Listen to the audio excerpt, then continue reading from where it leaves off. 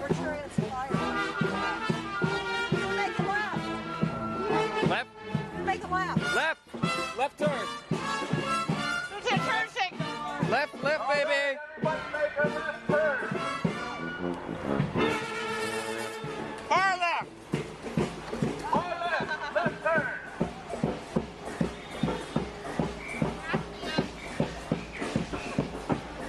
Thank you, officer, for doing a good job and not beating us up. Thank you! Appreciate it!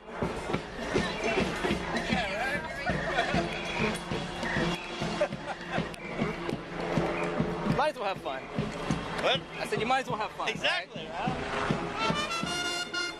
I've been coming out here for almost 30 years. Awesome, man. Right on. Thank you. This is my first year. Oh yeah. Hey, congratulations. Talk more. What's your name? Greg. Okay. Yeah. Good. Born and raised. Yeah. I never get out here. I've lived in this area my whole life. Never been out here before. Interesting. Yeah. Well, this is the best year to come because now we're bringing the left and the right together. I see that. That's what I like. Got it. That's interesting.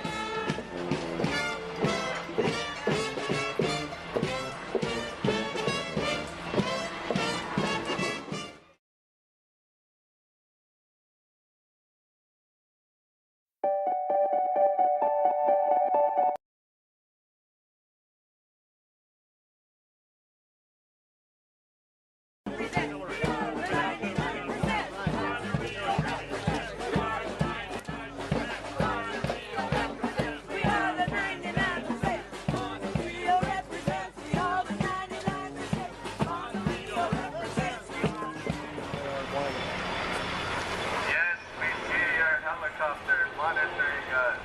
Big brother, keeping us safe. Thank you. We already know where all they are. This is Walter Bradley. Here I am in the Bohemian Grove watching the helicopters monitor through the area. As we already have them monitored and we cover them, we know what is going on in Bohemian Grove. The whole world is watching. Assume it's on all the time.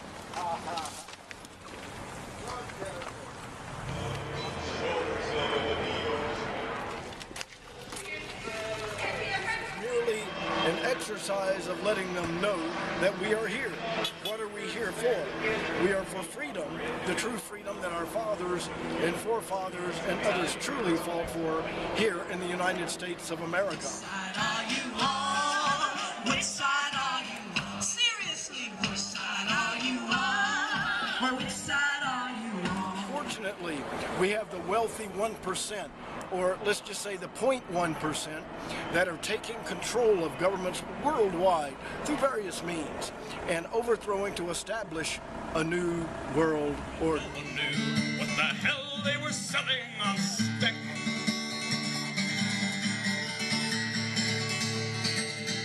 And I marched in the Battle of Seattle too, though not in the streets with you. I was globalizing profit, you were yelling, hey, come off it. Now I'm still splurging even more.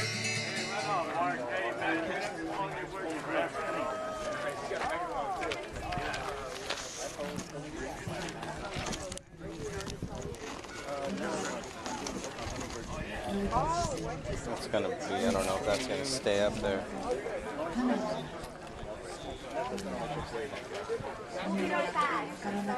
The Bohemian Grove, they will come.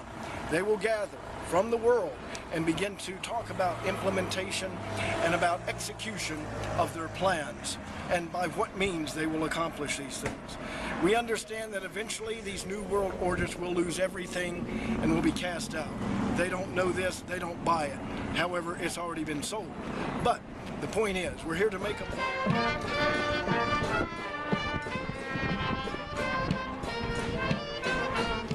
Well, they don't have much to buy anything here, though. Doesn't improve the economy if you just drive through.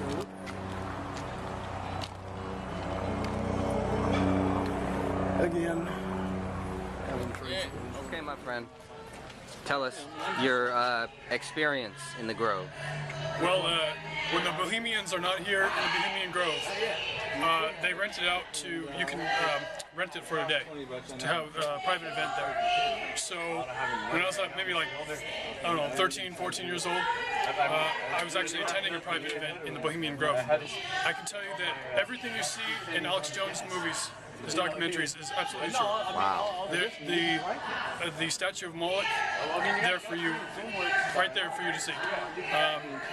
Where they have the fireside chats, all that, the stages, everything that's there. Wow. So you've seen this? Yes. Wow. I've ridden on those little tram things that you take up. Yeah, yeah. And yeah, I can tell you, it's all true. Is it pretty wild out there, you think, Yes, or it what? has a very, very negative energy. Really? I would That's never- what I get. You can pay me $1 million to go back in the Bohemian. Really? It's, Wow. I won't go inside. But you're gonna march with us. Oh yeah, I'm definitely gonna be there in March. And yeah. So why did you come out here? Not too many people could make it out here. We almost got lost. So it's not an easy place to find. I think it's my duty because I live here in Sonoma County. I live in Santa Rosa. Okay. So I need to be out here because I'm local, and this affects me like first and foremost before everybody else because I'm from this area. So it was my duty to come out here and do that. Thank you, man. I really appreciate you taking the time.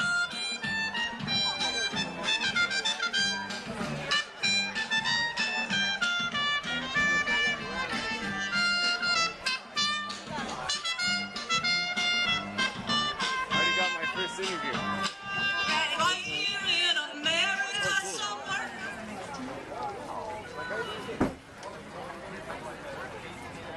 And it's easy to sing. Words in this. Which side are you on? Over and over again.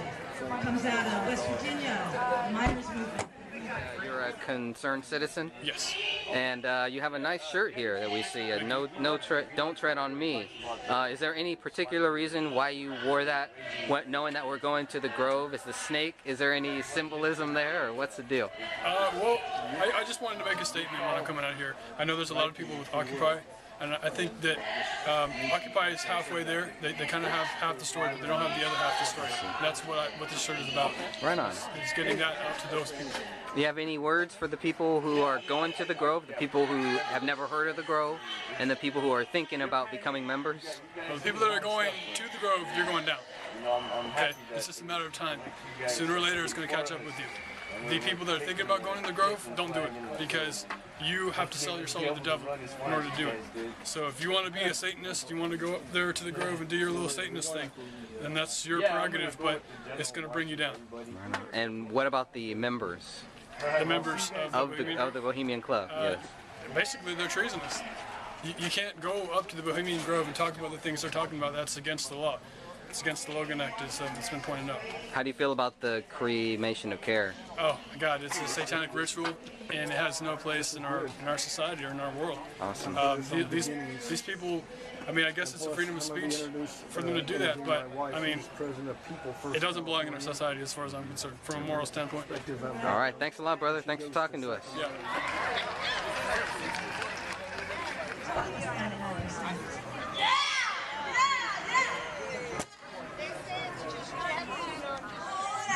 While you folks are listening to this, feel alright.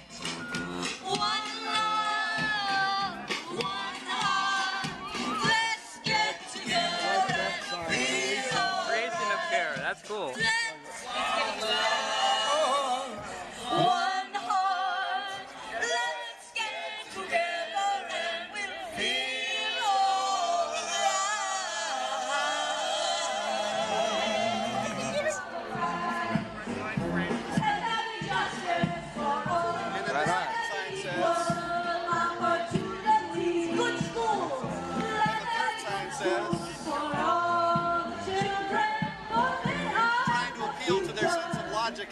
The point is, they are not in control. We are here to tell them what control is really in place and coming. And until that time comes, they will continue to do these things and try to make us supporters of their plan. But all in all, behind it all, there is a bigger plan in view, and they do not even see that, and they mock it, actually. And they don't understand that these things that are coming together now will eventually be the downfall of them all. For one of us will put 10,000 of them to flight. And this is all by the power of Yahuwah and the Lamb, Yahushua Mashiach, the power that truly rules. We know this. Satan's time and his minions are many right now, and we are few. But if we submit to truth and follow it, the truth always stands when all else falls.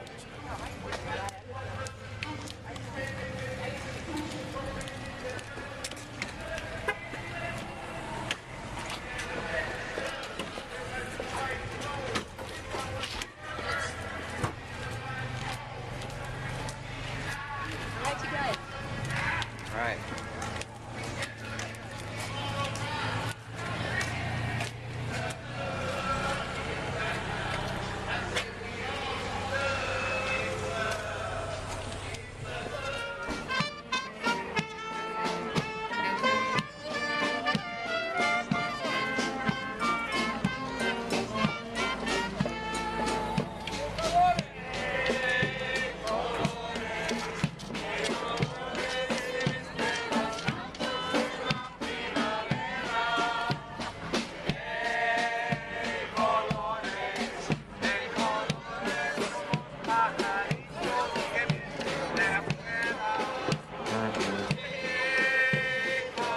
I'm Walter Bradley, and this is Heart Talk at Bohemian Grove in Monterey, California. Join us later on. We'll talk more about this on Heart Talk.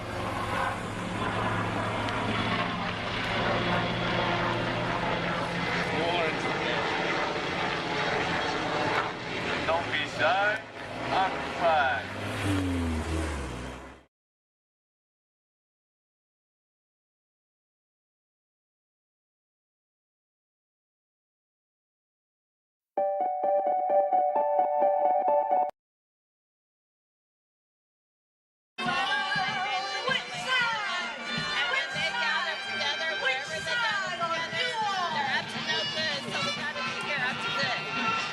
What importance do you think the Grove plays, I mean, overall in starting these wars?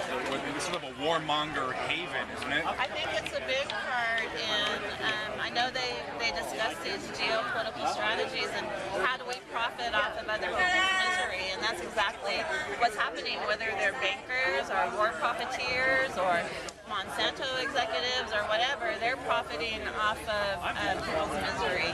And the thing is we're not putting our foot down, we're putting our feet down and saying, no more, no way. You know, and that's what we have to do, and it has to go beyond campouts. We really have to be more radical and militant in our approach to these people. What are your thoughts on the cremation of care? Well, you know, I don't think they care anyway. So what they're just doing is saying we're going to have however long we're going to be here of debauchery, and we're not going to worry about our jobs or our families, but they couldn't care less about us. Most normal people go summer camping with their family, but why is it that these elitists need to go camping with each other? I can't think like that. You know, they have a different lifestyle than I've ever had. I mean, why does Barack Obama have to go to like places like Martha's Vineyard for his vacation when we can't even afford to go on vacation? So that's what we have to say. There's a widening income gap in this country, and it only exists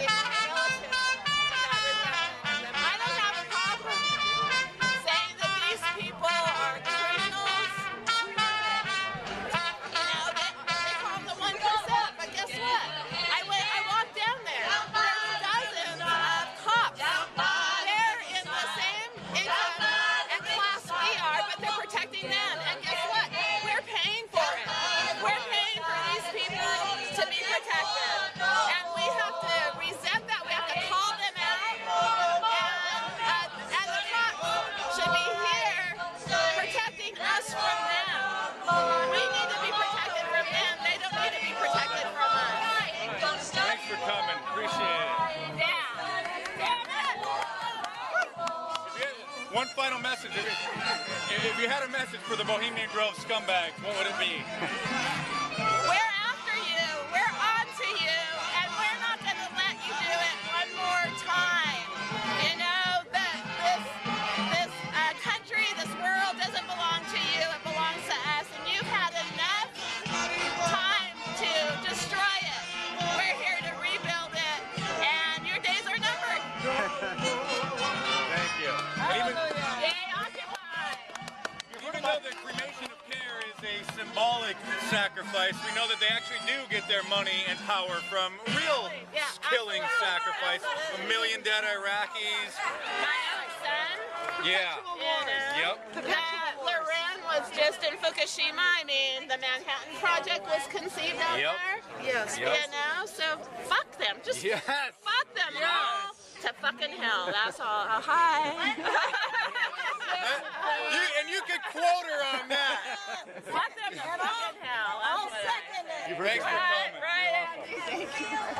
You heard they're demanding a recount in Wisconsin for the Scott Walker. Are they? Right? Yeah, become voting impropriety. Serious voting impropriety. Catch her up a little Well, because bit. the police and the firefighters were in support of it.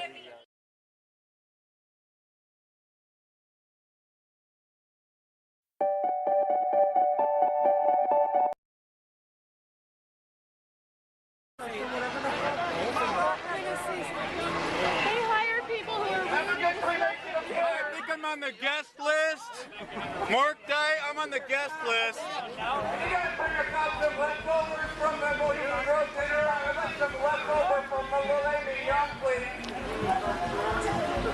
He said that he didn't want anybody to get hurt. I said people are being hurt every day because of those people up there. Hello? By the millions. Every day.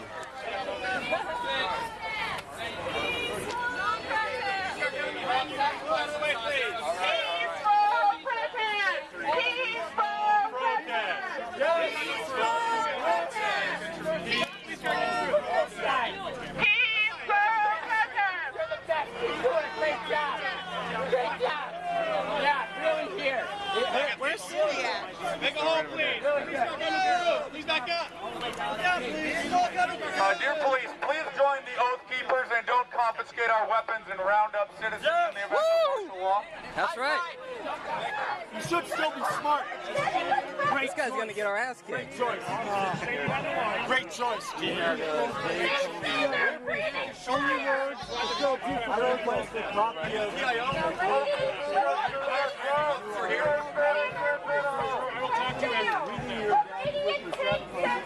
Don't work here.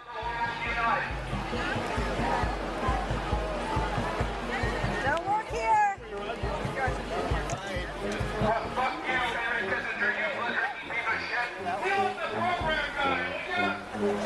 Let's occupy this space. That's why we're out here. Let's not forget that's why we're out here. Let's try to bring awareness to the best of our ability to the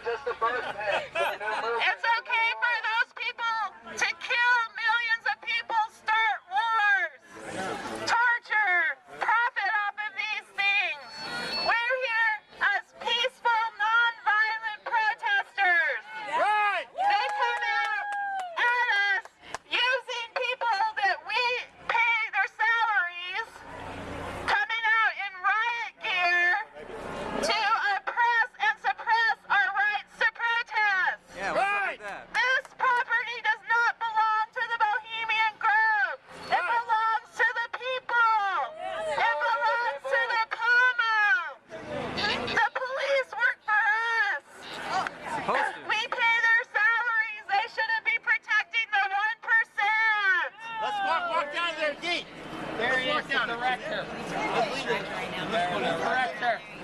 Which side? Direction of what? You're still making movies. Hey, it's not me though. It's not me. I didn't have glasses. This is not the property of the Bohemian Grove. We're going to walk to the gate of the Bohemian Grove. Stay with us. Let's go. Protect the person behind you. Protect the person behind you. Hey, how do you?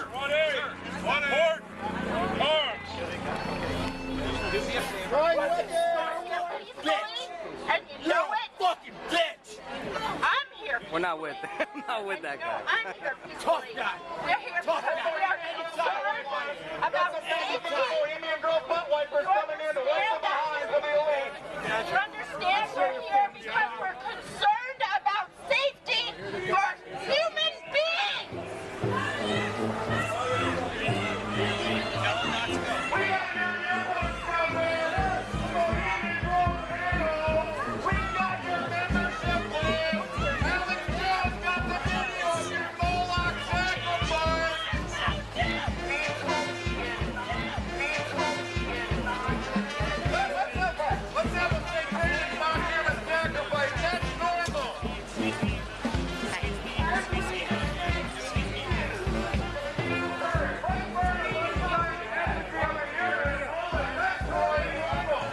Go over here.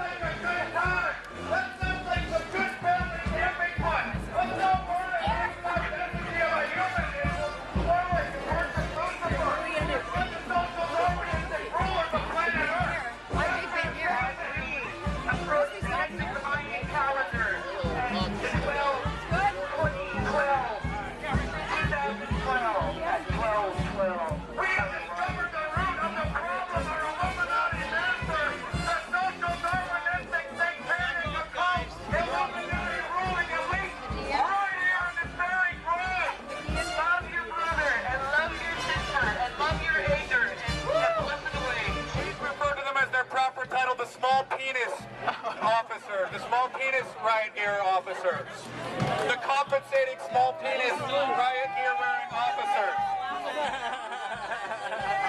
I'll give one of you guys $20 if you hit Paul Pelosi with one of those sticks in the head. $20!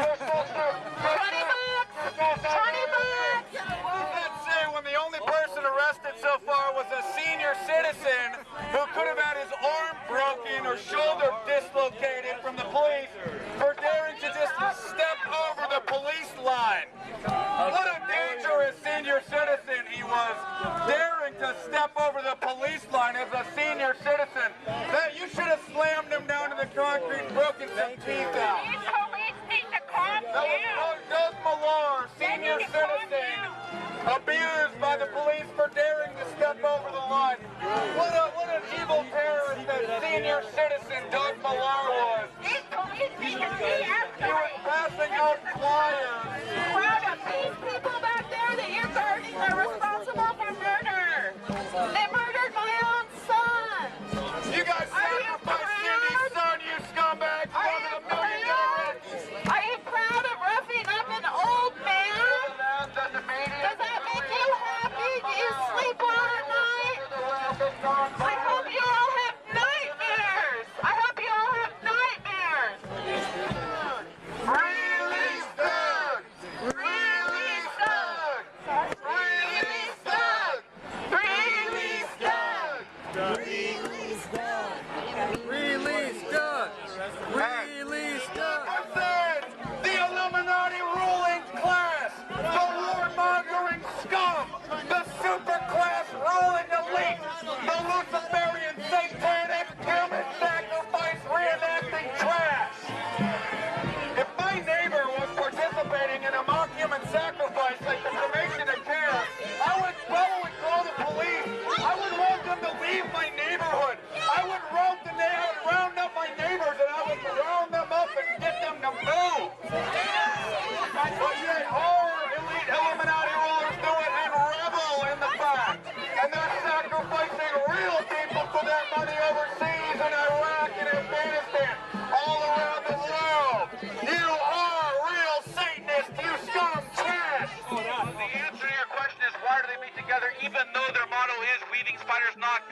not here is the fact that it gives us a great indication on the personalities of our ruling elites. If they say don't come here and make secret deals, but yet they're doing so anyways, what does that tell us about them? What does it tell us? Then why did Ronald Reagan and President Nixon come to an agreement as to who would run for president when? And why was the atomic bomb helped to launch in here? And why was the United Nations conceived at the Grove's Clubhouse? If this is just a vacation spot, why are these guys choosing who the elite's going to back for president?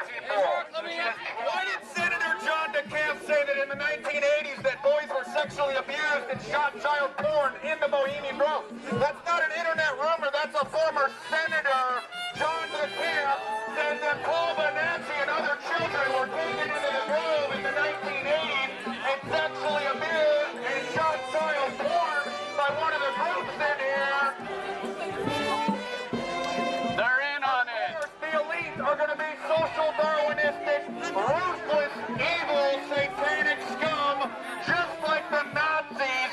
You know, out there rituals and dressed up in cornrows, in black robes and then black magic rituals. The Nazis did that.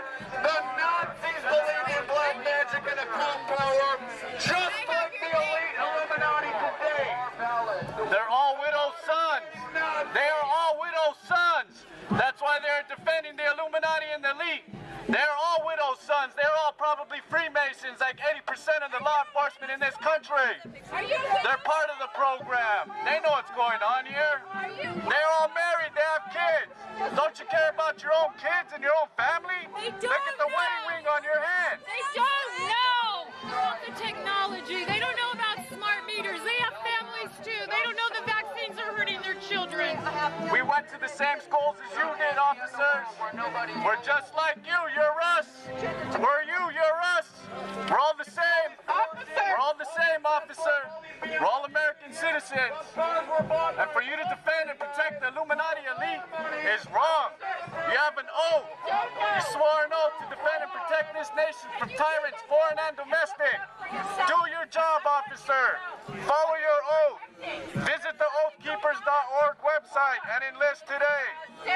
Please don't take our guns when they give you the order to do it. Please don't take us to the FEMA camps when they tell you to take us to the FEMA camps. Let us be. We do not want war with you. We are your brothers and your sisters. We are you. You are us.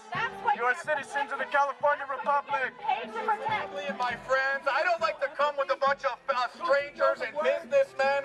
I thought this is not just supposed to be a campground for fun and families. You know, if my neighbor sacrificed a life-size effigy to a 40-foot-tall stone demon, I'd run that neighbor out of town. Everybody should be concerned. Not only are they discussing policies that are going to affect not only Americans in this great country, but also around the world. They are killing people, but also they're doing real ritualistic sacrifice of care. They're sacrificing all their cares, concerns, and guilt for killing people. They say it doesn't matter because the brotherhood is bigger than all those things. Hear me. Why can't you just see me? I'm right in front of you. You have half a smile on your face. I see it. That's good. Hey, and officers, after five mainstream media hasn't covered the Bohemian Grove. Every time the president goes off to Camp David, Martha's Vineyard, it's all international news. Everybody knows about it. But yet those same world leaders meet within the Bohemian Grove for 2 weeks. Yet there's a total media blackout. Why is that? Because these people are on the board of directors. Bohemian Grove workers, be careful. Don't let the Bohemian Grove's men rape you. Be very careful in there. Do not let them rape you. Do not let them sacrifice you. Photos of me on my Facebook page if you want to, buddy. If Facebook.com/Martha, they're taking our photos now, guys. You probably run them through facial recognition scanners to identify every single one of them. Did you know that there's a company that can run facial recognition scans through video and identify everybody that's in that video? They can now scan through YouTube videos and identify every person that's in those videos. Facebook.com just bought Face.com, the facial recognition software manufacturer, the best in the business.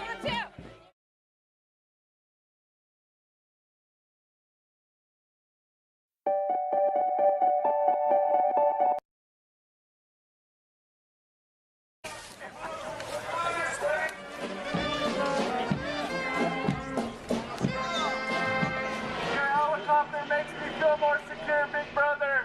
Thank you. Realize who you're protecting? Yeah. People here just don't want the death that comes out of there, the war, the global warming from industrialization.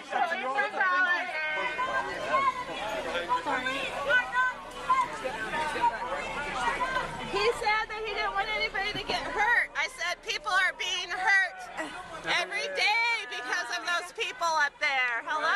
By the millions. Every day.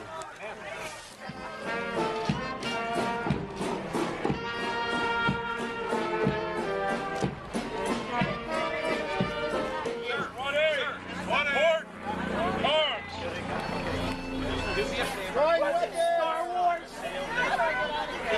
Are you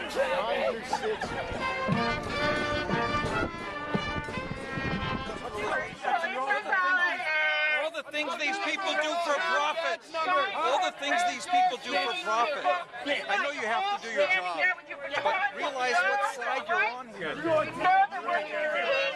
Dear police, please join the Oath Keepers and don't confiscate our weapons and round up citizens in the event of martial law. That's right. Thank you, buddy. Are you kidding? Who's Darth Vader on all you ass clowns? Who's Darth Vader? Who's Darth Vader?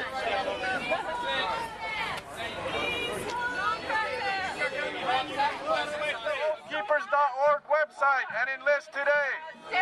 Please don't take our guns when they give you the order to do it. Please don't take us to the FEMA camps when they tell you to take us to the FEMA camps. Let us be. We do not want war with you. We are your brothers and your sisters. We are you. You are us. You are citizens of the California Republic. Do the right thing and I'll do the right thing. I'll shut up. Please shut the fuck up. Seriously, like that. Iran was just in Fukushima. I mean, the Manhattan Project was conceived out there. Yes. You know, so fuck them. Just fuck them all to fucking hell. You could quote her on that. Fuck them to fucking hell. I'll second it. Thanks for coming. Right, Andy.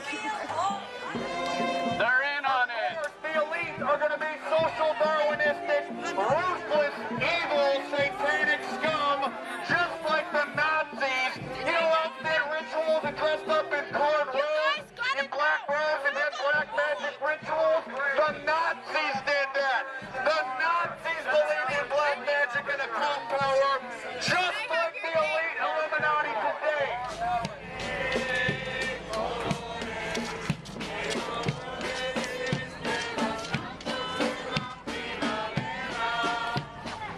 Long live the Republic. We're not gonna take it.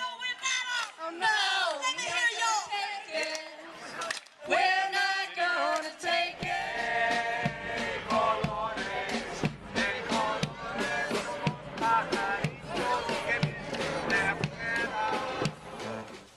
The Bohemian Grove.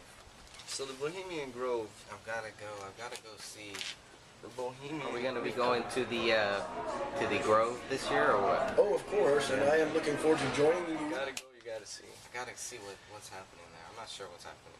No one's sure what's happening there. I want to go, I want to check it out, and then I want to leave. I think I'm on the guest list.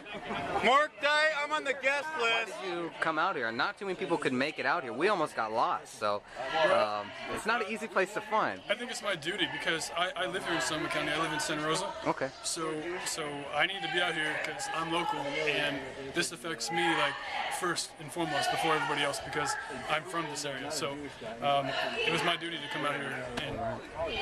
Why did Senator John DeCamp say that in the 1980s that boys were sexually abused and shot child porn in the Bohemian Grove? That's not an internet rumor. That's a former Senator John DeCamp said that Paul Nancy and other children were taken into the Grove in the 1980s and sexually abused and shot child porn by one of the groups in here.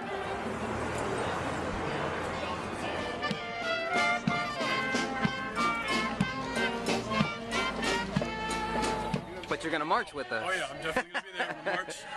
And yeah. So.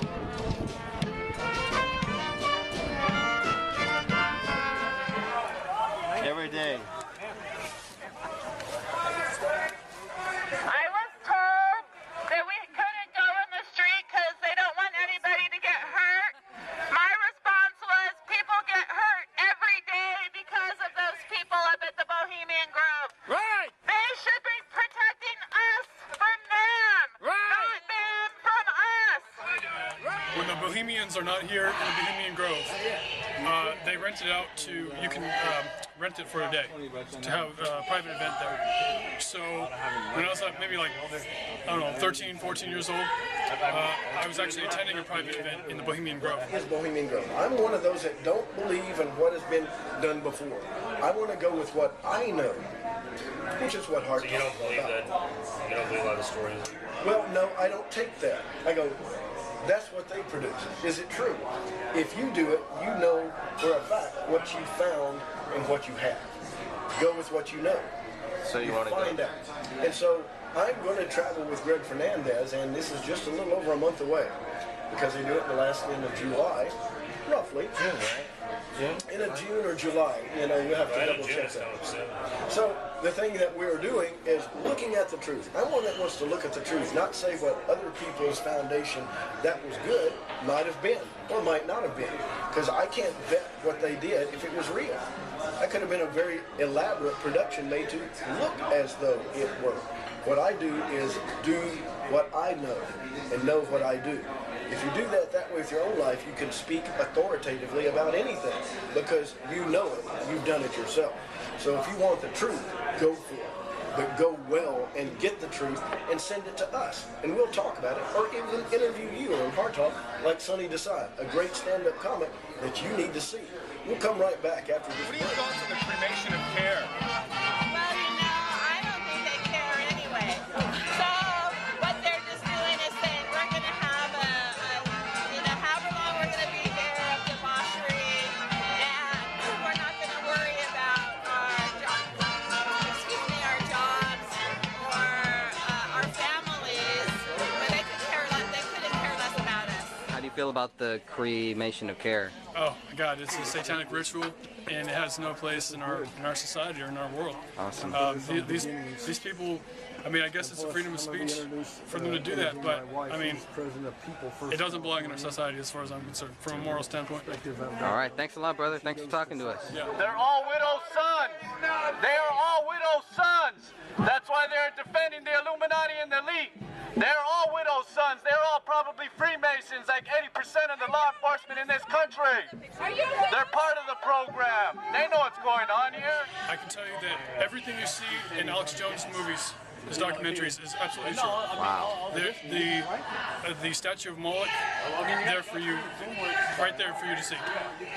Like to be next to evil things, and there's a lot of weird stories about that area, like, you know, hundreds of years ago, thousands of years ago, whatever. So, and it's a dark place, so, you know, supposedly, they say it's some dark place. So I don't like being around that type of stuff. So I'm gonna go when the sun comes out and come home when the sun goes down. Not planning on doing any walk-ins or jumping the fence? No, just planning on videotaping something. Not even sure what I'm looking for. I just feel like where they have the fireside chats, all that, the stages, everything that's there. Dehumanization, now we're being taken out of the decision process and being minimized, coming out of It's easy to see which side are you on? Over and over again. Comes out of West Virginia. I just feel like the spirit, you know, I just want to go see for myself. Right. Well, no, that's good. You know, and with that said, I think a lot of Americans need to go see what's going on. Everyone's been lied to about it. You know, what do they say? It's it's just a country club, and they go out there and run around in the woods naked playing slap ass. On Bohemian Grove. So you've seen this? Yes. Wow. I've ridden on those little tram things that you take up. Yeah, yeah. And yeah, I can tell you, it's all true. Is it pretty wild out there? You think, Yes, or it what? has a very, very negative energy. Really? I would That's what I get. You can pay me $1 million to go back in the Bohemian. Really? It's Wow. I won't go inside. Even though the cremation of care is a symbolic sacrifice, we know that they actually do get their money and power from real killing sacrifice. 1 million dead Iraqis. Yeah. Yep. It's all being shut down by design, as the corporate media tells us. It's our debt, and we need to pay more taxes for austerity. You know, it's a little bit more than that. Richard Nixon said it was the most faggiest place that he's ever seen. Something along those lines. And again, I'm not trying to bash homosexuals or nothing like that. These are words that he said. A lot of people say there's a lot of gay stuff that happens there. Supposedly they fly in the top-notch gay male prostitutes and have these, you know, huge summer orgies where you have the world's elite top businessmen, politicians, even the president of the United States and heads of other governments attending this mass orgy of sacrifice, where, you know, they have the sacrifice called the cremation of care, where they sacrifice a effigy of a child. It's also alleged that they actually sacrifice real people, but the official story says that it's just an effigy of a human child, and they burn it for the sacrifice to the god Molech, or Moloch, or... No amount of taxes or tickets or money or fines will ever pay off the debt, because it was made to be so big. The derivatives are predominantly 1.5 quadrillion worldwide, 644 trillion for Washington Post. Something I can slice. Then there's no way to ever pay it back. Services avoid bankruptcy. For some, it's too late, but Street 9925. What's the address? Where they openly announce What importance do you think the Grove plays, I mean, overall in starting these wars? It's sort of a warmonger haven, isn't it? Up in the country. Oh, we got a new Bohemian we got new squad cars. We got this. I think it's a big part in, I know they discuss these geopolitical strategies and how do we profit off of other people's misery, and that's exactly what's happening, whether they're bankers or war profiteers or Monsanto executives or whatever, they're profiting off of people's misery. And the thing is we're not putting our foot down. We're putting our feet down and saying, no more, no way. You know, and that's what we have to do. Hey, we're going to come in. 9925, yeah, you just passed it. or Moloch, or Did you hear Molech, that Baphomet. there was a body found in the Russian River a couple days ago? Interesting. Yeah. Interesting. So is I guess the a bit of person background on drowned. that? I don't know. They're not saying much yet, but it was a person like who she was. I think she was 33. I think. I'm not sure. But it's, you know, that's kind of weird. But I guess she was there for like a couple days or something. We're at the Grove or in the river? In the river, she was drowned. Well, yeah, the river is right there by the Grove, though. Yeah, I know. So that's what... I don't know how close it was to the Grove, but you know, there you go. Right, so there's your human sacrifice. Right, so that's in what the they... public review.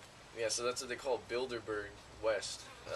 Anthony Hilder calls it Bilderberg West. So. And he's gonna be there next Saturday probably, right? I mean, more than it likely. sounds like there's a bunch of people going.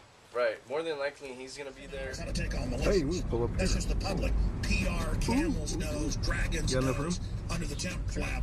Thank you, Dick Scott. I mean, it's gonna be a circus, I guess you can say.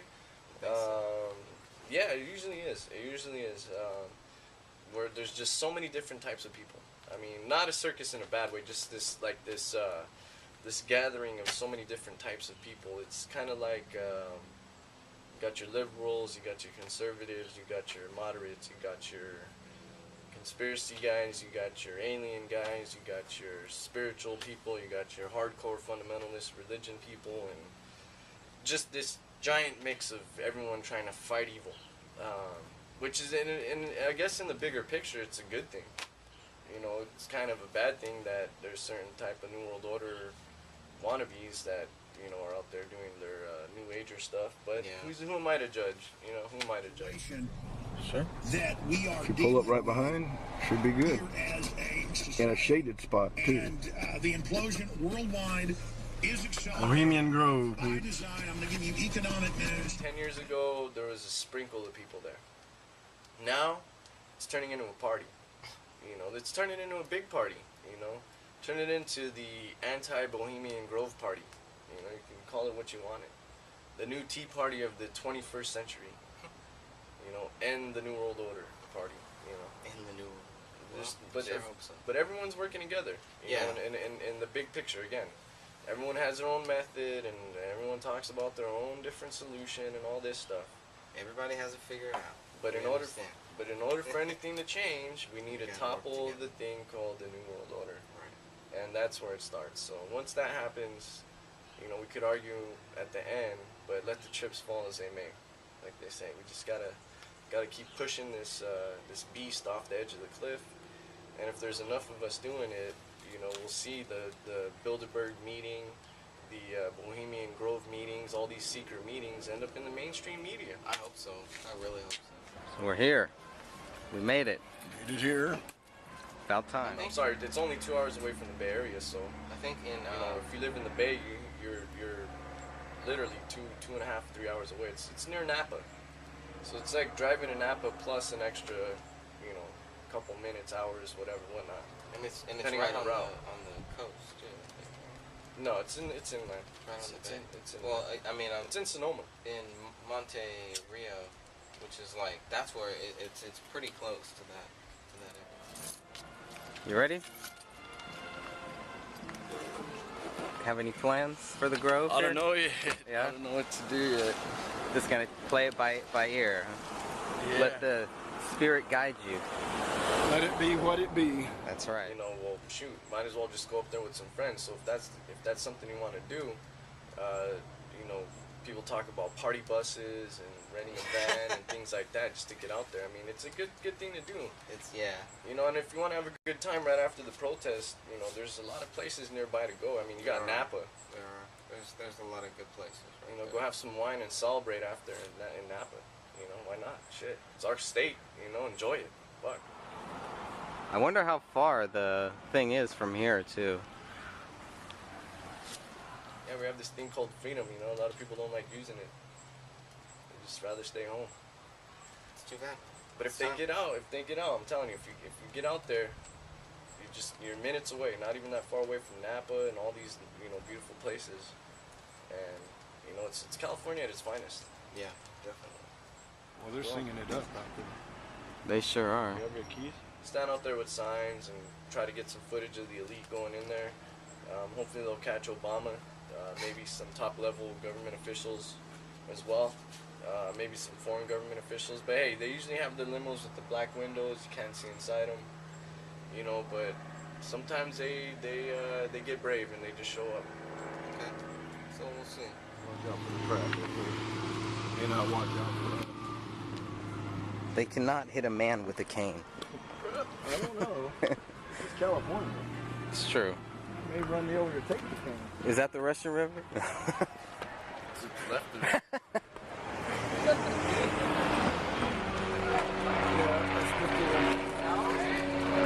Just a little friendly hello. And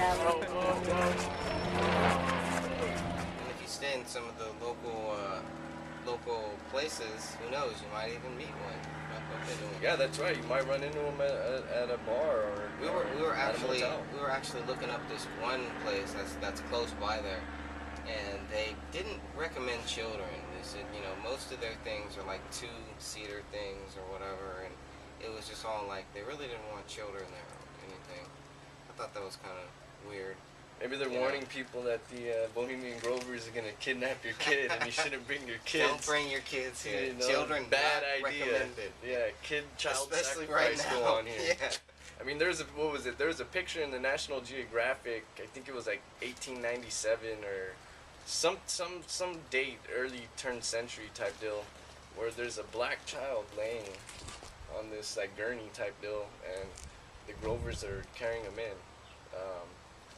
So yeah, it's pretty creepy. That is pretty disgusting. Creepy. Oh, totally disgusting. It's why would they take a picture of that, first of all? the arrogance. The arrogance. They think they could get away with murder, which they have been for, you know, shit, almost a century now. Maybe even longer. I mean, people talk about the Illuminati existing for thousands of years. Yeah, well. So if they've been doing it for that long, they're pretty damn arrogant, if you ask me. I mean, they're taking pictures of this shit. Yeah. Highway El Bohemia.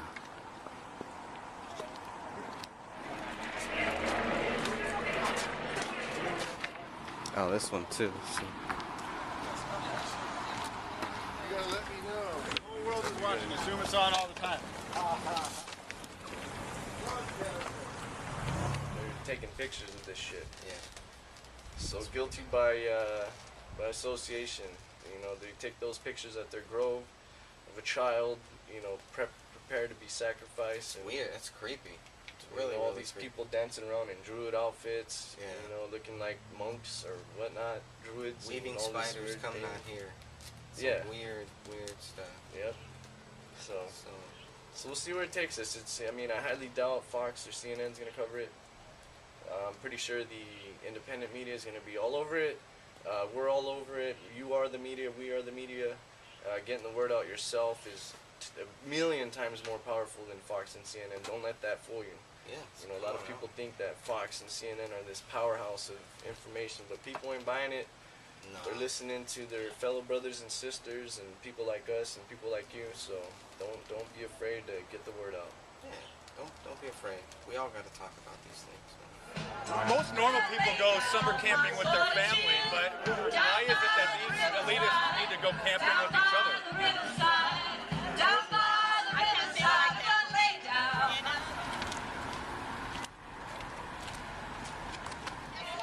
We're paying for it.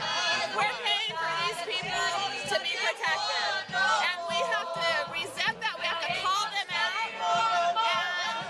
And the cops should be here protecting us from them. We need to be protected from them. They don't need to be protected from us. 9925. Listen to the music. That's where we're going. This is my cool. my favorite protest sign. My beer gut.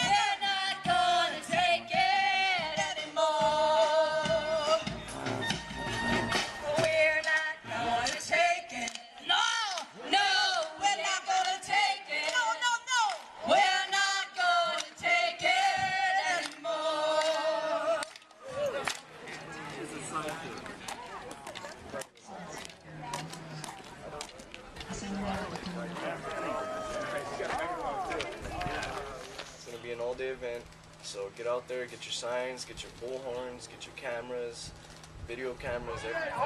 Elite Illuminati rulers do it and revel in the fact. And they're sacrificing real people for their money overseas in Iraq and Afghanistan, all around the world. You are real Satanists, you scum cats.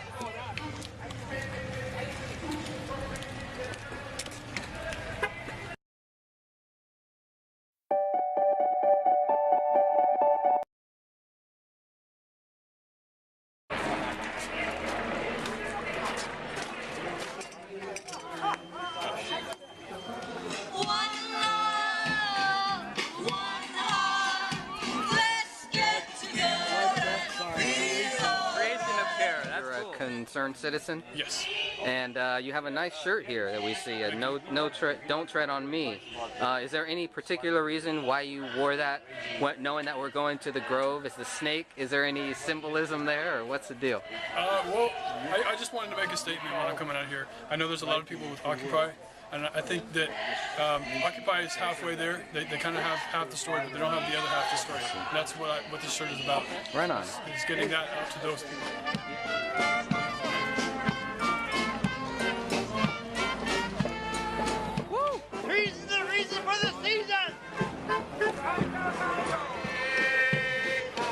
But you're gonna march with us. Oh yeah, I'm definitely gonna be there in the march. And yeah. So we're going right or left? Following them. Yeah, we're just... We're making a right turn. Make a right turn. Hope you know where we're going. Don't go left. Go right. Not politically. Not politically. Far right. Far right. Don't go too far right. All right. Wait, hey, sir.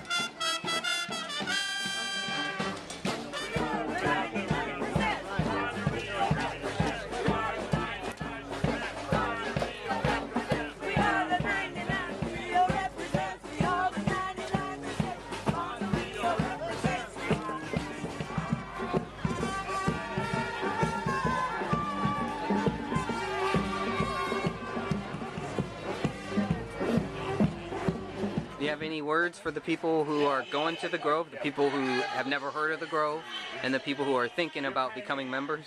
Well, the people that are going to the Grove, you're going down. Okay, it's just a matter of time. Sooner or later, it's going to catch up with you. The people that are thinking about going to the Grove, don't do it, because you have to sell your soul to the devil in order to do it. So if you want to be a Satanist, you want to go up there to the Grove and do your little Satanist thing, then that's your prerogative, but it's going to bring you down.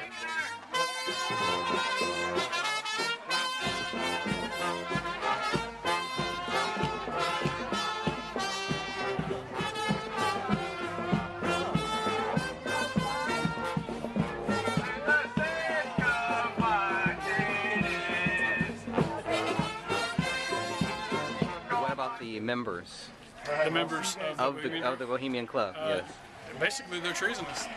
You can't go up to the Bohemian Grove and talk about the things they're talking about. That's against the law. It's against the Logan Act, as it's been pointed out. What's going on up here? I know. Look at that. They came dressed for a riot. Really? What's wrong with these guys? We're peaceful. What do you think about the Grove, sir? Is it a fun place during the summer? Good swimming, good fishing. A lot of brown trout out here, salmon, Chinook. I think I'm on the guest list. Mark Day, I'm on the guest list. I was told that we couldn't go in the street because they don't want anybody to get hurt. My response was, people get hurt every day because of those people up at the Bohemian Grove. Right! They should be protecting us from them, not them from us. We don't have any riot gear. We don't have any guns. We don't have any helmets. We come in peace, but they don't come in peace. Sorry. I was going to go like... Which side are you on, officers? Sorry guys, the World Revolution has all been quite uncomfortable. Thanks for asking that.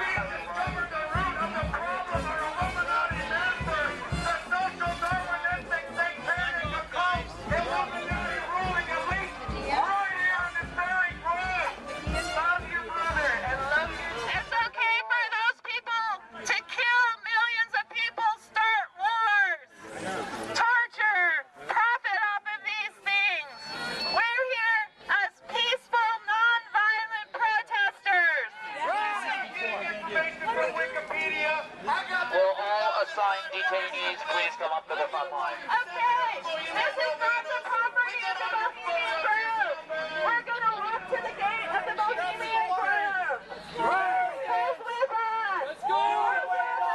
Protect the person behind you. Protect the person behind you.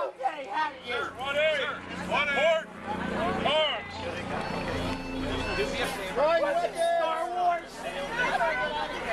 Are you kidding? Who's Darth Vader on all you ass clowns? Who's Darth Vader? Who's Darth Vader?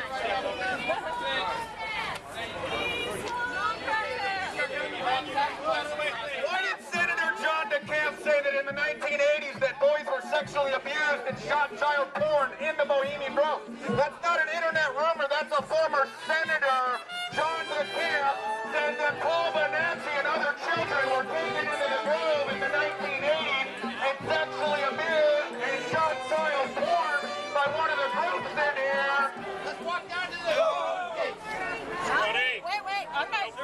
Get back here. Get back.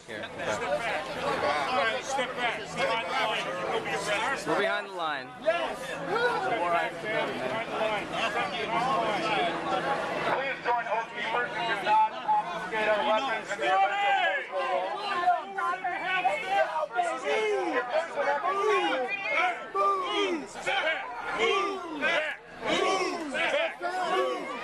Real tough guy. Halt! Tony, real tough guy. Sir, you need to step back. Real tough guy, Tony. You will be arrested. Tony, you real need to tough step guy. back or you will be arrested. I'm asking you to step Hey! back. That's a senior citizen. Hey, come on. That's a senior citizen. You outweigh him by 100. He's a senior citizen. Leave him alone.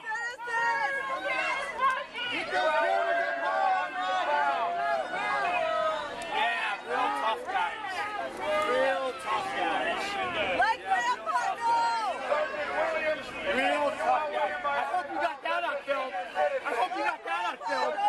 Sure you did. Sure you did. I'm sure you did. That's why I was pointing that way. You worship an ancient entity known as care. You guys are sacrificing all of your worries and guilt to the world, and these people inside here know that they are committing mass murder all over the world, and they are sacrificing their cares in an actual ritual. You guys should be ashamed of yourselves, and you guys should be ashamed of yourselves.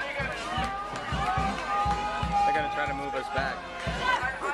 Then why did Ronald Reagan and President Nixon come to an agreement as to who would run for president when? And why was the atomic bomb helped to launch in here? And why was the United Nations conceived at the Groves Clubhouse? If this is just a vacation spot, why are these guys choosing who the elite's going to back for president? Let me Control the police.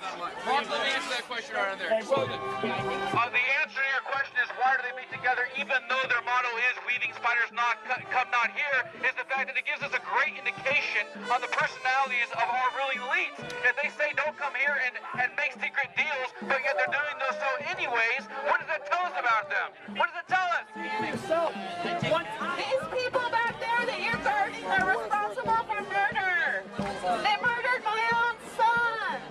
You guys sacrificed Cindy's son, you scumbags! Are you proud of roughing up an old man? What does that say when the only person arrested so far was a senior citizen who could have had his arm broken or shoulder dislocated from the police for daring to just step over the police line? What a dangerous senior citizen he was, daring to step over the police line as a senior citizen. That you should have slammed him down to the concrete, broken some teeth out. These police need to calm That was Doug Millar, senior citizen, abused by the police for daring to step over the line. What an evil terrorist that senior citizen Doug Millar was. These police need to be He was passing out flyers. proud of peaceful people.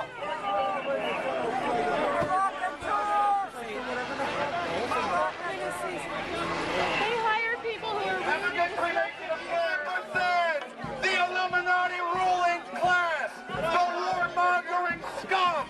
The super class ruling elite. The Luciferian satanic human sacrifice reenacting trash.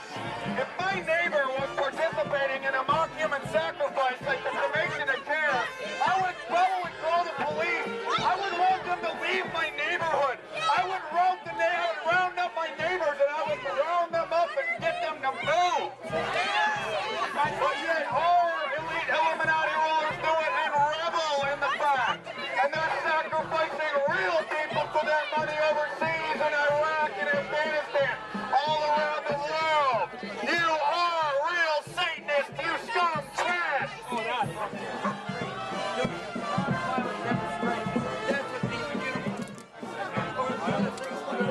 Married to have kids. Don't you care about your own kids and your own family? They don't Look at the wedding ring on your hand. They don't know. They don't know about the technology. They don't know about smart meters. They have families too. They don't know the vaccines are hurting their children. We went to the same schools as you did, officers. We're just like you. You're us. We're you. You're us. We're all the same. You're using your car as a lethal weapon, and you was broken of your train. Same officer. We're all American citizens. And for you to defend and protect the Illuminati elite is wrong. You have an oath. You swore an oath to defend and protect this nation from tyrants, foreign and domestic. Do your job, officer. Follow your oath. Doug, the 75-year-old senior citizen you abused.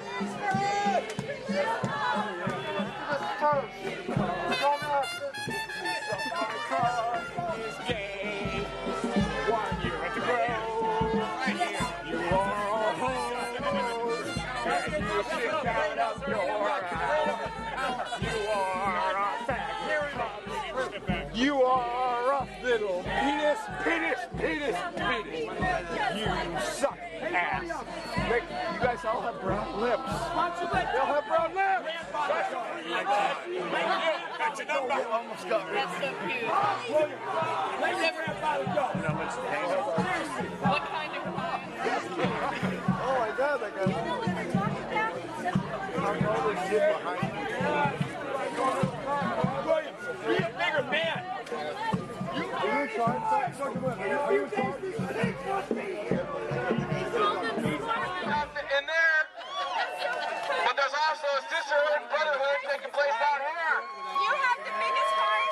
I can tell. Everybody should be concerned. Not only are they discussing policies that are going to affect not only Americans in this great country, but also around the world. They are killing people, but also they're doing real ritualistic sacrifice of care. They are sacrificing all their cares, concerns, and guilt for killing people. They say it doesn't matter because the brotherhood is bigger than all those things. You feel it. I can tell by the way you're shaking your head and the way that your chest is moving like you're breathing. I can tell. You know what I'm talking about. You're probably part of the program. It's all right. You can turn your back. Turn around now. It's never too late. It's never too late. Arrest your leaders.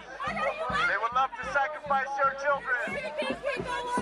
Consent with the vaccine. We are concerned about what's going on in the chips within our system. Mainstream media hasn't covered the sacrifices being performed at this grove here. It is your duty, officer, to investigate a crime against humanity. And you are defending crimes against humanity by standing at these gates. We are here to expose the evil men that participate in the rituals and the sacrifice to Moloch. Every time the president goes off to Camp David, Martha's Vineyard, it's all international news. Everybody knows about it. But yet those same world leaders meet within the Bohemian Grove. Why is that? Because these people are on the board of directors. Bohemian Grove workers, be careful. Don't let the Bohemian Grove's men rape you. Why can't you see me? I'm right in front of you. Also, they sacrifice their guilt. They also say that it doesn't matter. We can actually sacrifice them. All our concerns about the world, all of our murders and incidents around the world. The people building are the real criminals. They're the ones we need to be talking to. They're the ones that accept this campaign financing from these giant corporations. Because the brotherhood is bigger than all of those things. This is very troublesome. This is very disturbing. That's okay. This is what it looks like. And he knows. People are not into Look at me, Frank Ben here protecting a bunch of cowards. Thank you for keeping it peaceful. What would happen if we outnumber these guys and actually make a push for it? What would they actually do? They're chipping your children, gentlemen. All of us are being chipped with nanotechnology. It causes cancer. Taser. They can beam their electrical. No badge. But he has no badge. I know, hey, how come you're not showing your badge? Steal some No badge? You're not obligated to show your badge? and leak it to the internet, girls. Make some programs. They're in on it. The elite are going to be social Darwinistic, ruthless, evil, satanic scum, just like the Nazis. You know, out there rituals and dressed up in colored robes, in black robes and did black magic rituals.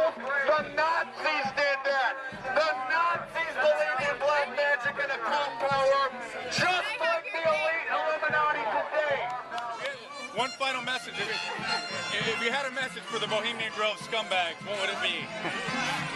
We're after you. We're on to you. And we're not going to let you do it one more time.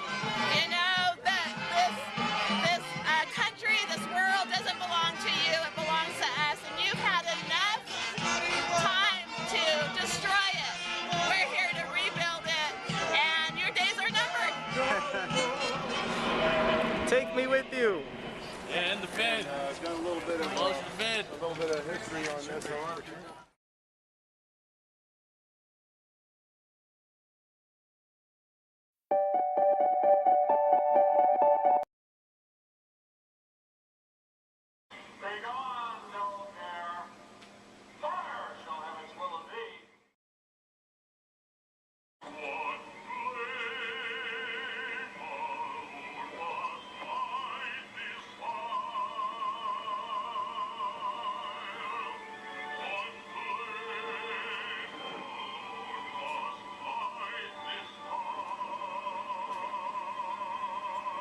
It was a little weird that they had riot people out there. I thought that was kind of strange. And they were dressed for full riot gear.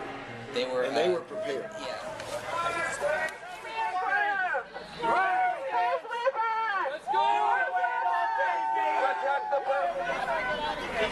Are you kidding me? Who's Darth Vader on all you ass clowns? Who's Darth Vader? Who's Darth Vader?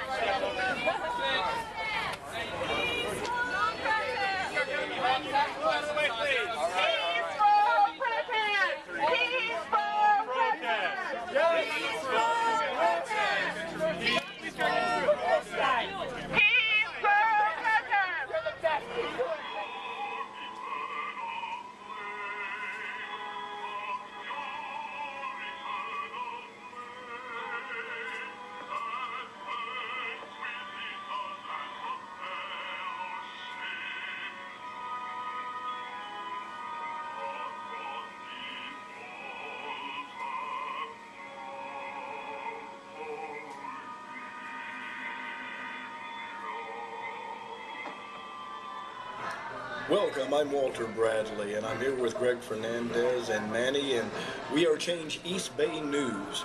July 14th, 2012, at Bohemian Grove, we had an incident, and we express our sorrow to Doug Millar.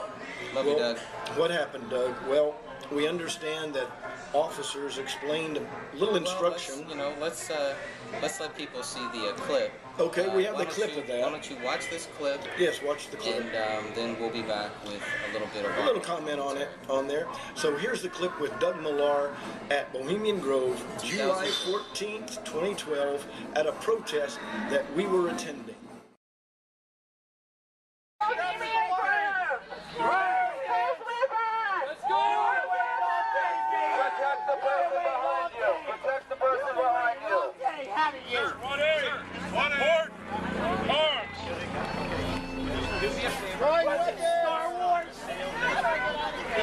Are you kidding me? Who's Darth Vader on all you ass clowns? Who's Darth Vader? Who's Darth Vader?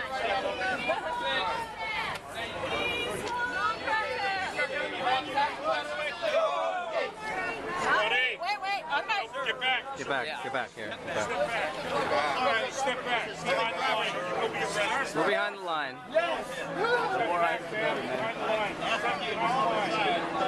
Please join Oath Keepers and do not confiscate our weapons and their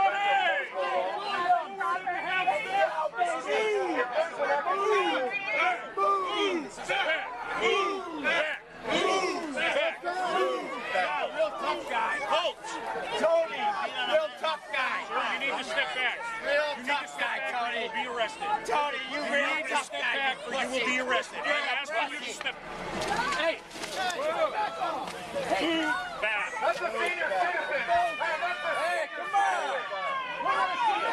That's a senior citizen. Look at the clip, but even if an officer pushes you, that's to move you back. He's not trying to hurt you. He's saying step back. You're going beyond where he's told you to stay.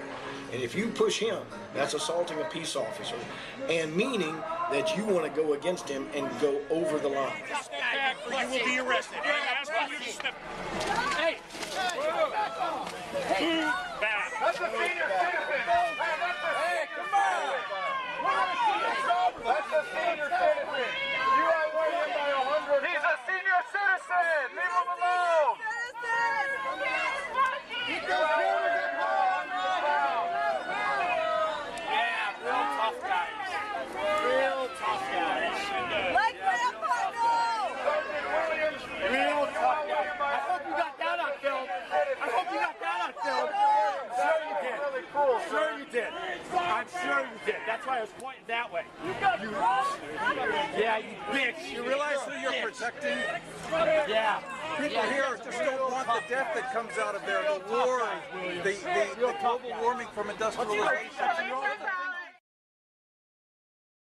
Well, I hope you enjoyed that clip. Yes, indeed. Welcome back. Sheehan. Cindy Sheehan was really She's good. very vocal. She has. I think you noticed that. Say. Yes, but she has a right point. She has a point to make, and she made it starting with George W. Bush back on the ranch back in Texas. He lived not far from me. That is activism. That is hardcore activism. And what you just saw and what you're going to see later on from the people that showed up at the Grove, that is activism. Most of the people were peaceful. Most of the people went there for their own reasons. There were many different types of people there. I thought it was a great turnout. I thought there was a lot of great minds there, a lot of great different people with different views. Let's walk down to their gate. There he is, the director. The director. The next gate. Let's walk down to the gate.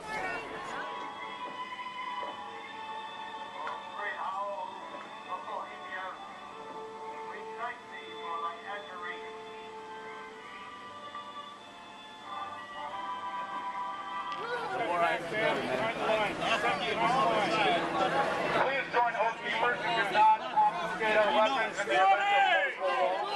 Look at what happened. So, Greg, what was your imprint of this? When you saw it, you got it. So you were the one that was filming this. What was your impression? Was Doug in the wrong? Were the police, the sheriff's deputies wrong? What was going on? Well, I definitely don't think that they should have took him to jail. Why not? What was the issue? Well, the issue with me is, you know, I didn't think that what he did was violent. But you know, you can't. So you did do something. What did he do? Well, you can't put your hands on an officer of the law. That's what he did? That's the whole thing. Oh, okay. Now, people, so I disagree with what that. What they told us was that there was a line that you couldn't cross, and they kept telling Doug, you know, like you saw on the clip. Stop! You know, Stop! step back. And he didn't. And then he pushed an officer. Well, the officer pushed him first. Move back! Real tough guy. Halt! Tony, real tough guy. Sir, you need to step back. Real tough guy, Tony. You will be arrested. Tony, You will be arrested. Tony, you real need to tough step guy. back or you will be arrested. I'm asking you to step. Hey! If you put your hands on an officer, that's the wrong thing to do, because that gives them the right to come at you. And it's their right to protect themselves and to keep a line like they were doing. Now, do I agree with all of that? Maybe I don't. But the point is, I wouldn't have been doing that, and if the officer get back or I'm going to, I'd say, yes, sir, back I go. Yeah, there was a clear line. There was a clear line where you did not cross, where nobody should have crossed. And anybody that crossed that... and we were warned. It wasn't like he was the only one that crossed it, and he was the only one that got taken away. So I just don't agree with excessive force. I don't agree with the use of hitting a senior citizen, hitting somebody that old. Not say that he's old or he's weak or anything, because he's not. He's a strong guy. I mean, because he pushed back hard. So he's not, you know, he's not. That changes the dynamics a lot. Well, when you get pushed, you know, you often push back. So, yes. But there's a point where you respect. It's a matter of respect. You people saw the video. Was it a respectful push from a protester's point? I'll let well, the thing about it, the officer that's pushing has a right to push you back if you cross the line. Do you have a right to push? It may seem sharp, but you know, it's not your right to push back an officer who is defending a right and a position of another citizen. this is the object in view. But it is because a if the street, police right? I mean, are protecting us and doing that, we'd say, "Oh, thank you, you protected us." See, there's that flip But isn't side that we have to look at. our street? I mean, why are they blocking the street? The other thing that you noticed. There was some private property. Was it that private line? That line was private property. Well, then I would make sure that we're not paying for the Bohemian Grove street past that point. Then they need to pay for their own. But the thing about it is, when you have private property, if you're private property and the police manhandle somebody who's trying to cross that line and you want them out.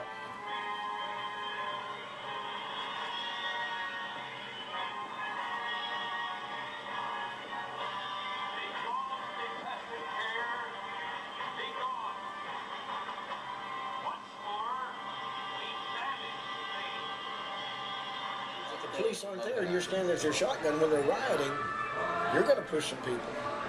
And you I'm got not to pushing think anybody ever. If they're coming onto your property and your wife is on there and your safety's in danger, if they're coming there onto you go. your property, That's my point. But nobody. And I'm not trying to say that this nobody is right, was. but we have to think of it from that perspective sometime to get a clear thought. Sure. That's all. And I may agree with you on all those other points. But however, I stand with the officer in the fact that when they're tasked to do a job and say, keep them off the private sector, and it's their legal right to do so, and it's the legal right of the people who own it, whether we disagree or agree with their politics, to have a safe area. Howbeit, we do know that they overstep boundaries. Well, we're not. And this is something that I want to bring up. Yeah, because they we're not overstep dealing boundaries. with just a bunch of people who are just hanging out. Well, That's the whole thing. We're dealing with some treasonous people. Sick, And no, it's not just sick. It's treasonous, and in some cases murderous, I think. And they've authorized murder of children since '73 as sacrifice. These are innocent children. It's ridiculous. And that's innocent children, and calling them, to where they're pretty soon in Australia, they're saying live birth abortion. What? You're crazy. Because that's going to load up your blood and it's going to bring judgment. But the thing about it is, you can't do that, but you do it. You go where evil angels don't fear to tread, that's for sure. But the righteous ones who know who the Father is and what is coming, they don't.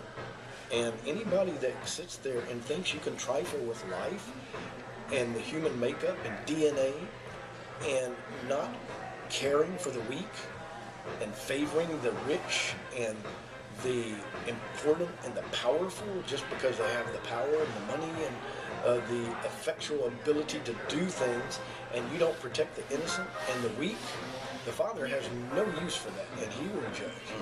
And then everybody cries and complains when a big earthquake comes in, oh, these innocent people. Well, it's because you have shed innocent blood, and He has to atone for that, and you're guilty. So don't lift up your hand to the Father and say, why have you done this? It is we who have done it. We.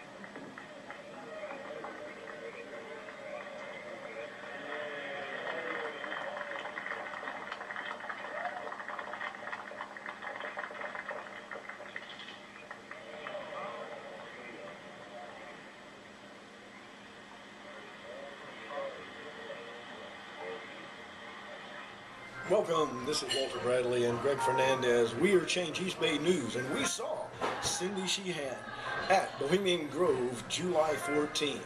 And she had some stuff to say. Oh, yes, she did. And we have some clips for you so you can see Cindy Sheehan speaking her mind.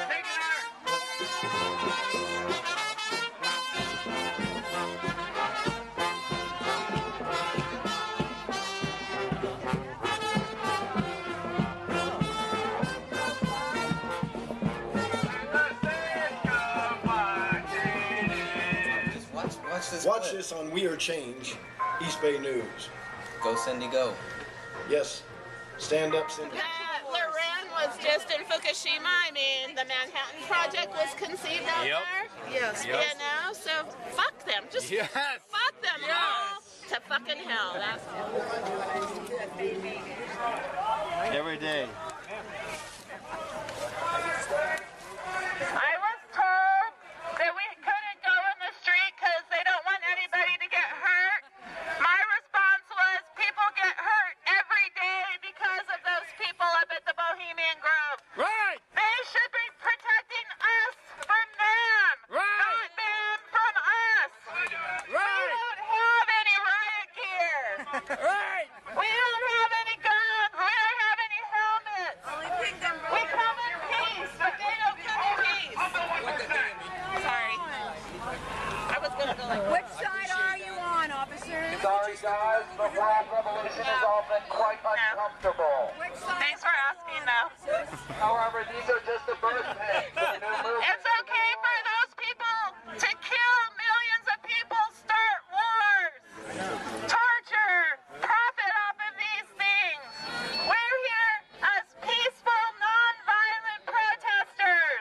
Right! They come out at us using people that we pay their salaries, coming out in riot gear to oppress and suppress our rights to protest. Yeah, right! This property does not belong to the Bohemian Grove.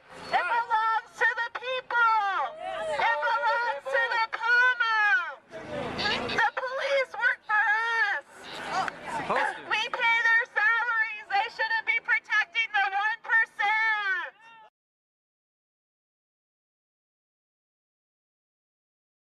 The Illuminati ruling class, the warmongering scum, the super class ruling elite, the Luciferian satanic human sacrifice reenacting trash.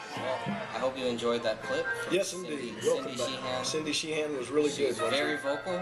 She has. I think you noticed to that. Say. Yes, but she has a right point. She has a point to make, and she made it starting with George W. Bush back on the ranch back in Texas.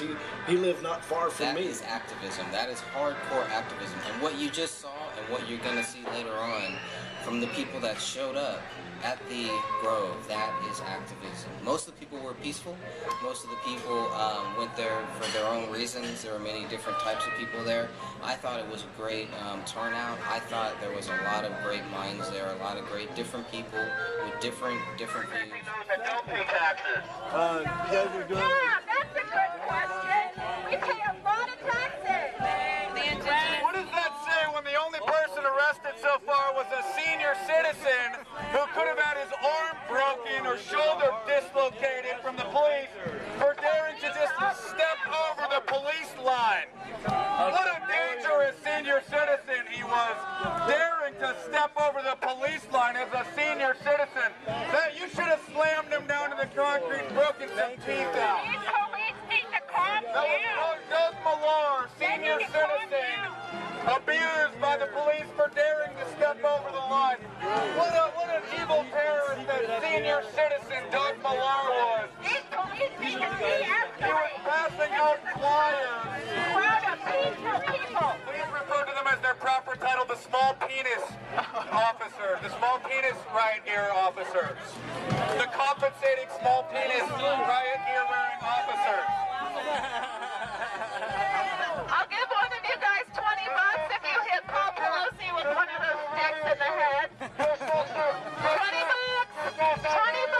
Even though the cremation of care is a symbolic sacrifice, we know that they actually do get their money and power from real killing sacrifice. 1 million dead Iraqis. Yeah. Yep. You may disagree with some of her points, or maybe you disagree with her altogether.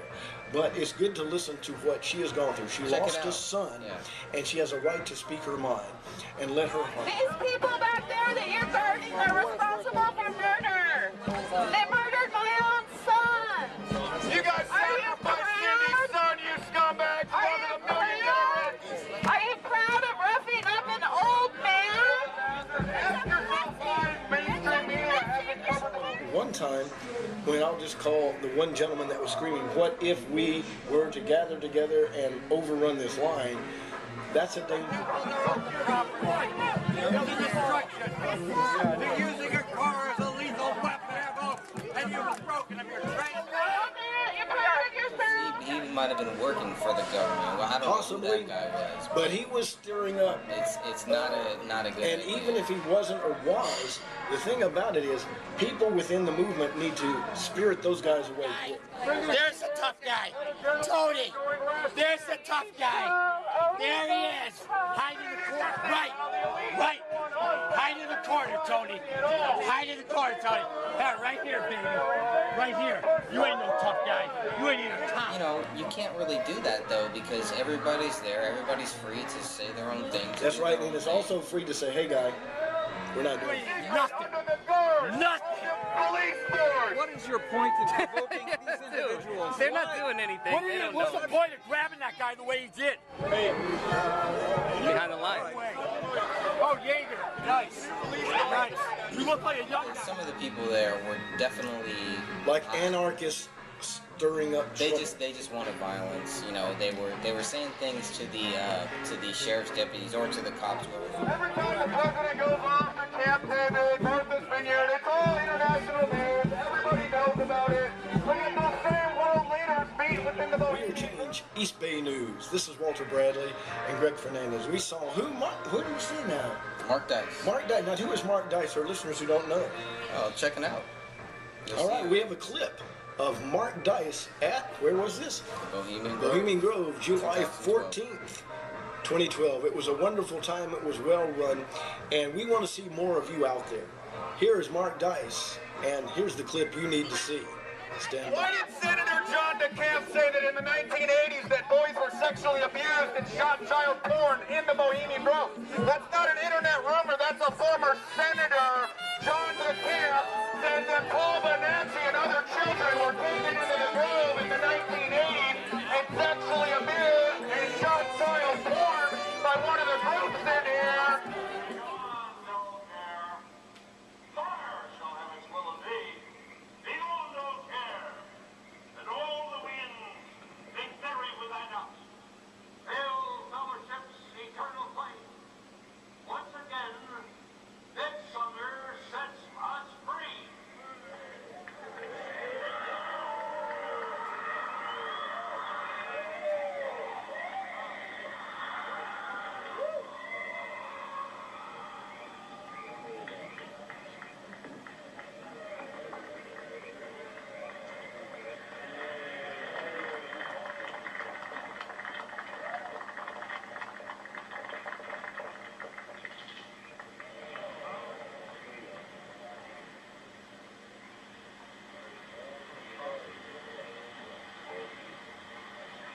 Hello, this is We Are Change East Bay News with Greg Fernandez. I'm Walter Bradley, and we have Mark Dice. Not March Dice, but Mark Dice.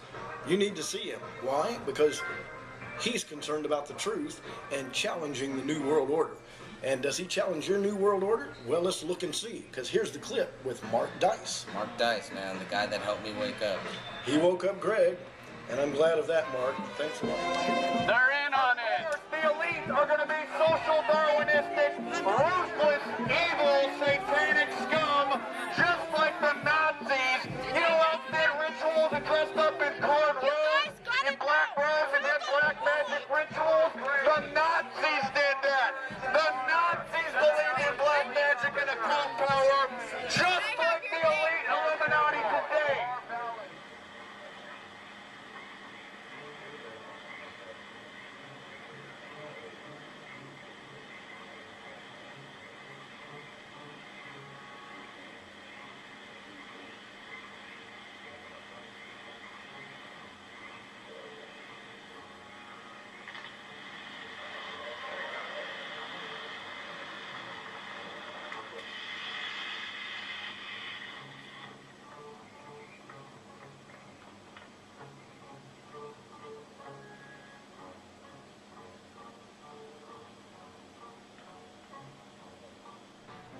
Check out this clip with Mark Dice. That's true. And don't roll the dice, listen. Then why did Ronald Reagan and President Nixon come to an agreement as to who would run for president when? And why was the atomic bomb held Grove to launch in here? And why was the United Nations conceived at the Grove's Clubhouse? If this is just a vacation spot, why are these guys choosing here the elites going to back the president? Mark, let me answer that question right there. The answer to your question is why do they meet together even though their motto is weaving spiders not come not here, is the fact that it gives us a great indication on the personalities of our ruling elites. If they say don't come here and make secret deals, but yet they're doing so anyways, what does that tell us about them? What does it tell us? Himself, one time.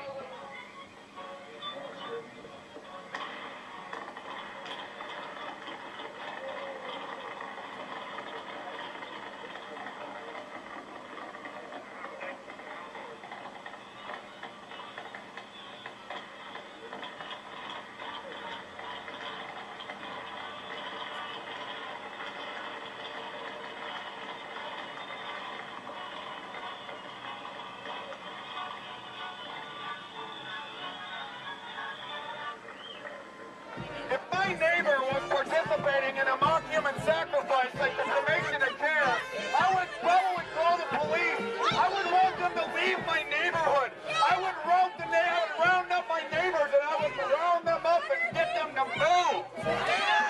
But yet our elite Illuminati rulers do it and revel in the fact. And they're sacrificing real people for their money overseas in Iraq and Afghanistan, all around the world. You are real Satanists, you scum trash!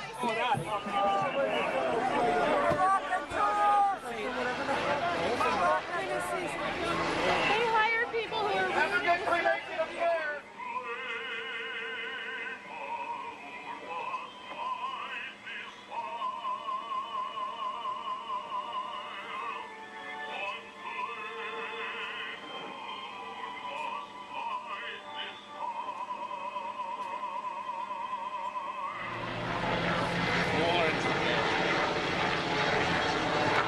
Don't be shy. Occupy.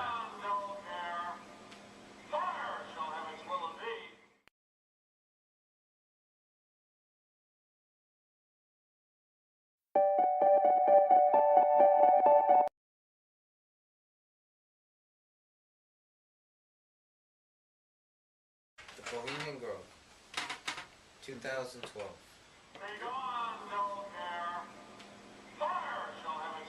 Now, as a believer in the Bible, in the Word of the Almighty, I know I am to comply with the government till it crosses the line into the place of trying to be the great creator or tell me something that's contrary. The minute you do that, I don't have to listen to you anymore. I don't care who you are. You can be the president. You can be the one world ruler. You could be the devil himself. It doesn't matter. He stands and you fall before him. That's the fact. And I cannot bow before you when I'm told not to. So, problem is when you try to replace the creator with yourself, you better think about that very seriously, because you're stepping into the ground that Satan did and was cast down for. He is not the power.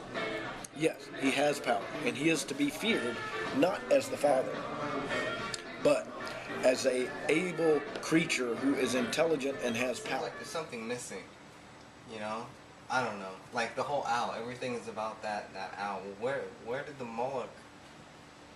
What did the Moloch and the owl? The only thing they have in common is that, you know, people are being burned for them, I guess. But if you're gonna make a point, you have to have a sharp sword and know how to use it. Some people there were totally unarmed, though they had the sword in hand.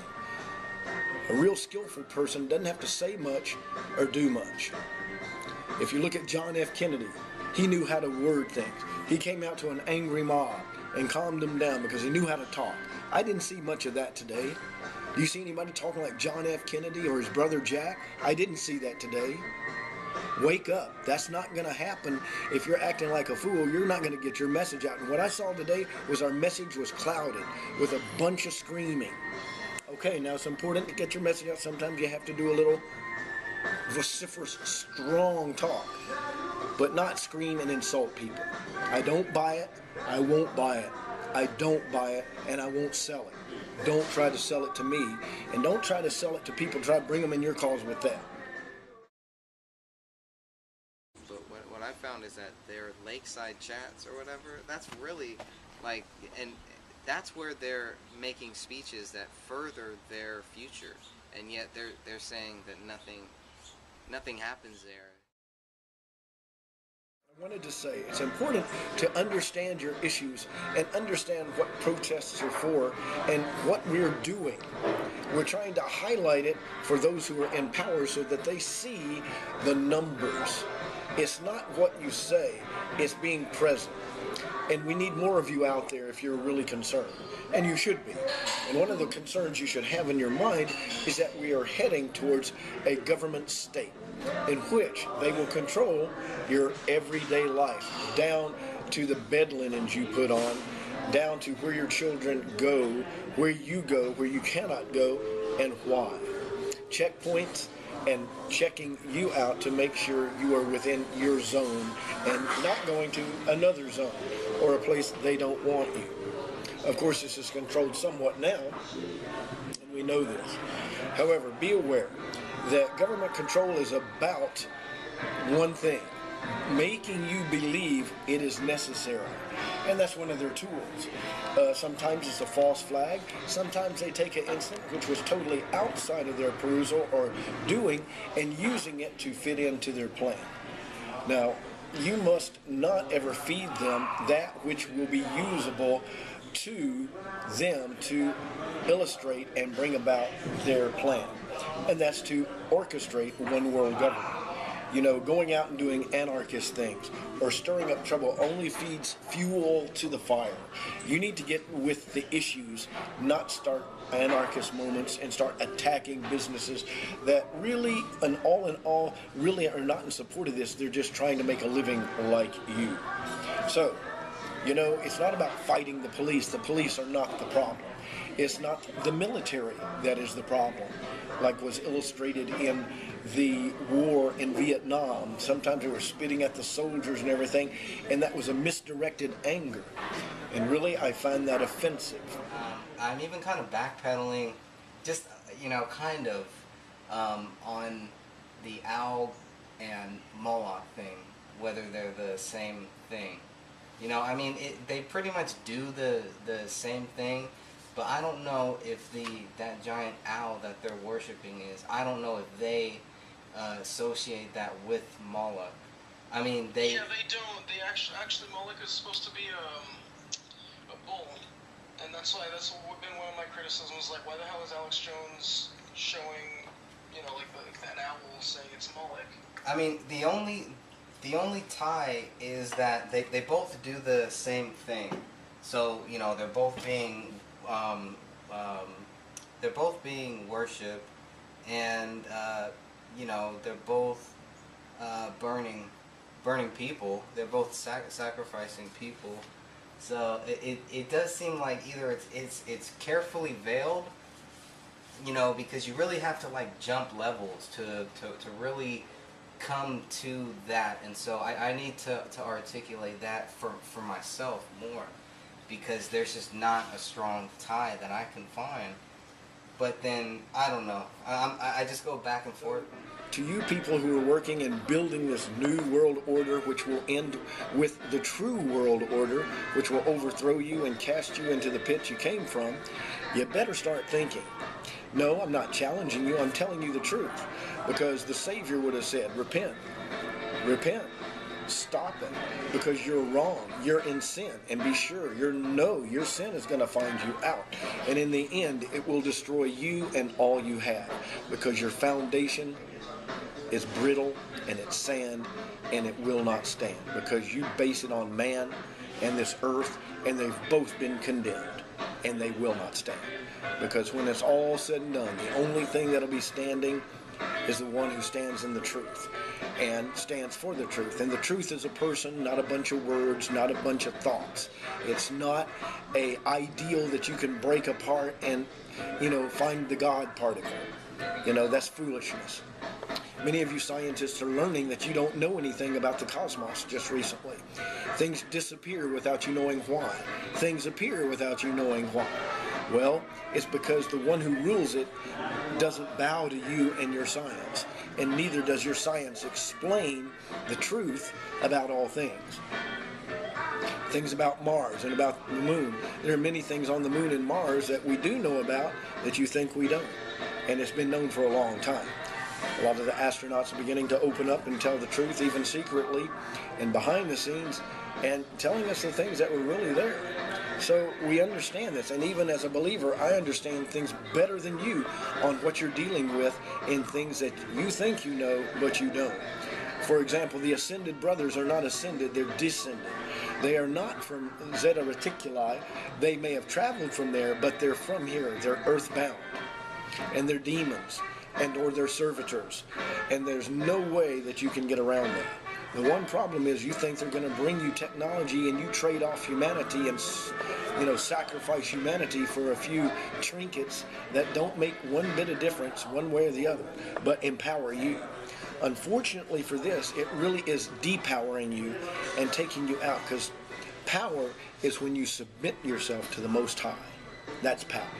And it's been shown time and again that the greatest power on earth is a humble servant of the Most High and living Elohim of Abraham, Yitzhak, and Yaakov.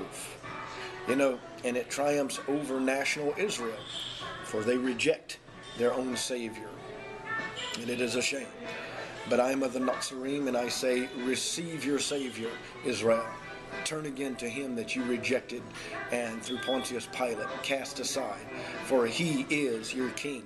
He appeared to you on the mount and gave you your commandments and laws, which you rejected him and chose the law over salvation and grace. Bad choice. And many will see this. The New World Order will see bad choices made. But they're doing it because he's in control. And he is refining his people by using you for this very purpose. And unfortunately for you, if you are not turned, you will die in your sin and will be cast out. I pray shalom. No, let it not be. But we pray peace for you if it is able for you to be received.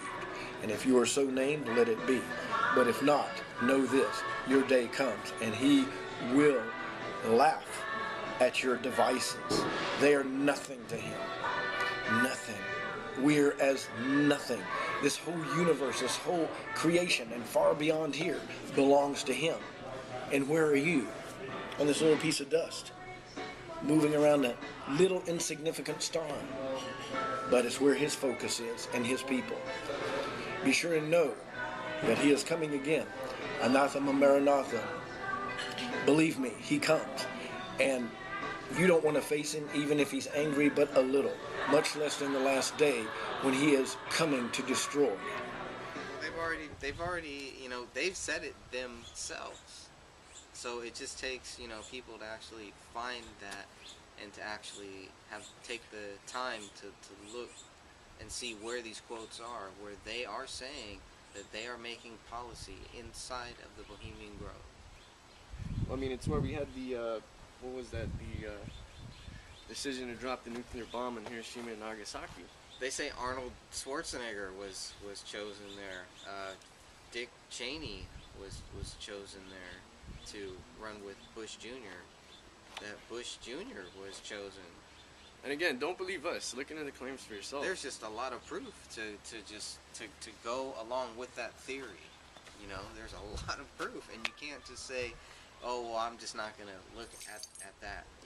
No, look at it and then see. I laugh how people say theory when this is actually not theory. These are actual quotes and factual evidence of the elite clearly stating what they want. Thing of what everybody thinks that they're doing there and all that is a theory, because we really don't know what each person there is doing. Well, you know what I mean? Indeed, but at the same time, there's also a lot of credible leaks that have came out of there that there's more cannot be denied, whether or not they want to confirm or disavow or say yes or no. I mean, that's a whole nother story, but yeah, like David Gergen. Well, yeah, all those guys. I mean, whenever they get confronted about it, they just freak out.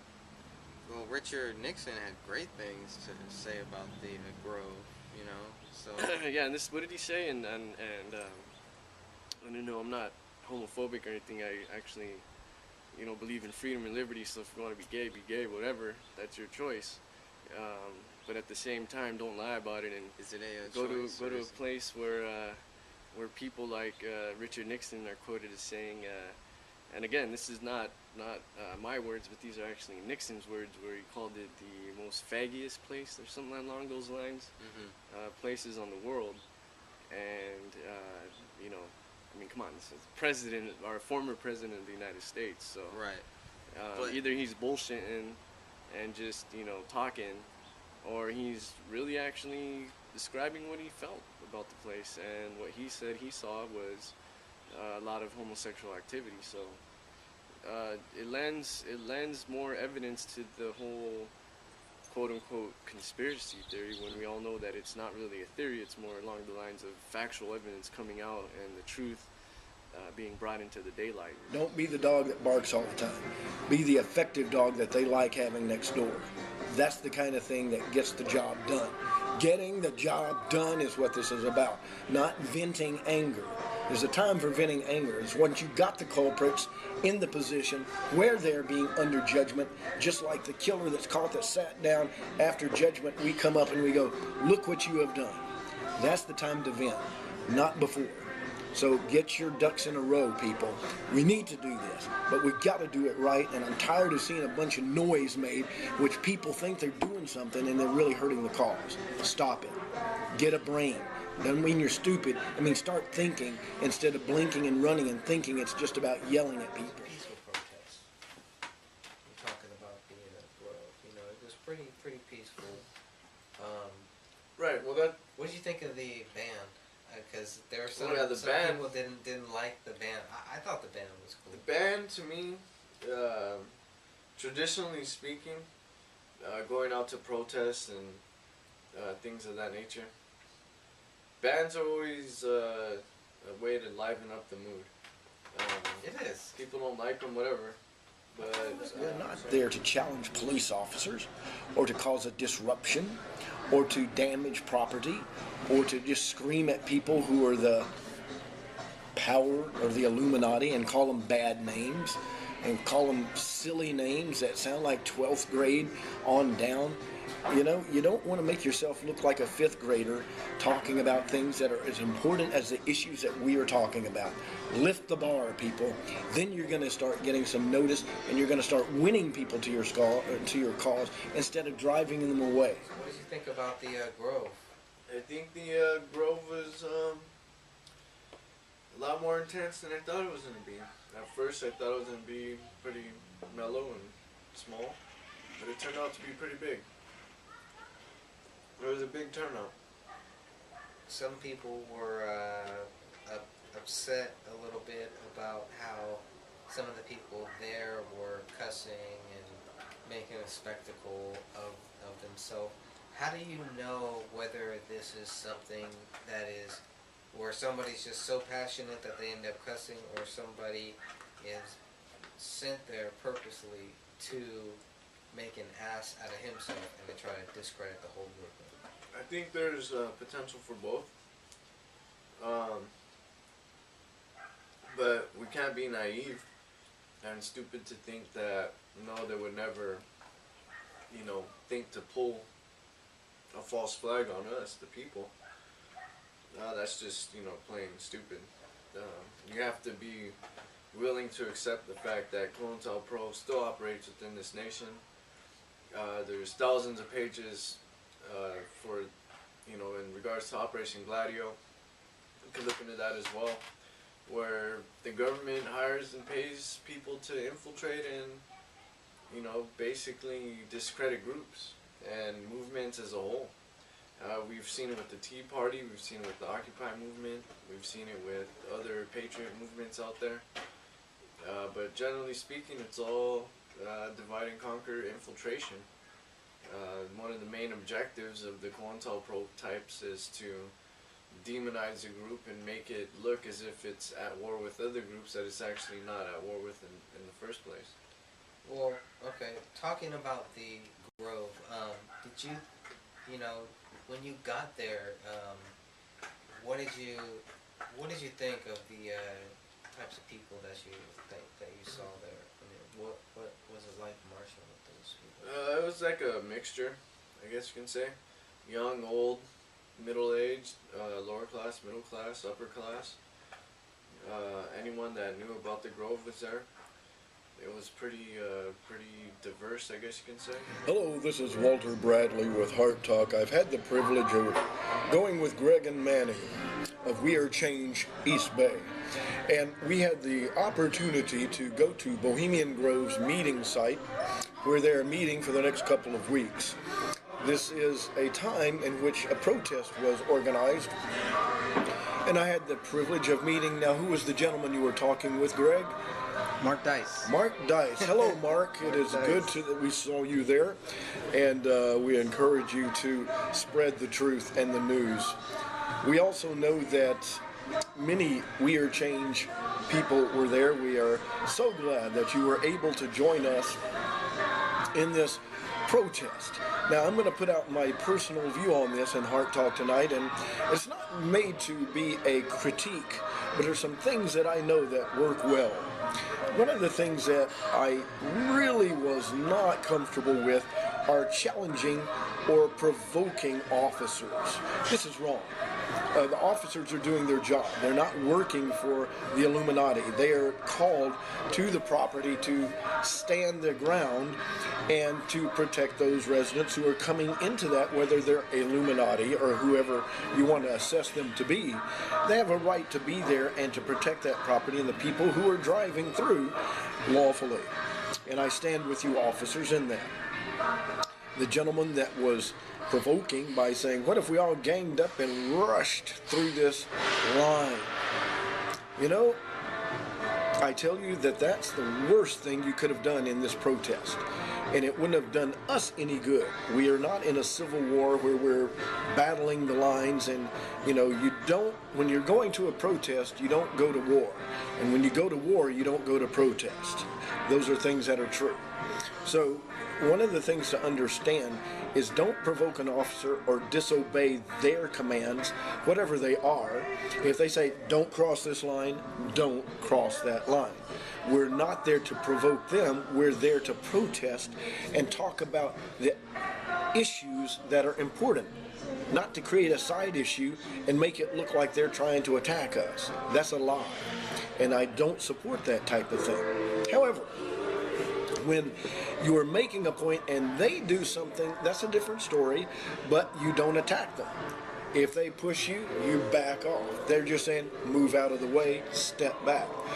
Now, you don't want to provoke them in that, or throw them the finger, or spit at them, or do anything that would add angst to their already nervous condition when they're dealing with a crowd.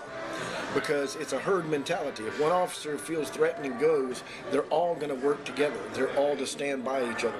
And then you've defeated your purpose and made it a melee. You're not there to melee at all, unless you're prepared to do that and you come to melee, and that's not what a protest is for. So as a member of Heart Talk, I commend the officers there that did such, I think, a wonderful job of maintaining order without breaking out on us, when in one case somebody tried to push you into that.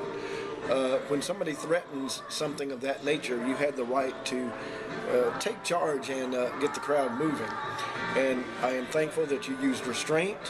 It shows great understanding on your part. And there was one arrest, which as I see was justified. We have to concede those things, and sometimes those things come about due to bad decisions or a bad way. And to Doug, we didn't wish that on you, but if they say don't cross the line, I think we should obey that. Never a moment where I thought it was a waste of time. Every moment there was a moment of needing to be there, knowing that I'm doing my duty. Was it everything that you thought it was going to be? Everything that you hoped? Did it? I didn't really have dreams? that expectation of it being anything. More or less, just along the lines of whatever is there is whatever is there. And I was happy with what I saw. Which is what? I was expecting, you know, just a gathering of people, and it pretty much turned out to be that. A gathering of, you know, different types of people, different, again, different classes, different political belief structures, different ideals, and different political ideologies and all this other differences, like all these excuse me, all these other differences that we kind of left to the side and came to an agreement on the Grove being the enemy and the Illuminati being the main culprit of all the world's woes and pretty much this current state that we see. Yeah, but that would go back to the devil then. That would go all the way back to the evil one himself, wouldn't it? Depends on who you talk to. A Christian would say, this is all the work of Satan. A Muslim would say, this is all the work of Satan. A Jew would say, this is all the work of Satan. A spiritualist type would probably say, this is the universe. Atheists would just say that it's just the work of people that are, I guess, selfish and out for themselves. So it's just depends on how you look at it. I guess everyone has their own different point of view, especially when it comes to the banks. When it comes to the banks, a lot of religious types equate the banks being Satan themselves, because when you talk about banks, you're dealing with money, which we all know as the quest and lust for money is the root of all evil. So it kind of lends itself to its evilness, I guess you can say. The banking system, be as it may, where you have people jockeying for power to control nations through finance and through inflation, you see this type of evil take over nations throughout the world. United States being one of the more recent, I guess you can say, but the United States was more or less taken over 100 years ago. In 1913, where they had the creation of the Federal Reserve System, where the bankers met in private, created a privately held system, where they themselves were the ones to stand and profit, while the American people were left to basically carry the bag and have all the burden rest upon their shoulders. So it's a pretty wicked system. You have a lot of different players in it. When it comes to the International Monetary Fund, it knows no race nor religion. It's a pretty evil structure that will usurp and infiltrate any group that it sees as being vulnerable, especially nations that financially can't sustain themselves. Nations that are seeking a hand and definitely need help, they'll reach out to the IMF and sign loans that pretty much open up the country for rape by the financiers. Some of that I heard today made me think, gosh, would I want to come back to something like that with this being predominant? And I thought to myself, hell no, I don't want to be a part of something that's chaotic and unfocused, and that's what I was impressed with. However, there were some good points made, and a lot of people making some sense. Well, everybody has to make sense for anybody that's looking, because they can take the negatives that you give them and they blow it up, and it makes your cause weaker and less effective. If you want to be effective, you have to be thinking and walking as one, and not letting a bunch of nefarious people jump around and act like fools and destroy your cause that you're trying to win. Stand for something, yes. Stand up, yes, but don't act a fool. Because you act a fool, you get a fool's reward. Remember that. Stand by. I'm Walter Bradley, and you may disagree with me, but I like that. Disagreement brings change when it comes to truth. So join us. This is Walter Bradley. But it doesn't make sense to burn an owl, you know. I mean to burn something in front of an owl, to worship an owl. I don't know. The whole thing doesn't make sense. So, you know, it's trying to make sense out of something that there's really no logic to. So I don't know. It's crazy, man.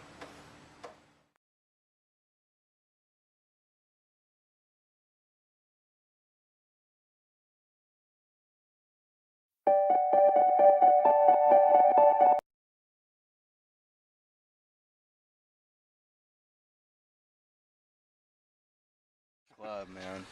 That's awesome. I got ass raped. Does that say woof on it? The little one? Yeah, I'll be back up that's here one in of the August, camps. too. Okay. That is pretty cool. Wow. No, I'm gonna come up and I'm gonna go over. Got other crazy. They're taking shots and. How did you get this one? Maybe I shouldn't ask. Let's get real, people. Bohemian Grove is about control. Bilderberg is about control. Just Google them. Forget conspiracy theories. It's just about control. Conspiracy theories are what people talk about if they just want to gloss over the subject. We're not glossing over anything. We have sheriffs out here that are protecting the Grove on the private property, okay? So, first of all, we're doing, our tax money going to their private Grove here. It's not just their own personal security.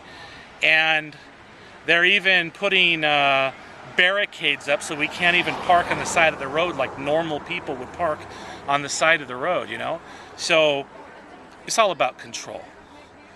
What they want is more for them and less for us. Lots of maintenance today. You got that? Okay, I'm gonna get in there, Greg, and oh, you know what? I have to check my seat on there in a second here. I'm at dusk dawn right now. Let's see. I think I could just do normal portrait right now. Okay, there we go. Ready? Okay, so there's my 720p. Nah, dude, here's one of my favorites right here. Okay, then I better get a couple of the. So, Walking Bohemia's Home. Dude, you'll trip out.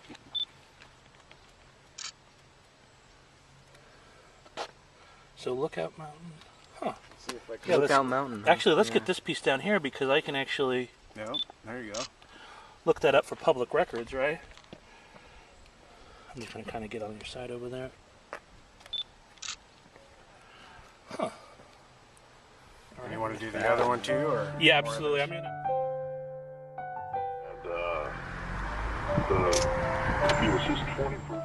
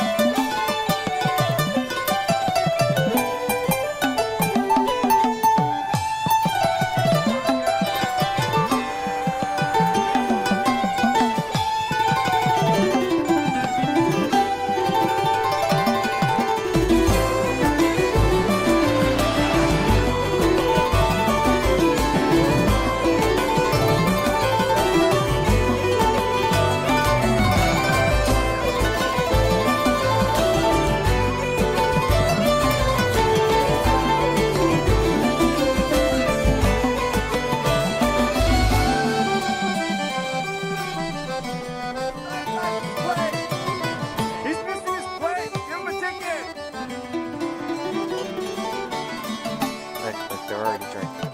They're already drinking? This is what we need the bullhorn for right here. Hey, we got a bunch of magazines and cool information over here. Let us know if you can help.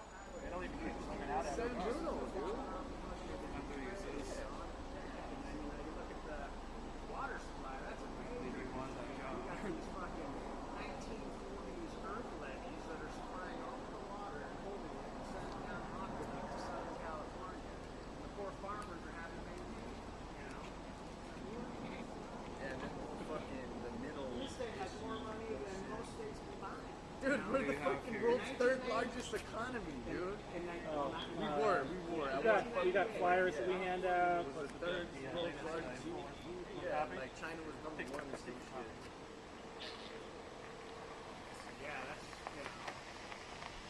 So when it comes to the Democrats, we got a mailing list to sign up on.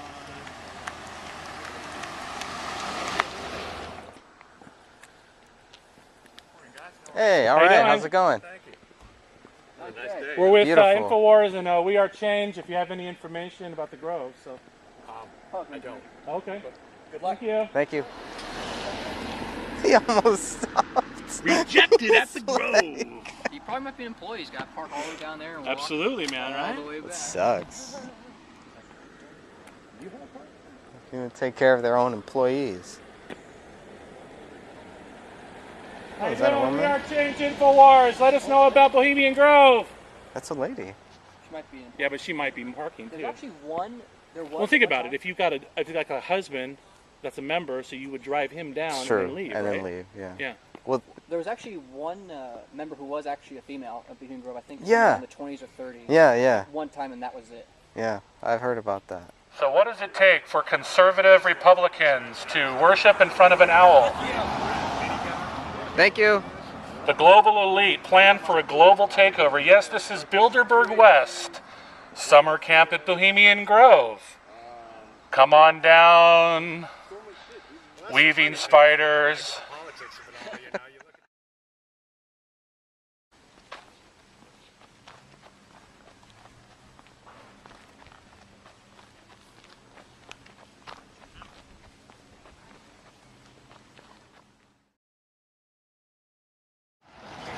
Bilderberg West. Oh, what's that? Welcome to Hey, look. Bilderberg West. That looks like a big fireplace. Wonder what they're burning in there. That must be where they're burning this. I don't know. Billy Bob from Texas. That's it, Billy Bob from Texas. See, everybody wants to have a photo op. Billy Bob. Okay. Somebody that was inside the group. And you too, come on. Are you coming back for tonight? I'm going to come back about an hour. And then I'm going to call 911. Get a picture. You going to be here for the cremation of care tonight? Yeah. And Kim, get over here and get a picture. For a job. I did have a green card. Gotta love Billy. You know, Billy, you're one of the rebels, I can tell already. Billy, nice meeting you, man. My name's Dave. You know where town is, Billy. I don't gotta tell you. That's right. Town drunks gotta know that. Yeah, all right. Whatever, Billy. Nice meeting you, Billy. Okay. You're always running from something.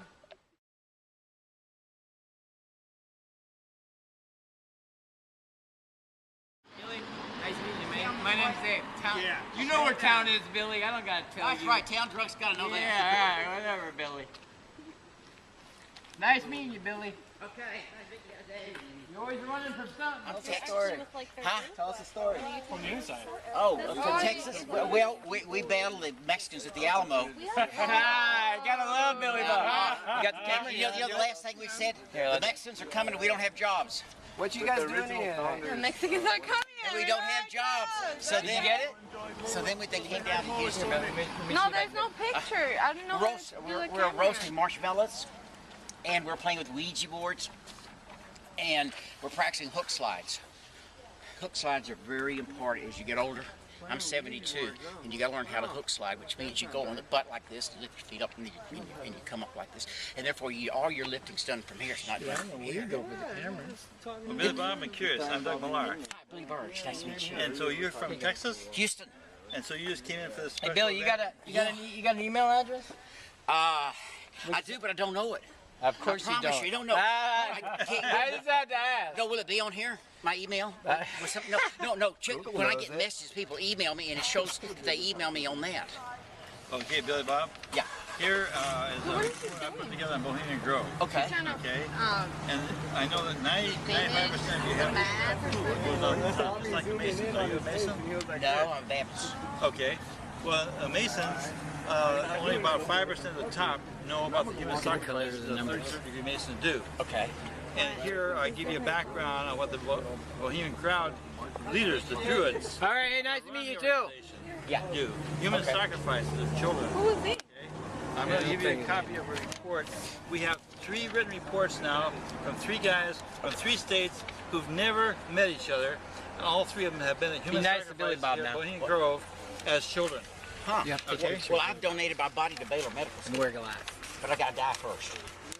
Okay. That's what they told me. Yeah, I know. We had a big discussion. My ex-wife tried to poison me. Ever tell you about that? No? Yeah, she did. Okay, here's 2 written Like, I'm gonna ask him and he's gonna say no. Here's 2 written reports that were submitted in court in San Francisco, August the 1st, last year, August 2012, okay?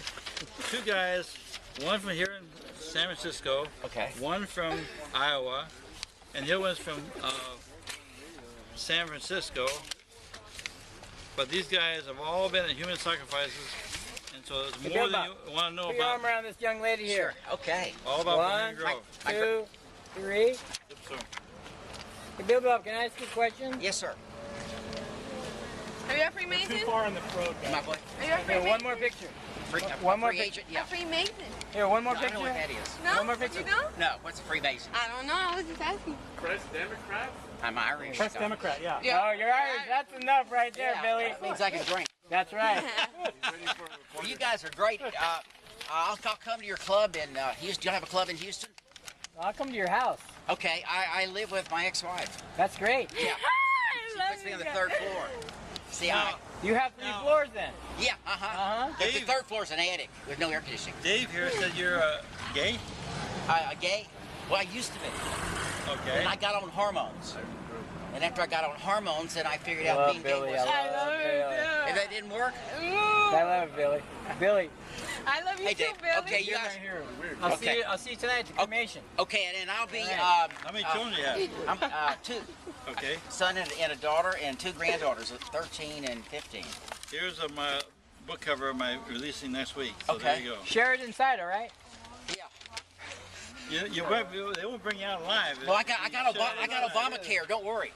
Okay. Obamacare says it's cradle to grave. He takes care of me. Right. That's what he said. And so I Free signed health up care. on my job on his job fair, and I got a job.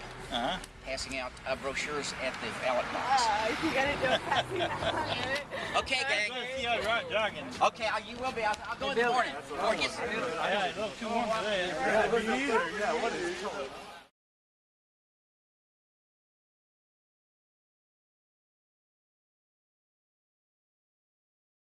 What do you think? Here we have a FedEx I mean, you're here with us. car leaving. With us. Look, what's your name? Anna, what do you think, Anna?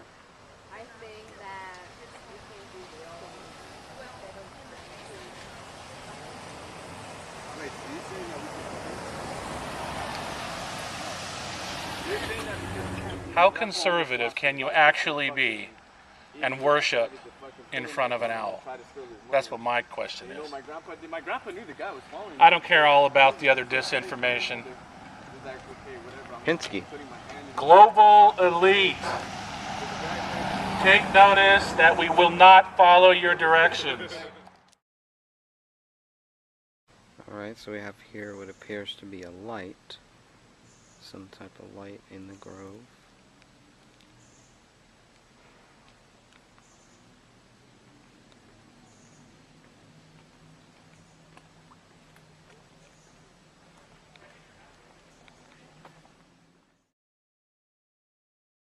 How you doing? Very well. How you doing? I'm a little tired right now because I've been standing all day. It's about 4 o'clock. We've just been hanging out here at the Bohemian Grove, Bilderberg West, the Illuminati. as some would call them. And I'm just here to expose and bring light to this as best as I can. I'm not a hero. I know people out there are better than me and can do a way better job, but I'm just flesh and bag of bones here, you know, another body, doing my best to photograph and cover what's going on. So hopefully the fruits of our labor will actually, you know, expose what's going on. And, you know, we're not the first people to do this. They've been doing this for years. Over the past 20 years, they've been trying, even longer than 20 years, they've been trying to expose this. But now, being at an understanding of where I'm at in life, in terms of how political decisions are made, who's in control of things, the men behind the curtain, the political elite, throughout my own personal research and reading other people's research and coming to the conclusion, I've come to the conclusion that yes, a lot of policies are being made here. This is where the atomic bomb was discussed, and they put that plan into fruition. Presidents are selected and chosen here. Major media people are basically blackballed. You know, major media outlets do not cover this place. Complete blackout in the media. I haven't seen any Fox, ABC News, CBS, CNN reporters out here. So that just shows me that, you know, tons of powerful people meeting together. Shouldn't it be a sensational news piece or a newsworthy topic? But apparently it isn't in this day and age. So it's up to us, the independent journalists and real freelance people, to come out here and document what they can and do their part in the American experiment known as the United States Republic, and utilize the First Amendment. Because the moment you stop utilizing your rights, well, you just say, hey, look, I don't want them anymore, so just take them. So we're out here doing that as well. Again, I'm Eddie from We Are Change East Bay, and those are just some of my 2 cents as to why I'm here and why I'm doing this. So hopefully within, I don't know, we just don't know. We don't know when we're going to defeat them, but I feel it coming pretty soon. It's a long time coming. These people have been doing these things for over 100 years. I believe the first meeting was in 1872, if I'm not mistaken. And ever since then, it's been going on here. We have wealthy, rich oil tycoons, business tycoons, banking elites, and the like. So you can look up the former guest lists of who was here and see where they are in terms of where their career went. You know, so it's up to you. Again, I know a lot of you out there are better than me. I know you could do a way better job than anything I can. So I encourage that. Get off your ass. Go do something. Make a better YouTube video than what I'm doing. Get your ass out here. You know? What are you doing on a Saturday? Next week. Come out here. Stop by. You know, it's all about having presence.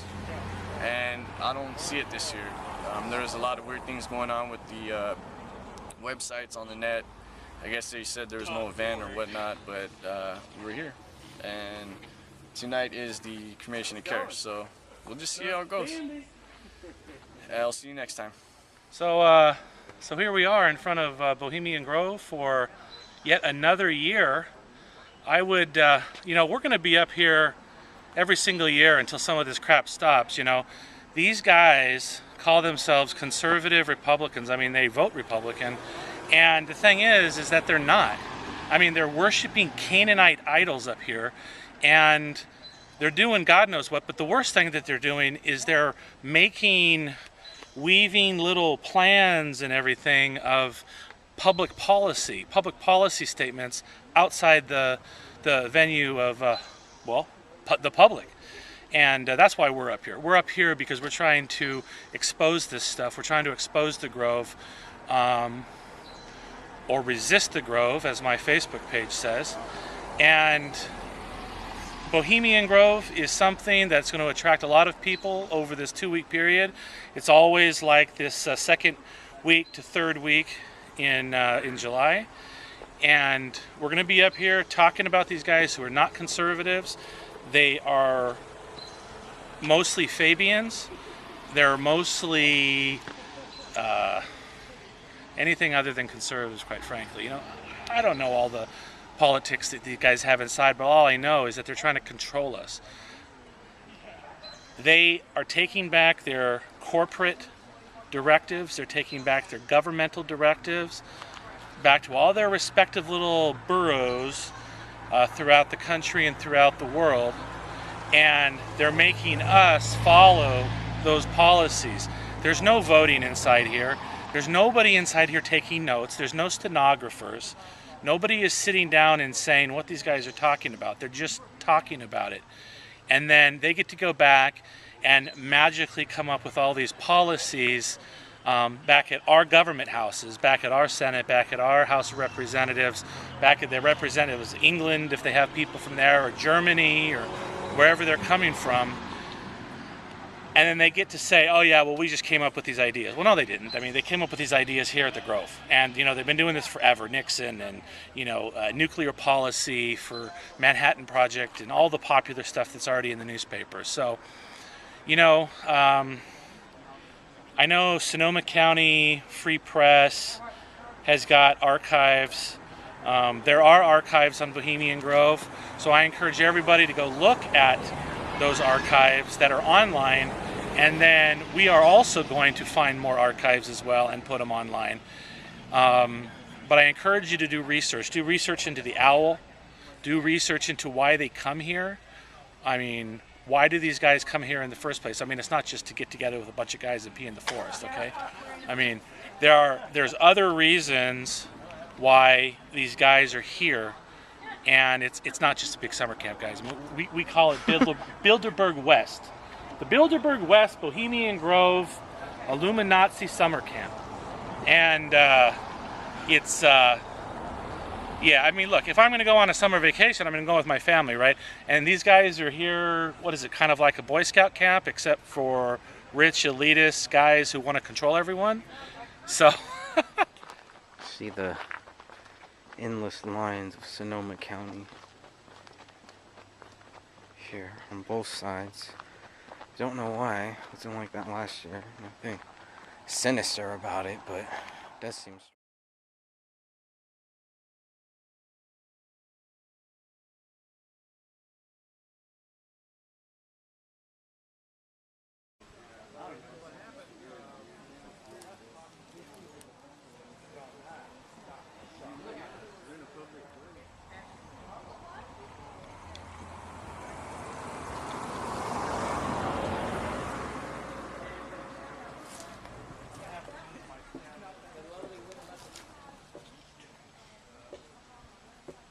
Hey guys, how's it going? You don't have to leave. It's all good. You guys must have a power trip, real power trip, protecting the elite in there, huh? You guys don't want to talk to us now? Real good, real big, oh, real powerful, guys. You're just another pawn. See you later. Huh. I like that one. For home. Hey guys, welcome to the Grove. Hey, have you guys ever heard of something called the cremation of care? We got 2 guards here, 2 security, Bohemian Club security guards. Young kids, don't have a zit on their face.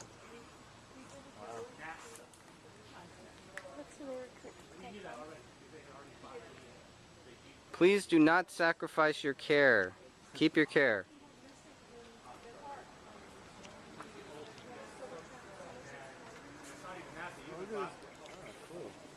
Two young kid. What's up with all the young kids, man? I know, that's what I'm Yeah. saying. So many. They're being brainwashed to think that this is some kind of cool thing to come support. Yeah, just like joining the army. Yeah, exactly.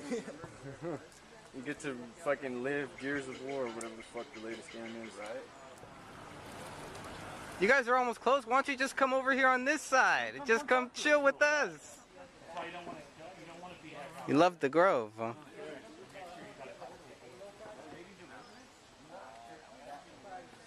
They're over there talking about their, how they can... Just make sure you don't sacrifice your care, okay? Do not engage.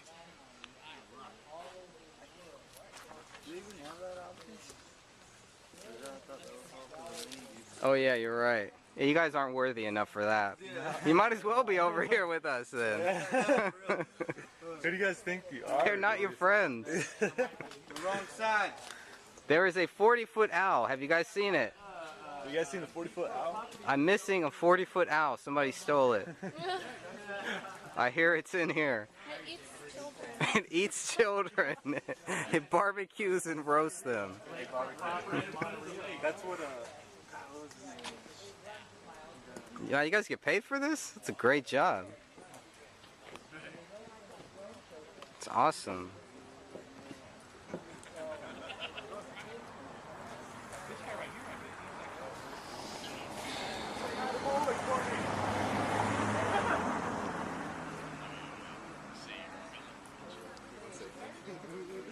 We got some guards over here paying close attention to us.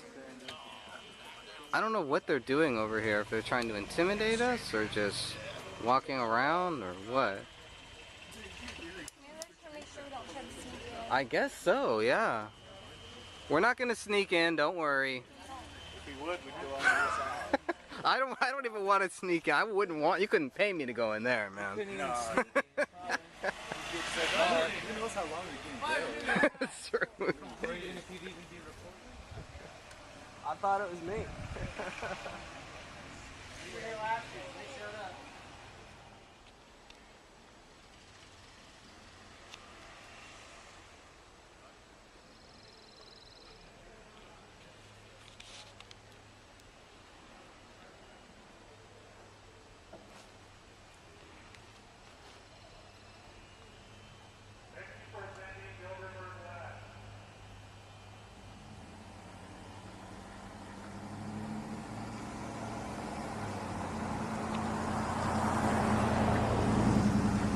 Got a couple of the guards here wondering about seeing what we're up to.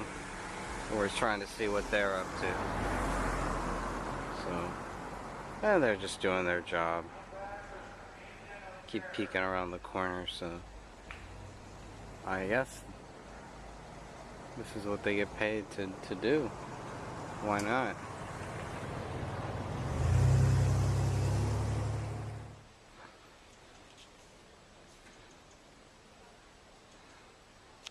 Hey guys! They're over here somewhere. Let's go meet them. Greetings! Alright, got one to wave. Guess they just really don't want to be bothered with us. Probably don't want to be on camera either, but that's the way it is. You guys heard about this thing they call the cremation of care? Some crazy stuff, man. Sacrificing care? It's like a little baby, and they put it on this thing, and there's this big owl, a big 40-foot owl. I'm sure you guys have seen the 40-foot owl. It's not really a baby, but it's a mock human sacrifice. So it's a metal effigy, a metal skeleton that they wrap with paper mache. It's pretty weird, huh? Yeah, it's pretty weird. These guys don't care. They're zombies. Pretty strange. Leave them uninformed. It's all right, guys. I'm gonna look it up. Look up Dark Secrets inside Bohemian Grove. You'll get everything that you guys need, man. I'm just trying to help you out. All right, brother, take it easy. It's a job. Have you seen the big 40-foot owl? No? Never saw it? It's huge. It's big. And you know, before they had the 40-foot owl, they had a 70-foot Buddha statue. Tall.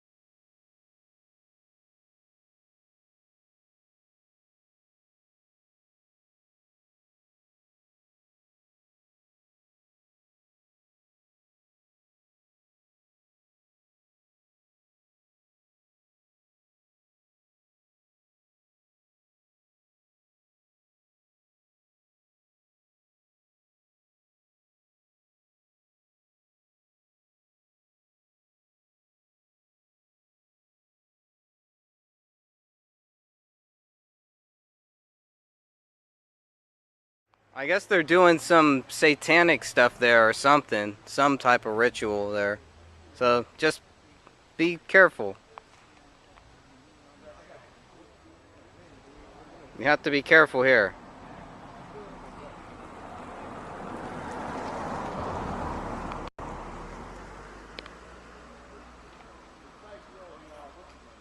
Are you a Christian? Do you believe in God?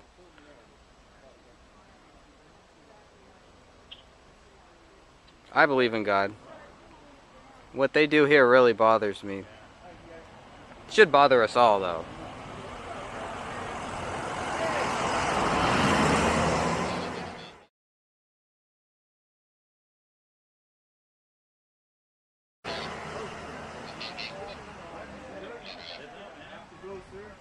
Big 40-foot owl. That should freak people out. That should really freak people out. That would bother me. Especially if I saw it up front, up close and personal.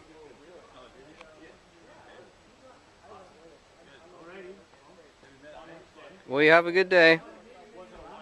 We're on our way out.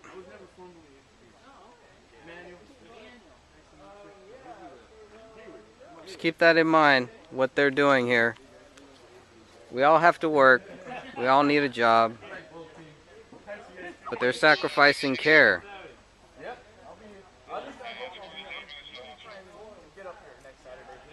If I can, I will. Oh yeah, dude, I gotta get my flag back. I just remembered. Just remember that God loves you, and the devil does not. I always talk about end the Fed and the Federal Reserve, and you know, why are we spending money, and where's our inflation going, where's our taxes going? This is all connected, guys. It's all connected. The global elite get together at East Coast for Bilderberg or Grove Motel. I'll call it the Grove Motel because it's a bunch of roaches that showed up. And they come to Bilderberg. You know, maybe they go to Bilderberg to run around in their little roach motel, and then they come over to the summer camp so they can pee in the forest. You know, I don't know. I mean, you know, maybe that's just what the kind of thing that gets them off or whatever. And so we're done with it. We're really done with it. We're going to tell you, you're not going to keep on getting away with it because we're going to hold you accountable, and people are going to keep on learning about this, and there's going to be more people that will learn about it. There's nothing you can do to stop it. So you just take notice. We're going to be out here every year. We're going to be out in San Francisco. We're going to be out at the Bohemian Club protesting. We're going to be everywhere you are. And We Are Change International is going to keep on you no matter where you go. So if you're listening as an individual, I want you at the next We Are Change event. And if you're one of these globalists who think that you're going to be controlling the world with some cabal, you're on notice. It's just the way it is. And there's nothing I can do to stop it because everyone's fed up with you. So one of the workers actually didn't really appreciate the fact that I brought up that they're sacrificing care there and possibly sacrificing people. It's like, oh, I doubt they're doing that. Well, I doubt they're doing it too, but it's still possible. So I'm not just going to discount it. It's because it sounds crazy. Of course it sounds crazy. Life is crazy.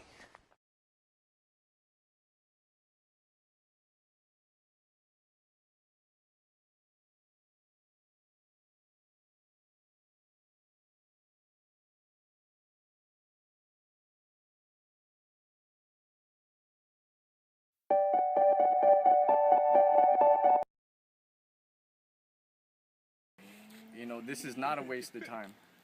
You know, and for anyone to say that, more often than not, those people, the naysayers, are the people that never take action and just sit in their living room watching Fox and Friends all day thinking that, you know, that's their salvation. Or CNN. Or CNN.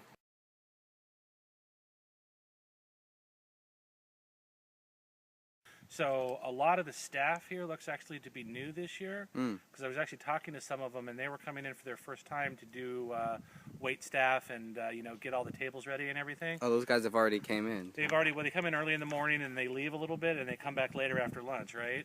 Because everything's already set up. and Dressed in red? Dressed in red and white and black. It depends on what kind of service they're performing. Whether it's, you know, meat server, not that kind of service. Meat Meat server. Okay. Yeah, that didn't really help. They're serving up a lot of sausage. That must be red. Roast beef, or whatever they're serving. Filet mignon. Potatoes or whatever else they're serving is my point here. And then, and then some of the staff was actually, I think, a lot happier, a lot friendlier today. They seemed to, some of them were talking to us, not about stuff that was inside. I think a lot of them were just serving food and stuff, and maybe changing chairs around and stuff.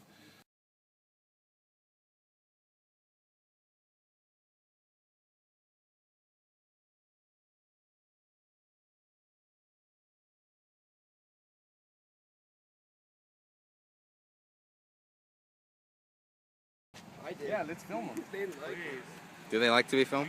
Get those cameras rolling, boys. Oh, hey guys. Hey guys. Here we go. We have What some you got extra here? Donuts. You do? Absolutely. Wow, Very thank nice. you. Appreciate it. Absolutely. I didn't bring any napkins, but. Oh, nice. You guys staying cool? Okay, guys, Whoa. I didn't do that. That was not us. Okay. Whoa. A tree limb just Might be broke able to right pull that behind off. us. Yeah, Sabbath, you guys, Sabbath, hey, give me those donuts back. Give me those donuts back. You guys trying to kill us here. How's it going, sir?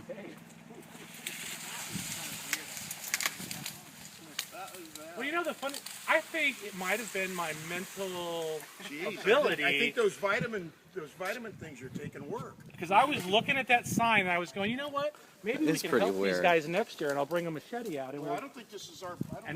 chop some of this down or something, and then all That's of a what we were sudden- trying to figure out, where the property line is actually. there. That's Yeah, the. we know okay. that. Okay. Oh well. Wow. I think I might have brought that branch down. That's pretty awesome mental ability. That doesn't happen every day. It's a good thing you parked there. Yeah. Okay, boys. Hey, thank you very much. Anyways, Just I was thinking though that actually that tree is kind of blocking your sign. Yeah. You might want to chop it. Just appreciate if you don't hassle the members or especially the employees. Absolutely. Okay, I appreciate it. Thank you. That hasn't happened yet, right? Nobody's complained about us. Okay. Okay. We're trying to be nice to the staff. Actually. No, that's good. No, just try to keep those angles. Well, I appreciate the donuts. Thank you. Yeah, no problem.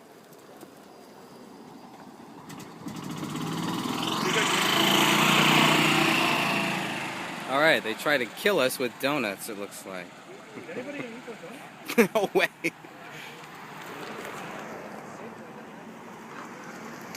Hey, they could be. Can we test them? Right. There's something about school there, exactly. You come out and offer donuts? When that branch fell down, that was awesome. That was like a sign from God: do not eat the donuts. It's okay. I need to find a verse about a broken branch. I'm sorry. No, dude, it's on Revelation. I was telling you, I literally, I was just thinking, I was going, that branch and those leaves right around that area have got to come down because that sign is being blocked. Not that I care about the sign, but it was just a thought going through my head. And so you made it happen. I guess I did. Telekinesis. And then the donuts came, and it's like, okay. Psychic warfare. Why would they bring us donuts? That's a little odd. They just probably wanted I don't know. Maybe they're from Kissinger. Maybe Kissinger told them they would look hungry out here, I guess. Well, he was gorging his face. And he's like, I'll spread the wealth. Well, now the sign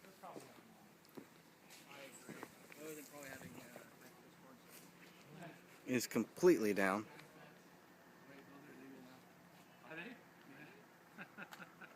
They told me this is the actual line here, so we're going to respect that line. No trespassing, not a through road.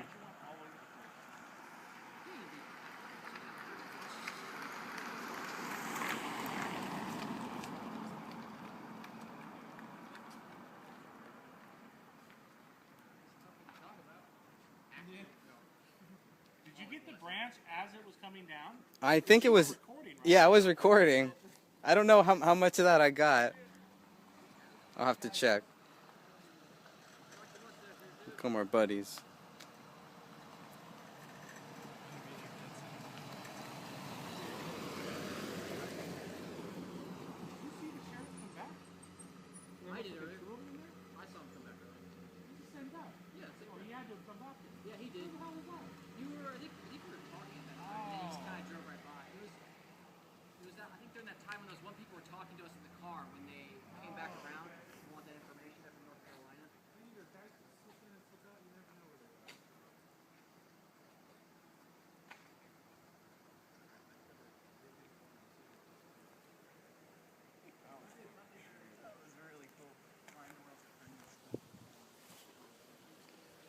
God is merciful. That's all I know.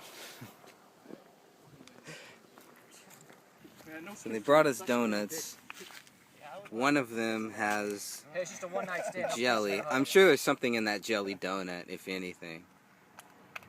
It's jelly. And they're probably just laughing at us because now they want us to get all paranoid about the donuts. So there's probably nothing in it, but after the tree broke, I think that was a clear sign. Number one rule of a Vietnam soldier: never take food from the locals. No matter how good that pho looks, don't take it. You're not supposed to take it.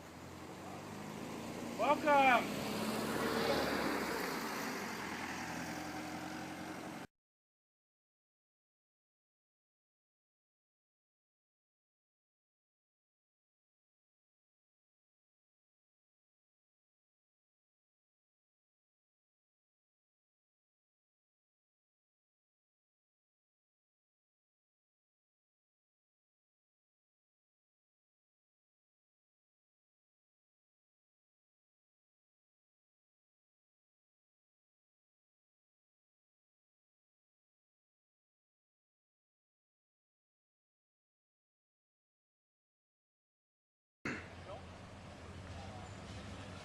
How many do you have in there?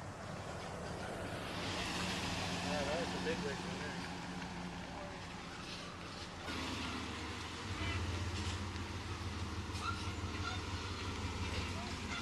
What's the thing for? Pizza?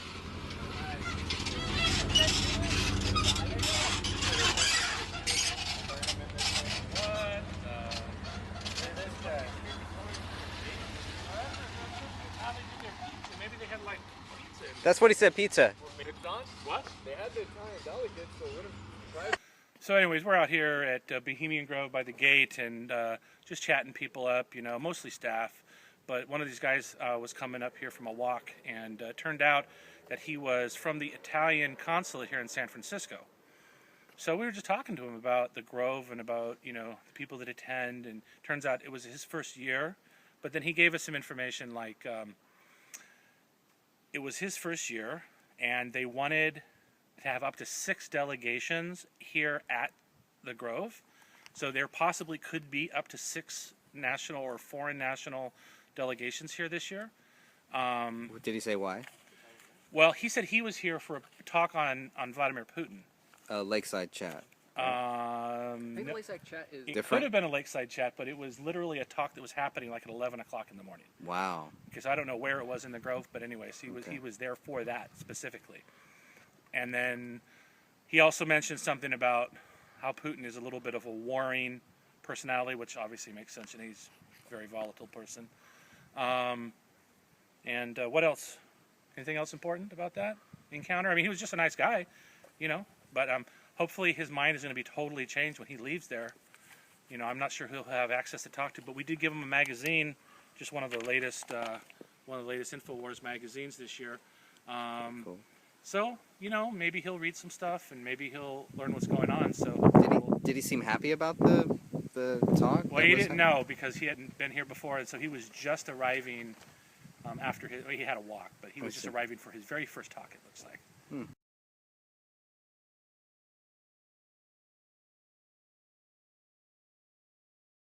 These are the folks who are all benefiting from martial law. Sure. The use of force as he determined to be necessary. So what do you think they're doing here? What are they doing here? They're having their annual 10-day celebration of their mutual admiration society. I don't know how else to say it. I used to work here for years with my horses and carriage to take the body and the cremation of care. Tonight is a cremation of care. A presentation where they present a casket and have a big fire and the effigy. Right, and I used to provide all that for years until I started, till 9/11.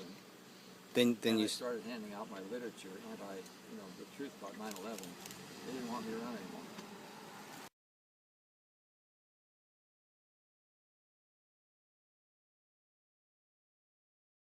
Our presence will be felt by the Bohemian Grovers, and anyone that decides to take it upon themselves to meet in secret and violate the Logan Act, You know, like we have the foreign consulate from Italy here, and I guess there's several other delegations that are from throughout the world coming here to meet with you know, high-level politicians and you know, company execs, where they meet in, you know, somewhat secret, is, you know, an act of subversion and pretty much treason as well against the United States. So they can't talk about Putin, just, you know, yeah, if they want to like talk some about Putin, recommendations. why aren't they doing it in the public's eye?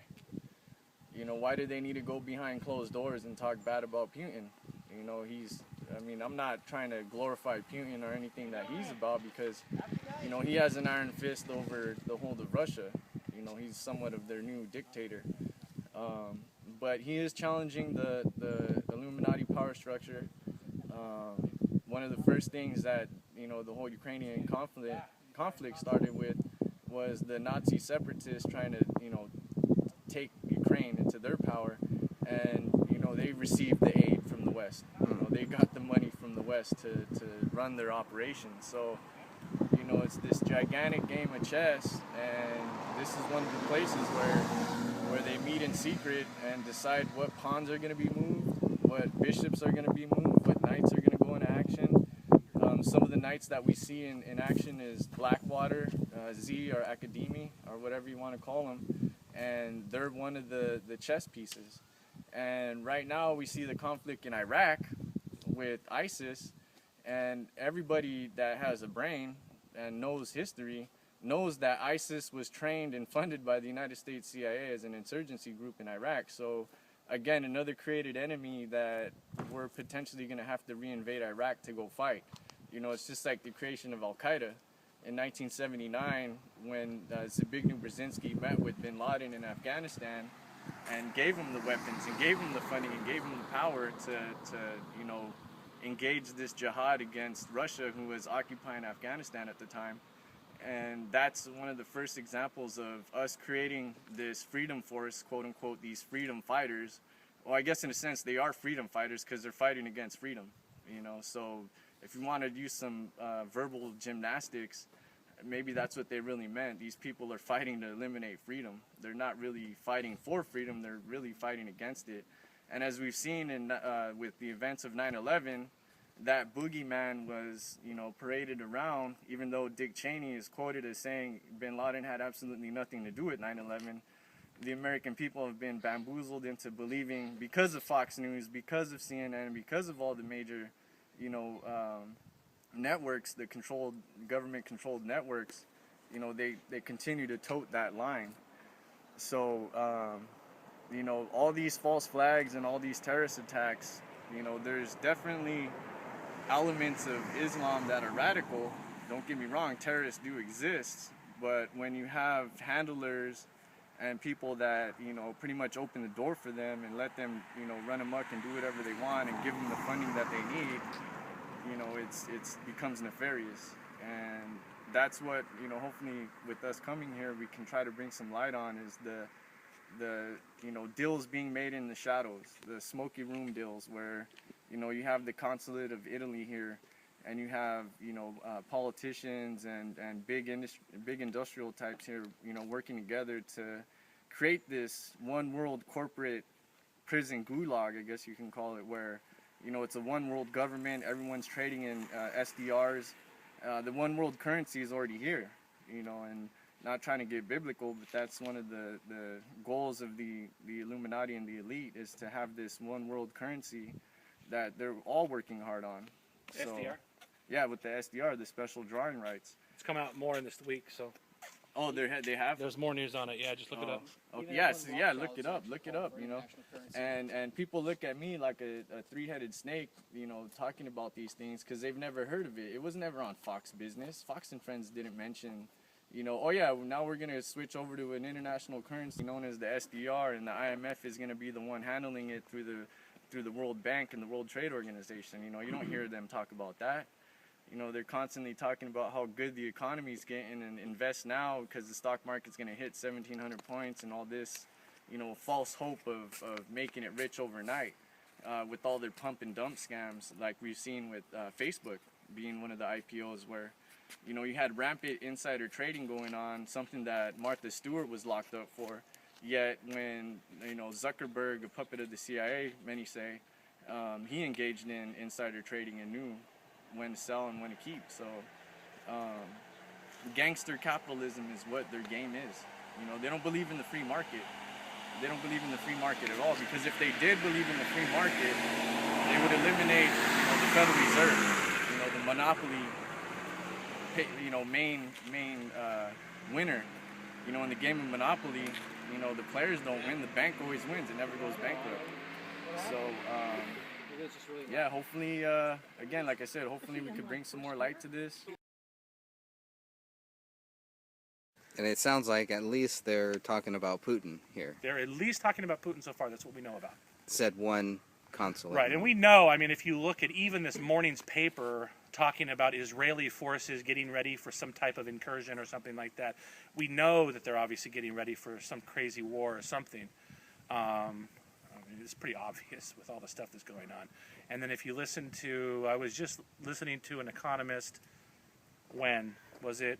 2 days ago, Wednesday or something, Wednesday or Thursday, you know, he was mentioning, you know, talking about the stock market getting up to a little bit over 17,000, and then all of the indicators are showing that this is when you talk about the big collapses and everything.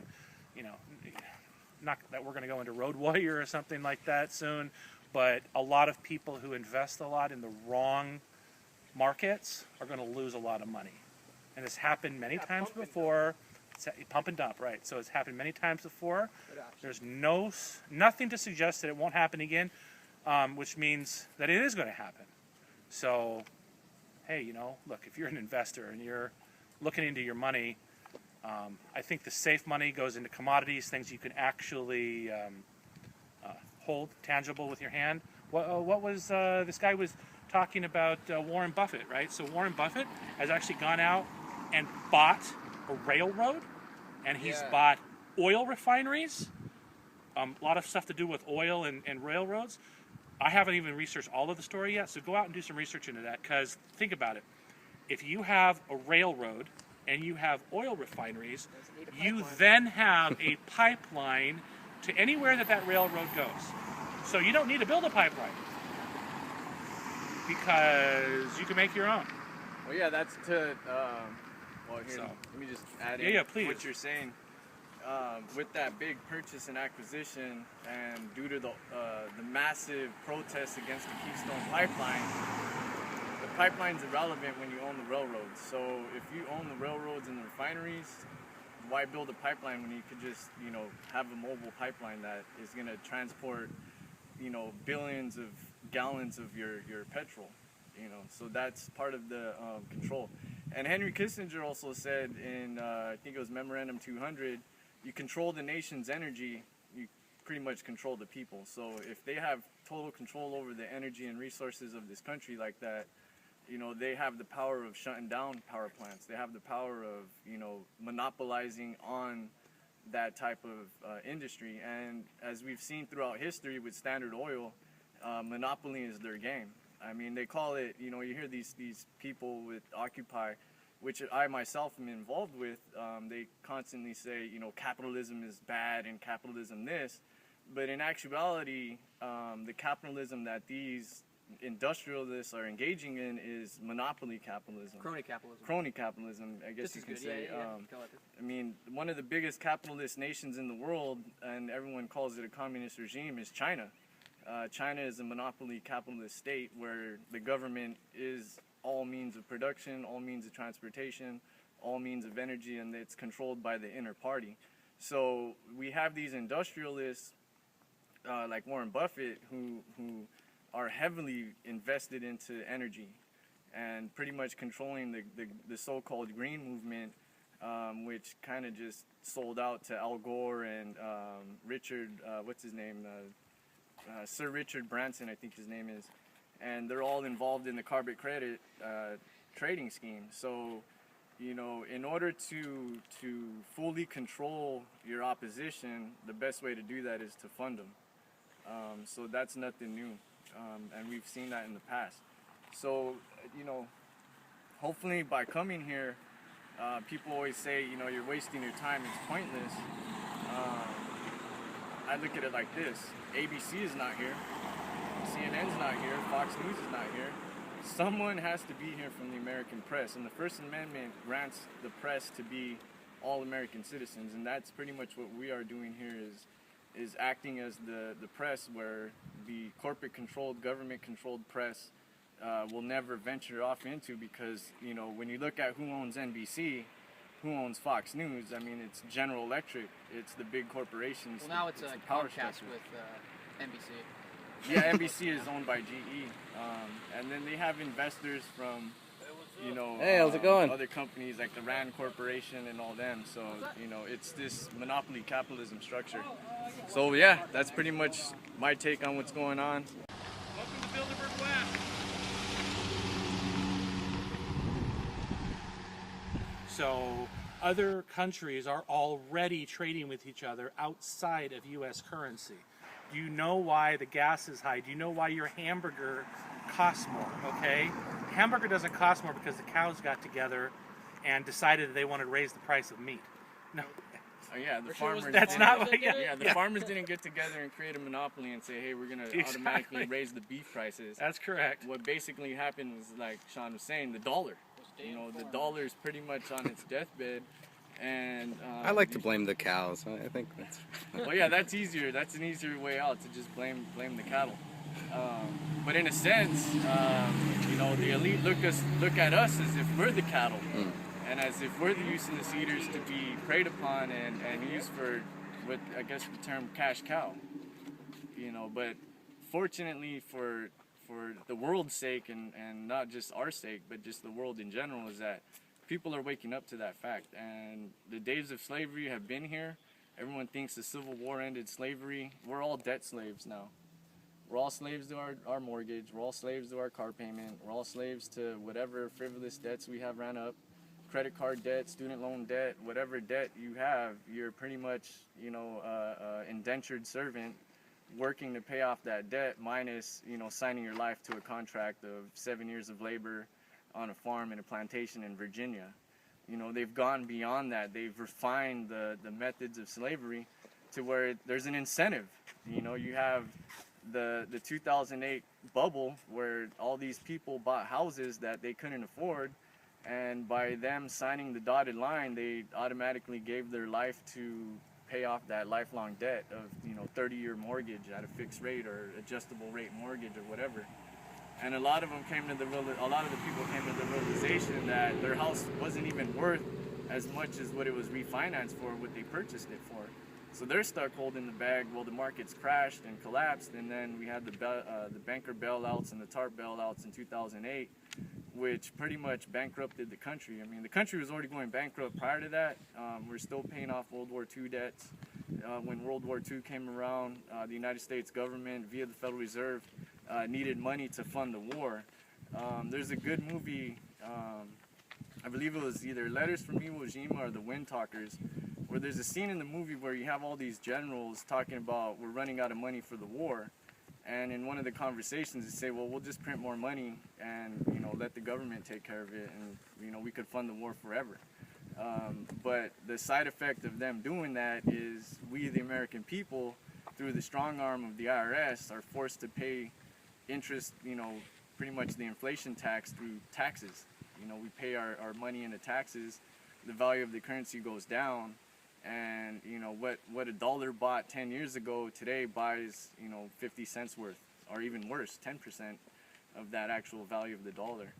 That's why, you know, people, you know, they're starting to get it, but they look at me funny when I say, you know, don't save your money in the bank, go buy silver, go buy gold, go buy real money, something that's solid, that'll never lose value.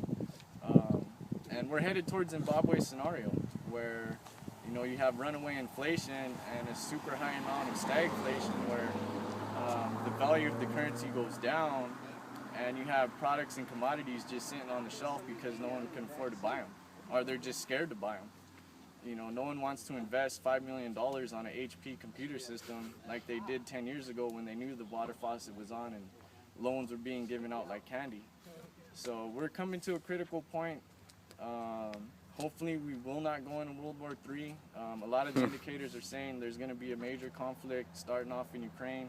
If they're meeting about Putin, what do you... They're going to be meeting about Putin this year. So, I mean, that to me is another indicator that, hey, you know, keep your guard up and do your best to you know, invest in things that are solid. You know, buy ammo, buy food, you know, buy gold and silver. I have an emergency supply of food. When I got laid off, that's what I ate.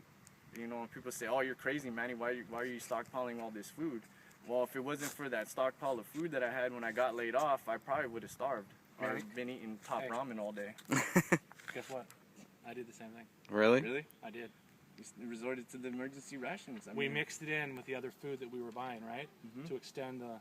Yeah. To extend it. So, you know, you can do like noodles. My pack included some really cool vitamins and also an orange drink. Nice. Non-GMO orange drink and everything. Wow. No high fructose corn syrup and stuff like that, right? So, yeah, that emergency food comes in really handy. And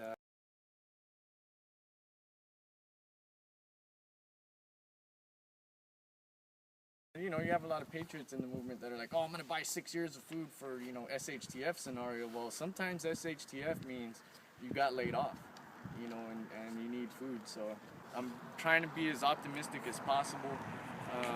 The elite, you know, there is a very strong chance that they'll collapse. You know, corruption breeds corruption. So, you know, you have all these elites at the table, you know, arguing amongst each other. And we've seen in the past, I believe it's so far been 6 months now, where you have all these elite bankers dying. Even a Rothschild was killed in his airplane. So something big's going on. There's something on the horizon. I'm not trying to sound like a doomsayer because I'm very optimistic about, you know, the awakening that's happening. And as that awakening continues, you know, they're scared.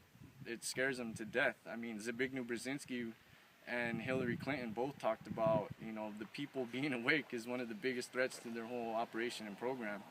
You know, Hillary Clinton is quoted as saying we need to engage in an information war and attempt to pretty much win the hearts and minds of the people through propaganda.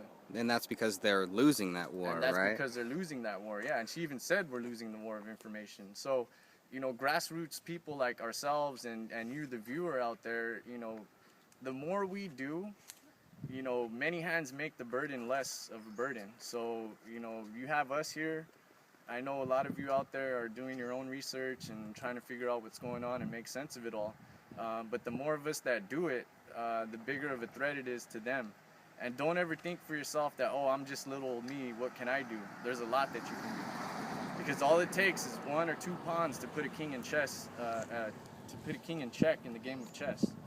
So if you want to call us pawns or whatever, we're one of the most powerful pieces on the chessboard, and the elite tend to ignore the pawns because they use us for their wars while they sit back as kings and queens watching the battles from afar. And we're in the trenches. You know, we're the ones that are paying, you know, $4 to $5 a gallon for gas every day. You know, they're not worried about that. We're the ones that work in the factories and in the warehouses and in the, you know, what's left of industrial America here. You know, so we see what's going on. Our jobs are being shipped to China. They're outsourcing work. They're using the illegal immigration influx as pretty much a cash cow for the 1%ers.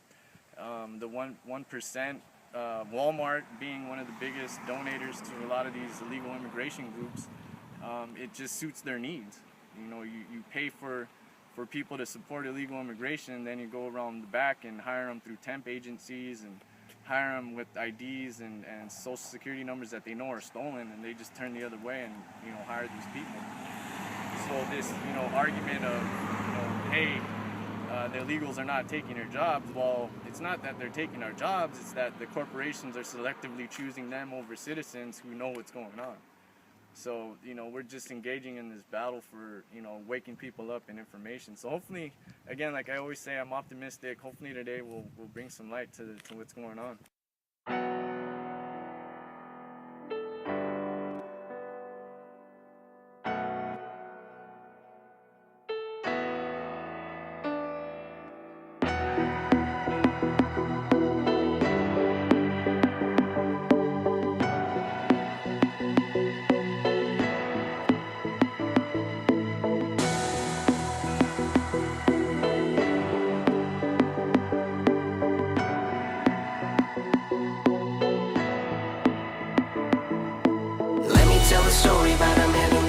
Mexican. Found out in reality he wasn't even 1%. Thought he was erased by the color of his Latin skin. Now he's just a man, not a product of the government. Your race, a product of the government. They say your face is copied by the government, and everything that you see will be digitized, tracked and traced by the eye in the big They sky. spread lies, but they don't know about the people who were planting seeds. Try to tell the truth about the killers of economies. I think about the present when I look at the past. I can't tell you what's in heaven or say where it's at, but I know that 9/11 was an inside job, and I know the day you give up is the day that you lost. Sold your soul to the devil, but it doesn't belong to the evil one who runs the world. Everything comes from the one who made the heaven and dimensions of earth, and made the first human beings from his breath in the dirt. And all these products of the government to brainwash kids with false hopes and false morals, to make them forget about the things that really matter. At the end of the book, you got your silver gold platters, but you're only a crook. You didn't build that, you stole that, then you took credit. It'll be easy to forgive you, but they'll never forget it. So let me tell a story about a man who was a Mexican. Found out in reality he wasn't even 1%. Thought he was erased by the color of his Latin skin. Now he's just a man, not a product of the government. Your race, a product of the government.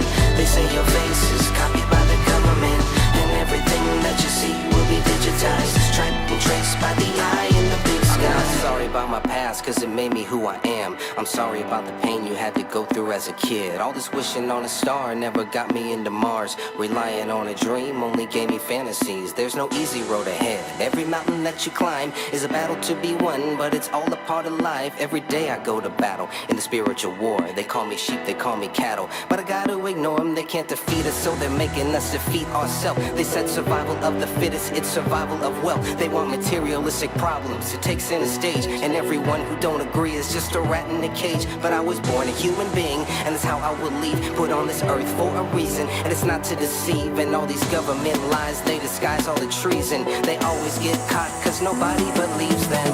Let me tell a story about a man who was a Mexican. Found out in reality he wasn't even 1%. Thought he was erased by the color of his Latin skin. Now he's just a man, not a product of the government. Your race, a product of the government. They say your face is copied by the government, and everything that you see will be digitized, tracked and traced by the eye on the big sky. So long ago, still yesterday. Woke up, I was thinking about the price we paid. Got our fake freedom like a sacrifice. Don't talk about the government, cause that ain't nice. People getting tortured still. Found another war on Capitol Hill. Raised the debt, created Osama. Killed another patsy, gave us Obama. Where do we go from here? Turning off the news, there's feels like I've been waiting so long. Every time that I fall, every time that I won't be unbreakable. Every time my goal slips out my hand, pick it back up and fall again. Add a scar on tainted skin, another day that I don't win. Starting over from the bottom, truth is lost, but someone's got them locked inside a box of lies. Box of Bradle for the eyes, box of candy for the weak, and a suitcase for the more deceived. Let me tell a story about a man who was a Mexican. Found out in reality he wasn't even 1%. Thought he was erased by the color of his Latin skin. Now he's just a man, not a product of the government. Your race, a product of the government. They say your face is copied by the government, and everything that you see will be digitized, tracked and traced by the eye in the big sky.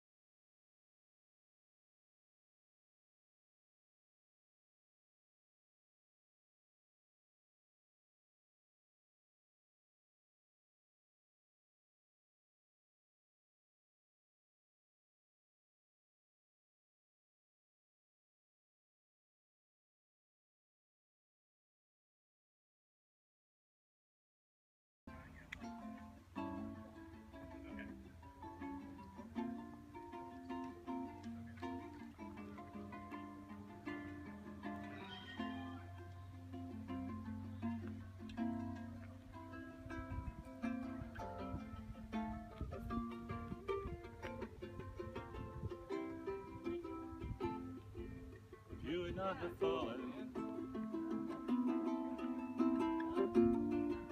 I would not have found you. Angel flying too close to the ground.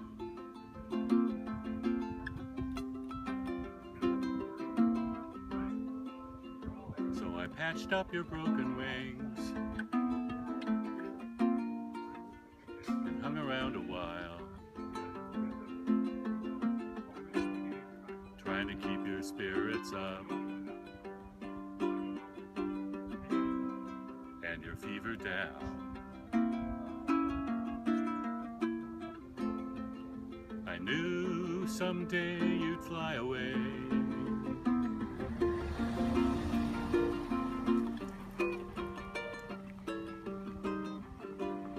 for love's the greatest healer to be found.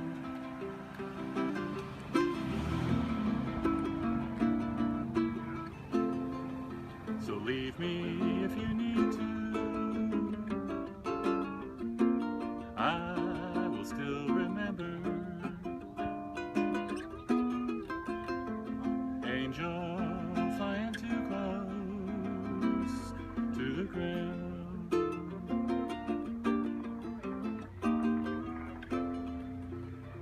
By Willie Nelson. I didn't say that. He said that. Last year they gave us donuts. We just wanted to return the favor, but they didn't want our donuts. So, whatever. I thought the guy was very reasonable. Reasonable. Yeah. Okay, that's reasonable. Reasonable that we never said his donuts might have cyanide in them, but he made it very clear that ours might. Well, yeah, he was intimidated by the numbers of us because we were such a big gang. Sure. Okay. It was my hat that scared him away. All right. You could tell I might be an Illuminatus. Well, you definitely, you look like a British Illuminatus to me. Well, indeed. Where do you think it all started, buddy? All right. Anyways, donuts are going to waste, I guess. I think I might even have one. I'm really, really hungry. Please. I don't know. You might have cyanide in them or something. And now you believe their theories. Well, you know, he was very reasonable, like I said. Cyanide donuts, please. Yes. All right, thank Give you. them back to Sean now. All right.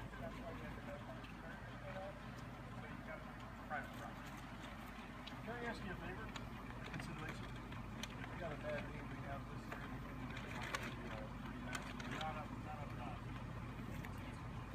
Well, then tell them this. My name is Peter Alexander, and I will move this in 30 minutes. And because of this, and if you're talking to one of you, I'll be gone. And if you can be nice about it for 30 minutes, I'll be out of the way. I'll pull this back up. You already said that, and I already understand. I'm just telling you what I'm prepared to do. They're already trying to kick you out of here? You just got here.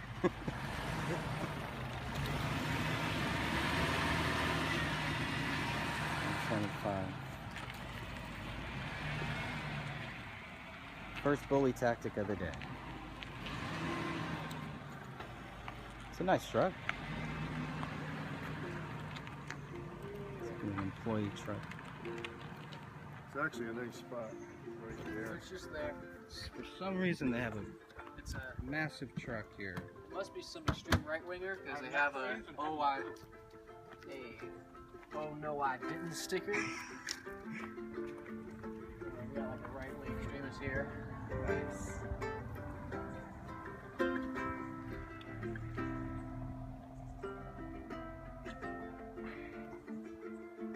You have your other camera, Greg? What's this? Maybe you can help me with mine then. Sure. He's gonna come back and do an interview, so You want me to I help want to you? get some of this stuff on film. Sure. I'll probably record it too on my phone. Alright. I've got a Joe. I've got this one. Why is my one of my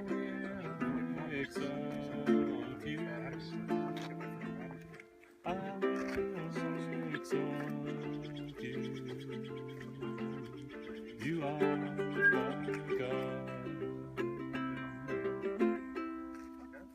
God,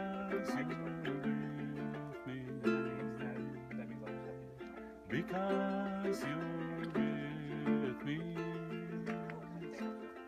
Because you're with me, Jesus, I will not fear. My hiding place, my safe refuge, my treasure, Lord, you are. My friend and King, anointed one, most holy.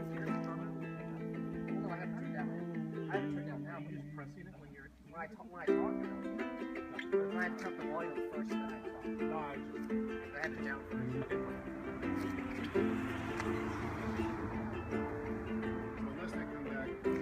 You obviously had some good dialogue with the sheriff, right? I always try.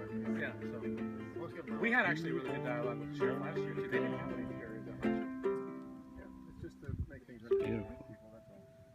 And the confusion reigns supreme. We're born into a world of lies. So let's just take the Bible right out, right? Let's not even go to the Word of God, which was inspired by Him directly. 501c3s, I agree. That's going to be the downfall of the church. It's through greed. If you want to have an intelligent conversation, don't put words in my mouth. Okay, if you wait want to have a an minute. intelligent conversation, let's have a If you conversation. want to have an intelligent conversation, don't interrupt somebody when they're trying to explain something to you. See, you already lorded over me by you thinking you're smarter than me. I never don't said that. Question Again, you're my putting words in my intelligence. mouth, although it might be true.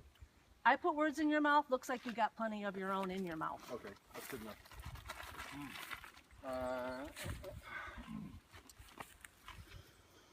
How's it going? Daniel, get I am behind well. me. I'm going to take a stand for the Bible here. The Word of God is our direction, our only direction. We stray from that, we have problems.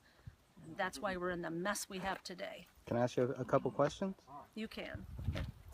Just what is your reason for coming out here to the Grove today? Because there's a stone owl in there that's been sitting there since 1872. Maybe even longer than that. I like to know where the origin of that thing came from. Did they make it here or did they bring it in? We know from the gods of the Old Testament, which were detestable to Jehovah God, that God said, do not have anything to do with them. Do not worship creatures, worship the Creator, me.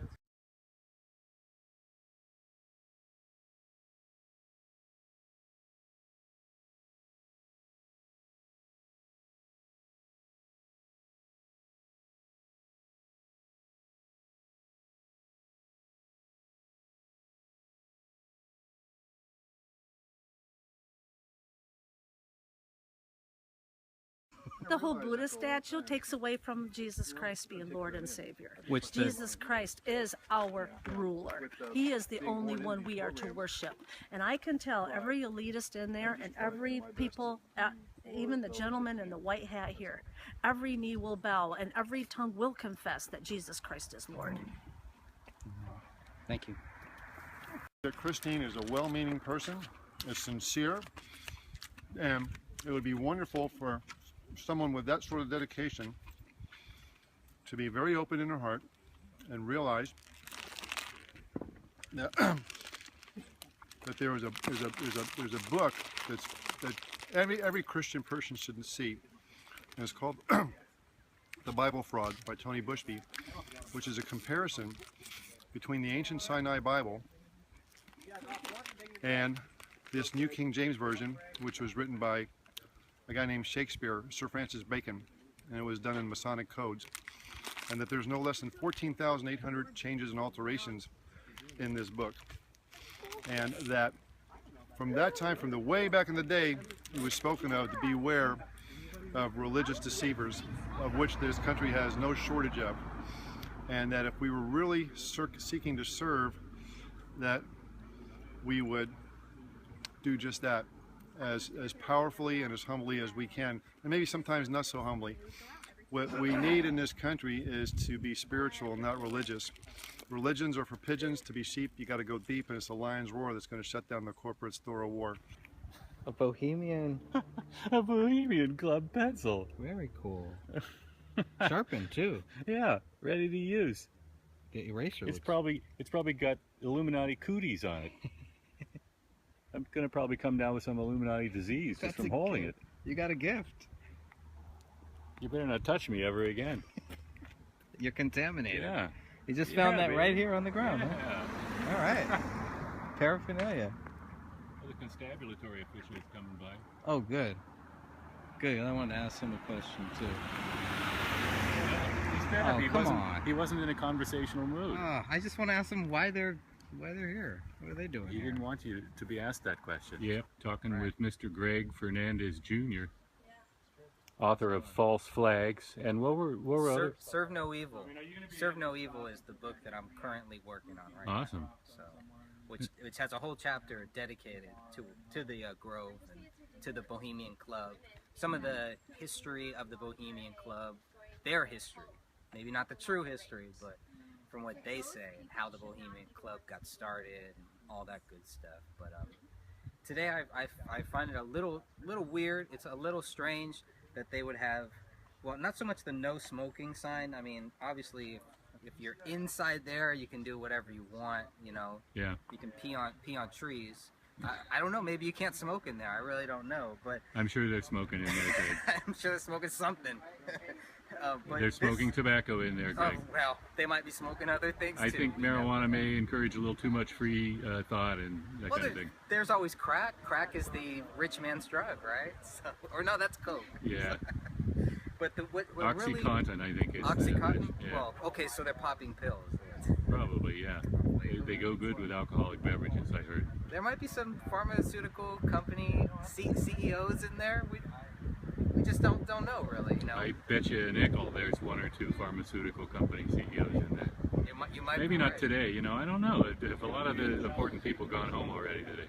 They could be, or maybe they're getting ready for the big ceremony tonight, because tonight is supposed to be the big cremation of care that brings everything in, you know. So you get to throw away all of your cares for at least 2 weeks. But that young busser we just spoke to a few minutes ago, didn't he? Well, I thought he said that the cremation of care happened last night. He did, but when I asked him, so it happened on Friday, he said that he didn't really know. So it's possible. It's usually on the first Saturday. That's usually when they do their. And that was a week ago yesterday then, huh? It better not have been. That was a week ago today then, huh? It's supposed to be tonight. Oh, okay. Tonight is supposed to be the big shindig. I was thinking today was Sunday. Yeah. Well, if it was Sunday, I'd probably be in church. Hopefully, I'd be in church. This is July 11th, 2015. 7-Eleven. And we're in Monte Rio, California, at the site of the Bohemian Grove, the Bohemian Club Encampment. They got badges that say Encampment 2015. Very prosaic. 2-week summer camp, right? Yeah. We found at least one pencil. Yep, I personally discovered purely by accident. He sure did. A Bohemian Club pencil. But this is new. This is something I've never seen. They parked their car here, and then at the same time put a no parking sign here. So how can we assume that any car that is parked here is going to be towed when they clearly have a car parked here that's not being towed? There's an Orwellian aspect to it. There is, right? Yeah. I thought that was a little strange. And why? What is the point? Freedom is slavery. I guess so. I mean, we never really park our cars here. Why they would park their truck here, it just doesn't make sense to me. To show their brand loyalty to Ford Company, which has historically been associated with police and with intelligence, like, you know, FBI and stuff. That would make sense. Well, we tried to ask the cops why they were here and why they are pretty much guarding the Bohemian Grove. We have at least 2 sheriff's deputies out in front there, and we stopped one of them, and he told me that he was going to be right back, and he never came back. Yeah. So we're still waiting. I don't know how much longer I can wait, but I would like to know, like, why are the sheriff deputies here? What are they doing here? Are they here in case something goes wrong inside? Are they here in case something goes wrong outside? No, I think probably they just are assigned. It's just a detail that people in good status in the local force have a chance to get assigned to. You know, it's just a way to earn money this day. I don't think they have any ideological attachment. I don't know. I sure hope not. We were told that Chris Matthews is here. Was here yesterday. Might be here today again. But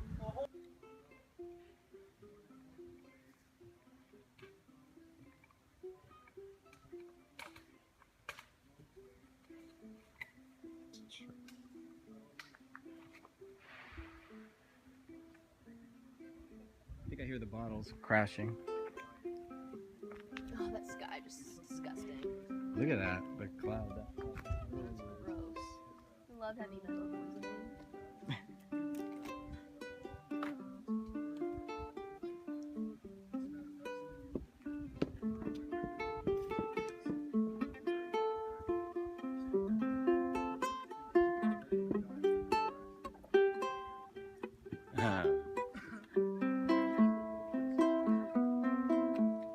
Tequila sunrise?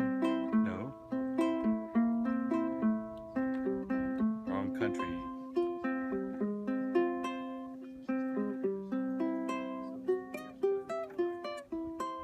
I saw you yesterday.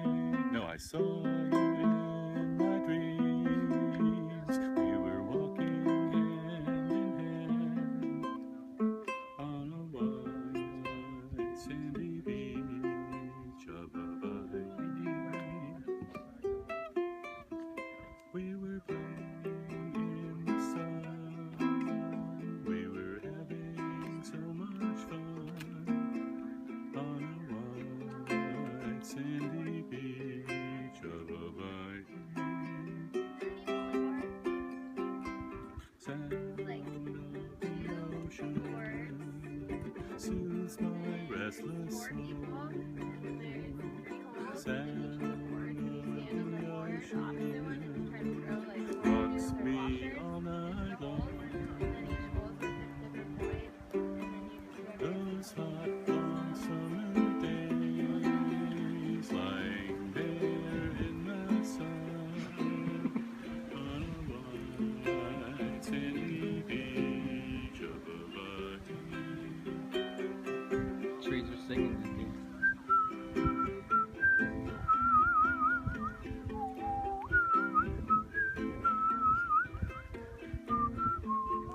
Massive, like redwood tree, like just huge, like tall, just like wide, like tree. Kind of like if you've seen a.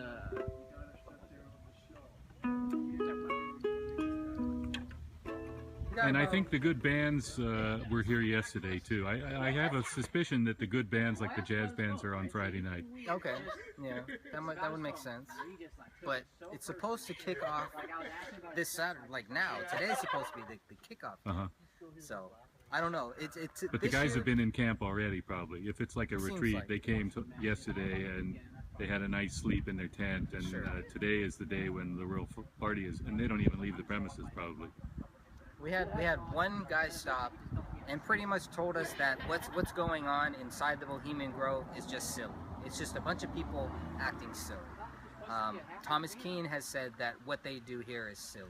Lawrence O'Donnell has said what they do here is silly. So there's a lot of people that come here that aren't taking it seriously.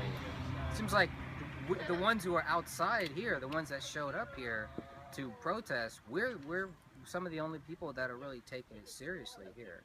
And all that we're taking seriously are these questions. What are they doing here? You know, it's a big difference in just asking what is going on here than to just say we know what they're doing here, because we don't know what they're doing here. The people inside there do, and probably many of them have no idea what the cremation of care really stands for. And the guy basically laughed, and you know, I said, so it's a play. What you're saying is that the cremation of care is just a play, and you know it's just a lot of laughs, a lot of giggles. But you know, they said the same thing about September 11 too. You know, that was all fun and everybody was laughing at all these different theories and stuff. But when we really try to separate facts from fiction, what do we find? What do we see that's really going on here? They are doing lakeside chats. They're called chats. They're not called policy discussions. They're called chats. They do have a 40-foot owl here that is not called Mullen, but it is a 40-foot owl. I forget, what do they call it again? Owl of Bohemia. The Owl of Bohemia. Oh, Owl of Bohemia. And they sacrifice care. And when I asked the guy, you know, why sacrifice care? And it's like, oh, we're just, you know, it's just to to let everybody know that for these 2 weeks, we're going to throw our cares down. We don't have cares. And I said, but do you need a ceremony for that? You know, do you have to burn something before a 40-foot owl to symbolize that you're sacrificing care for 2 weeks? Maybe and those why folks do. sacrifice care? But if they're doing lakeside chats here, and if they're talking, that's not sacrificing care to me. I don't know. How about the Italian consulate? Why were they here, and then what other consulates are here? Yeah, who else is here? Well, Italy is right behind Greece. They're the next country to probably default in a blatant way, so that it's like a question of will they exit the European Union. And so they're looking at Greece. And of course, they're a bigger economy by far than Greece. And after they drop the bomb, he came home and married Mom. I didn't think about it. I was like, you're like, it's gonna be a hot day. It's Sunday. I know, that's what I think too. But I always just like bring your jacket and sit on. After that, it's windy around here. I was just like, oh, it's he became it's California in the summer. We'll be fine. Usually it's like that, but I don't know. Kind of weird. Like it's been like, what's the term? It's like bipolar. It's really weird. At least where I was living, where I'm staying at right now. Like one day it's just like really hot, next day it's just cloudy as hell. It's like 80, 70 degrees out. I'm like, what the hell? It was like 90, 100 degrees out the next day. And it's like something like 80, 70 degrees out. And it's windy and cold. I'm like, it's all you guys breathing. Can I ask you why you decided to come here to the Grove today? Spirit called me to come here. I was going to go to San Francisco. I've been here on and off for about 10 years. And as I said earlier, if you Google my name and go to the video, the 6.5-minute video, I was interviewed here 2 or 3 years ago by Anthony Hilder, and that interview, along with 2 international lawsuits, one filed out of Sacramento and one filed out of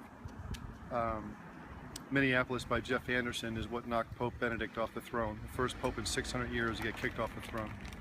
So I'm here on behalf of helping to open the eyes and be supportive and hope tie together the efforts of well-meaning people that seek to make change for the better. Have you ever been inside there? I was inside, yeah. I was inside there once or twice in the 80s, and one of them, as I said, if you Google my name, Peter Cherneff, it's TSCHERNEFF. You Google my name, go to videos, find the blue 6.5-minute YouTube. It describes a particular event that I participated in here, which included some very powerful people in a private ceremony and the termination of a young missing San Francisco boy by the name of Kevin Collins. Thank you. Okay. Is this just a big party? Is this just a big club? You know, or is it something more? Are they building something here? By definition, I think it's insulting for them to expect us to assume that there is a secretive meeting of ostentatiously powerful people from around the world to meet in a cloistered environment, and that we're supposed to agree that it's just innocuous, that nothing of consequence is discussed. That's it. It's insulting to us that we're supposed to accept that. There's nothing going on here. There's nothing to see here. Nothing to see here. Move along. Keep moving. And we're like, no, there is something going on. These aren't the Satan worshipers we're looking for. Yeah, I mean, come on, man. You know, But I think they're able to do this partly because there's 2 levels. The spiritual element, which I think is fundamental, and maybe you agree. I do. It doesn't have to be imposed upon the rank and file that come here. For them, did you hear that? Praise Moloch, and that's kind of some of the things that we've been getting today. And these are kids. Well, it's like it reminds me of those. It reminds me of the gay protesters who, like, you know, they crucified themselves and stuff or something just to tick off Christians and stuff. To let people know that they're doing this partly to offend morality and to offend people who are religious. It's like stabbing yourself in the heart, and that's all these kids are really doing. When they walk by and they run by and they make comments, but they won't stop and actually chat with us. Mm-hmm. Now they say Moloch. This kid at least twice has driven by and said praise Moloch. What does this kid know that we don't know? Well, he probably likes heavy metal, you know, and Satan rock. Well, but what I'm saying is he's made the, you know, a bond between Mullock and this 40-foot owl. Mm-hmm. So, you know, why? Like, why would he do that? You know, what are we talking about? He's having a good time. To A him, lot of it's people are having a associated good with time. getting good things. We might have saw one of the guys The devil's here, more fun than God. might have saw David Rockefeller. Look just like David Rockefeller. We don't You mean know an if it old was bastard, him. you mean? I mean, A little really, guy. really old. Yeah, You're kidding. Grimacing at him. He only grimaces. His face is like a perma grimace. Yeah. So, I mean, this is it. This is what you have to deal with here. You know, a lot of, I mean, this is like, it's not even high school. This is like middle school. This is like grammar school stuff. And you can't, I can't blame these kids for what they're saying and how much they laugh and how much they, you know, think that this is all funny. That's a tactic. That is a tactic. Yeah. That is the same way people I was do. thinking of them though. So I was thinking they were making. Well, it's California. The minimum wage is like what? But they got to make money. You know, we all need to make money, and these kids are trying to make money too. But one day they will realize that this is not all fun and games. This is real life. And when you grow up and you turn from a child into an adult, then you start taking things like this seriously. Mm-hmm. You know, it's a very selfish thing to just not care about what's going on here. To have a whole ceremony dedicated to murdering care, to sacrificing care, whether it's a play or not, is just weird to me. And then you talk about the people that are coming here. These are very powerful people. These are very powerful people, not only within our country, but around the whole world. So they're not just coming here to just, you know, have fun for 2 weeks. No. Everybody knows what happens on the golf courses. Anyone who knows about business is done on the golf course. Well, welcome to the Bohemian Grove golf course. Here it is, you know, and this is a very, very serious thing that is happening here. And this is not about me trying to prove that I know what's happening here, or that Sean knows what's happening here, or anybody else. Sean definitely does know what's happening there, though. We know Sean knows. But, right, Sean? Hey, I just linked to my YouTube video, just as in the notes. Yeah, baby. Sean Ackley, ladies and Sean gentlemen. Ackley. Yeah, Sean Ackley, who brought all this up, and you know, it's a little frustrating when you see people driving by and they're laughing, giggling, and smiling, and it's like you're smiling while you are being, you know, just being a jackass, basically. You know. Don't stop believing.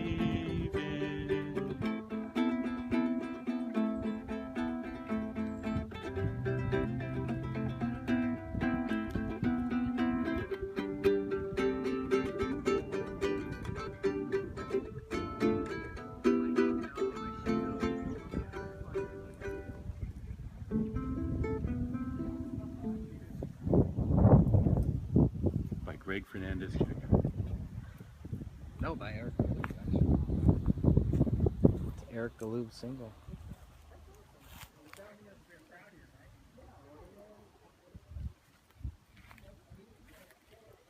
What, you see another camera or something?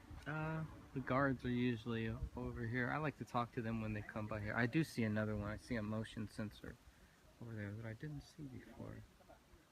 I don't know if the camera will pick that up though.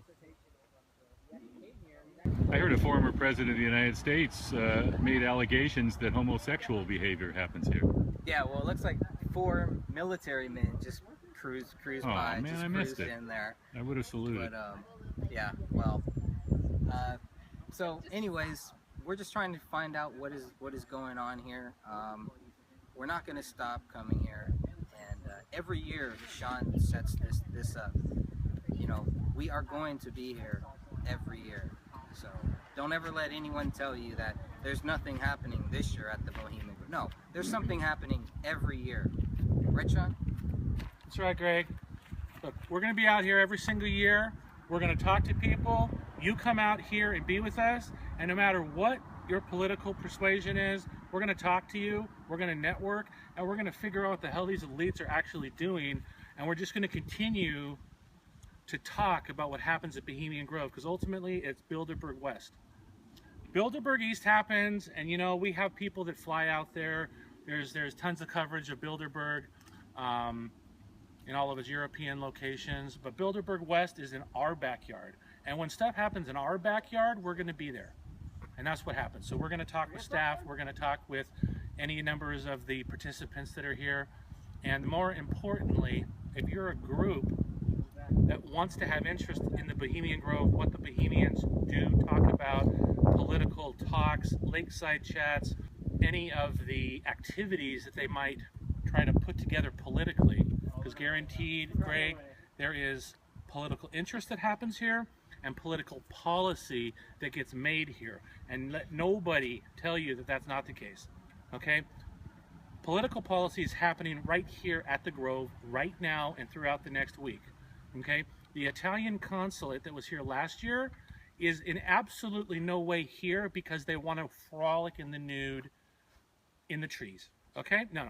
They're here because their corporate masters said, we want the Italian government to be here, okay?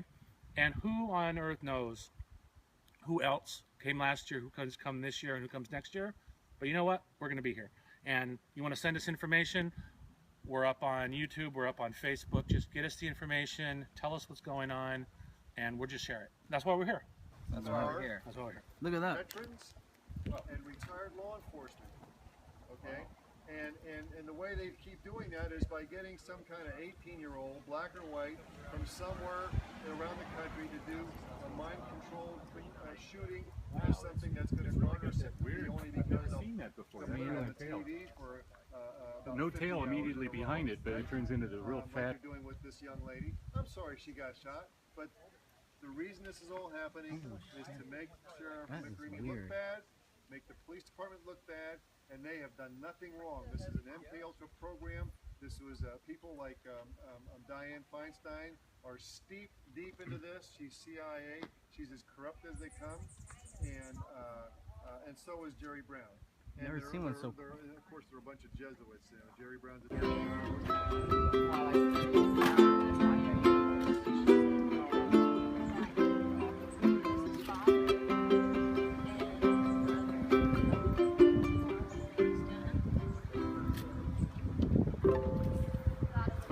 My old man. The bottom line is I was born in the MK programs since I was born into them. Was pulled out of them by some very powerful spiritual people about 1989, 1990. And I have since turned a lot of the information of things that I was forced to do under multiple personalities, things I didn't even have memories of until 2003. I've turned around and since made them very public, and my writings and efforts have had a variety of effects, not excluding, of course, including the termination of Pope Benedict from the throne, first time in 600 years. I've written things about a lot of local events, the missing case of Amber Schwartz Garcia, Kevin Collins, and there was at least one or two others, and that people have actually been murdered over the information I put forth in the courts, which goes into a whole nother level of stuff. But I'm sure you'll be able to review a more lengthy interview that I have with Sean right here today. So I'll be glad to answer anything else real quick if you wish.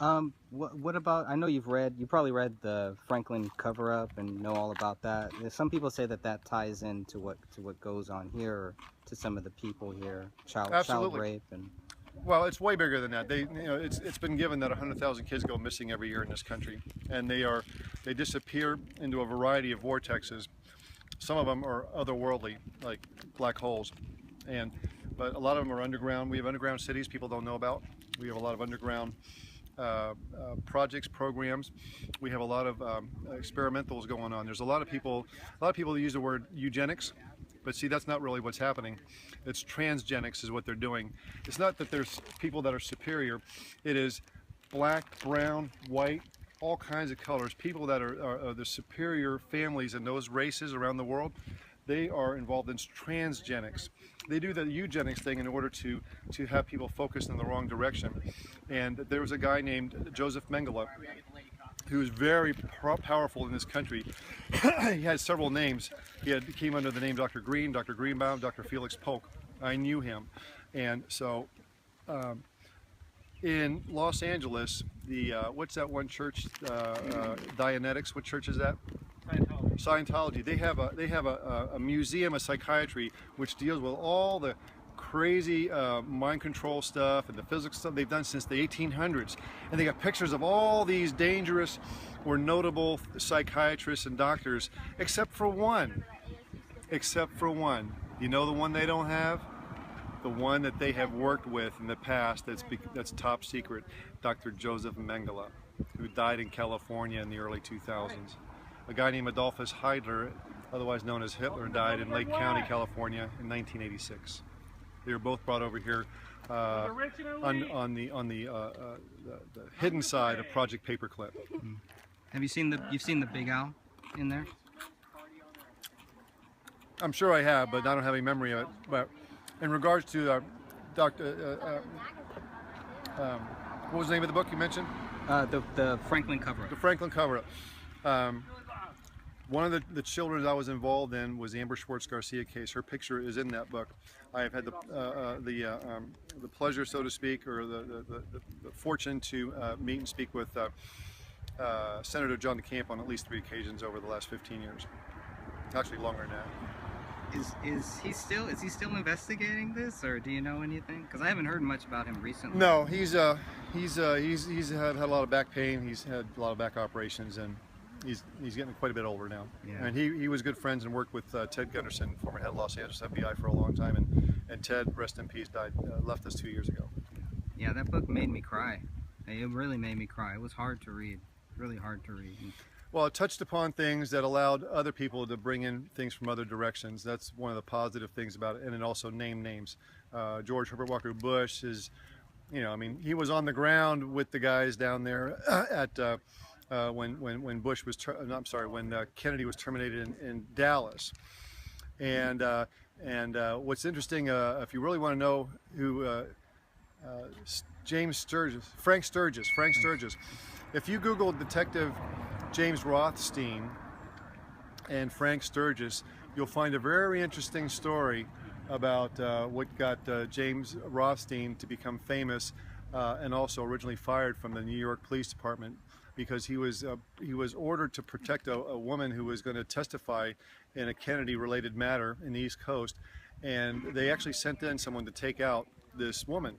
He caught the person, which he was ordered to protect her. He caught this person. He had some sort of an Italian name, but his AKA was Frank Sturgis. Frank then made a phone call out of the jail to the White House and was released in half an hour and never to be seen again. So if you Googled Detective James Rothstein, Frank Sturgis, or Detective James Rothstein, Pope Benedict, you'll find some very interesting stuff. And one more, Detective James Rothstein, followed by Human Compromise. Maybe this is a training ground here for something bigger, for something better. We'll just have to wait and see. But the one thing that we do know is something is going on here. Everything's alright. Bring everyone inside when the rain comes over the mountains. So who here is the name of John Jekyll?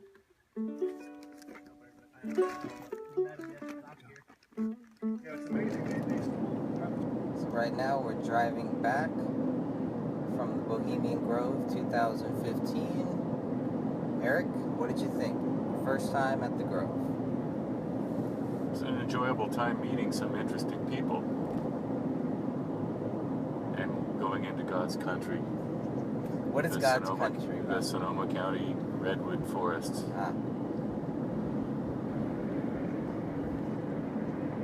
It's cool to hear you play some songs too. I like that. Standing under the redwoods in the canopy with the sun wafting through, strumming my ukulele, crooning a couple of melodies. It was very pleasant. Yeah, it's very, very peaceful, I thought. There was a strange vibe that I kept getting at that place. It just felt something felt off. I'm still not sure what that was, but might have been a very eventful day yesterday at the Grove. Yeah. That might have been part of what we were sensing in the people who were there going in and out. What they knew or didn't know. What they had heard or hadn't heard about what had happened. Maybe they had information here the night before, we don't know. Yeah, there was at least 2 members or 2 guests who actually stopped and kind of talked to us. So they didn't talk for very long, and they didn't like what we were saying or some of the reasons why we were there, but at least they took that time to kind of stop and talk to us. Like the one guy was saying that there's nothing going on. They're just a bunch of silly people doing silly things. That was basically it. Well, he may have actually believed that too. That maybe is all that really matters to him. Yeah, well, he definitely didn't want to hear anything just about... a chance to hobnob with powerful people. Sure. Why not, I guess. We did see those hawks circling too, which made one wonder whether there were some carcasses. There had to have been, I'm guessing. At least 3 or 4 hawks were circling. Well, there was that one moment where there were 5 or 6 or more, it looked like. Yeah. After we first saw the hawk circling, and it was 10, 15 minutes after that, I snapped a couple of pictures. I can't wait to get home to see if, when I blow them up, whether you can really see them. It's a nice clearing in the redwood grove in the sky, and you can see them circling over there. It might have been over a meadow or something. Yeah, I'd be curious to see that. We saw some chemtrails for the first time in 4 years of going to the Grove, at least. Very prominent ones. In fact, that one plane we saw that had that kind of trail where no trail behind it except for quite a few degrees away, and then it was a very powerful double trail. Yeah, it was almost like it went off and went back on or something. Like they had the ability to make it invisible from some distance from the plane.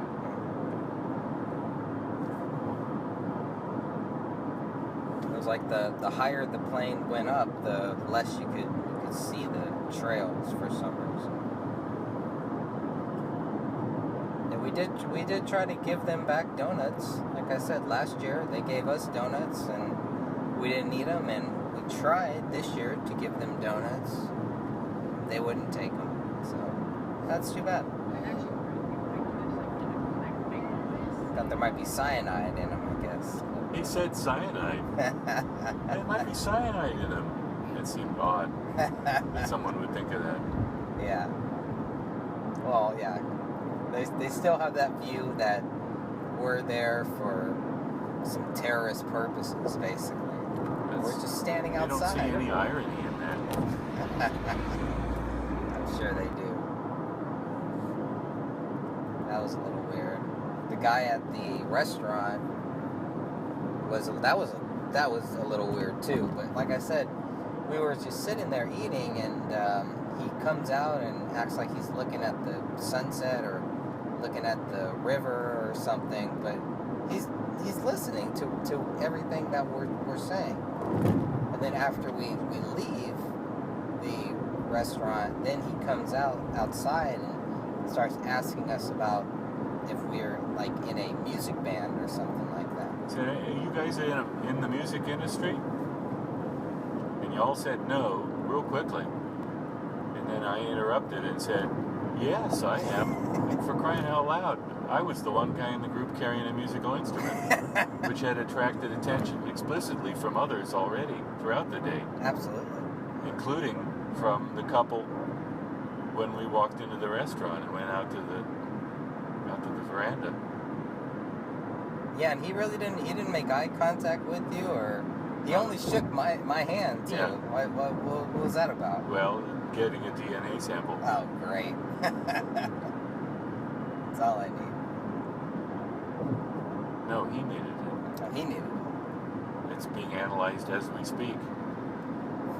They're being checked through the International Interpol terrorist database. See if we get a match. How does he get the DNA from his hand off, to where he can test it or whatever? I don't know. Yeah, I'm sure there's some kind of technique. Yeah, maybe he just gave me cancer or something. They know what his DNA is, and he's scrupulously avoided any contact with anyone else. Therefore, they can extract the DNA and all of the DNA that's clearly not his then, and that agrees with itself. Now they know it's this person that he shook hands with. What would be the point of that? I don't know. But I don't know what the point of any of that was. I think people are just weird and spooked. Yeah. I don't think he was up to anything concrete, really. Yeah. He was not competent enough, I don't think. I think he would have engaged me when I spoke up so loudly like that. He would have engaged me figuring that I'm talkative. He'll find out some useful information, whatever it is, just by engaging me. But that wasn't what he was about at all. He was just about seeing you bear a slight resemblance to one of the guys in Metallica. Is that true, though? I've never heard that before. Yeah, I think there's a slight resemblance because of the way your hair is looking right now. You kind of let it go kind of long and wavy there. I think that's it. The combination of that and the way your facial hair is groomed, there's a slight resemblance to that one guy who kind of looks Hispanic in Metallica. Interesting. But it's not a strong resemblance. Yeah, he's probably taller too. Come on. I think he's taller, older, and more kind of stony rock musician looking too. So it's not a strong resemblance. He wouldn't wear a Captain America shirt. He wouldn't hang out with four doofuses like us either. Well, we had some employees come up to us and engage with us. Were actually talking to us. Yeah, that was pretty interesting, really. All those groups of looked like restaurant help coming out to have their cigarette out there in the creek bed. Yeah, which like, usually... why aren't they allowed to have the cigarette inside the encampment? I guess not. Usually only a few of them will come out. I've never seen so many come out at the same time.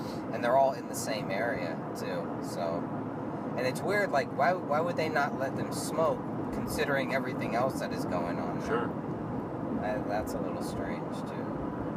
But I think there probably just isn't a place that's set off apart from the activities there where they just wanted to make sure that when they're on their break time like that, they're just away from the activities. Yeah. So that they don't get any more ideas or decide to start peeping, like listening in or making it, getting their iPhone out and making a video. In fact, now that I think of it, I don't think any of those guys with their cigarettes, I bet they aren't even allowed to bring iPhones and stuff like that.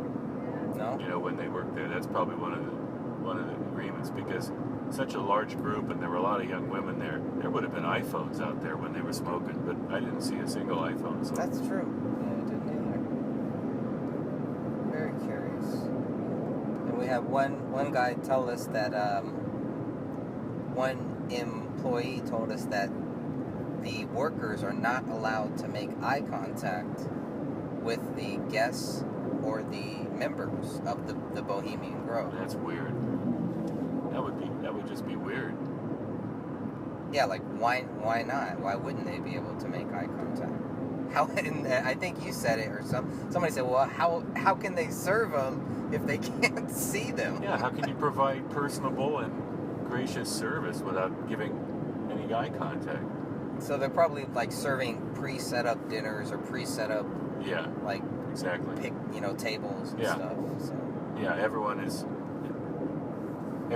seated at the table with their own spot. Right. And so the orders are, the person at chair 6 gets this item, and it's simple as that. There's no need to ever look at them. Right. You just go there, you put this on the table, and you walk away. Yeah. Put the plate down and walk away. Do not look anyone in the eye. Do not pass go. Do not collect $200. Straight to jail.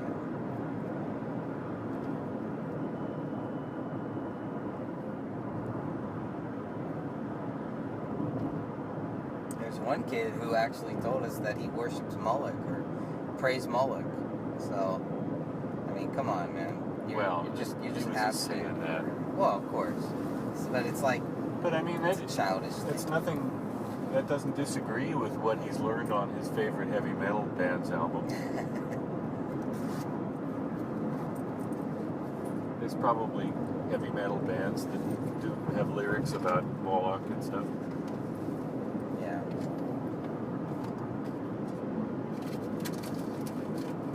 I'm sure their parents are proud.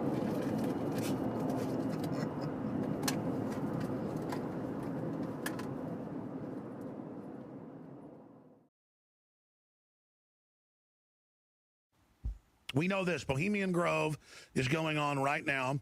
Its final day is this Sunday, and they are doing occultic rituals, having orgies, having homosexual sex. And the issue is it's the Republican leadership doing it. Not everybody that goes there is bad. Not everybody, there is a Satanist, but it's a way to induct ruling class people as the doorway into the deeper cult.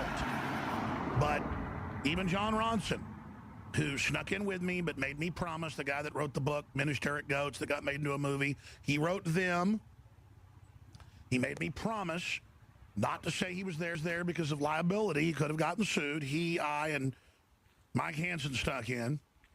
I had to not put a lot of the footage in to my film because it was John Ronson there with us. But I put Dark Secrets Inside Bohemian Grove out, and he was there. He saw it with me. He saw the big photo on a tree of Henry Kissinger. There was Secret Service nearby, so I couldn't get the camera hidden and get footage of it. Dressed in drag, doing something sexual.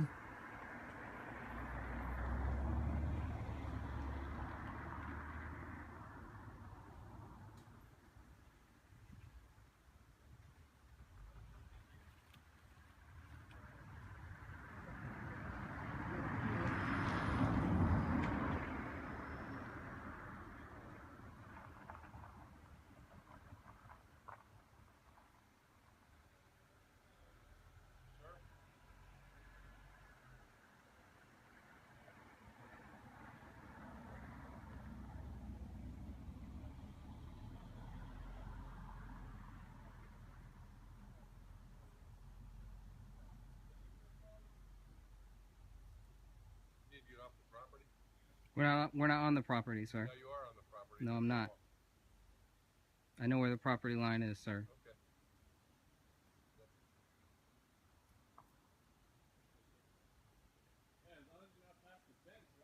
Yeah, we're not on the property line. We've been here 4 years. We make sure that we're very respectful, and we make sure we're not on the property line.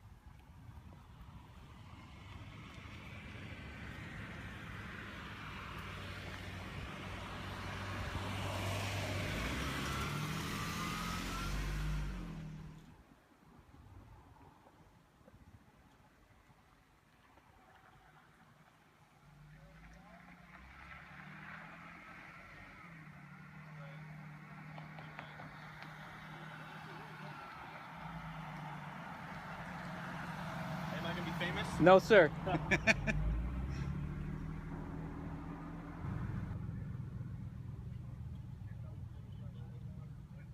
There they are talking to the sheriff there, trying to kick us off the property line. We know exactly where the property line is. Sheriffs have already told us where the property line is, and we're going to respect that property line.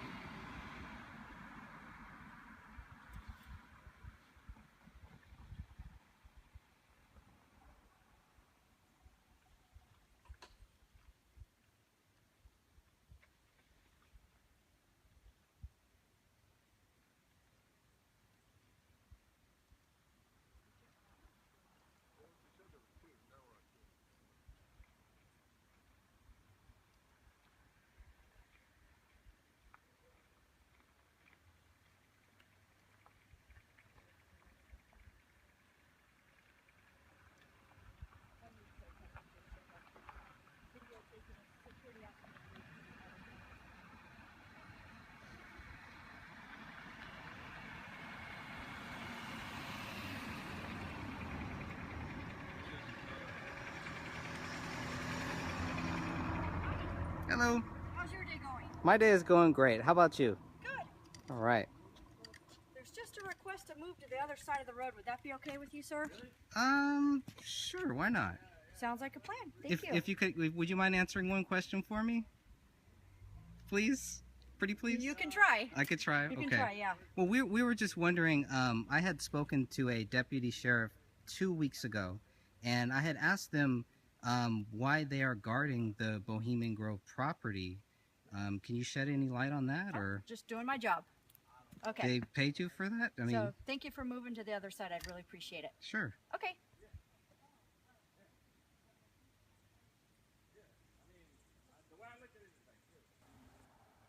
Thank you.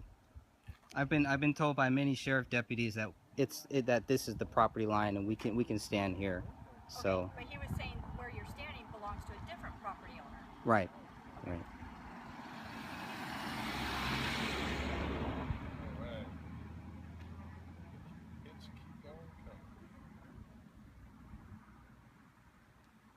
So is there someone that I could talk to, a sheriff deputy or a sheriff maybe, and find out why the sheriff deputies are guarding the Bohemian Grove? What would be the best way? Contact Sonoma County Sheriff's Office, I guess. Try that route if you'd like.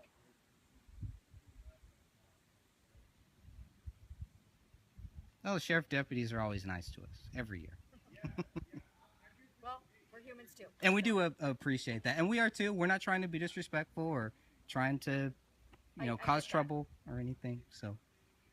What's your plan here today? I haven't met you before. No, actually, I haven't seen you here before. Okay, I'm Caroline. Yeah. I'm Greg. Greg? Nice to meet you. Okay. Are you part of a group or No. just private citizen? Yeah, just citizens. Yeah. We're just trying to figure out what's going on here, and so far I haven't gotten too many answers, so we'll be here till we do. But it sounds like you're aware of the trespassing laws, correct? Well, I am aware of what the sheriff deputies have told us, where we can stand and where we can't stand. Okay. So. Just as long as the person who owns the private property where you're standing doesn't complain. If that person complains, then you might have to move to where your friend is. I would have no problem with that. No problem.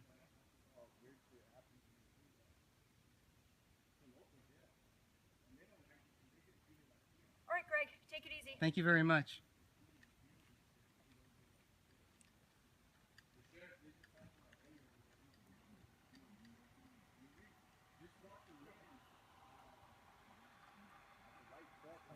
This is not some moral judgment of this, not because I don't make moral judgments, but because get past that and just look at it for what it is. Blackmail. Even Spy Magazine, even People Magazine admits huge problems with HIV at the Bohemian Grove back to the 70s, back to the early 80s. Just huge, bizarre behavior with former presidents, prime ministers, British royalty, Dutch royalty, female prostitutes down the road at the hotels, 2,700 acres with just men having sex with each other. This is to compromise people. And it's going on right now.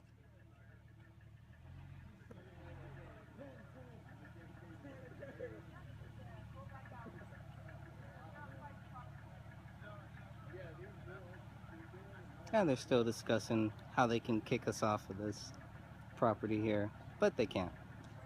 So we're good.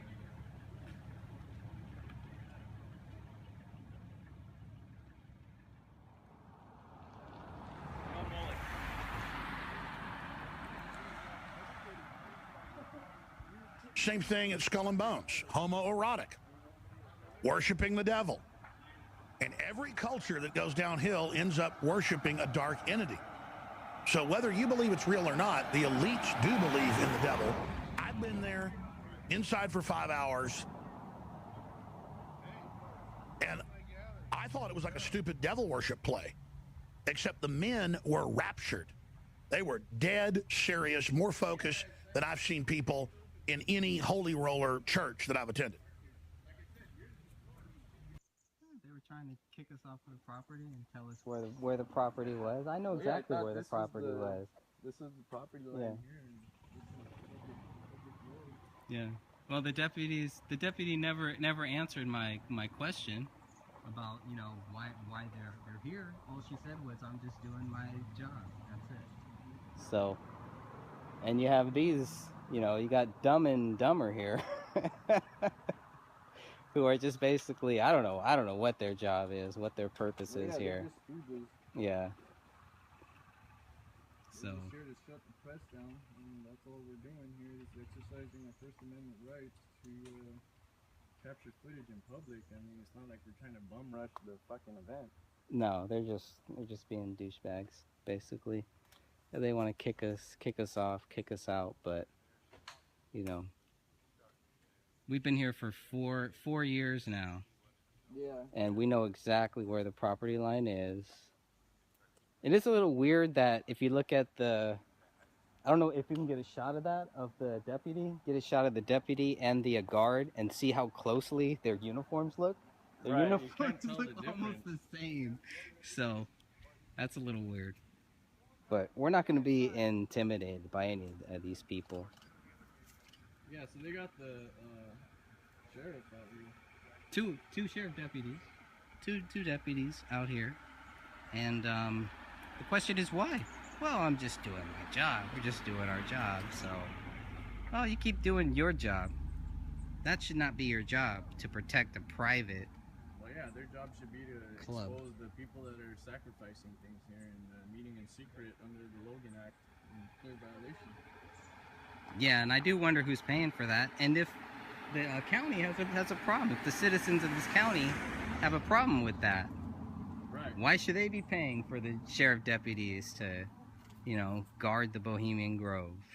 I think they have a lot of better things to do. So that's another question we have. Well, we're not being belligerent, so we're just here covering. No, she was nice. The deputy was nice. Like I said, most of the deputies are really nice to us. They have no problem with us. Take it easy, man. Yeah, again.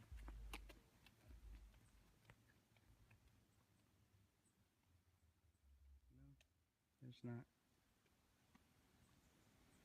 I don't understand why you need two deputies out here either. I think that's a little excessive, but I don't think you need any. I don't think you need any deputies.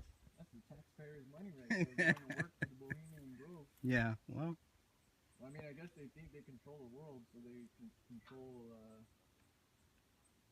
the cops. I don't think they're as powerful as they think they are. I mean, if we're out here, they're powerless. Yeah. Hopefully this will be a testament to the rest of the world to do what we're doing, and hopefully they'll do a better job.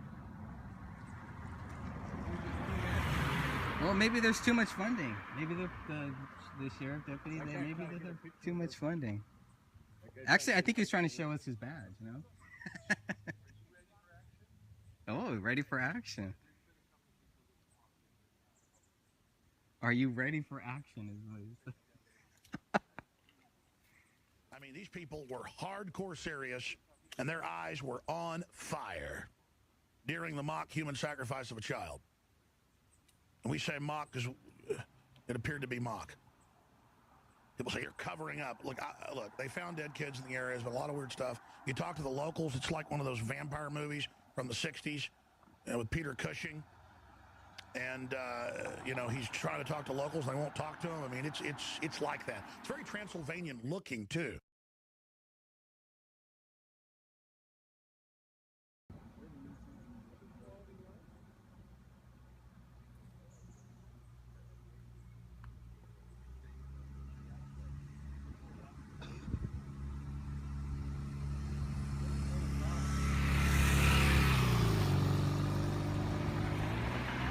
Three. Oh, we got 3 deputies here. Okay.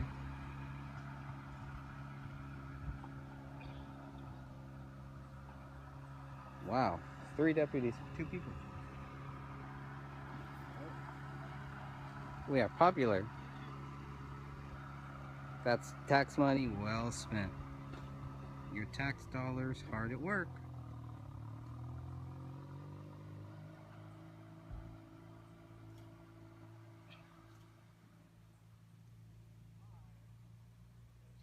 Let's have a party. Three sheriffs. One security guard, actually. 3 sheriff deputies, you should, to be accurate.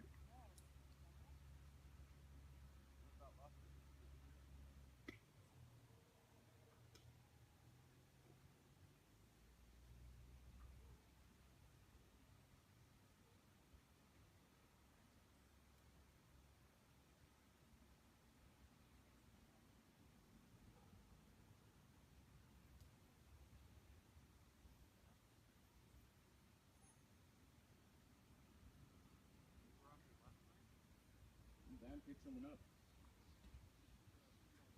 Hey. Yeah, I saw that. It was a worker, one of the cooks, I think. Or no, servers. Servers wear red, cooks wear white, I think.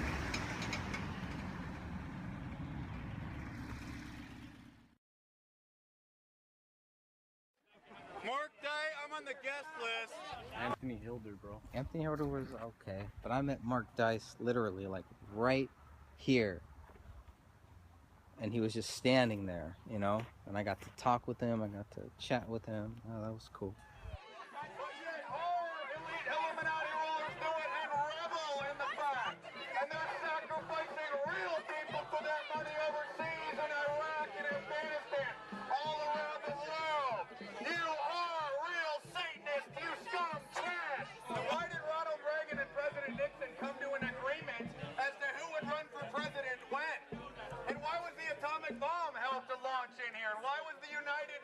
Conceived at the Grove's Clubhouse.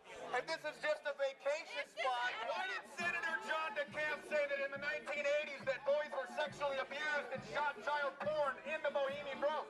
That's not an internet rumor, that's a former Senator John DeCamp said that Paul Bonanzi and other children were taken into the Grove in the 1980s and sexually abused and shot child porn by one of the groups in here. There must have been.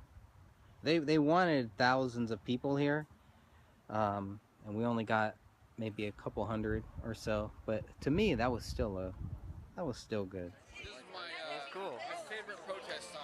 My beer shop.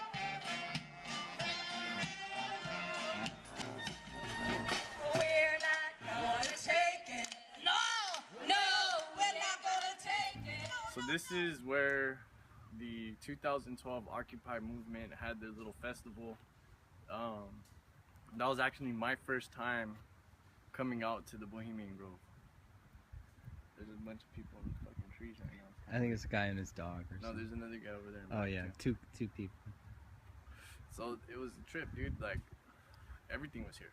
Left, right, center, whatever. Cindy Sheehan. That we couldn't go in the street because they don't want anybody to get hurt. My response was, people get hurt every day because of those people up at the Bohemian Grove. Right! They should be protecting us from them, not them from us. Right! We don't have any riot gear. Right! We don't have any guns. We don't have any helmets. We come in peace, but they don't come in peace. Sorry. I was gonna go like, which side are you on, officer? Mark Dice. Cindy Sheehan was here. Mark Dice was here. Anthony J. Hilder was here. Deborah Tavares was here. She was here too. Yeah. It was like this massive group of people, all just meeting together. We're just like you, you're us. We're you, you're us. We're all the same. Officer. We're all the same, officer. We're all American citizens. And for you to defend and protect the Illuminati elite is wrong. You have an oath. You swore an oath to defend and protect this nation from tyrants, foreign and domestic. Do your job, officer. Follow your oath. Visit the oathkeepers.org website and enlist today. Please don't take our guns when they give you the order to do it. Please don't take us to the FEMA camps when they tell you to take us to the FEMA camps. Let us be. We do not want war with you. We are your brothers and your sisters. We are you. You are us. You are citizens of the California Republic. Back to what I was saying about the unity. There was left and right converging on the Bohemian Grove together as one. not separate, not Democrat, not Republican, just people. You know, Cindy Sheehan comes from the far left. You know, some people say she's a communist. Whatever. You know, she's anti-war, she's anti-drone strikes, she's anti-Bohemian Grove. You know, rituals where they decide on future events for the world. And every single politician that was here, she was calling them out.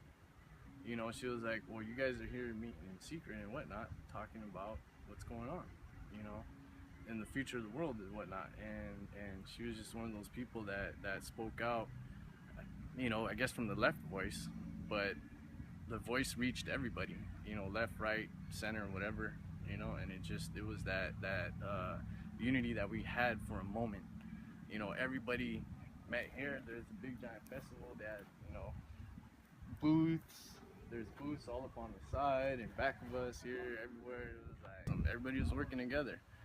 And then the year following, 2012, 2013 came around, and it just disappeared. Where'd it go? You know, where'd Occupy go? You know, they knew that the Federal Reserve was screwing everybody over. Maybe that's why Occupy got infiltrated by the George Soros crowd. You know, I could be wrong. Oh yeah, they're just talking about golf and the latest sports course. Yeah, probably. But they're also, you know, doing what Adam Smith said.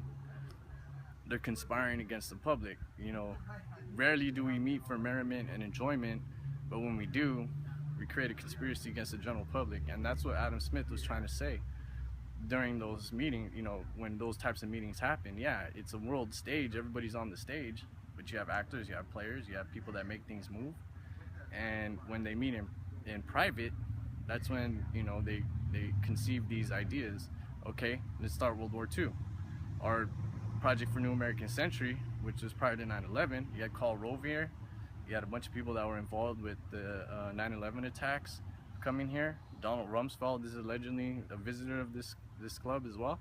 And Donald Rumsfeld was one of the guys that led us into the war against Iraq and also in Afghanistan, saying that, you know, they harbored and helped Al-Qaeda terrorists, which we know to this day is not true, because Saddam Hussein was actively fighting against Al-Qaeda and terrorist people. And I'm in no way, shape, or form trying to lionize Saddam Hussein or make him sound like he's a good guy, but compared to the new dictators that they are trying to install in Iraq to keep the instability going, I mean, I guess Saddam Hussein was a saint, more or less. But at the same time, he killed a bunch of people, you know, with his chemical weapons that he acquired from the United States.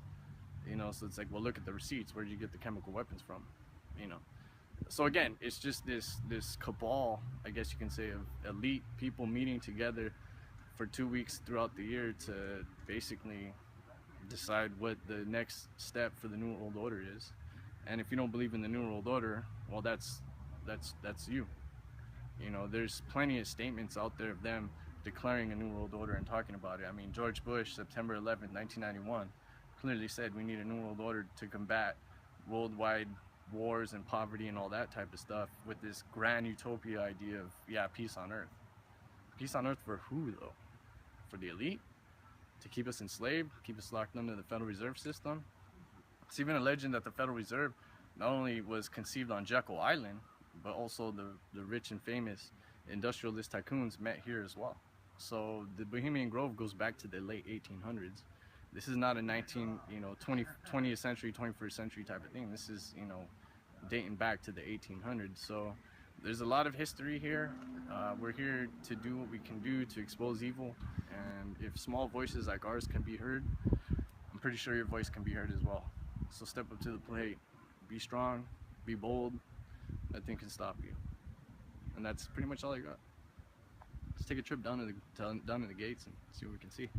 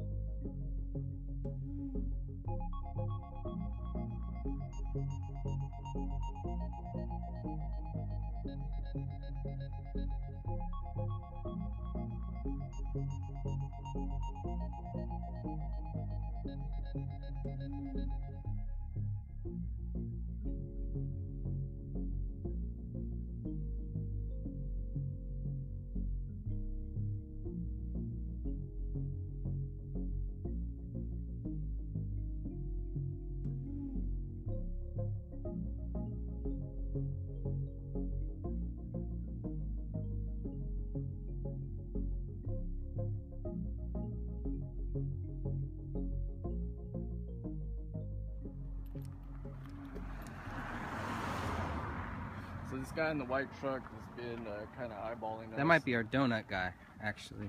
And watching us and seeing what we're doing, so we're already under surveillance pretty much. Yeah. That looks like the same guy that tried to give us donuts 2 years ago, and we refused. And yet, this year, we wanted to give him donuts, and he didn't want them. Didn't want to take them. They didn't want them. So the real question is, what are they doing here? Yeah, so these are all here from the county of Sonoma. It looks like the county is actually paying for the security here. Not only that, they're paying to have a... We have the county sheriff here as well. They got a speed. Yeah, they got the speeding sign, so I guess if you're coming out of the Grove and you're drunk, watch your speed. I wonder if I could run that, actually. You think it would mark me if I hit 2 miles? Probably. Probably got a camera in it. So again, you can see here we got the Sonoma County. Oh, here they come again. The Sonoma County. Let me try to get them on film. Yeah, so here comes that white truck again. The guy kind of scoping us out and taking a look and whatnot. We're gonna ask them what's going on here.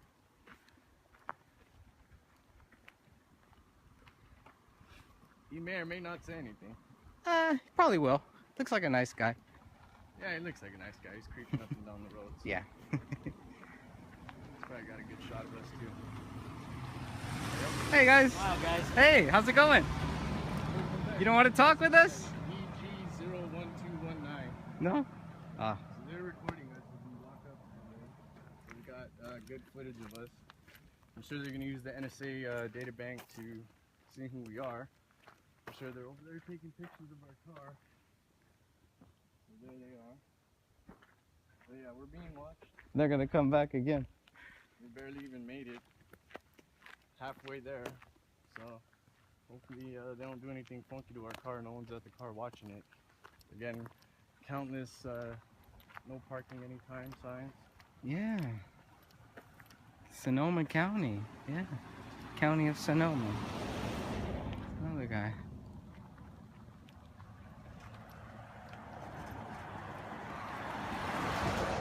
Then we got a guy coming out of the woodwork, riding back with us. Some hippie dude. Oh, where'd he come from? Walked out of the trees. I didn't see that guy. The shuttle. Came out of the forest. There's another shuttle there. Okay, so now we're entering the Bohemian Grove property here. We're not entering the Bohemian Grove property, but we're not gonna break any laws. We're just but here. we're on the line here, and you can see the Bohemian Grove is still going on. Yeah, the parking lot's full. As you can see, I don't know how good you can see into the forest here. I'm gonna try to zoom in. It looks almost just as full as it was 2 weeks ago. So it looks like there's just as many people here as there were 2 weeks ago. Yeah, there's someone walking in the forest over there. Oh, good. Well, there are workers. Might be the security guard. Yeah, there are. You're gonna see that. There's the security guards, which are friendly. All the people are friendly here. It's not, you know. Yeah, generally the people here are usually pretty nice. Yeah, they are. You never know. It could just be another front. Even got a wait, we got a blue jay or something here on the tree. But Yeah, so here's the sign here. I'm not gonna break any laws and trespass. That's the no trespassing sign. So we got that. Basically, if you go past this barbed wire fence here, it's yeah. So you violation can of see. law. We're not here to violate any law. No. We're here to expose people that park. It's nice to have multiple languages though.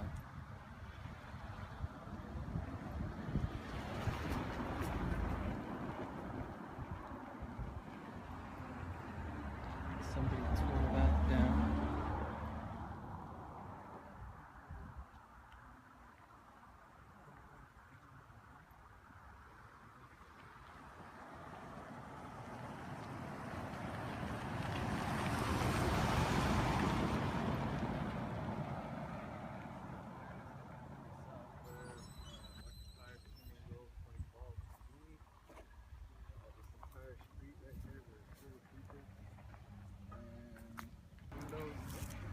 Still here. Pretty sad this year. No one else made it.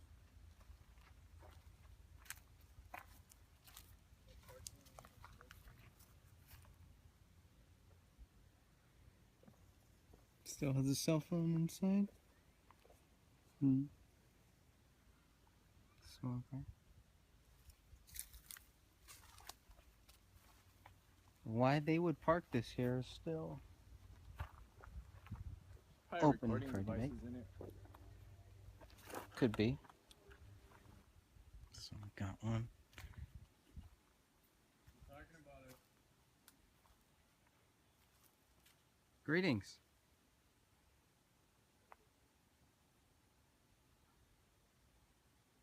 No, they said there's two guys out in front taking pictures. Is this the final day? No, tomorrow's the final day.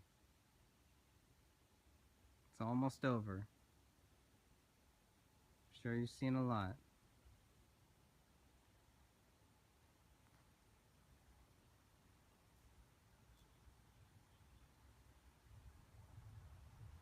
It's been a long 2 weeks, I'm sure.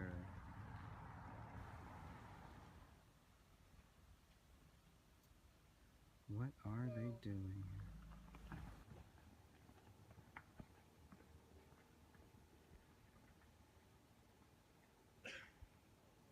Hello. Ready for another round. Ding, ding, ding.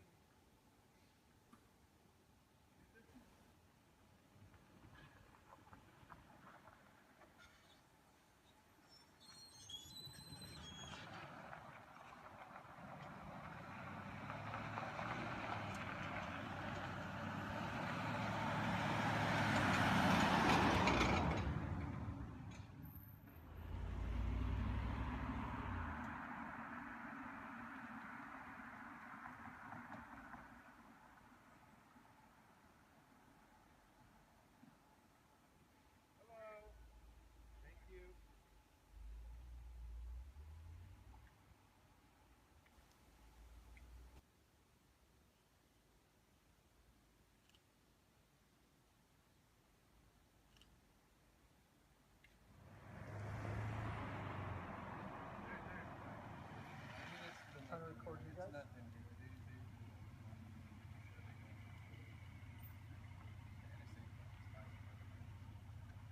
Yeah, what does it matter?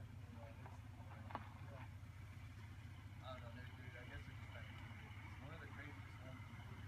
We went to Governor Vargas.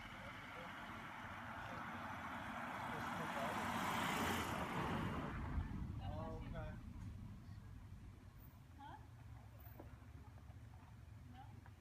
But anyways, we went to, just to go cover. I guess the memo got out. They all just stayed quiet. Security was cruising around, videotaping us. We're trying to find out. Yeah. Some bigwigs.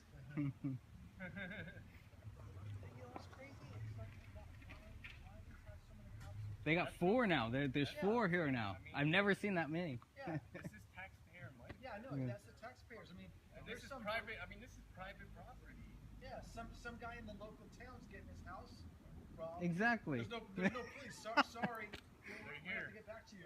They're all at the Bohemian Grove. Well, I was even asking him, like, why are you guys here? And she just said, I'm just doing my job. Well, didn't the Nazis say something similar? Exactly. I didn't tell her that, but Yeah, the secrecy. yeah.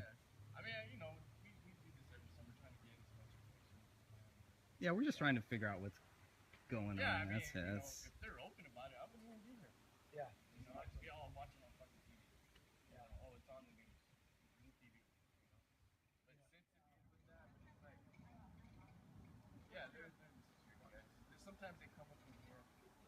When we're here in 2012, there's security guards up in the trees, right here on the side and whatnot. You know, you got some big wigs here, atmosphere. Right, yeah. Right. Did you see the video of the ceremony? Yeah. That's what piqued our interest. But I think the allegation.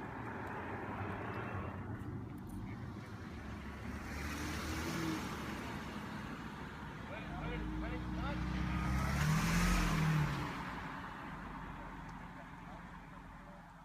I heard for a while women weren't allowed in here. There's allegedly a female version of this stuff. Oh, really? Yeah, I'm sure she's part of it. I can't remember what they're called. Yes, there is. Yeah, because Paul St. Gary, where the hell is ABC News at? He said it's alleged that they control it.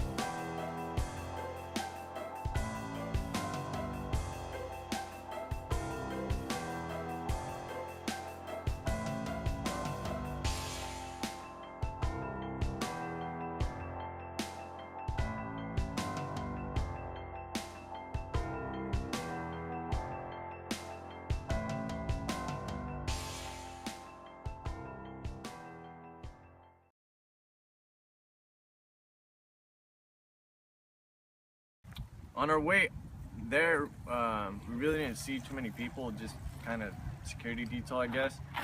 But the moment we got to the gate, some of the workers going in and out for, I guess, shift change or breaks or whatever. But one of the workers asked me for a cigarette, and I was like, yeah, bro, you can have a smoke, no problem. And I asked him, I said, how are they treating you in there, man? And do they treat you like crap, and you guys get paid good? He was just a little pissed off, but he wasn't too comfortable talking to me. He kind of got a little freaked out when I told him who I was with. He asked me if I was with, you know, any news organizations. I said, I'm just here doing this for the people, and we are change and groups like that. So after I said that, it kind of got weird, but he really didn't explain anything of what he saw in there. He really didn't talk about it, but he was kind of spooked that I even asked him, like, hey, what's going on in here, bro? So yeah, it was interesting. We saw a lot of other workers come out. You had the first-hand experience dealing with the sheriff and some of the security detail coming up to you at the gate. I was actually over in the back talking to some other people that were just cruising along, and they started asking about what was going on in the Grove. Just two random, this couple, I guess they're from somewhere up north, and they're just kind of driving around doing the tourist thing, and they knew about Alex Jones and the Bohemian Grove already. So to me, that was a surprise, just some random people actually knowing about what's going on. Surprised in a good way. We have, as we engage against the enemy, we have this idea that no one else knows about it and that we're the only ones that know about it and you can't talk to anybody about it. But that right there was just a testament to show, look, there's other people that are in this world that know about it, and you're not crazy or conspiracy theorists or anything like that. You're just an investigator trying to find out more of what's going on in there. And those two people that I spoke to, they asked me what I knew about the Grove, and I said I only know what's come out. You know, I've never been in there. I only know what's been leaked out by Alex Jones, the whistleblowers, other people that have actually infiltrated it, and also from the testimony from some of the victims of the satanic ritual abuse that they've experienced there. So that's all we can go off of right now. But we do know that very powerful politicians, industrialists, pretty much the corporate elite meet there annually for 2 weeks out of the year to participate in the cremation and care ceremony, as well as discuss upcoming events and what the future holds for them, because they're deciding the future of the world in terms of geopolitical things. Like 1 year we were there, we were fortunate enough to speak to an Italian diplomat and try to get some information from him. It seemed like he was more or less a low-level guy that really didn't know the inner workings of the elite and what was going on at the higher levels, but he kind of, you know, knew something was going on, but he was there. We've also had other people come out and talk about their experiences within. Locals talked to us back in 2013, I believe it was, and gave us a picture of a map, some of the cups from in there with the owl on it, the Bohemian Club owl and things like that. So there are people willing to talk about what's going on in there. I'm sure they fear for their lives because the rich and powerful are the ones that, you know, meet in secret there. And when you have millions upon millions of dollars, you can't afford hit teams. You know, if I'm not mistaken, the average assassination is like $500,000 or $1 million. And if these guys have billions of dollars, I mean, all it takes is just a paycheck or a check or cash, whatever, you know, to take out these people. But with that said, don't be afraid. Don't be afraid of anything, because they fear us more when we take them head on. They want us to be pacified sheep that don't even discuss these issues, because when you're ignorant, it is not bliss. You're not in the know, so they can do what they do behind the, you know, behind the shadows in secrecy. So it's up to us as investigative journalists and just the general public to exercise our First Amendment rights and go to places like this. I mean, the Bilderberg group, they just met in, I believe it was Sweden. Right, it was Sweden? I don't know. This year. Well, anyways, the Bilderberg group met. Thousands upon thousands of reporters convened on the event, tried to get as much as they could. People from the Telegraph were getting harassed. People from InfoWars went there, they're getting harassed. You had security forces, I believe it was under the name of Cobra Security or something like that. I mean, this is straight out of a movie. I mean, you can't make this up. Fact is always stranger than fiction. But once you start looking at the reality of what's going on around you, it's like we're living in a sci-fi movie, but we're not. We're living in reality. So, like I said, it's up to us as individuals, as people who care about our fellow human being, to expose this and try to do everything we can to put it to an end. It's like they say, there is no stopping Armageddon. There is no stopping what's happening in Revelations. But we as Christians can do what we can to prevent things from going on and fight hard against the devil and don't allow them to create these, you know, these massive schemes where they take the entire world into war. I mean, in order for the war to even begin, someone has to pull the trigger. And if they know that they're pulling the trigger for, you know, an unjust cause, they're not going to want to do it. You know, so hopefully, as we expose more and more of what's going on, people will see that. I mean, we've already seen instances where the United States Marines were questioned, will you fire upon American citizens? So some of them said no, a lot of them said yes. So, you know, why would they even be asking those questions? You know, is something going on that we don't know about, or is everything that the conspiracy theorists in the 60s and 50s talk about, is that coming to fruition now? You know, we've seen basically the pretty much destabilization of the entire Middle East. I mean, they were working on peace in the Middle East for years now, and everything they do just continually destabilizes everything. We have the Wahhabis in Saudi Arabia pretty much funding ISIS and other terrorist groups to create havoc in the region. By creating havoc in the region, you have a conflict zone, which increases the prices of oil, and the availability to get that is a lot more difficult because you have to hire security forces, you have to constantly fight against Al-Qaeda, ISIS, different mujahideen type organizations that, you know, are continuing the jihad against the West.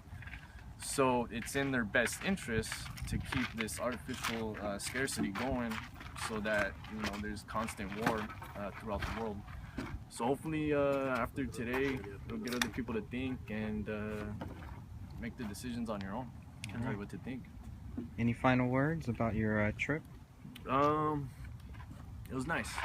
It was nice. We got to see a lot of forest and nature. We're back in the bay again. It was about an hour and a half drive from here. Right now we're just looking over at the bay. It's got a nice view. Yeah, it's beautiful. The Richmond Bridge right here in San Francisco Bay. So yeah, anybody could come out here and do what we did. Hopefully someone else out there will do a better job than us, because I just work 9 to 5. I'm just an average guy. I'm nothing special. But All right. you are. Thanks a lot, man.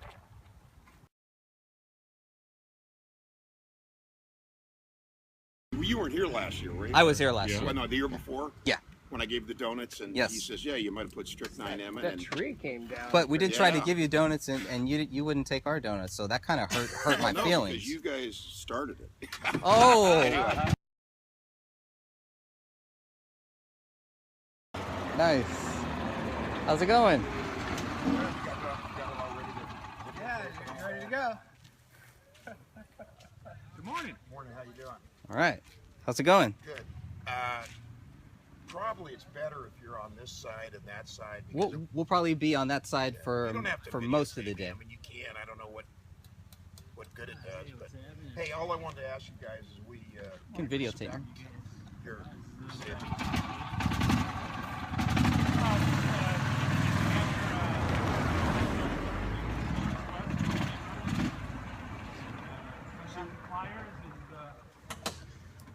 Let's go talk to this guy. Good morning. I just live right back. Anyway, hey, we all respect your right to the First Amendment to protest, to Thank you. demonstrate, to whatever. We actually No, I have mean, it's a the brochure Constitution. this year, and, I mean, a lot of things. have and everything. Anyway, just want to let you guys know we would appreciate it if you don't harass the employees. And we never do. Well, I know, but some people. I mean, it has happened. Last year it did happen. Well, I'm sorry about that. No, and Yeah. that's the only thing that I ask you, because they're working. Come here, baby. Come here. They're working for the man just like I'm working for the man. Amen. And you guys work for the man if you work. I do. Yeah. Good. What do you do? I work. What do it? I mean, what type of work? Oh, that's top secret. Totally top secret. Anyway, I'm in Sorry. computers. So. But if you share me a secret about the Bohemian Grove, I'll share you a secret about what I do. What kind of secret do you want to know? What secrets do they have? They don't have any secrets. Oh, well, then I guess secrets. guess there's no point. Okay. Well, I mean, But it anyway. came out that they developed the nuclear program here. Have you and, seen came up with Donald the Trump original in there? ideas. Is Donald Trump inside? I'm sorry. Sorry. We were in stereo here, and I'm only All right. mono. Oh, you mean back in the 40s or whatever? I don't know. That was way before my time. I'm not that old. I know I look it. I think a lot has probably changed since then, but No, but anyway, so we just don't want you to, harass the employees. That's the only thing I'm asking you. Do whatever else you want. We got you. Within the bounds of the law. well, our group at least, I always say hi to them and stuff like that. And you were here last year, right? Absolutely, last 3 years, absolutely. Yeah, you gave me the donuts once last year, did? No, you gave us the donuts. You gave us the donuts the previous year, and I brought donuts last year. And you tried to poison me last year. You weren't here last year, right? I was here last year. Oh, no, the year before? Yeah. When I gave the donuts, and yes. he says, yeah, you might have put strychnine in it. That tree came down. But we did try to give you donuts, and you wouldn't take our donuts, so that kind of hurt my feelings. Because you guys started it. Oh. Anyway, and make sure, guys, you stay, where you don't get hit by a car. We will do our best. Okay. Thank you very much.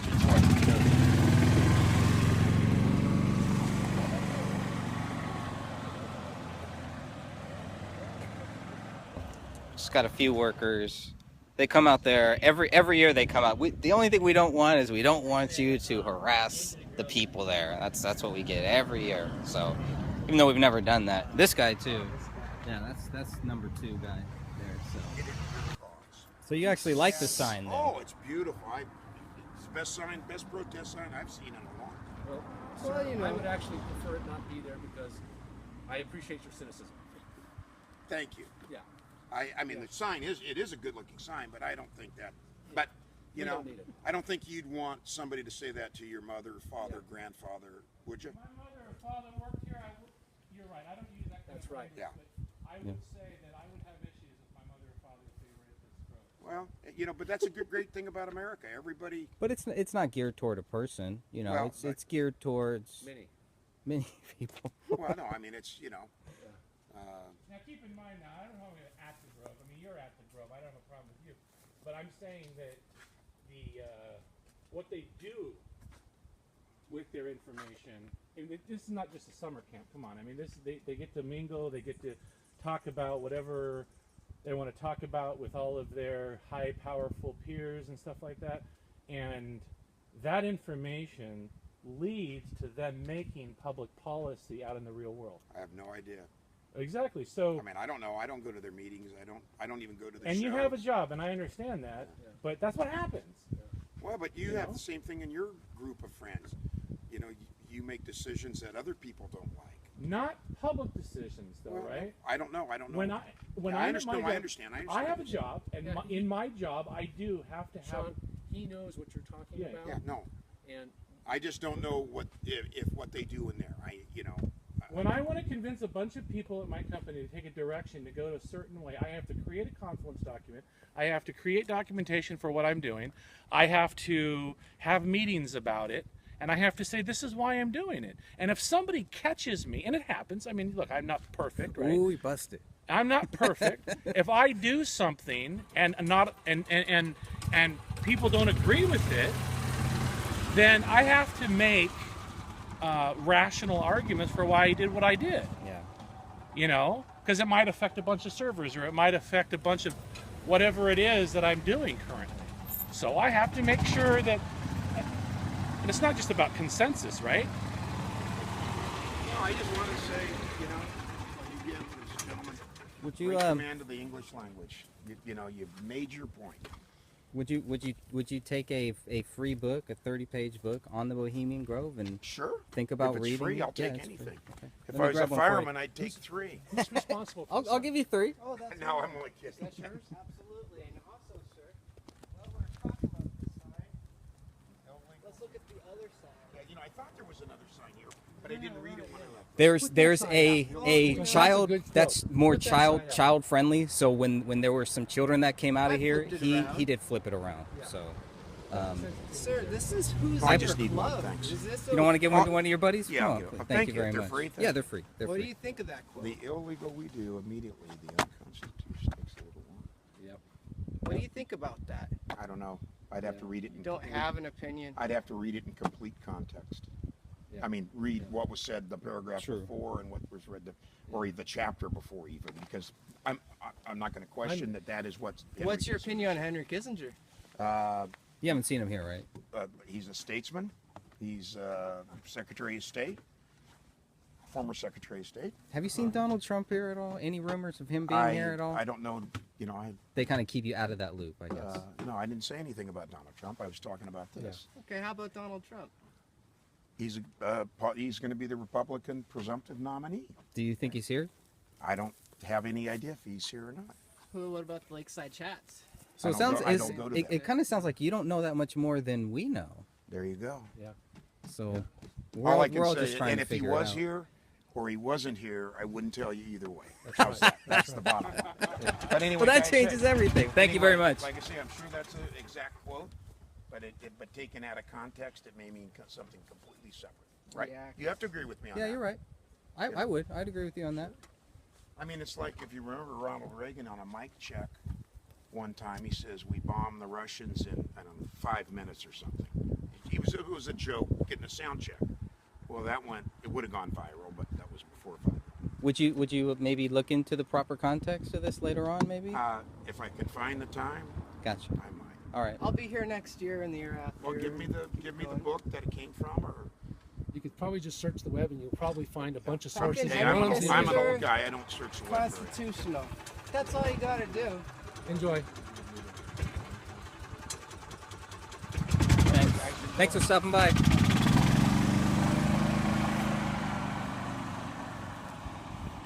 There's one person who didn't like your sign, by the way. Yeah, I offended him. You did offend him. You know, I got in his personal space. You did. Actually, he got in your personal space. I just.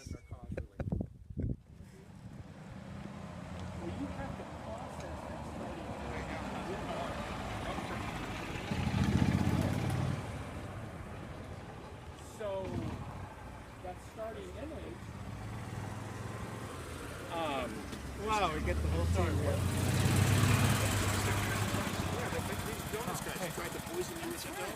You gave us the donuts first. Yeah, but you said I was trying to poison you. You do realize that. And we were. I wasn't really thinking you were trying. And you were kidding. I was offended. Yeah, right down at the In all honesty, I don't eat sugar anymore, so that's the movie theater. Yeah, I'm gluten-free, man. Stevia. You found stevia? But you know, you go down the road instead of taking this road, Yeah, my friend all the introduced way me and to making stevia a left to go across I the just never bridge. adopted The it. first right So you it's can been make, a and then a German left, latte there's a instead. restaurant I'll down give her there. the coffee and sugar. But how about You're just some not hot tasting water? Is there any hot water anywhere? Well, yeah, there's plenty of hot water. Anyway, we wanted to see the other part of the sign I was telling him about. Yeah. Somebody was an English major. And You know did a what? great It job. turns out it was a ploy to get you to stop and talk. I like And talking it's to you. continuing to work, by the way. So. Bohemian Grove wall. How's that? No, that's not this one. There you go. Yeah. There's Flip the it other over. side. That's the one. Oh, that's fucking beautiful. Can I have it? You can have it. Absolutely. He is. I run the place. This is I'll make Donald another Trump. one next This year. is Donald Trump's head of security, Vinny Buffuno. She got a sense of humor. You got it in this. You got it. You got it. Oh, he's flashing the signs for us. Cool. Did you flash this up? So, He wants us to Google that and get the hidden context. Yeah, the origins of it and the hidden context, the missing context. That'd be good. very famous quote. That wasn't made here, was it? Was that a quote from here? Turkey, Right after actually. Vietnam. Turkey, okay. Actually, Ford had just March 10th. I think it was August 9th, 1974, 75. So if it was August 75, he wouldn't have been president. And I'm glad no other politicians do anything wrong. You guys don't have to. I'm going to take a picture of this from your backside here, right? So. That's my worst side. Well, you know, we've been taking some video, but at the same Well, time, you I did. don't want to dishonor you by taking your. Put it on the thin. Just put it on the thin mode. That's what I want. Thin 'Cause, you mode? know, pictures Make sad him about we this actually now. respect people's wishes for posting stuff. Make him look good. Make me look. Put it on I've thin. got a picture of him with Gerald Ford getting Nice. off the tarmac. 1976, July of 76, And he's or July of strutting across, 70. and he's got a striped suit on. Plaited. Plaid. And he's got his ties flipping out, and he's way. got this. He's got the mustache like it comes down, the little Fu Manchu going on. Really? And he's probably weighs about 145 pounds. I was 145 pounds at birth. He looks so good. If you saw the picture, you'd be like, "That is." I may the have seen the aviators. picture. You think that is one good-looking guy. I'll tell you. I saw a You're talking about Kissinger? No, me. It's Gerald Ford. And Oh, him. you. Me, I was with Ford. Oh, and you. then- Okay. Oh, you and Ford. Ford Okay, here. gotcha. You guys were here. No, No. that was in Santa Rosa. It was in Santa Rosa Airport. Oh, I see. Okay. But it was, But you brought him boys, here. we got to get back to work. so we can have this? What's it? Feel free. Well, I don't want to. I mean, I don't want to take your props if you need them for the rest of the day. Are you leaving? You're not. This is your last day. Oh, I Maybe. don't know, maybe. Well, trust me, we'll see you. No, I know you will. I think it's already served its purpose. So if it's, Yeah. it's you know. Yeah. This Are is, you going to actually keep it, or are you going to hang it up somewhere or put it something? in his office. I was going to put it at the firehouse where these guys live. Oh, the firehouse would be good. Can you maybe put it around the dinner table? You know, when everybody eats dinner. Now there's a cynic. You know, no. We'll put. I'll tell you Yeah. what. We'll put it. So we know exactly where Donald Trump sits. I was just going to say. So we'll put it so it's right in his line of sight. That would be great. Yeah. That would be awesome. Thanks, guys. Just don't get us in trouble. Yeah. So you guys have been here for a while then? He has. Yeah? I'm a seasoned guy. I'm working for the man. He is the man. But you were here, did you say 1976? That's when he was. That was when I was in the Secret Service. Oh, okay. Right on. He's a lot younger than he looks. I know. I'll tell you what. The reason I said Kissinger is I actually just found a picture of Kissinger at the Santa Rosa Airport getting off to go to the Grove. Oh, really? He might have had protection. It wasn't me. Yeah, okay. So. Yeah, of course he had protection. Yeah, absolutely. Yeah, it used to be State Department, then it went to Secret I Service. see. So now it's private. What was Ford like? Good. Nice guy. Very nice guy. Very friendly. We don't get a lot of glowing reports from Secret Service about Clinton, so I don't know. I have no idea. I never worked him. Yeah. Nice- No, nice it's guy. Hillary. Documentary. Nice try. about Hillary. Good or bad? What's that? Good reports or bad reports? The ones that I hear about, the ones that a couple of the guys that come out with are bad reports. Yeah. There's a book just out called. She's really There's an tired. angry bitch. Hey, That's what I you got to remember she's somebody's daughter. And somebody's That mother. wasn't And good somebody's command of mother's English language, Sean. Yeah, geez. She's somebody's mother. That's Here, it, you Sean. should make the signs now. He's got a good command of the English language. Sean, The give up your Bohemian sign. Grove. Yeah. They can explain that all the world powers make all the decisions, and We have a Says small extra we have a Secret small book Service on guy it. that takes. oh, excuse me. Don't run me over. I've been known to. You must have really crazy insurance here, huh? Oh, I don't know. I have no idea. I don't know anything about it. So I guess we'll see you next year. If you're not here tomorrow, I'll see you next year. Hope, and as we say in the Middle East, inshallah. I'll make lots of signs like that next year for you, okay? We'll decorate the whole grove, all right? You might want to. Might want to change it up, huh? Might want to put your finances someplace else. And sir, just to let you know, that's not our property, but the person Oh, we up know. there does. Okay. Thank you. We're good. Thank you, Jim. Thank He took your sign. He loves the sign. See, they act like they hate it. They love it. They're going to be talking about that for a long time. Yep, definitely break time. Where are they all going? They send them all home, I think, so that all the guys can go out and do their, what they're going to do their lakeside downs, right? Information and Carol's going to have them. It might. Love this job. Love this job. Hit me up on my Instagram and Snapchat. Stan Lee, 2 underscores, 4 S, 4 E's, 4 E's. 4 E's. I'm gonna get like 1,000 followers now. His name is Stan Lee. Come down off your throne and leave your belly low. Somebody must change. You are the reason I've been waiting here for long. Somebody holds the key. Well, I'm in the end, and I just ain't got the time. And I'm wasted, and I can't find my way home.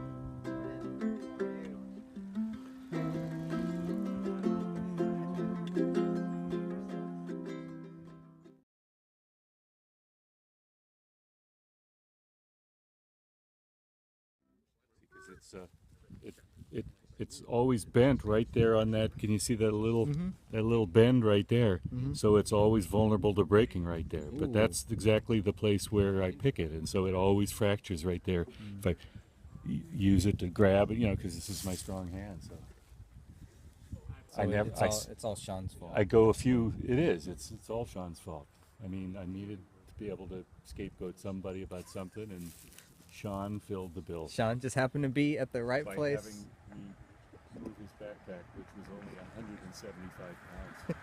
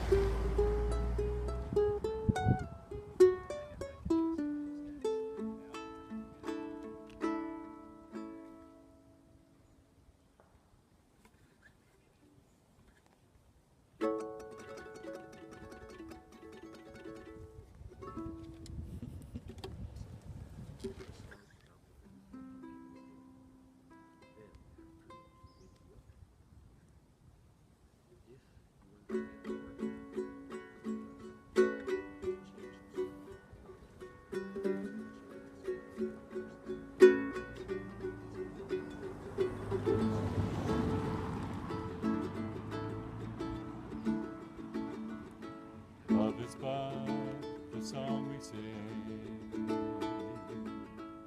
and fear's the way we die.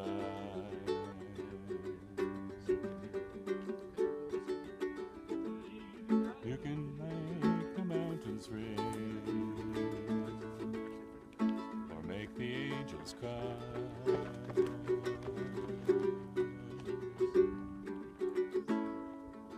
We are but a moment's summer.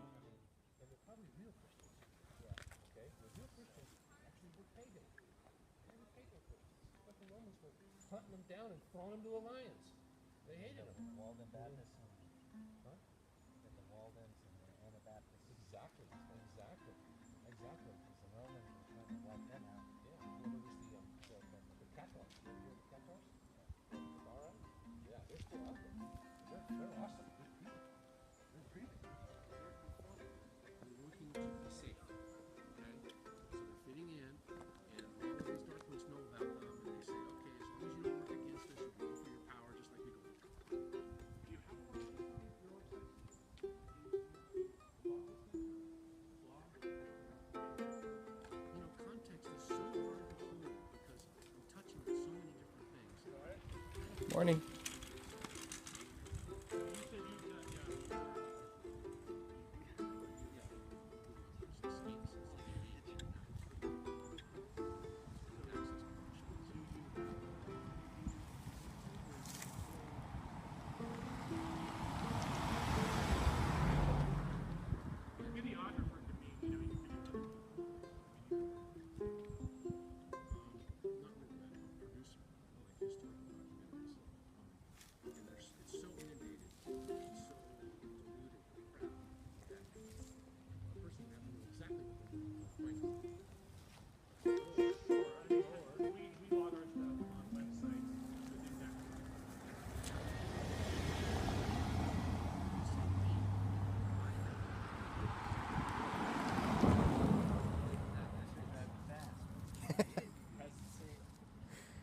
I don't got time for you.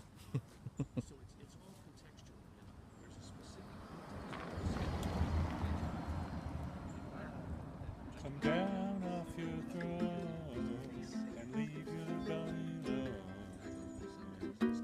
Somebody must change.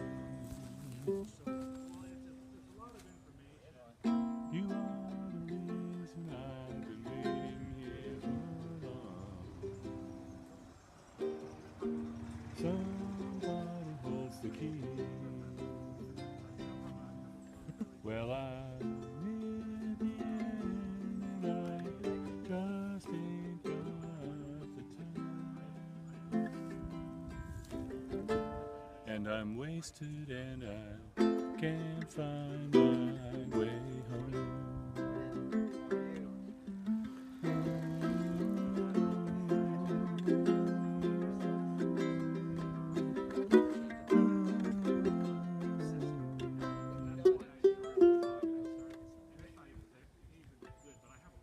This is the friendly side. It's just not enough sun here to To get the sun, I have to be in the road. Right. We could go over there if you want. Come on, people now.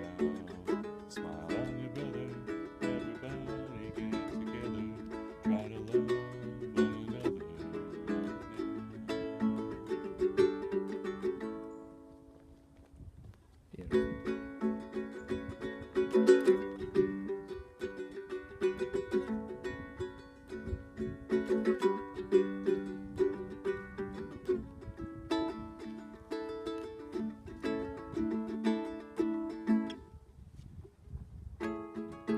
Some will come and some will go. We shall surely pass.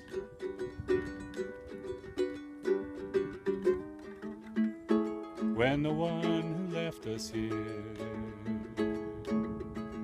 returns for us at last,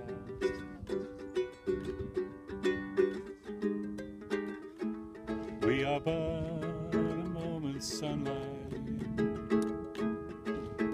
fading in the grass.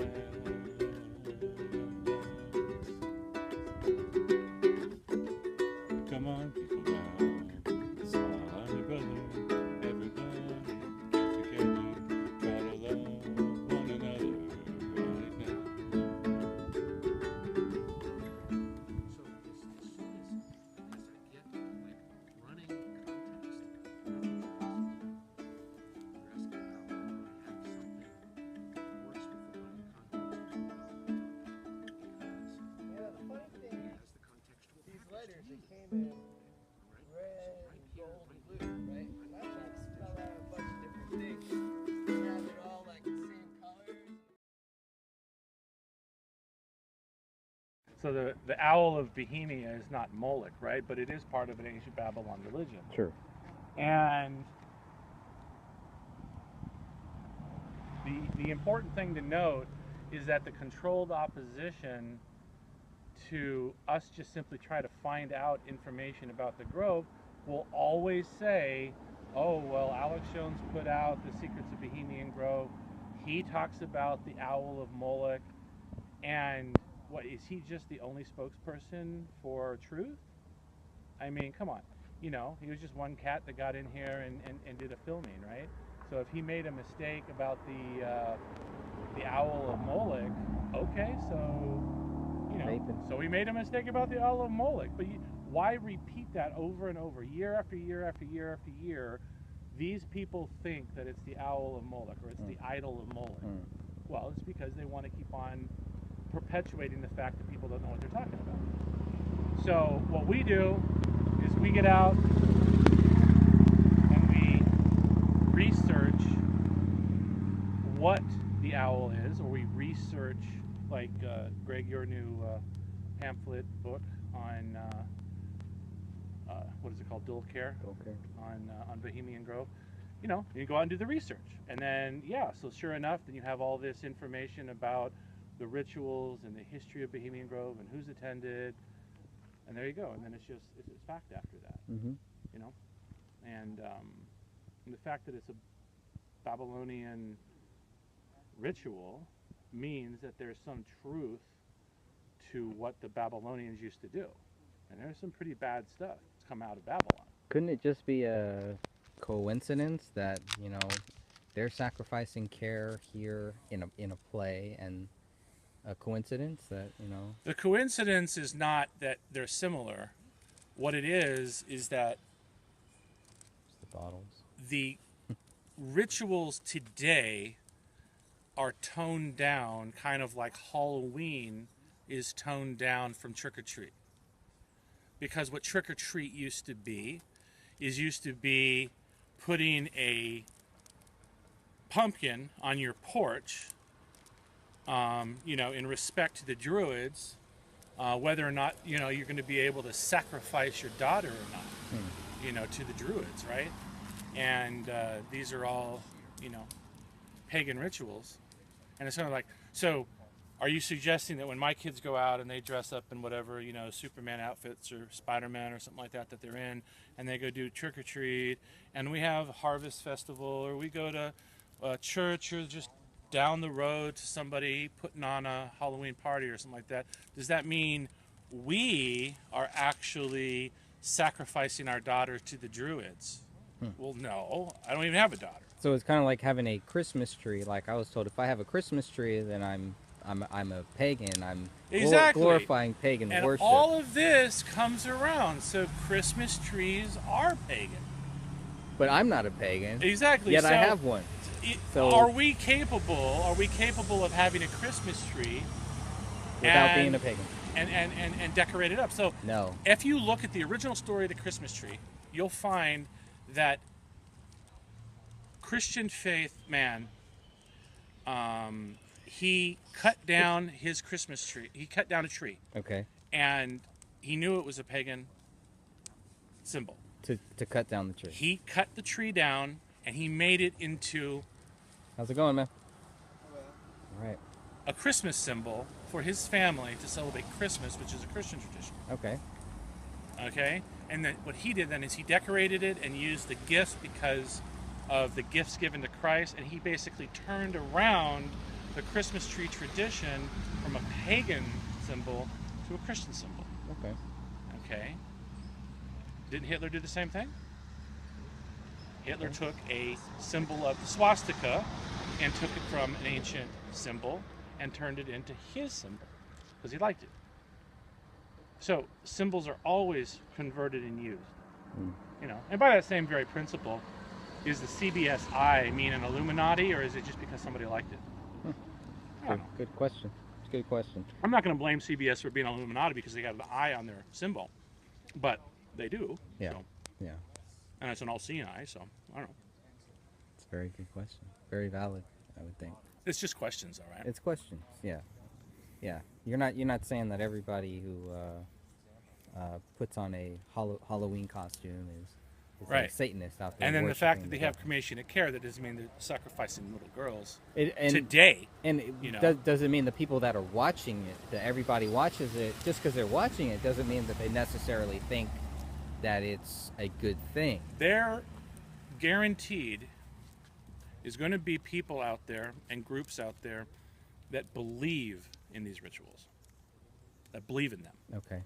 And so what they do is they see this happening and they go, you know something, I agree with that. That's all.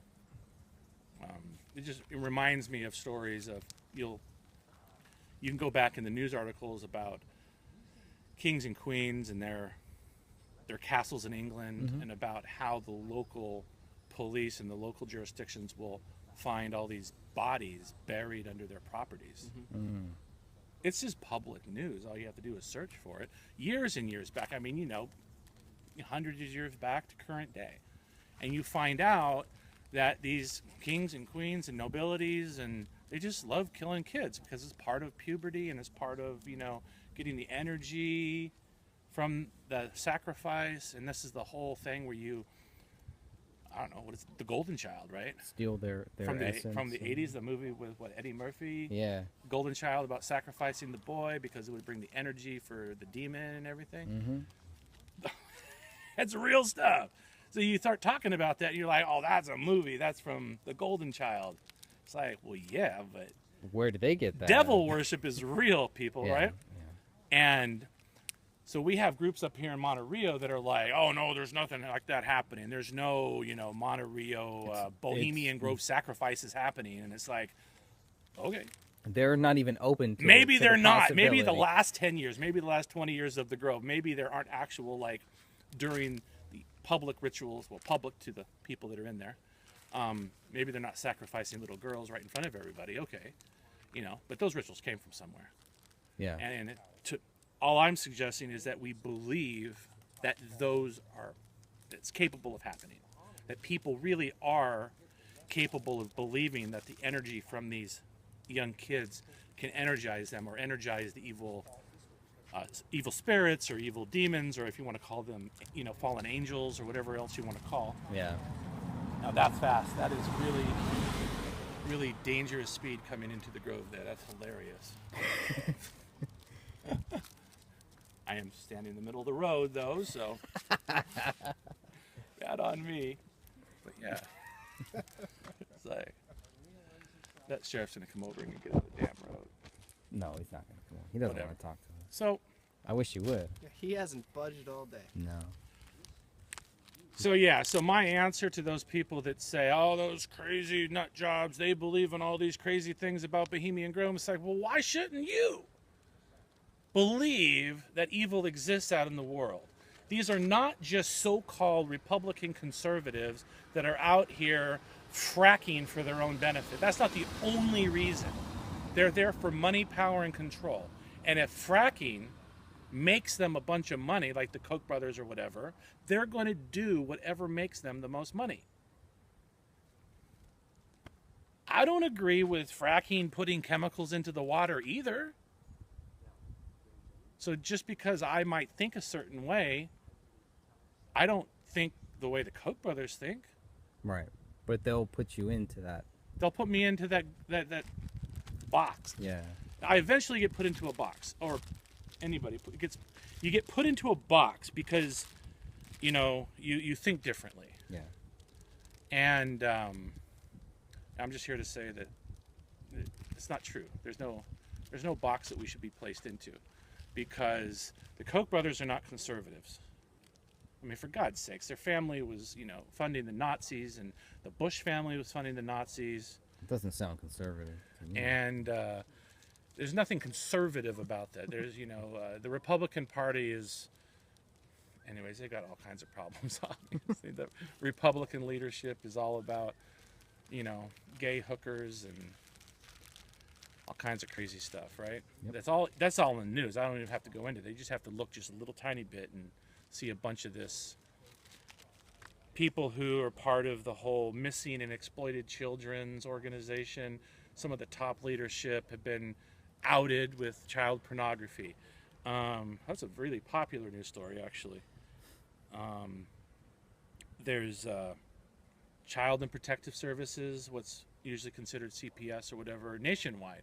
You find CPS departments all throughout the nation, even recently in Florida, I guess, right? Is there some news stories coming out of Florida about how they'll find all these kids have been, like, quote, missing, and then they find a bunch of kids dead.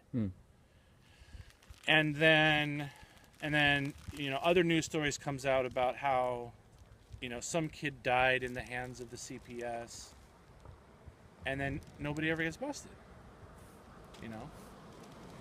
There's a famous news story out of Texas where the, what do they call them? The Texas Rangers, I guess? Yeah. The Texas Rangers did a whole story on CPS. And I guess the Texas Rangers are badass because they were able to not be persuaded, I guess, by other government agencies, and they were able to complete their investigation. Just look up Texas Rangers child kidnapping CPS investigation or something like that, and then it'll come up. All right. And it's like, yeah, bad things do happen. There's definitely portions that not only start at the Grove, you have the rich and powerful that, and I say rich and powerful, I mean just those people who would purport to be our leaders, or even guys like Zuckerberg, with his Facebook, where he's like, well, I'm going to lead the pack and show people how to use social media, and I'm going to, well, dude, man, I don't need you to be my leader. Just give me a computer platform that I could use, and I can pay for my advertisement, and you want to display ads to me, well, that's fair enough because that's how you pay for your site. But don't think like you're some leader.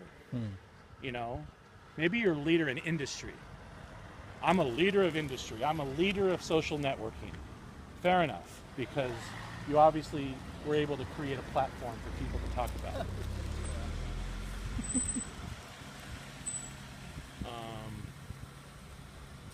I got the finger? Yeah, we got the finger. Nice. First finger of the day. That's the first finger of the day, huh? And this must be a busy time. I think, yeah. There must be. Maybe employees that are being picked up or something, huh? Could be lunch, could be. But yeah. So I think there's a lot of sheep out there. I think there's a lot of people that will just simply follow the mainstream You know, everybody's using Pokemon, so let's go use Pokemon. Hey, I wonder if they have Pokemon in the Grove there. In the Grove, right? Maybe they got some You can see Pokemon them. characters in the Grove, right? I think about it a different way. If Pokemon has been given to us on the cell phones because it's a new game, how is it any different than Minecraft or yeah, Angry Birds or anything like that, right? It's a game, so use it as a game, but just know what you're doing. Think about it, right? Yeah. If you're interested in a game, go use a game. I mean, it's like, you know, Monopoly. Maybe they can create a augmented reality version of Monopoly. Don't say that. So you can go out Give them any ideas. and do your tokens in real time. Oh, man. Wouldn't that be crazy? Because Pokemon, at least it makes people get out of their damn houses, right? I guess. They're still on their phones. My kids asked me about Pokemon. I says, Dad, can I download Pokemon? I said, well, what are you going to do with it, right? To get you out of the house. Been trying to kick you out of the house, I guess. That's one way. Get your butts out and go do something, right? Maybe I'll go out and do Pokemon and I get some exercise out of it. No, maybe it's a good thing. Maybe we should do Pokemon right here. I just, just saying, man. Just do something with your life so you're out there, and you know, I don't know, man. I previously, well, we've done actions talking about big mainstream department stores, right? Have we done that before? Like, you know, why are people going to shop at Forever 21? Mm-hmm. It's just all of this crap that's made in China. And, or the Gap even doesn't, all their stuff. I actually went into a Gap and none of their stuff was like from the U.S. It's all China. It's all foreign goods, right? Like Thailand. I still have the same opinion of it. I think that we need to have more manufacturing, and God forbid I bring Trump into the situation, but you know, at least he talks about bringing, you know, making America great again. And well, Obama talked about that. So even Obama talked about it. Hope and change, right? Hope and change, right? So there's a lot of talk about it, but the question is it actually being done? Probably not. And I think that for those people who work at those stores, those chains, the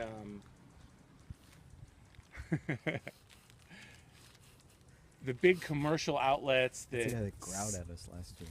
You did. He growled did he really? Yeah. Oh. You went roar. Oh, okay, yeah. He's just being funny though, Yeah. right? Probably, yeah. He was pretty serious.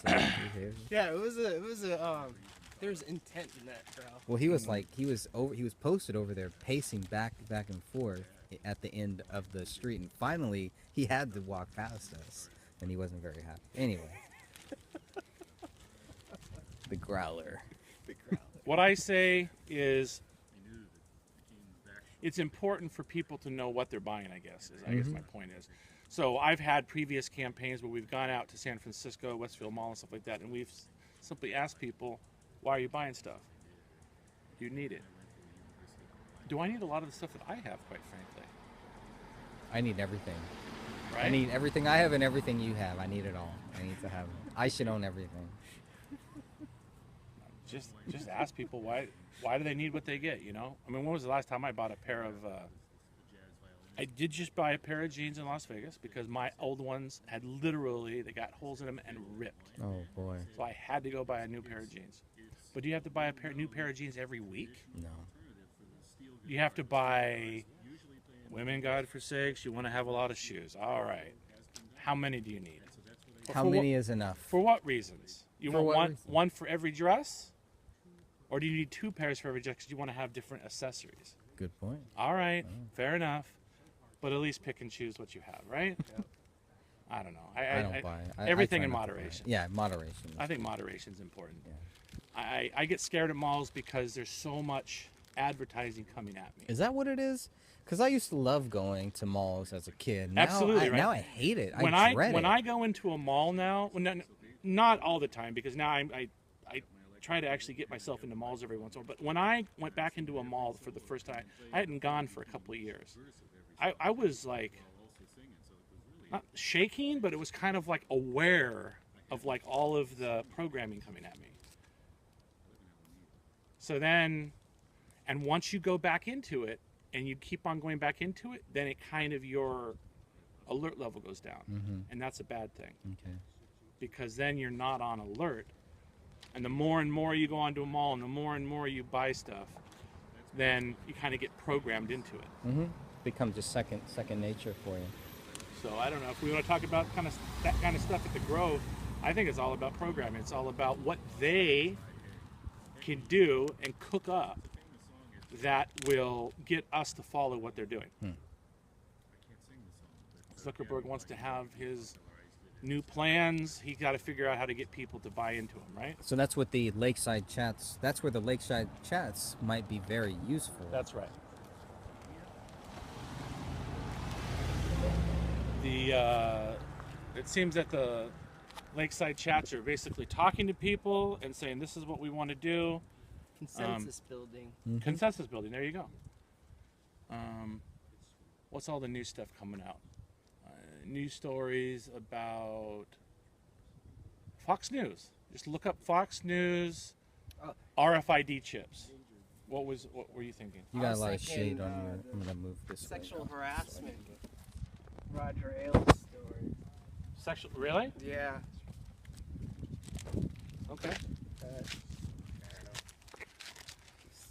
So I guess it's going to be maybe on the top of the news list now is going to be talking about how taking the RFID chip for buying and selling and trading of goods is now going to be something that'll start popping up into our news cycle. Oh, okay. Because it's already a popular thing for clubs and stuff, and that's been going on for years. So yeah, that's just taken a little bit too far. And obviously, you know, credit cards already have chips in them. Well, a lot of them do. All it's doing is preparing you. It's like, what's the next step? How much easier is it to say, you know, you got that chip in your card, and all we have to do now is you just have to come into a facility and get a chip in your hand, and all you have to do is wave your hand across the cash register, and you can instantly buy or sell or do anything that you want, and all commerce can be done through the chip. Really? Okay. Where did I hear that before?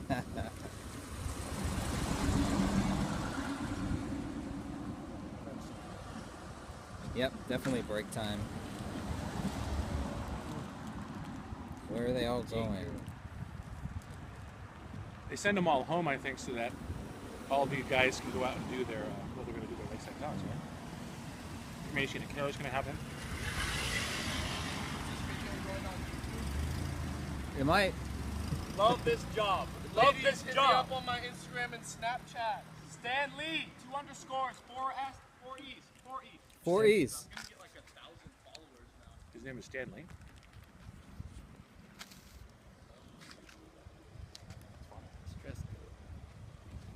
You guys are sharp.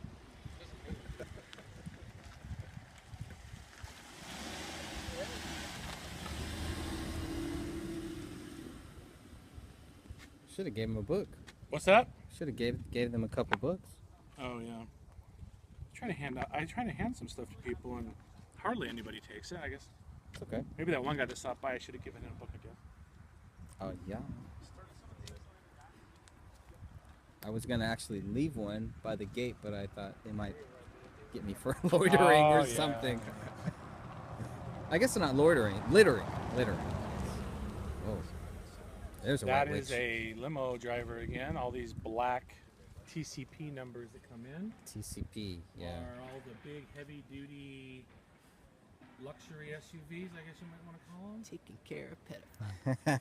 One day at a time.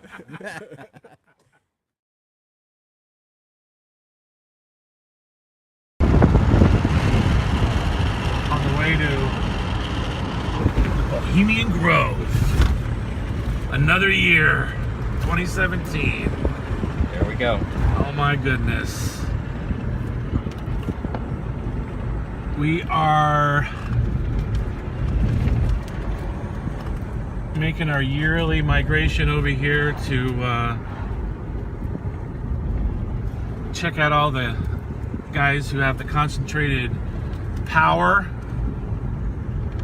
and see who comes in and out of the gate. We love talking to those people. They're usually nice. Who have we seen before? Italian consulate? Google? We had some crazy, like, Billy Bob? Businessman, Billy Bob. It's been very interesting all the numbers of years. We've and our donut friend. Oh yeah, and then of course the security staff who are, what do they say? Ex-Secret Service? Yeah, he worked for Ford and possibly Nixon. Here's Camp Meeker, one of our milestones on the way to the Grove. There are always interesting people. The security staff is always very nice, actually. I always found that ex-military and ex-Secret Service are usually very respectful individuals. Just doing a job. However, I think it's our responsibility to keep up with the information coming in and out of the Grove and make sure that staff knows that we're out there asking questions. We don't want there to be any illusion that either we've forgotten that they're congregating at the Grove or that it's a small, minuscule event that's happening. You know, we had a lot of people show up in 2012. We've had maybe less than 20 people show up in other years after that. But regardless of the number of people, we're going to always take video and we're going to record conversations that we have at the entrance of the Grove. We talk about all kinds of different topics, anywhere from what the businesses are producing of the people that show up at the Grove. So Google, obviously, they do a lot of large data mining, data collection.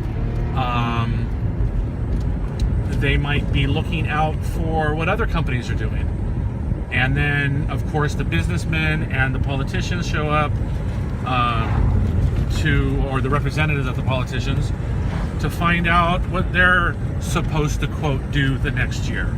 It's all about talking points. And this is a concentration of power, a concentration of influence issue, not so much of wealth per se. We always say, well, it's the rich people or it's the 1%. Well, it's kind of like the 0.00001%, if we want to be honest. So yes, it's a very small number of people. And we have to contend with jaywalkers going across the fairly busy road right now, which is very interesting. Oh, these are camp individuals. These Bible are camp. Yeah, there is a Bible camp up here, interesting enough. Pretty close to the... There is, I know there's a alcohol recovery camp up here as well. Those kids look like they were part of Bible camp, though. Yeah, hopefully not alcohol recovery. Yeah, I mean, so we always talk about the wealthy and the rich, and yes, of course, we don't ever want to forget, and we don't, of course, ever want to give these so-called elite or the ultra-rich, we don't want to give them a pass, perhaps, on how they've made their money. But I think it's important to note that not everybody that's rich, of course, has made their money through some type of evil doing. So I think I go back to my axiom, which is ask questions. And that's why I personally go to the Grove. I want to ask ask questions. I want to see who shows up. I want to ask questions. I want to talk to people and get the word out. And my hope in all of this is that we get the word out to more people.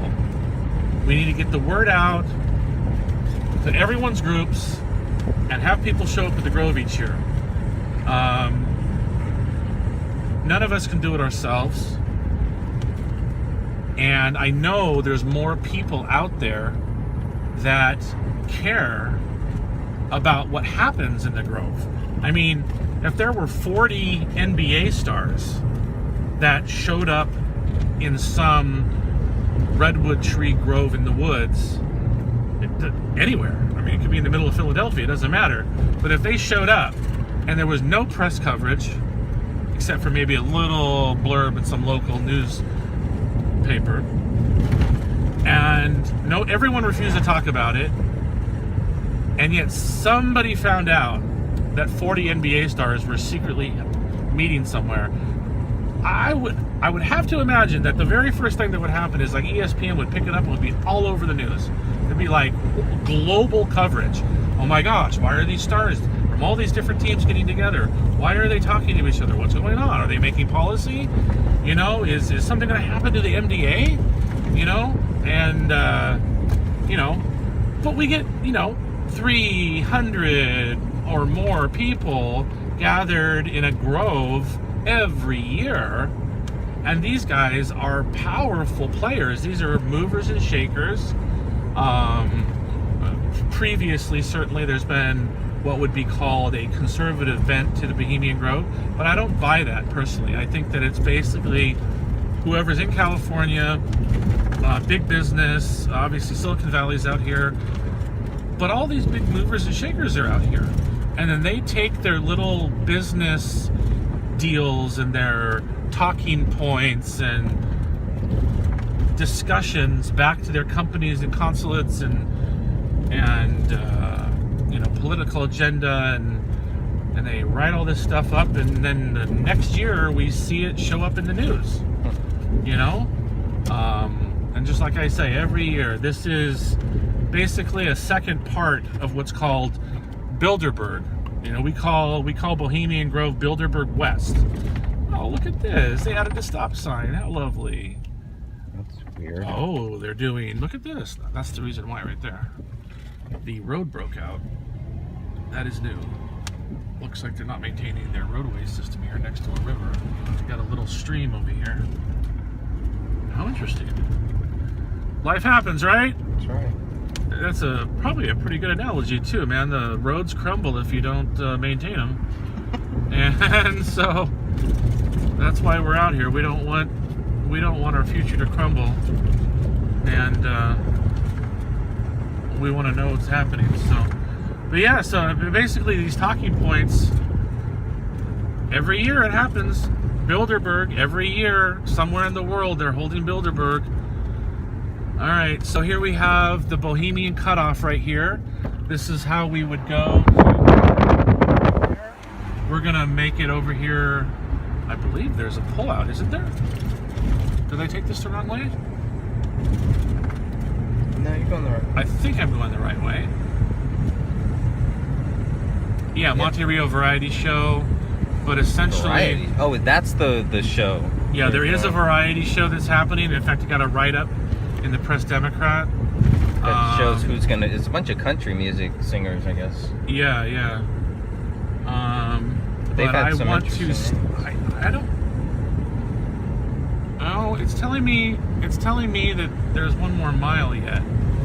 Which is fine. Yeah. That was a pullout to Bohemian Highway, but I don't know what that was. I can't remember from previous years. I have a little bit of a mapping system going on here. Anyways, yeah, I just think that if there's anything that we can do to spread the word, we need people to get out to the Grove, contact us, help with finding a list of people that you want to mail the Grove information to. If you want to protest, if you want to just talk to other people interested in why there's so much concentration of influence and power in one place, if you just want to write a news article about it, you want to take pictures for magazines, there's any numbers of things to do. Was that a park right back there?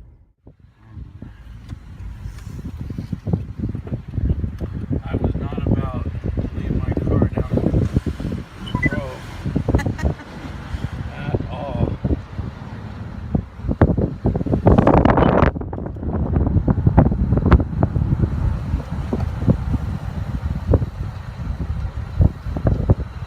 See, that's the entrance to the Bohemian Highway is way over there, right? Right, so that's the other. So if we go this way, is it down there? Or you can go that way too. Yeah, you can go down the river. Or is you it, can is go it, right here. it's the next one, right? Yeah. So that's the one that goes down behind where all of the businesses are.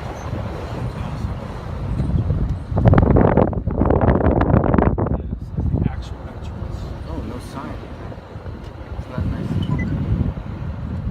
What did it say? Bohemian Grove Cottages? Yeah. Yeah, really?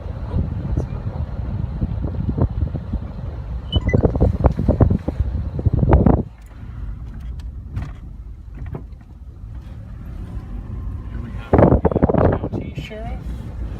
Highway.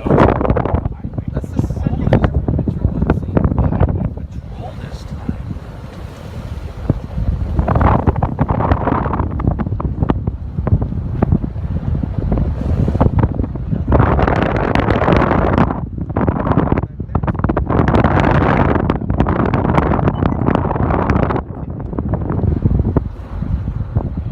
There's another one. Never seen so many cops.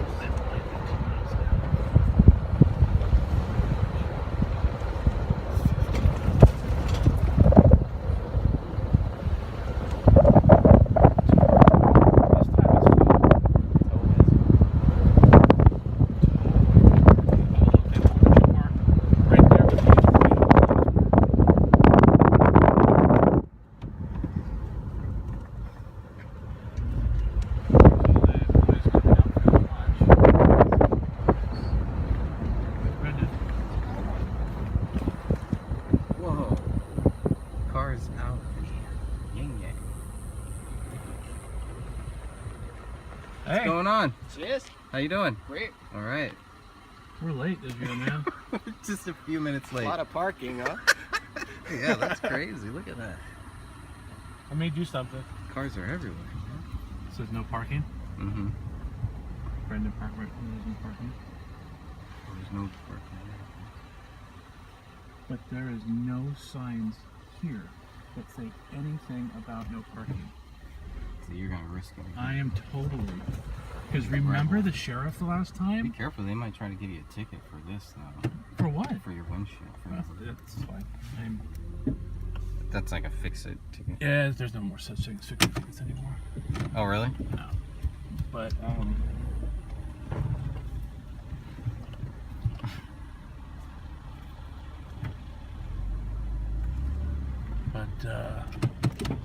what I can do is park right here, and if the highway patrol asks me to move, I will probably do that. Let's hope they ask nicely.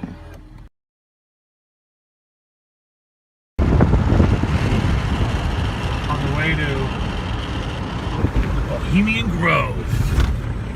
Another year, 2017. There we go. Oh my goodness. We are making our yearly migration over here to check out all the guys who have the concentrated power and see who comes in and out of the gate. We love talking to those people. They're usually nice. Who have we seen before? Italian consulate? Google?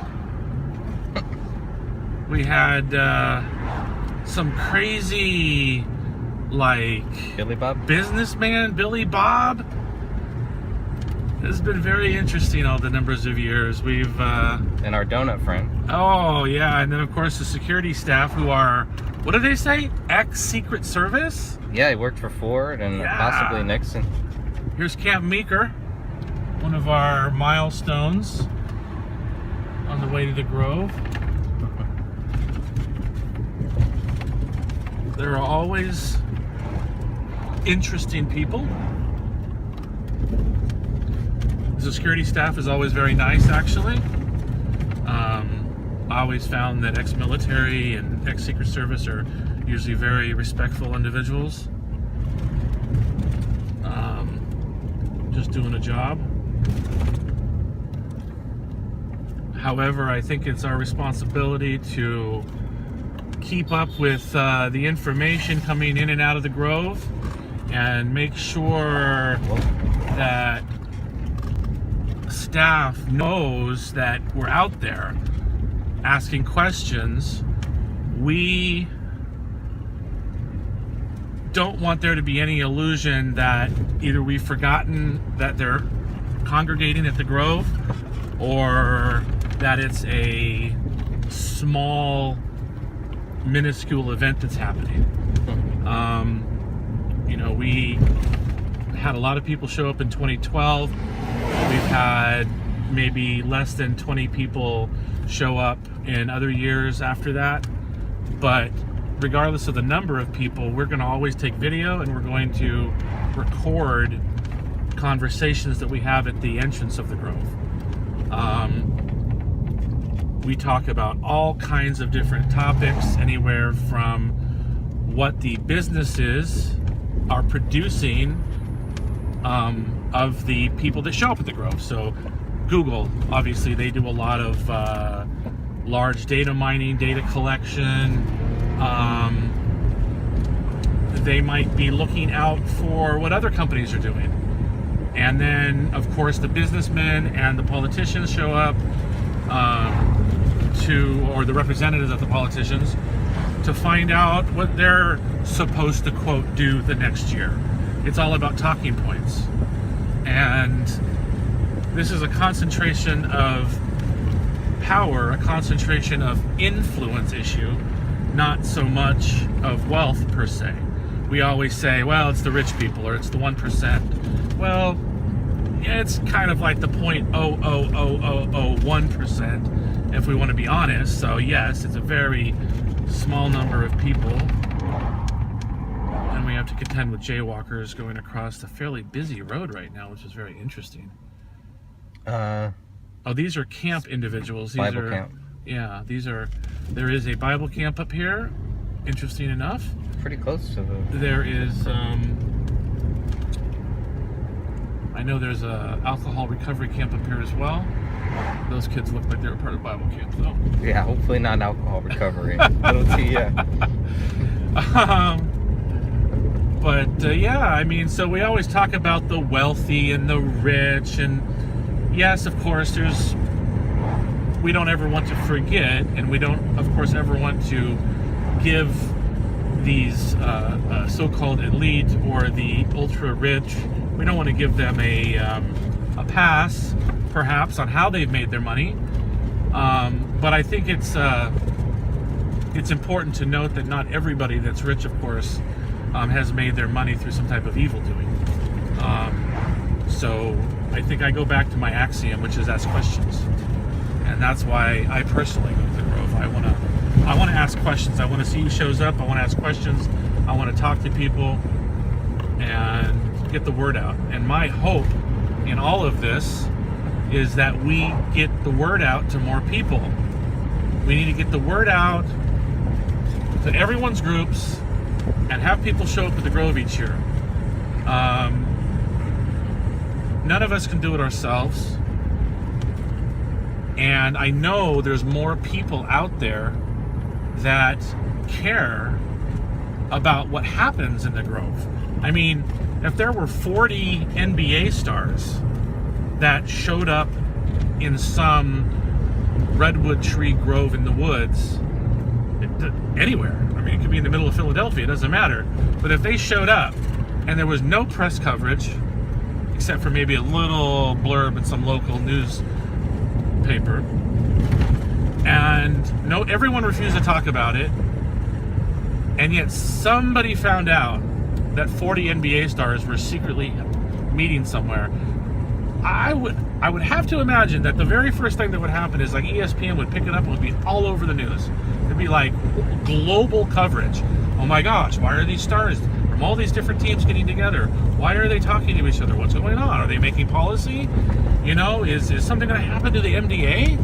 You know, and you know, but we get, you know, 300 or more people gathered in a grove every year, and these guys are powerful players. These are movers and shakers.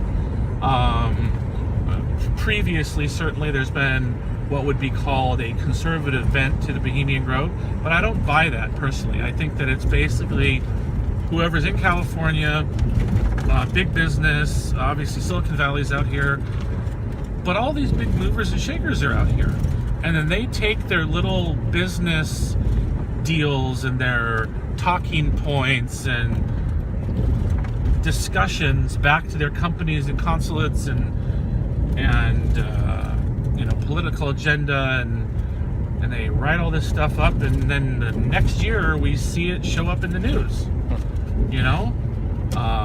And just like I say, every year, this is basically a second part of what's called Bilderberg.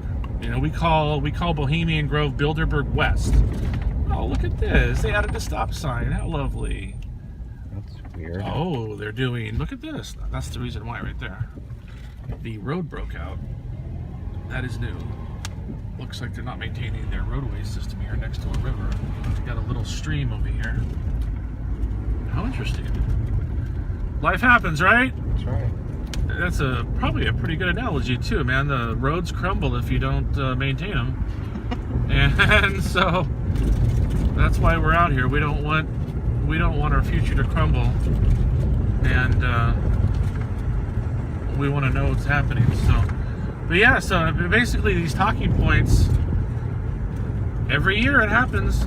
Bilderberg. Every year, somewhere in the world, they're holding Bilderberg.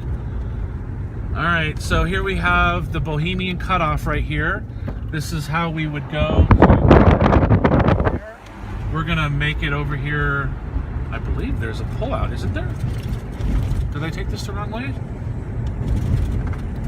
No, you're going the right way. I think I'm going the right way. Yeah, Monte Rio Variety Show, but essentially... Variety? Oh, that's the show. Yeah, there is a variety show that's happening. In fact, I got a write-up in the Press Democrat. That shows who's gonna. It's a bunch of country music singers, I guess. Yeah, yeah. They've but had I some want to. I don't. Oh, it's telling me that there's one more mile yet. Which is fine. Yeah. That was a pullout to Bohemian Highway, but I don't know what that was. I can't remember from previous years. I have a little bit of a mapping system going on here. Anyways, yeah, I just think that if there's anything that we can do to spread the word, we need people to get out to the Grove, contact us, help with finding a list of people that you want to mail the Grove information to. If you want to protest, if you want to just talk to other people interested in why there's so much concentration of influence and power in one place, if you just want to write a news article about it, you want to take pictures for magazines, there's any numbers of things to do. Was that a park right back there?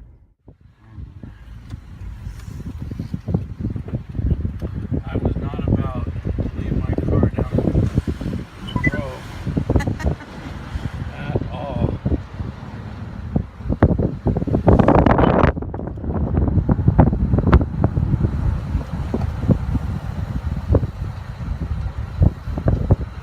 See, that's the entrance to the Bohemian Highway is way over there, right?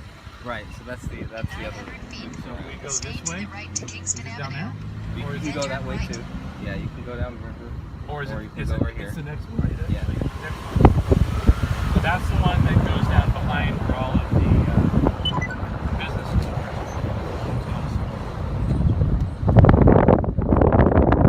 This is the actual entrance. Oh, no sign. Isn't that nice? What does it say? Bohemian Grove Cottages? Yeah. Yeah, really? Cool. Let's see.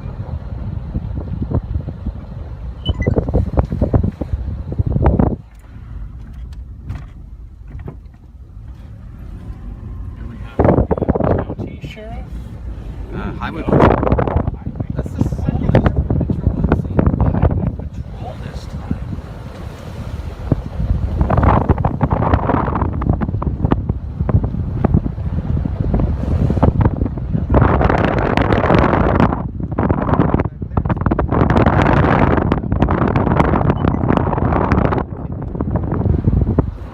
There's another one.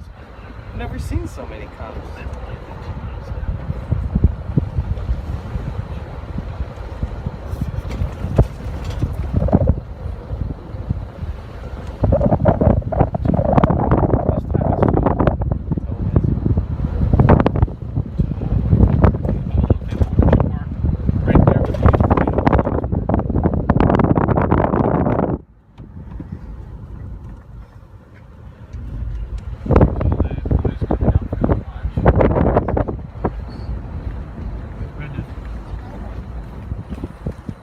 Whoa.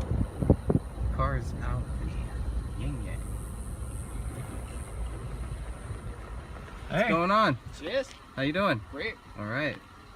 We're late this year, man. Just a few minutes A late. lot of parking, huh? Yeah, that's crazy. Look at that. I made you something. Cars are everywhere. It says no parking. Mm-hmm. Brendan Park, right? There's no parking. There's no parking. But there is no signs here that say anything about no parking. So you're gonna risk everything. I am totally. Because remember the sheriff the last Be time? careful. They might try to give you a ticket for this, though. For what? For your windshield. That's fine. That's like a fix-it ticket. Yeah, there's no more such things as tickets anymore. Oh, really? No. But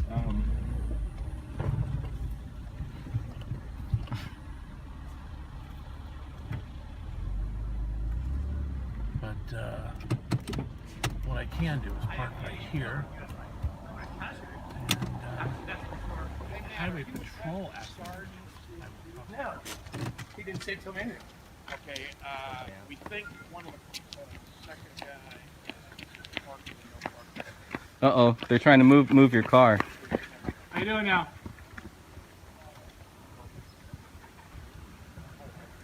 Go ahead, Jim. Yeah, I just I can hear a guy over there talking. You stop talking when you ran past us. Oh. Security, I'll drop this 25 stuff off and go. security. 25 security, too. I'm going to come and pick you up, and we need to talk to Inspector Sergeant Moore. You're going to talk to the Inspector Sergeant Moore. I thought it was put up. No, I don't care. Where's our buddy?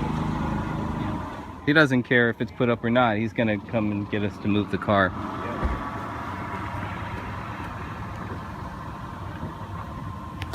He's got a mission. Clear mission.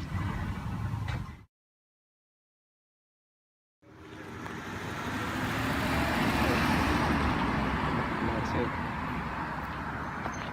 What's his deal? Has there been a lot of law enforcement?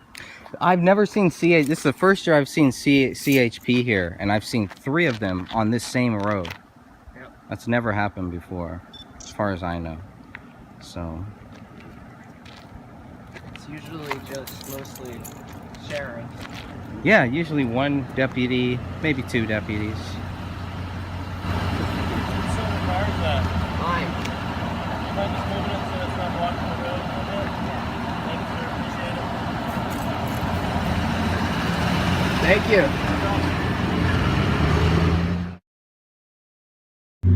Kid said it's his first year being out here in the front. He's warning people leaving the Grove about us.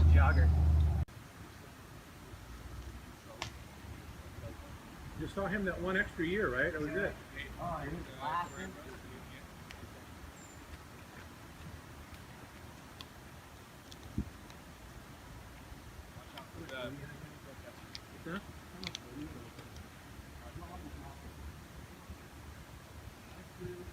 Watch out for the protesters.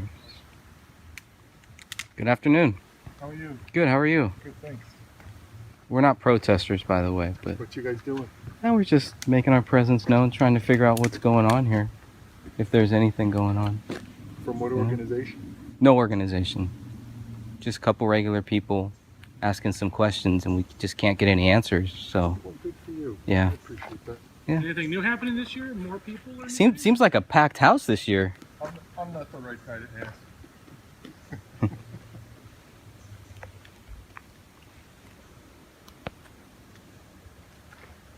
Just a musician guy.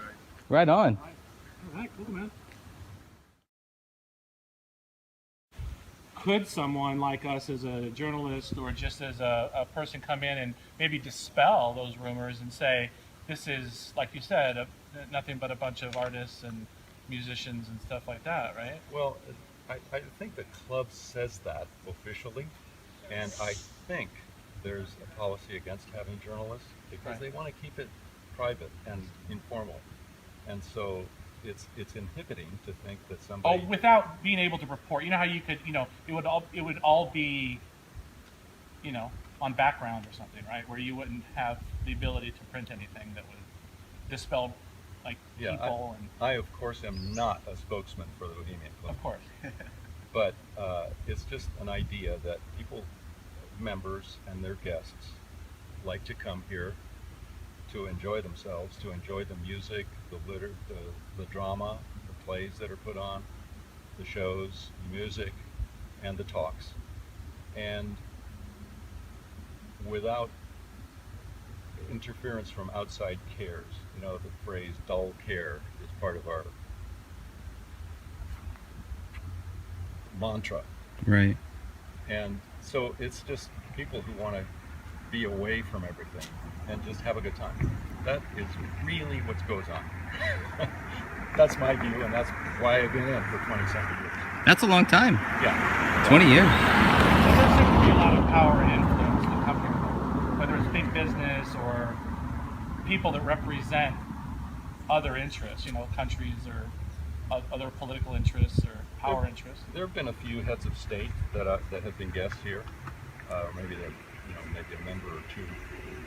But even the policymakers, and I say, they come here and they do too, just to get away from the world and relax and just enjoy their friends. So, whatever they do in their day jobs, that's why they're here. They go back and they do what they do. And I sure don't do what they do. But Trump's not here, right? Oh no. There's no hatred towards. I mean, we have a lot of hatred in this country for Donald Trump. Do you get any sense of that? Well, like any group of people have their views about politics. Sure. And there's a bunch of liberals in here, and there's a bunch of conservatives. Oh, that's nice. Who admire so it's a cross.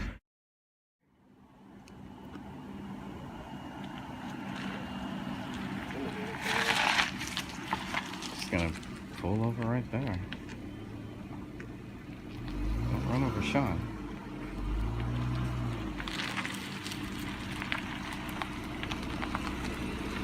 Find a nice shaded area? Oh, it's great right here. The sun just, I try to find shade as much as I can, because when that sun comes through, it gets pretty hot. Yeah, We got a lot of shade over here. Oh, I know, yeah. It's the reason why I stay on that side. Or you can come over here too and hang out with us if you want. I'll let you guys do your guys' thing. You guys good? We're good so far. You guys take care. You too, sir. A lot of water. Thank you.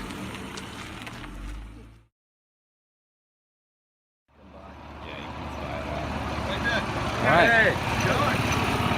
This guy tried to kick me off the property a couple years ago. Does he give you trouble though, or is he just kind of keep an eye on you a little bit? Only that one time he gave me a little trouble. Tried to get the sheriff to kick us out, but the deputy wouldn't. And so. then the sheriff explained the Constitution Pretty to much, him, and, yeah. and the guy realized, oh. Yeah, and I did get Yeah. all that on video too, so that was pretty funny. Well, these things are good, yeah. I would actually like to have people talk to me about why they believe that such a large congregation of power influence is something that we want, right? Well, why is it important for people, right? Why do they want Did you see us like this? Hey, Fernandez, how are you? How are you, sir? How'd I find your name out? I don't know. What are you up to? I always like your dress so nice. Thank you very much. How's Hey, everything going? Excellent. Everything's good today? Yeah, you still with the wrestling thing? Or? I love the wrestling thing, man. It's so real. Kind of like life. You're not a wrestling fan? Not. Never? Have you ever been to a wrestling show? No. Oh man, you don't know what you're missing, dude. We're going to be on the internet here, friends? Of course. We're always on the internet. Hey, We're big always guy, on the how you internet. doing? You're so personable that why wouldn't you want to be on the internet? Yeah. Because I don't. You have great stories. I've got boy, do I. You have a Great face stories. for internet. Yeah, we have a actually face, yeah. found you. Anyway. We found a couple, I'm mildly photos of you. disappointed. I thought there was going to be. You think there's... Uh-oh. Go ahead. Stand by. You got to go someplace. Someplace private? Go ahead. Uh-oh, something happened. Roger, I'm basically there now. Stand by.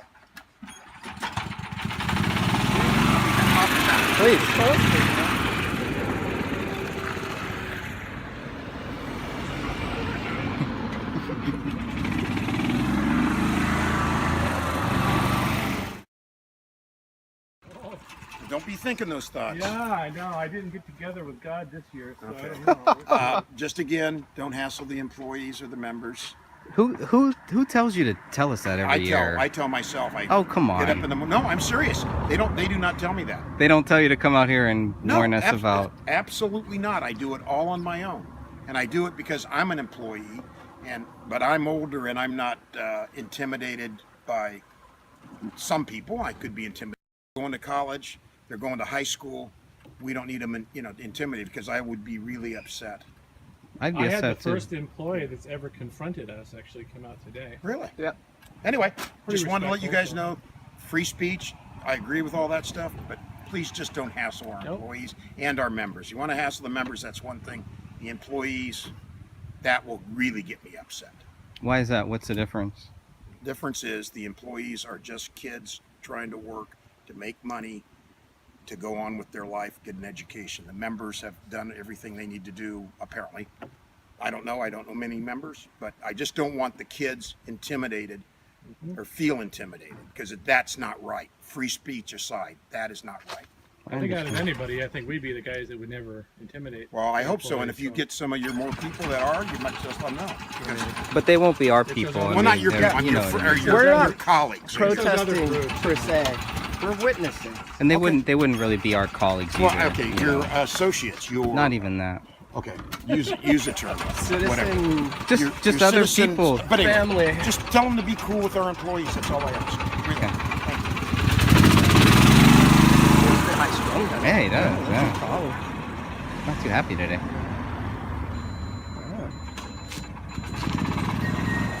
That's me. That's mine. It's It, like it bombs going it off. auto turns off.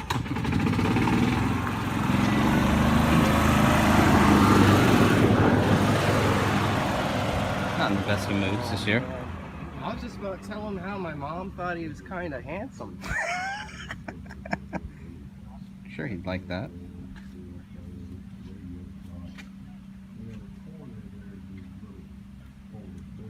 I hope that guy and that silver car doesn't piss off any employees.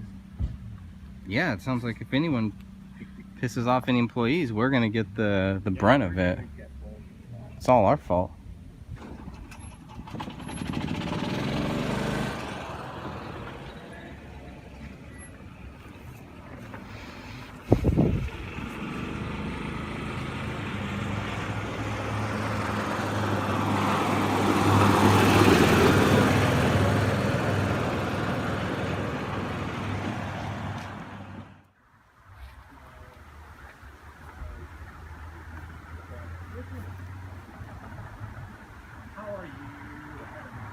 Just so you're aware, if I have an ambulance coming out. Okay, thank you. An ambulance is going to be coming out here at any time. Keep our eyes and ears open for that. All right.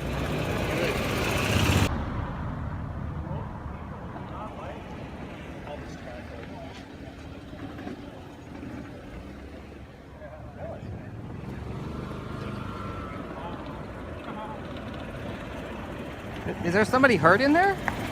Is there somebody hurt in there? Is that what's going on? Oh, no, no, no. They said they're bringing out somebody or something.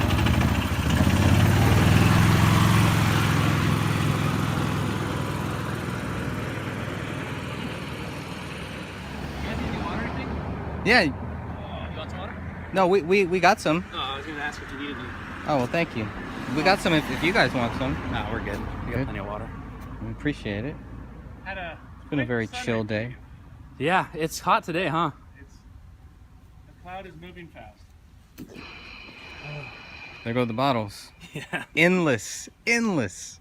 Yeah, it's all definitely good. an interesting place. Is this your first year? Yes, sir. Making some money for school. Do it, It's a man. good way to do it. Do what you can. Nothing wrong with that. How you guys doing? Good. I'm doing pretty good. So what do you guys think goes on at this place? That's what we're trying to figure out, man. You know? I mean, I say forget all the rumors, forget all the speculation. Let's go and see. Let's go check it out. I mean, obviously, we're not going to see they're not gonna too let you. much, but I mean, we know that there is. The weirdest thing for me is the cremation of care. I think that, yes, it is a play. We get it. It's just a play. I got you, but it still seems kind of strange to me. And then the status of the people that are here. These aren't just regular, people like my next door neighbors. These are very, chosen people, man. I mean, 18-year waiting list. Yep. I'm gonna try to get myself on that waiting list. Actually, That's a good call. that means I gotta stay in good shape, though. One of these days, I hope to be on that waiting list. Hey, not bad, right? Yeah. Now, getting off the waiting list and getting into it is another thing, but gotta start somewhere. Sure so. do. So you guys like blog or? Yeah, we just post some videos and just do some writings, but we're really just trying to separate the fact from fiction and say it's hard with this place, it is, because we don't really know. We don't really know what's going on. There's a lot of so. hype. Put it that way, right? There's a lot of hype about Bohemian Grove.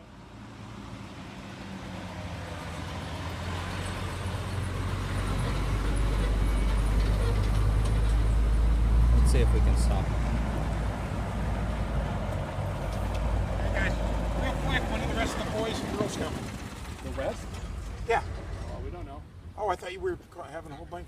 Hey, we had a question. Do you guys still have the sign from last year? Yeah, I think they do.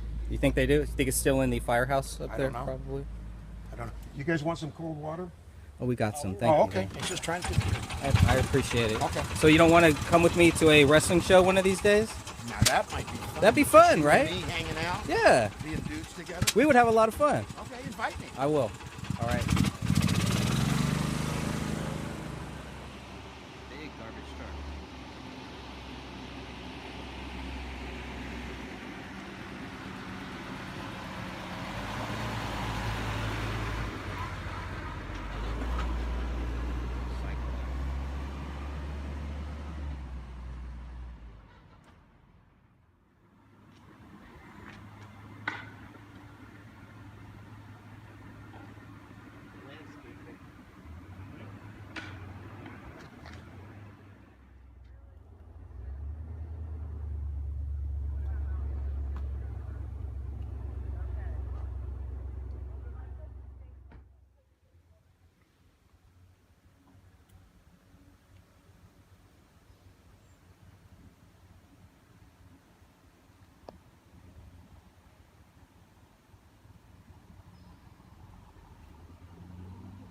A lot of money.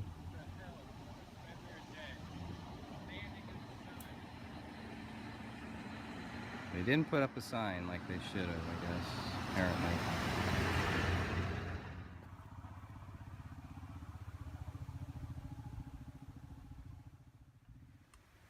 our group members a ways back just walked into the Bohemian Club, got a bunch of footage.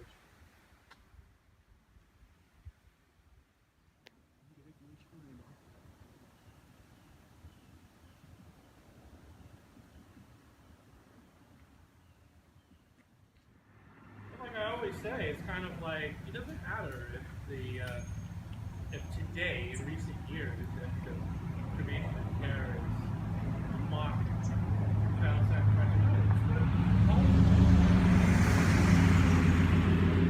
Fire department.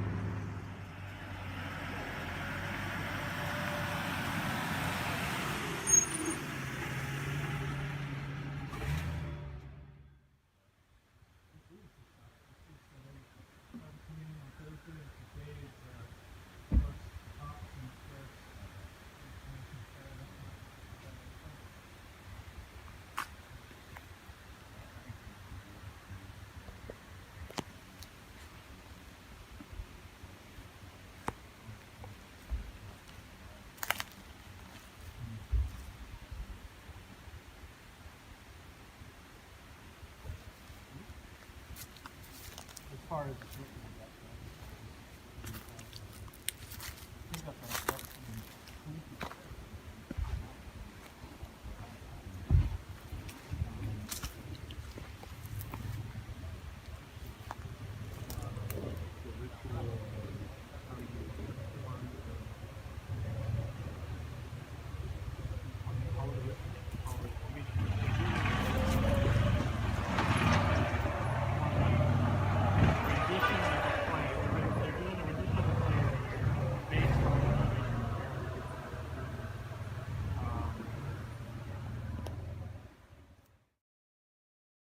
all those years of Moore's protesting, right? They say that they're responsible for shutting down a nuclear facility, right? Yeah. Is that true? Okay, so true or not, whatever.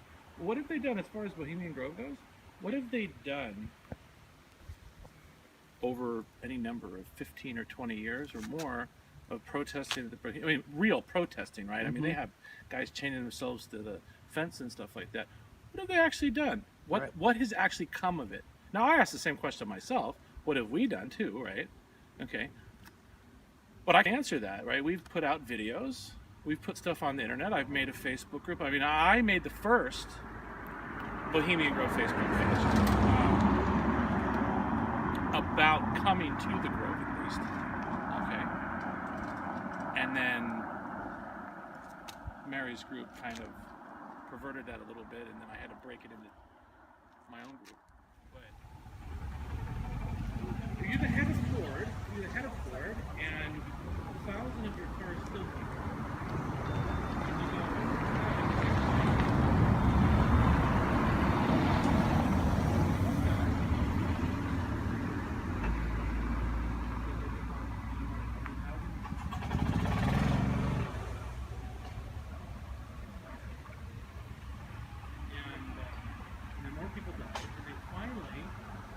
More orange hats. There's no signal here.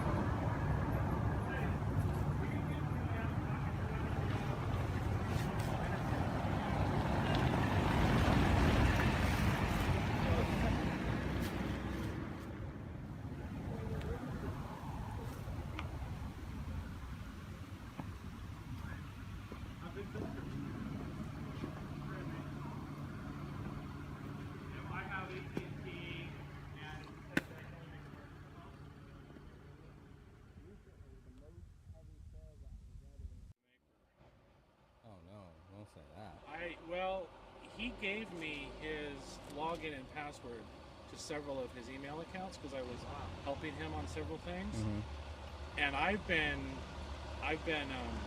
downloading all of his email. I told him I was backing him up, and so am I checking with him from time to time, right?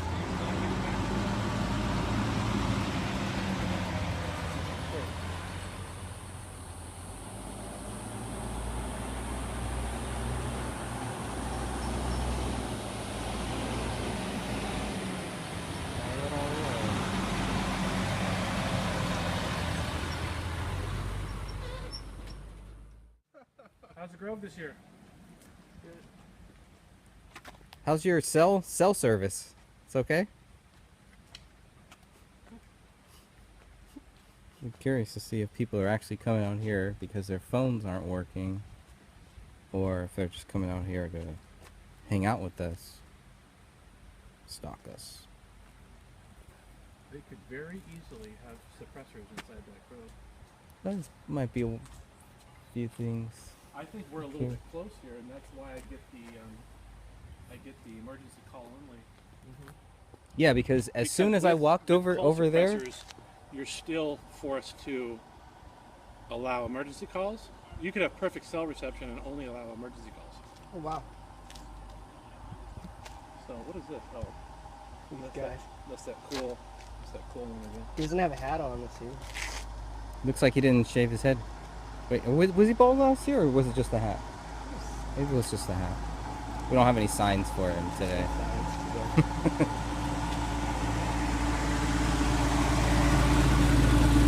He's like the groundskeeper or something.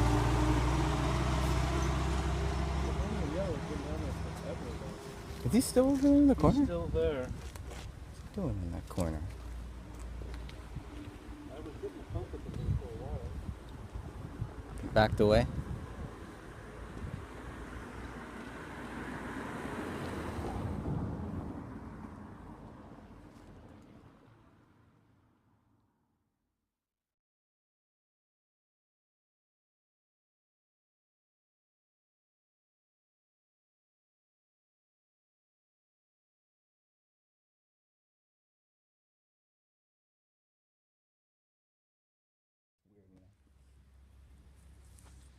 Busted something. Busted the. So bad the tree was there. Railroad, Bohemian outside. You said it was here. They had to replace it. Oh, nice. I don't know them. The other side. Been like 2 years.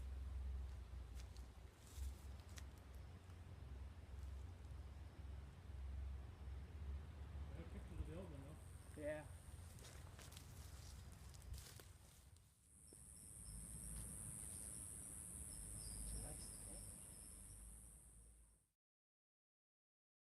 I knew Trump would show up here one day.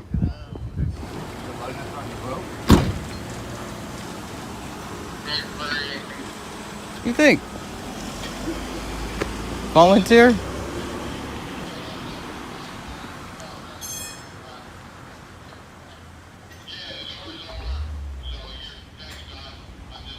It's so funny he's giving the thumbs up. Yeah.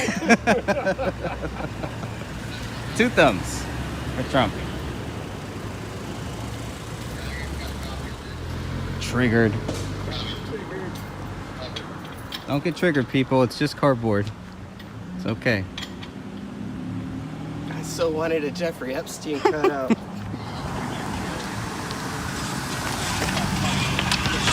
Oh, we're not parking on flat tire.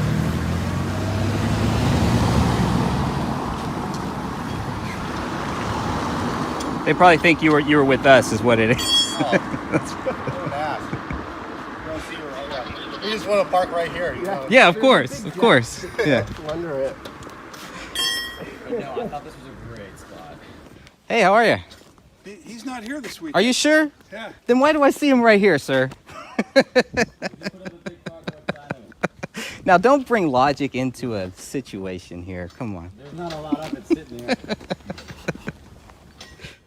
Make the Grove great again. Why not? It's worth a shot.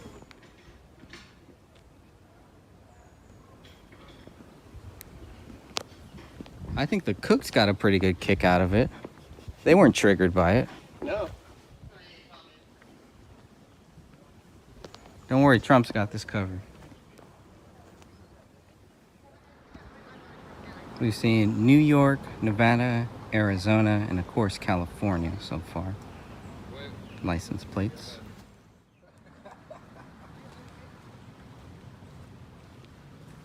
You guys can always take a photo with them if you really want to. You could. These reactions have been really, really good so far today. Good reactions for the Trump poster. Not too many people triggered so far. A few have even laughed it off, but nobody wants to take a picture with the president, apparently.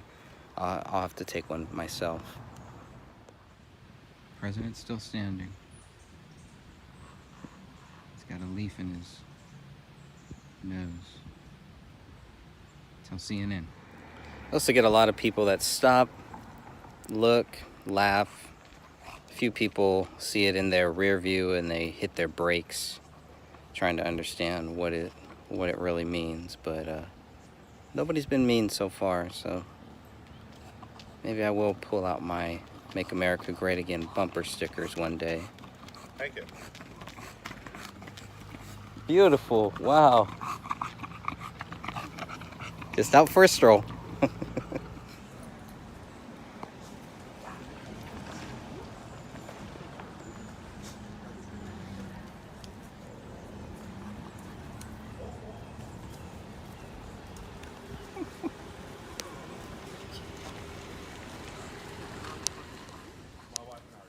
See, a dog almost peed on Trump, but did not do it. Got a few other triggered people, a few other people here looking at the poster, coming back and forth, but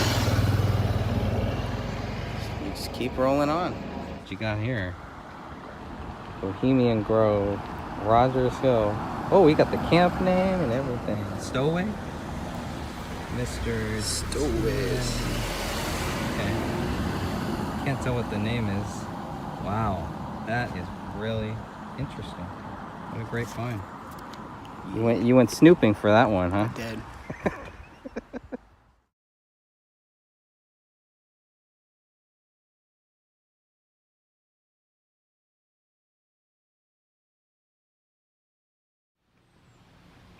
Trump is back. He's got a sparkle in his eye. He has a little sparkle in his eye. You're right. He sure does. That's creepy. That's kind of creeping me out. Had that? Was that a sparkle? Let's add some tan to that man. Sparkle. Trigger. Trigger. Oh, Mr. Earpiece got triggered. What do you think? It's all right, right? Not bad. I like it. Thank you. Thank you very much. I thought it was pretty good. It's not bad. Not bad. All right, it's okay.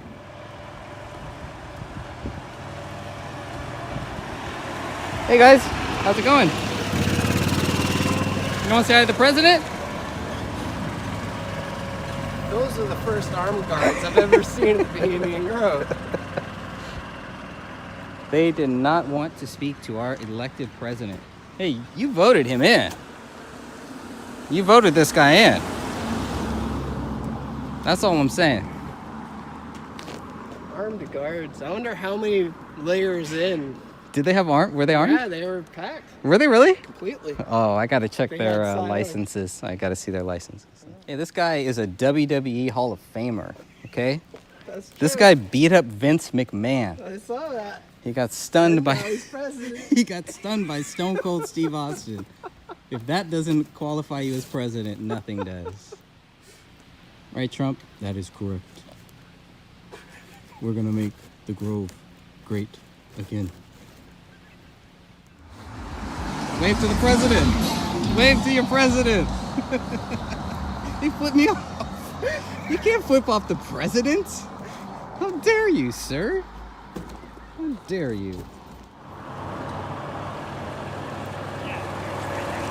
Let's make the Grove great again, guys. Don't hide your face. It's okay.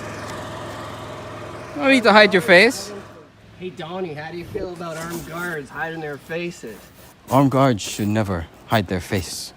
Hiding your face shows that you have something to hide. I have nothing to hide. Just ask my wife. Ask everyone. Ask everyone in here. They all know. I do not hide. I am your president, and I love you. I will make the Grove great again. No matter how many children we have to sacrifice. How many times do we need to work here? Don't sacrifice care. Give me your care. I am your care. I will care for you, and you will be free and safe. We will build the wall together and make Canada pay for it. I'm from CNN, Mr. Trump. Can I get... No, I don't do that. I don't do that. You're fake news. You're fake news. You're fired. No, fake news. Gotta be Fox News.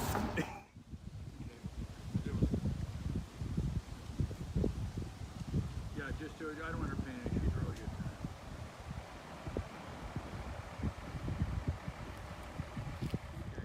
Get him. He's guilty. He passed the line. He didn't pass the third line. He's okay. What we've learned today is it doesn't even take the real Trump to ruin the Bohemian Grove party. You can have just a cardboard cutout and they'll be just as triggered. I think that's what we've learned here. Most of the people have been nice, though.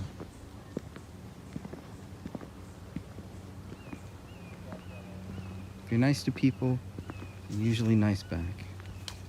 Whether we agree or not, whether we're hanging out in bushes or not, it's okay. All just trying to see what's going on here. That's all. Just asking questions, seeing where those questions lead. That's how it goes.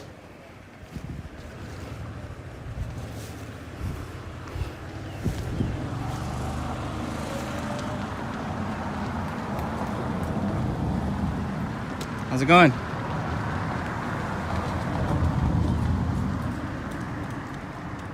Seen anything fun today? Anything good? Good stuff, right? It's cool. Just a part-time job though, right? It's all good. Very calm this year. Very nice. People are very nice. Hey, do you know where Tony is?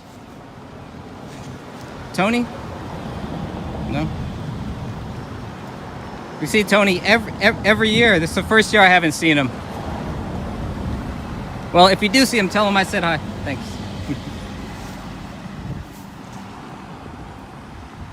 Oh, tell him Trump says hi, please, too. Thanks.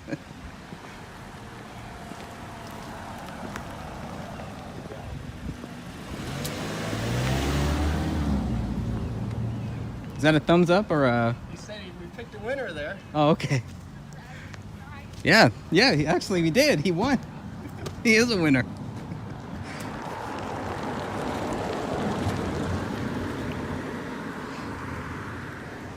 That guy does not know who Tony is, apparently.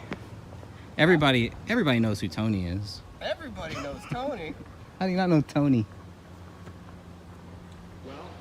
Tony's the cantankerous spook. Everybody knows him. Tony the cantankerous spook. What happened to Tony, man? Where is Tony? Where is Tony? Why are we not seeing Tony? Tony better not be buried somewhere in there. I want this 2,500 acre lot checked for Tony Faddy. Putting in a missing person.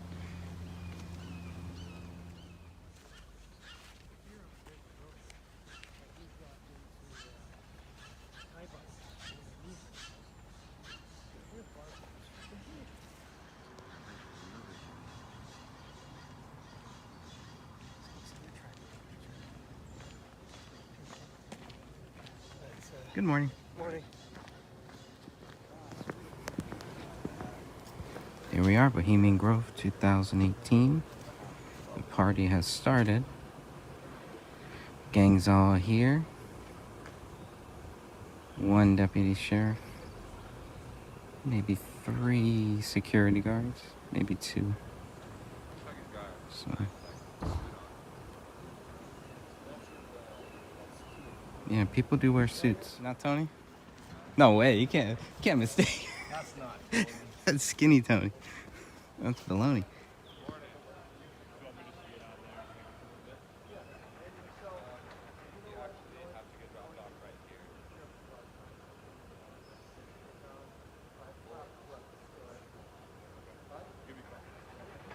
Oh, he's gonna come and give us a warning. Or a greeting, probably. Private property, all that good stuff. Sure.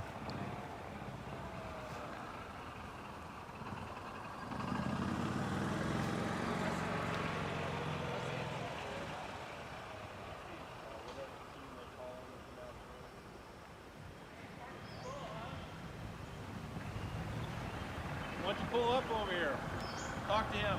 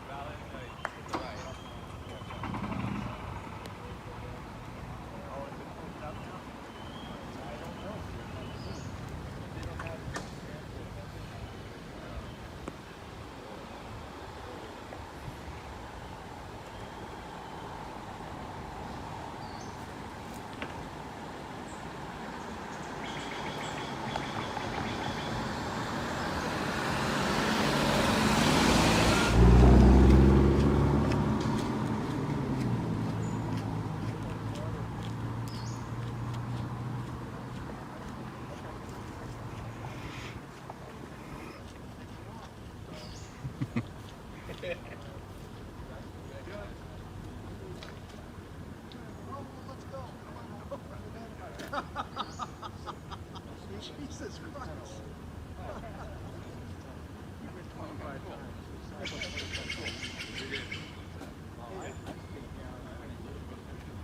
Try to get a good shot of that guy and the guy in the that bald guy. Looks interesting.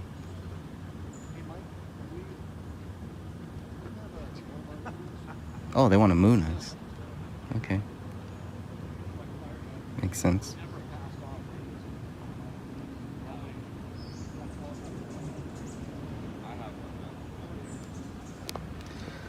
Oh, not good to zoom in on an iPhone, blah, blah, blah.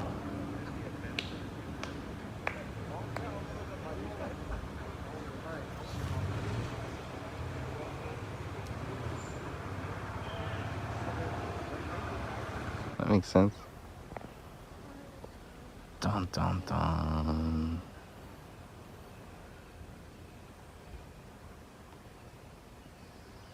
Have the no parking zone. Again. Take a 360-degree tour of the Grove. And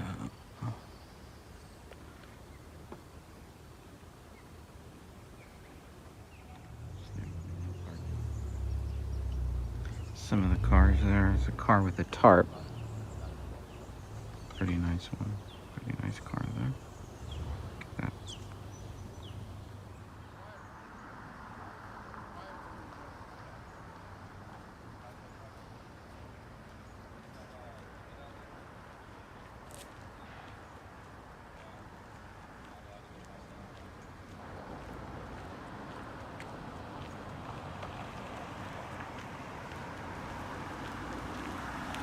Good afternoon.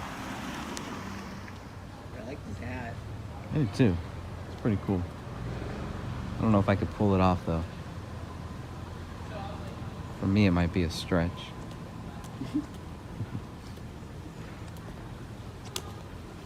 Good morning.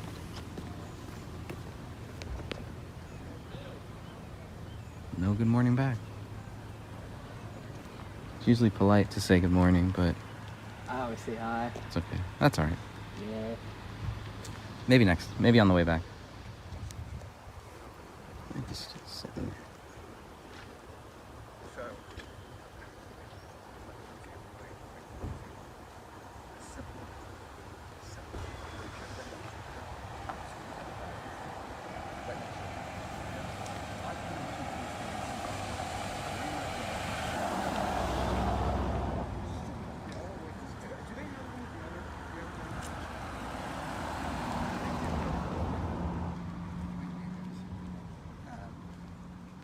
That is just something that's really simple.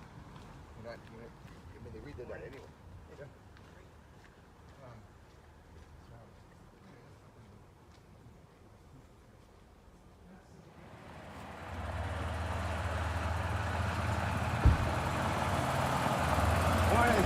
Morning.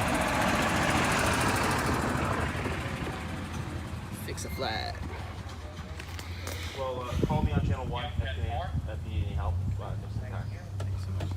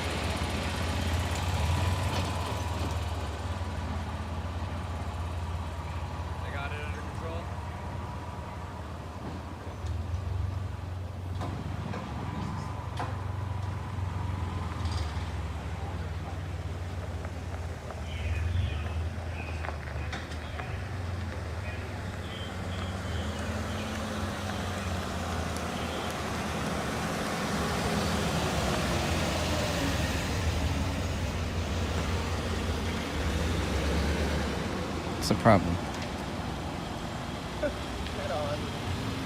Careful there.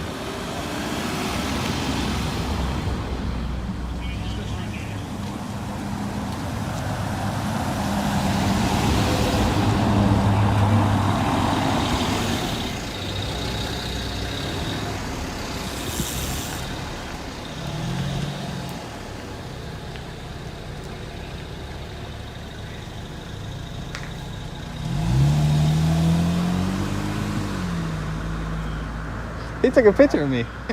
Yeah. That is rear view.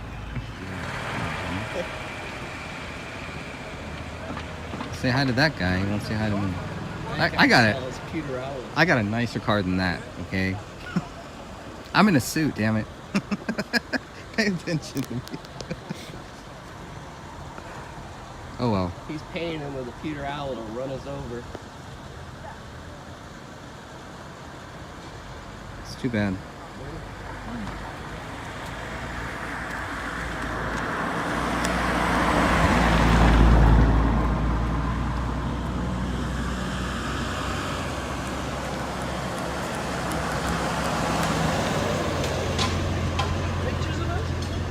I'm sorry? Why do you take pictures? I don't take pictures. It's video. Because it's a public stream.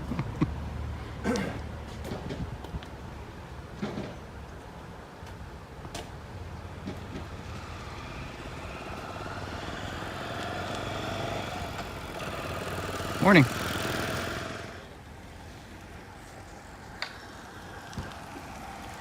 Morning. Hey. Morning.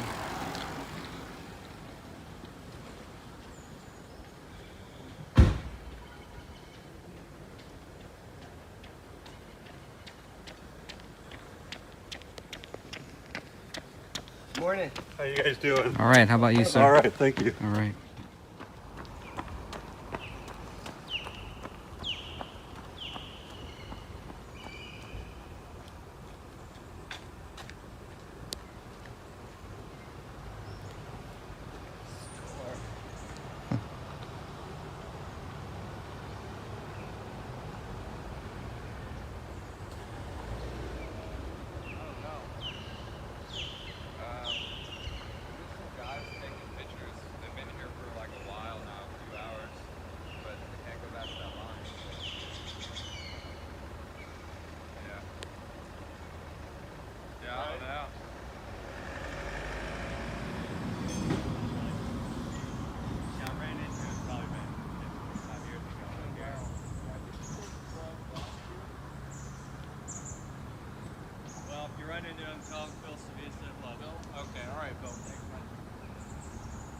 Oh, I got a name.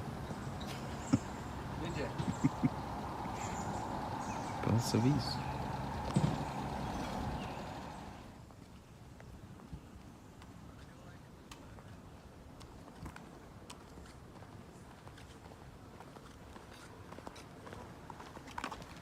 Morning.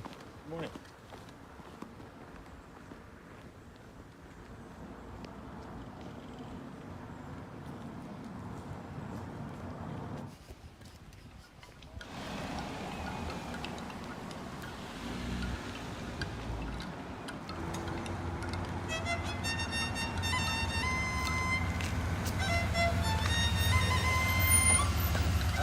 Hi.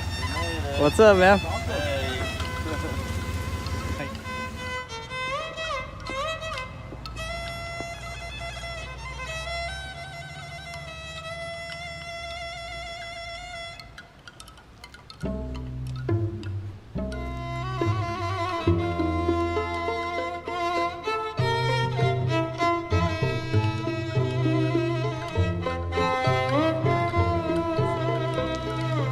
Yikes.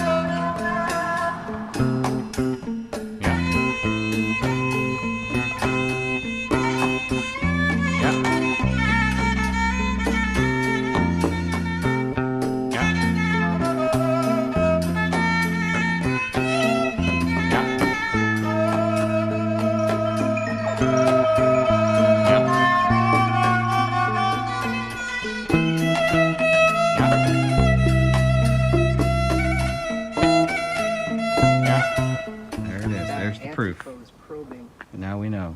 perimeter. Okay. He told us all this Antifa Trump is a fan of the sacred We're not owls. doing phrasing anymore. And he was like, I won't do this. Annie for this, Annie for that. One I of like your friends probing the told me. perimeter. And we were like, Antifa. They called us Antifa. It really is interesting, his current statements about, you know, it shouldn't be our responsibility to pay for this, that, and the other thing when it's not our country, and I'm sure that that doesn't sit too well with some of the people in Chile. I agree. That looks like God is shining a light on him or something. It's creepy. He does have a little sparkle in his eye. Yeah, don't talk about the sparkle. He brought up the sparkle. Now I can't stop looking at his eyes. He kind of looks a little Terminator-y, actually, if you kind of just focus in on the light in the one eye. his thumbs are shaped very weird. They're like toes. Are they? Got some toe thumbs? Like, His toes are very small. It's like he's leaning up or something. He's like on his tippy toes or something. I love that, like, to him, that's a smile. Yep. Yeah. You know? That's all you get. It's like this, like, weird half smirk. Does he do Botox? You think it's a Botox thing?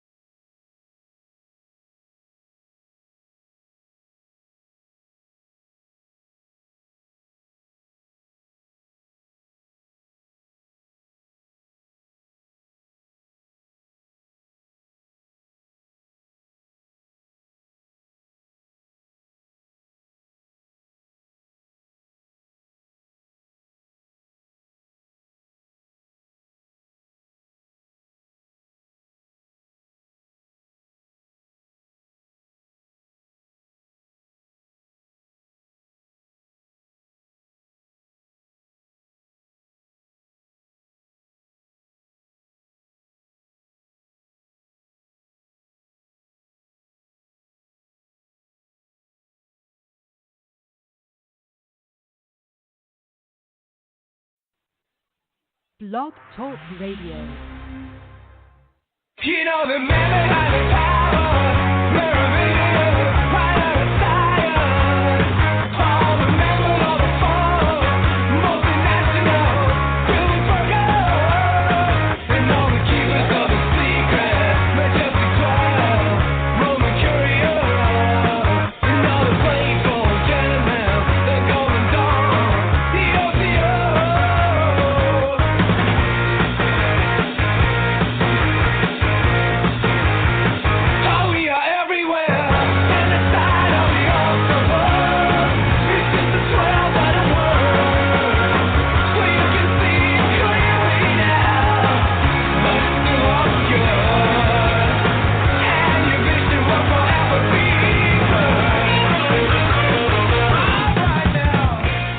Welcome to our Dark Digest episode 21 with your host, Christian Cochran.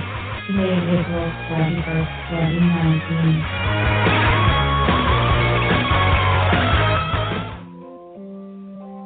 We would like to share a prayer with all of you who risk it all to seek and share truth for the betterment of humanity. This broadcast is brought to you in part by Eternal Affairs Media and DarkDocs.com. Yeah, and of course, since it is an all-male encampment, whenever they do these plays and such, much like the Greeks, men are playing the roles of any women that are written into the script. So, naturally you're going to have a lot of cross-dressing, which, is fine, if that's what you're into. But we've had a lot of fun pictures of people like Henry Kissinger and David Rockefeller dressed in full drag with makeup and wigs and dancing the show tunes. And I have a very interesting thing to read to you.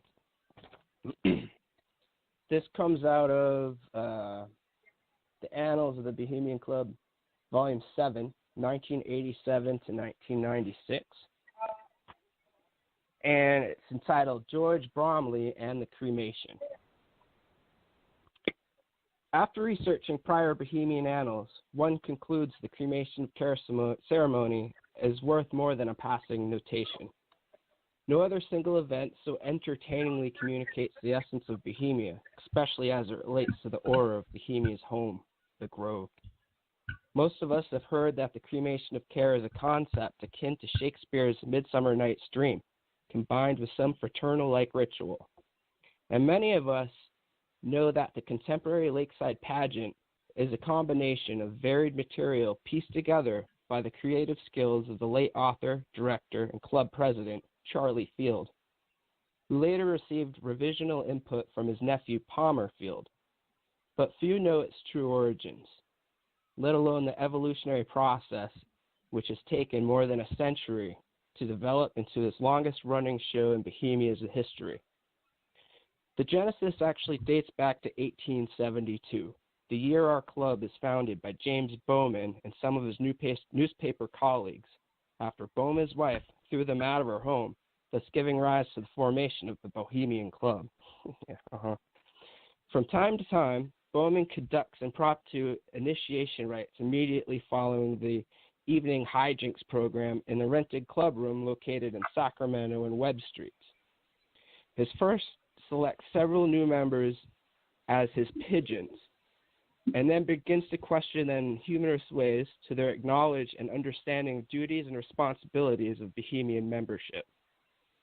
One of those new members in April 1873 is 56-year-old George T. Bromley, after whom Camp Bromley is named. He has not only a creative showbiz mind, but a comic sense of humor equal to that of a vaudeville stand-up comedian. Showmanship and all. Bowman's initiation rites quickly take root in Bromley's witty, fertile mind. The first appearance of Bromley in the role of a newly created character is on August 30th, 1873, during Jinks' program. The club's circular announces, His Eminence Archbishop Bromley, B.C., will preside as chaplain. Bromley's tongue-in-cheek initiation services are so entertainingly successful that within 3 years it becomes standard periodic entertainment, and the club, 1876, officially votes him title of High Priest of Bohemia in perpetuum. Uncle George, as he was affectionately called, dresses in colorful ceremonial gown for his comedy shticks. He uses a flaming cauldron and a stuffed owl as his key props, and with the passing of time, the ceremonial services have become more elaborate. But it is still a one-man show. The next evolutionary step toward the development of the cremation of care comes in June 1878 during a picnic held in Marin. This occasion, the genesis of the annual Midsummer Encampments, is held in honor of Henry Edwards, four-term president who, being a professional stage actor, was moving to the New York theater circuit. The picnic is billed as Summer Jinks in the Redwoods. 2 years later, during the encampment near Gurn's Mill, later becoming the city of Guerneville, the cremation ceremony is inaugurated. It is a special, colorful program created by Bohemian Frederick Summers with able assistance from High Priest of Bohemia, George Bromley. The ceremony is a simple one, compared to our current musical pageant. Moreover, Bromley continued to make the event a comical one, making it tongue-in-cheek, like, "Friends, Bohemians, and countrymen, I come here to bury care, not to praise him, to place upon this pyre all our prejudices, all of our resentments, all our thoughts that are in spirit harmful to men and women, and all of our unpaid bills. And let us place here everything in our daily life that vexes or annoys us, hatred, malice, and all uncharitableness. Let us not place here the memory of good men and noble women. Rather, let such recollections live in our hearts for our guidance. Finally, in the name of the owl, that revered bird of wisdom, I place on this coffin all the sins and sorrows of every member of our beloved organization, and from the ashes may great joy ascend." With this cue, costumed imps touch their torches to the four corners of the funeral pyre. The care's coffin is enveloped, and the next moment there is an explosion. Rockets go streaming up into the heavens. Bursting bombs sent forth colored lights into the velvet of darkness. For the whole coffin is full of fireworks, which ascend whizzing, banging, and whirling in a display of pyrotechnic splendor. The band strikes up a merry tune. Bohemians, joining hands, dance around the flaming bonfire until the last firecracker goes off. Then the members fall in line and march back to their camps in a lively, quick step. It's time for cocktails and supper. Bromley exclusively retained the title and character of High Priest for 33 consecutive years until his death in 1909 at the age of 92. It was then that the cremation became discombobulated, and the newly formed Jinx Committee discontinued its production until it was taken off the shelf, rewritten, and restaged by club president Charlie Field into a musical pageant at the Grove's new lake in 1923, joined later by Haig Padigan's artistic creation of the Owl in 1930. The Owl. Yeah, did you find anything on the Buddha? I remember we were talking before. There was an owl, the 40-foot statue of the owl. There was a Buddha statue in that same place. Is that correct? That's right. Yeah, it's funny. Like, I've seen pictures of it, but in all the stuff that I've read, there's kind of no mention that I've seen of it. The cremation was staged, like it's derived from a play that they would have. He died at the end of the play, and then they cremated his body. And we have that play. I believe it's one of the first plays. And it got shortened down and rewritten, expanded into what it is today. It's vastly different than what it was. Yeah, now it's much more theatrical, and you have Dull Care having his own voice and fighting back. And, that's where you get, when Alex Jones came in, the sound clip of, fools, you think you can burn thee, and all that fun stuff. And then they, all the cackling and howling, and then they finally, with all of their power together as the brothership of Bohemia, then only with that they are able together to cremate Care, to destroy their conscience, from what I understand, allowing them to be able to do anything that they want without any sort of repercussion of morality. It sounds silly. The whole thing just sounds silly. It sounds silly. It sounds childish. I don't understand what the hell they're doing out there. Do they really need to? Hey, go to such lengths, and I don't know. And that's all. Yeah, I mean, at first it sounds very sophomoric, and that's how they play it off. All of the Bohemian Grove apologists, like the Spinal Tap guys that made that film that never really got released, the Teddy Bear's Picnic, where instead of an owl, it's a pelican. Instead of care, it's time. and all of that, and they're just like, it's just a boys' club, it's no big deal. But I mean, I think that's what they want us all to think, to kind of discredit any real conversations looking into it. But when you look at the secrecy, you look at the security, and you look at how seriously they take this whole operation, it is definitely, and once you read the annals, once you really look into the methodology of all of this, this is something that in my opinion, I think is very sacred to the highest echelons of this organization, which are people in great positions of power, not only here in the United States, but worldwide, members of the Bilderberg Group, the Council on Foreign Relations, the Trilateral Commission, the Bilderberg Group.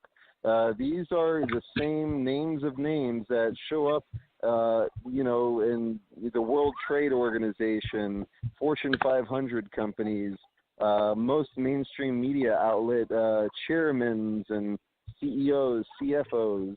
And I really believe that they really believe that doing this ritual really does, in fact, I mean, you could say it's the placebo effect, that, that by doing this, it's a way for them to kind of feel like, oh, well, great, now I can go on with my business. It's very similar in Christianity almost to, when you dip yourself in the water, you get a baptism, like born-again Christians and things like that. All your sins have been washed away, like in "Oh Brother, Where Art Thou?"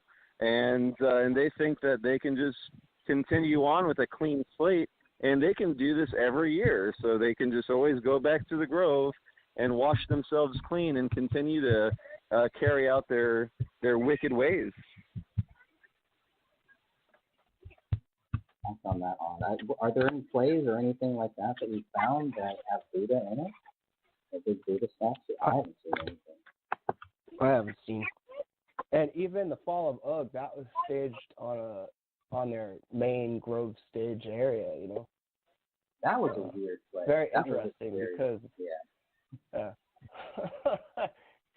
that is the only genuine part of anything Bohemian related that I've researched that even refers to Moloch in any way.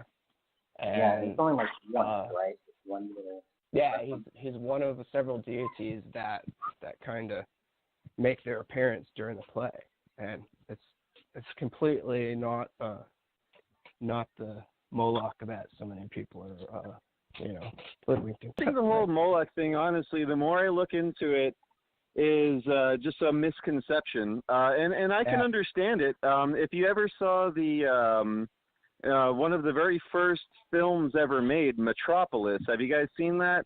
The black and white film Metropolis?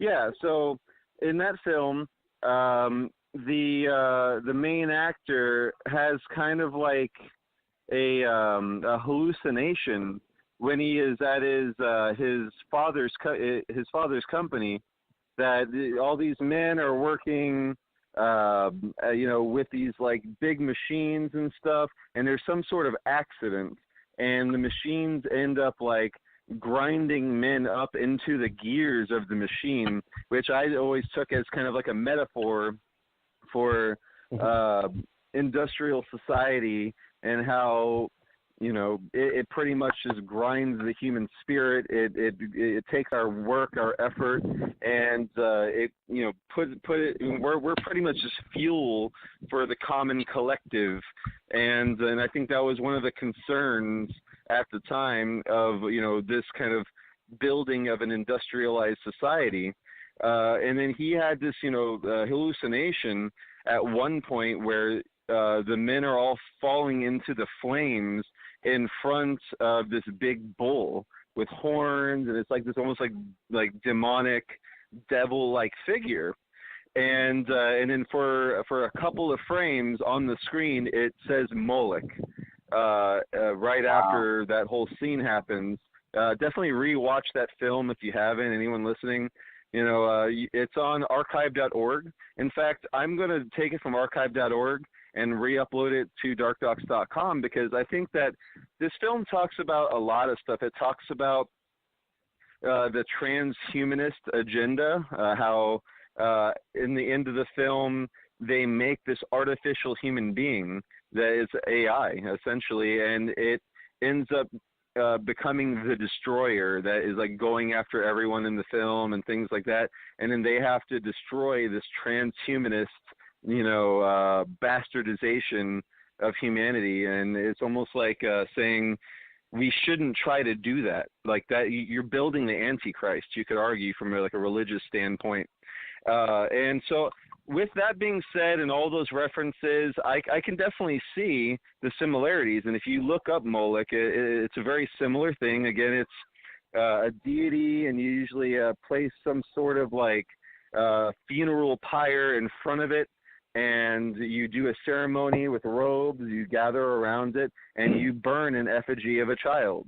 Very similar to what they do at the Bohemian Grove, but the difference is the Owl of Alexa dates back to the Egyptians, Alexandria or Alexa, whereas Moloch, it's I believe a Canaanite deity.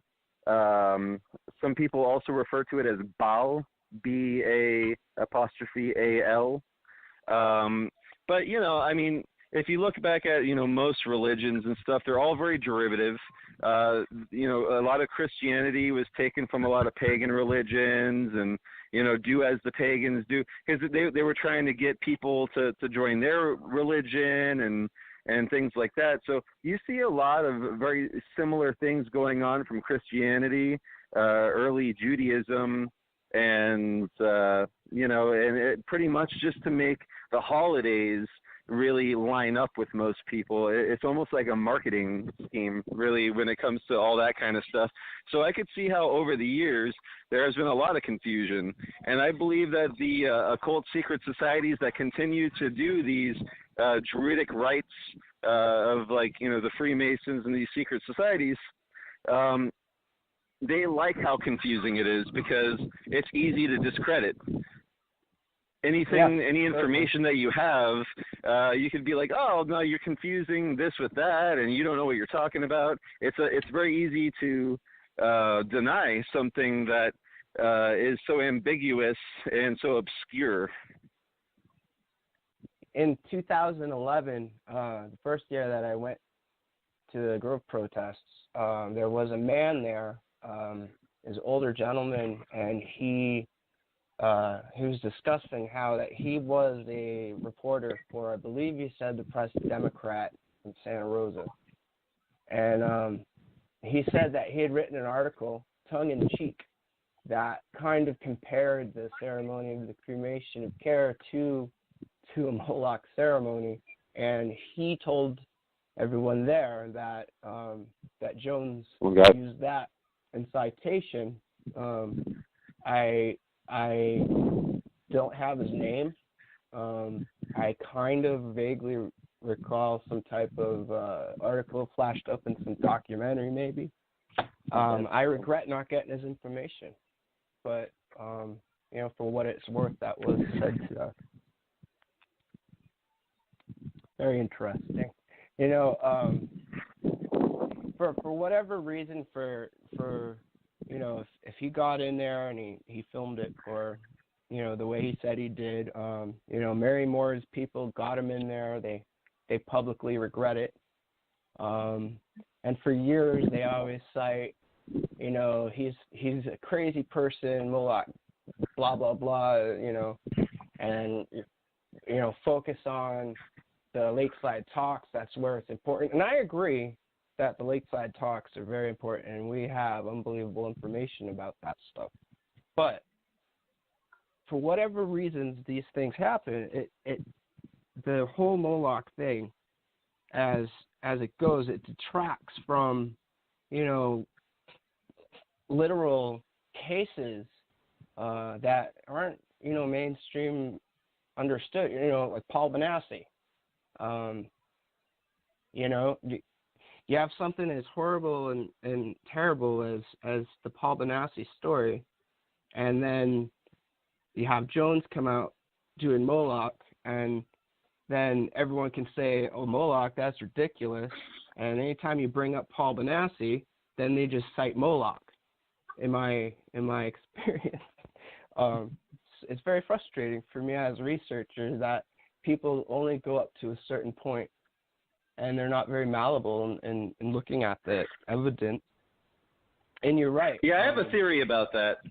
I feel like the majority of humanity, I think it takes a really special kind of person that is definitely a minority to be a critical thinker in this day and age, to understand the nuance and the complexity of our reality and how nothing is black and white. I believe we have all been programmed to think in a very binary manner. And I actually did a lecture series at the Florida International University for a couple of years. And I even presented it at 2600 Magazine's Hackers of Planet Earth, the HOPE conference for, hackers, crackers, and all sorts of information security experts and things like that. Jello Biafra was there, and a lot of ex-CIA people and stuff. And my theory on the whole thing is the people, the powers that be, the people that run the countries, governments, corporations, they've made it a point. And I believe that the secret societies are the ones really behind the curtain of all of this. And the policy, the talks, the ideas, they want people to think in a binary yes or no manner. They want people to either pick a Republican or a Democrat. And then the way they program this is with like football, baseball, basketball. Well, you got Team A versus Team B, and what do? They go onto the gridiron or simulated warfare, and they fight it out, and then that is how they program us. Sports is really important for this. They program us to think about us and them, and then there's nothing in the middle, and that's why if you are a libertarian or an independent, or you want to support the Green Party or any other third party, what happens? Oh, you're just taking votes away from our side. It's us versus them always. It's U.S. versus Russia right now. That's what they're continuing to push. The Democrats, of course. And then meanwhile, the Republicans, they're gatekeeping in their own way. And I think we're in an interesting time where people are starting to realize this and doing their own research, and that's why it's so important what you guys are doing, what Greg is doing, what Dark Docs is attempting to do. Before Dark Docs, we had federaljack.com, and one of our campaigns was writeit2008.com, and we made it a point to point out everything wrong with Hillary Clinton, everything wrong with John McCain, everything wrong with Barack Obama, and highlight Cynthia McKinney, Ralph Nader, Dennis Kucinich, and all of these third-party candidates that were actually just, trying to give an alternative, which I think is very important. What happens is that, again, you have the Democrats and the Republicans shooting it down, and they have the same argument. They say, if you vote for a third party, you're simply just taking votes away from us. And that scares people into groupthink, into herd mentality, and everyone wants to win. Like, they don't care if they're right or wrong, they just want to win. So you go for the biggest team. And that has been a detriment to our society, and that's the problem with democracy. And in my opinion, that's why I believe that the Founding Fathers made us a federal republic. That is why we have an electoral college system, so that way when everyone's voting, one person, one vote doesn't work because it's mob mentality.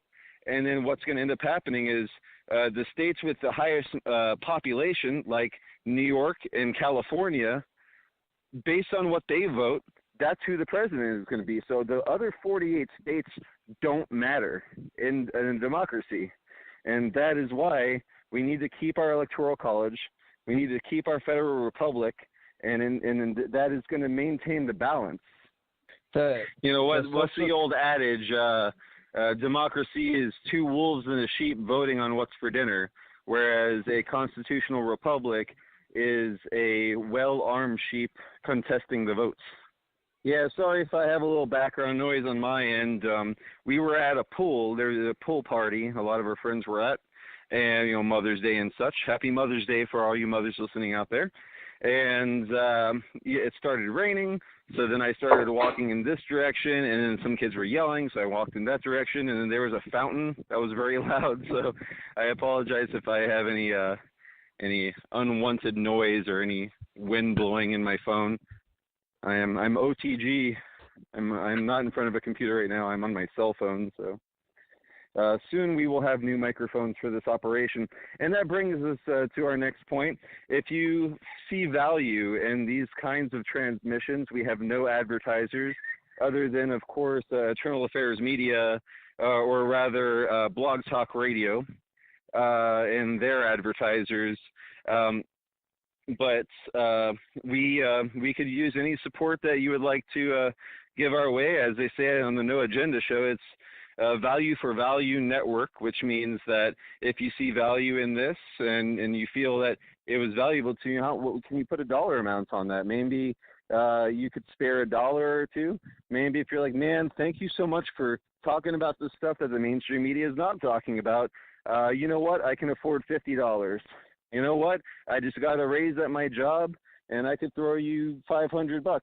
You know, anything that you give to us, we're going to take that money, and then we're going to not work for someone else to pay the bills, and because now we're working for you. And then we will continue to bring out new podcasts. Darkdocs.com is currently working on a new full-length documentary film that keeps getting longer and longer as I'm editing the thing, that it might even turn into a mini-series about exposing Pedo Swim, about how Adult Swim and Justin Roiland, Dan Harmon, the creators of Rick and Morty, have been putting out pedophilic cartoon and snuff films where they are encouraging people to have what they call natural and consensual relationships with children. And some of their content includes rape, murder, and all sorts of stuff. We have all kinds of terrible clips. And there's a lot of occult symbolism that they throw in there. I personally believe that they are Satanists. And that's just not a speculation. They throw a lot of occult symbols into their stuff, and I don't think it's an accident. So, you know, we spend a lot of time looking at what people do, what people are trying to put out into the public, especially within the view of children. And on the Dark Docs network on Facebook, as long as we can exist there, we've been exposing pedophile grooming, pedophile networks within social media and within advertising campaigns. Right now, there is there's a poster up in Toronto subways that shows 3 naked men having sex with each other. Anybody you know, on the subways can see this thing, and it links to a website called thesexyouwant.ca. And if you go to this website, it's nothing but cartoons of like really hardcore pornography. And anyone can go to this. It doesn't have any 18 or over kind of thing like most bars or alcohol or cigarette companies might have. So anyone can look at this hardcore cartoon pornography, as well as on Vimeo.com, all of Justin Roiland's stuff that we got from for our documentary. They are just putting this stuff in the view of children. Children can navigate to this stuff. If you're a fan of Rick and Morty, it doesn't take long when you're on YouTube or any website to be redirected to this kind of terrible stuff. So it is our job that we have taken it upon ourselves to expose this stuff, to call it out for what it is, and hopefully we will have some sort of legal standing at some point once enough awareness has been raised on the topics to outlaw these guys and hold these criminals to justice, because that's exactly what they are. Anyone pushing for sex with minors, adults having sex with minors, you're a criminal. I mean, that's a criminal act, and if you're advocating for it, that makes you a criminal. So that's what we do here. We make sure to protect the next generations from being molested, essentially, because it's a vicious cycle. You find the majority of children that have been molested, they end up kind of going into that. That's what happened to Paul Benassi. It's a vicious cycle. You get molested, the power is taken away from you, and then when you become an adult, you want to regain that power, and sometimes, if you're damaged enough, you will then injure another child, and it will keep going. We want to stop this vicious cycle from happening by raising awareness and letting people know that this is not okay. Child drag shows are not okay. They are not acceptable behavior within our modern society. And they're working really hard to make sure that your children are going to become cross-dressing prostitutes for the elites. And they will end up at the Bohemian Grove and having sex with adult men. And that is not okay. So please, if you think that these have value, these shows have value, consider donating. With that being said, any notes from Greg, and then we can hear the next animal from Brendan. Can you guys hear me? Yes. Yeah, that's much better. Sounds great.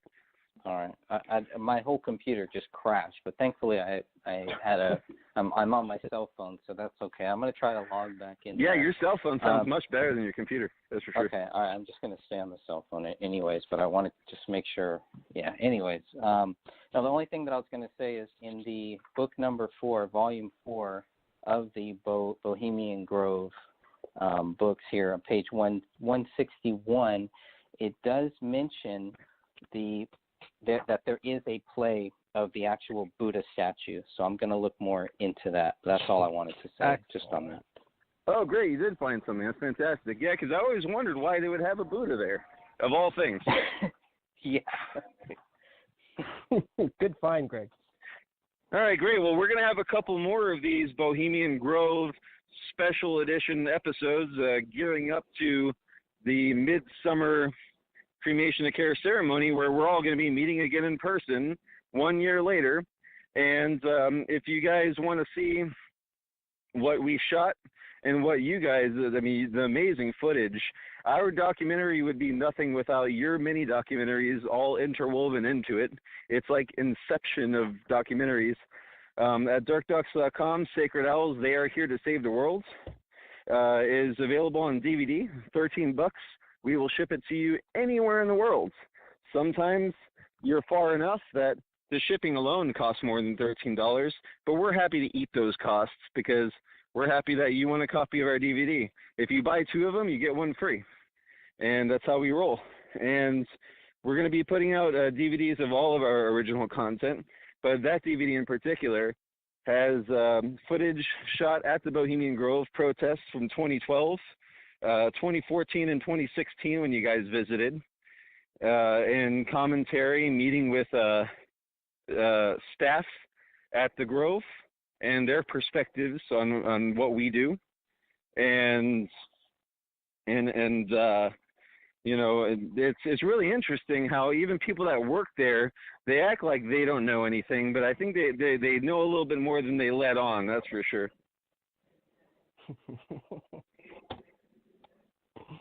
Just teasing us. They're teasing us with it. They love it. They love that you guys come out there, and I mean, I think, you know, it would be an otherwise very boring job if you guys didn't show up. Yeah, I agree.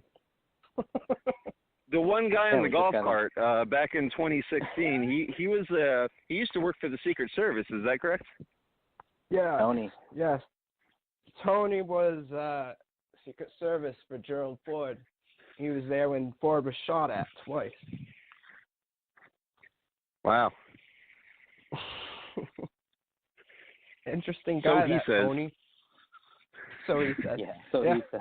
Well, they're a bunch of liars. He wasn't elected.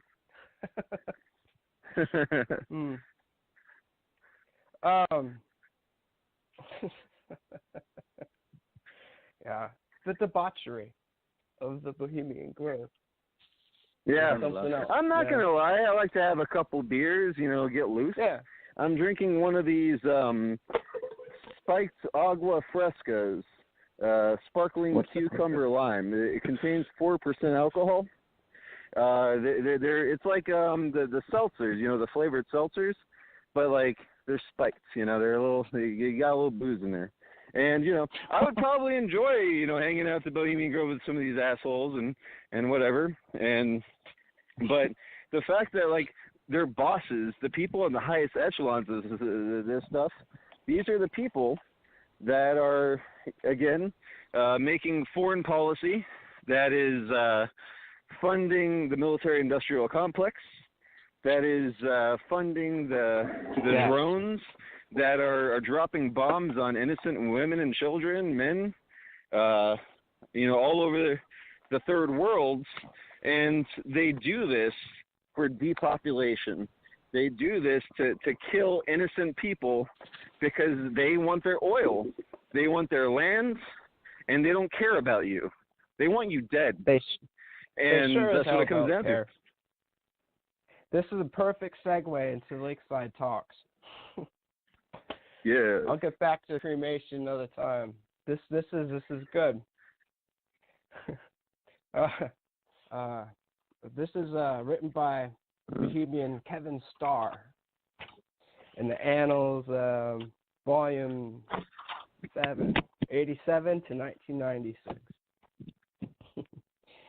Most notoriety, one suspects, attaching itself to the annual encampment derives from the Lakeside Talks. From the Lakeside podium over the years, heads of state and former heads of state of various nations, literary and musical figures, captains of industry, scholars and university leaders, artists, diplomats, scientists, and just plain bohemians have filled their allotted 30 minutes, in most instances, with wise and pithy discourse. Like everything else in the Grove, the Lakeside Talks is governed by ritual and protocol. In the year preceding the encampment, the Lakeside Committee meets periodically in the City Club and draws up its list of speakers. Some, but not all, speakers are Bohemians. Others are guests of Bohemians scheduled to attend the coming encampment. Still others are expressively invited by the Board of Directors at the request of Lakeside Committee to attend the encampment and give a Lakeside talk. From whatever source, Bohemian or guest, a full array of speakers is scheduled by May or June at the latest for each day of the encampment. While every encampment day is equal as far as Lakeside Talks is concerned, some encampment days, especially weekend days, are more equal than others, given the fact that these days witness a larger population in the Grove. Hence, a general pattern of subject matter has emerged in Lakeside Talks. Monday, Tuesday, and Wednesday are reserved for more specialized topics. That way, Bohemians who wish to stay through midweek to hear a particular Lakeside talk may do so. On Thursday, the scope of talk widens, edging into questions of politics, diplomacy, and public affairs, which tend to dominate weekend presentations. Sunday talks are usually reserved for more philosophical subjects. The last Saturday, by tradition, is reserved for a distinguished speaker who is asked to give a talk addressing the big picture, the long-range issues in his field of expertise. Thus, the last Saturday and the Sunday talks are the most philosophical and have accounted for some of the most memorable Lakeside talks ever given in the Grove.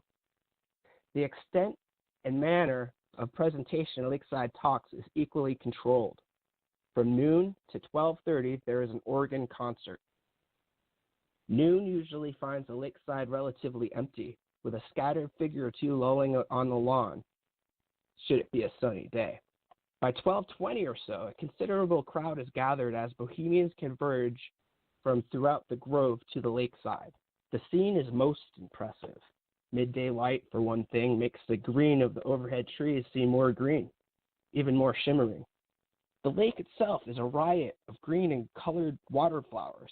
Dragonflies skim above the surface of the lake, and depending on the vagaries of their humor, a chorus of frogs can be heard in all its Aristophane splendor. By 12:25 or so, the speaker will have arrived, as well as most of the Bohemians attending the event. If the day is sunny, protocol allows for Bohemians to doff their shirts, lie on the grass, and indulge in a half hour's heliotherapy. At the 1996 encampment, Governor Pete Wilson remarked that he had hoped that it would be a cloudy day, so that he might avoid the necessity of speaking to a sea of hairy armpits. If the speaker is a noted celebrity, a former president, if the speaker is a noted celebrity, a former president, perhaps a well-known movie star, a nationally ranked journalist, a cluster of kibitzers might have already formed around him. At precisely 12:30, the organ concert ends, and a member of the Lakeside Committee moves to the podium and calls for a round of applause for the organist. The Lakeside Committeeman then introduces the day's speaker. Introductions are brief and to the point. Upon being introduced, the speaker will stride from somewhere in the vicinity of the organ to the podium and begin his talk, which concludes promptly at 1 o'clock. Following the talk and the applause, the speaker will then mix informally with Bohemians for informal discussion. Now, we know that in 1988, the former head of the FBI and then CIA director gave a Lakeside chat in which he says, but we have had a number of major successes this year. And then in the copy of the speech, which was put out by the CIA in a FOIA request, following that sentence, it's all redacted. So, what the hell?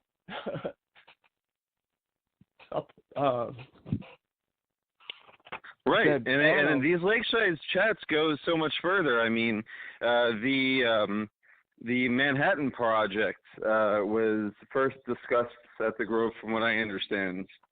Is that correct? Yes. So these people have been developing nuclear weapons in order to murder billions of people here at the Grove.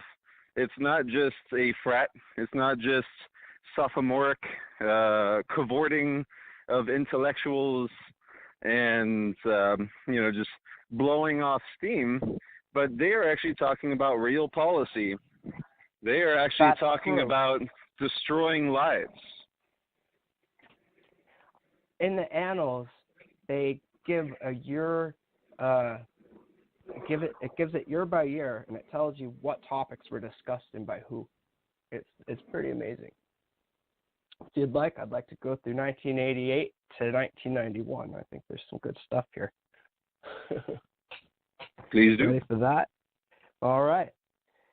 The 1988 encampment enjoyed an equal array of interesting lectures. Bohemian director Tom Terrell discussed the Chautauqua movement, a talk later published in library notes. Hoover Institution scholar Martin Anderson discussed the power of ideas in revolutionary situations.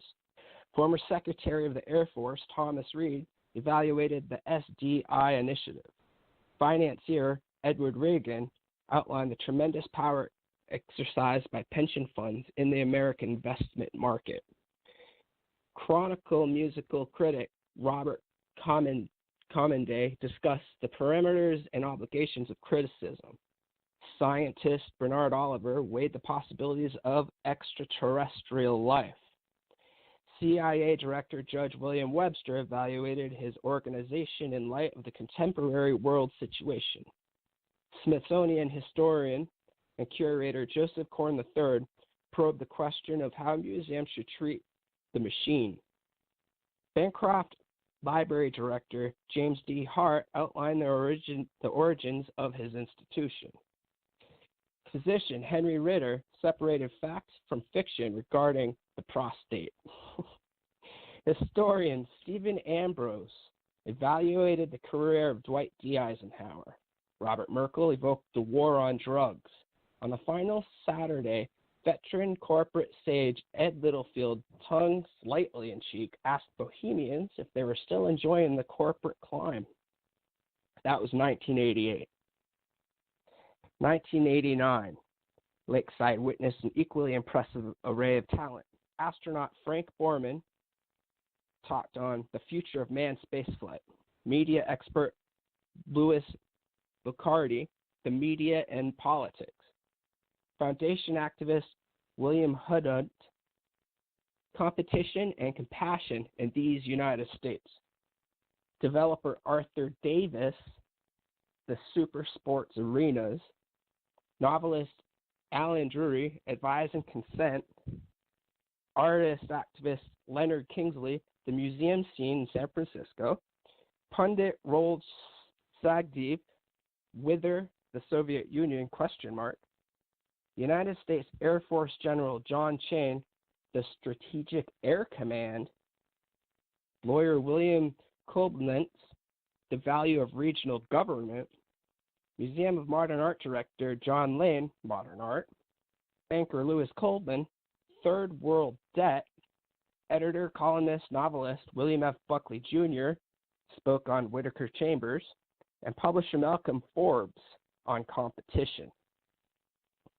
That was 89. 1990. U.S. Senator Alan Simpson opened the 1990 encampment with a discussion on the obligations of citizenship. Admiral Bobby Inman balanced the question of arms control with the changes occurring in Russia. Howard Putman discussed management in the times of stress. San Francisco Fine Arts Museum Director Harry S. Parker III addressed his favorite topic, museums and art. Undersea explorer Robert Ballard, quite naturally, discussed undersea exploration.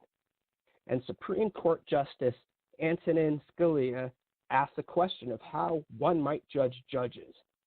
Former Secretary of State Henry Kissinger discoursed on American foreign policy. Admiral William Crowe probed the balance of power. Historians Charles Longsworth used a discussion of colonial Williamsburg to address the larger question of how does one make history live. Organ maker Jack Bethers discussed the revival of great organs, outdoor and indoor, in the United States. Physician Henry Ryder, Jr. asked a simple question, impotence. Who needs it? Scientist Tom Lovejoy asked Bohemians to consider the endangered condition of tropical rainforests in the Amazon. On the last Saturday, Stanford philosopher John Gardner asked the Bohemians to consider the issues behind the issues. Here's my favorite one, 1991. The 1991 encampment opened with a flourish as Mikhail Tatuta, San Francisco bureau chief for Soviet television, shared his observations on the United States. The compliment was returned the next day when Oberlin President Frederick Starr asked the question, USSR, smaller but better? Media specialist William Armstrong followed with a discussion of congressional reform. Stanford professor of economics Roger Knoll investigated the future of the sports business, while UC Berkeley Vice President Emeritus Earl Bolton asked the Bohemians to consider the mystery of laughter. Academic dominance of the lakeside podium continued with Stanford medical professor Robert Gimplis assessing the question of whether or not anyone could afford medicine in the United States by the year 2000. As if in reply, the next day, a Thursday, former HEW Secretary Joseph Califano attempted to answer Gimplis's question with a discussion of medical economics. Civil rights activist Vernon Jordan followed with a talk entitled The Coming Revolution. Former West German Chancellor Helmut Schmidt addressed the enormous problems of the 21st century. Former New York Public Library President Barton Gregorian, recently appointed president of Brown University, dissected the question of an American individualism the following day. Former Attorney General Elliot Richardson asked Bohemians to consider the New World Order, and Gilbert Grosvenor, president and board chairman of National Geographic Society, urged why America must get an A in geography and how you can help. Hold on, I'm gonna pause you there. What was the one about accepting the New World Order? Who was saying that one? That was former Attorney General Elliot Richardson. Okay, a couple of things. Do you have that in that animal? Like, are you reading like a table of contents kind of thing there? I'm reading the summary of what took place by year, topic-wise. I will try to find that, actually. Yeah, I would like to. I would like you to, if not on this episode, maybe if you can find it for the next episode. Like, I would like to see what their sales pitch is for accepting the New World Order. Now, I mean, I'm sure anyone listening to this show is familiar. That's the term for global governance. That is what the League of Nations, that then became the United Nations, it was their goal to have a one world government, a one world currency, and a one world religion was discussed under this concept of a New World Order, which there was a book by H.G. Wells, the creator of The Time Machine and War of the Worlds, of course, made him famous. He wrote a book, The New World Order. And then Adolf Hitler, he wrote a book, The New World Order as well, talking about the same concept of a one-world government where we all live under it. So I'm just curious to see what they said. Also, what perked my ears up is, of course, you have former Secretary of State Henry Kissinger, which he wrote the National Security Study Memorandum 200 in 1979, which called for depopulation of the third world, spelled out and specifically broken down on how you can pull off killing billions of people to maintain a number. Pretty much 10% of the world can live in this New World Order. 90% plus of humanity must die through war, famine, and poison. And if you read, we have it at darkdocs.com, the NSSM 200, National Security Study 200, 1979, from Henry Kissinger. And what's really important about this document is that's exactly what's been happening since 1979. You have war. We have countless war under George W. Bush, and Dick Cheney. They said this would be a 30-year war, and some said it would be an endless war. We will always be at war with Eurasia. We will never be at war with Eurasia, as they said in 1984 from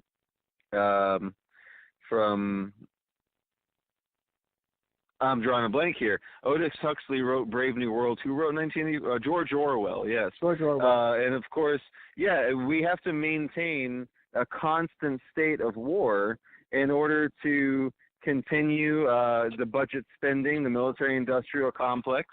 9/11, the 7/7 bombings were used as pretext for war in order to go into Iraq, Afghanistan, Iran, and we continue these war efforts, and then then everyone got sick of W and all of the death and all of the war, and then they will throw in a Democrat. They threw in Barack Obama, which continued the same policies. The Patriot Act, he signed Patriot Act 2. He signed the National Defense Authorization Act, and continued to strip civil liberties of American citizens while continuing to bomb people overseas. And then he brought in drone strikes. He authorized us not even showing up on our own, but bringing Skynet-style robots to kill people in other countries. Now that's the war. Famine. We have been putting sanctions on countries, unprovoked, to make sure that they don't get the food, they don't get the clean water. Once they have water filtration systems in place for their communities, we hire military groups and private mercenaries and like Blackwater to go over there and bomb their clean water facilities in order to make sure that they have dirty water that is contaminated with sewage that will continue to make them sick and die. And then there's poison. You want to push fluoride into the water supply, just like the Nazis did. The Nazi scientists at IG Farben, which became Bayer Pharmaceutical. Now, Bayer Pharmaceutical are the ones who make aspirin. They're the ones who make your MMR vaccines that are being pushed on you, and they're making, trillions of dollars off of your ignorance and scaring you into, getting these measles vaccines that will give you measles, but a whole lot more. There's cadmium, all kinds of heavy metals in these vaccines, and you don't even know what's going in them because they're constantly changing the formula, and it's proprietary to make sure that even if you ask for the insert and they, the doctors will be like, I don't know what you're talking about. Don't be an anti-vaxxer. We're pumping these things into our kids, and it's all being carried out. And Henry Kissinger has been pushing for this new world order with a depopulation agenda using war, famine, and poison. Also, you mentioned Helmut Schmidt, which is the German chancellor. I believe he is at one time he was the president of the European Central Bank, and he is also a member of the Bilderberg Group. And Sacred Owls, in our very first EP, we had a song called Hell's Bells where we talked about all of these guys at Bilderberg and how in the Alice Jones film Endgame, Blueprint for Global Enslavement, they were protesting the Bilderberg Group.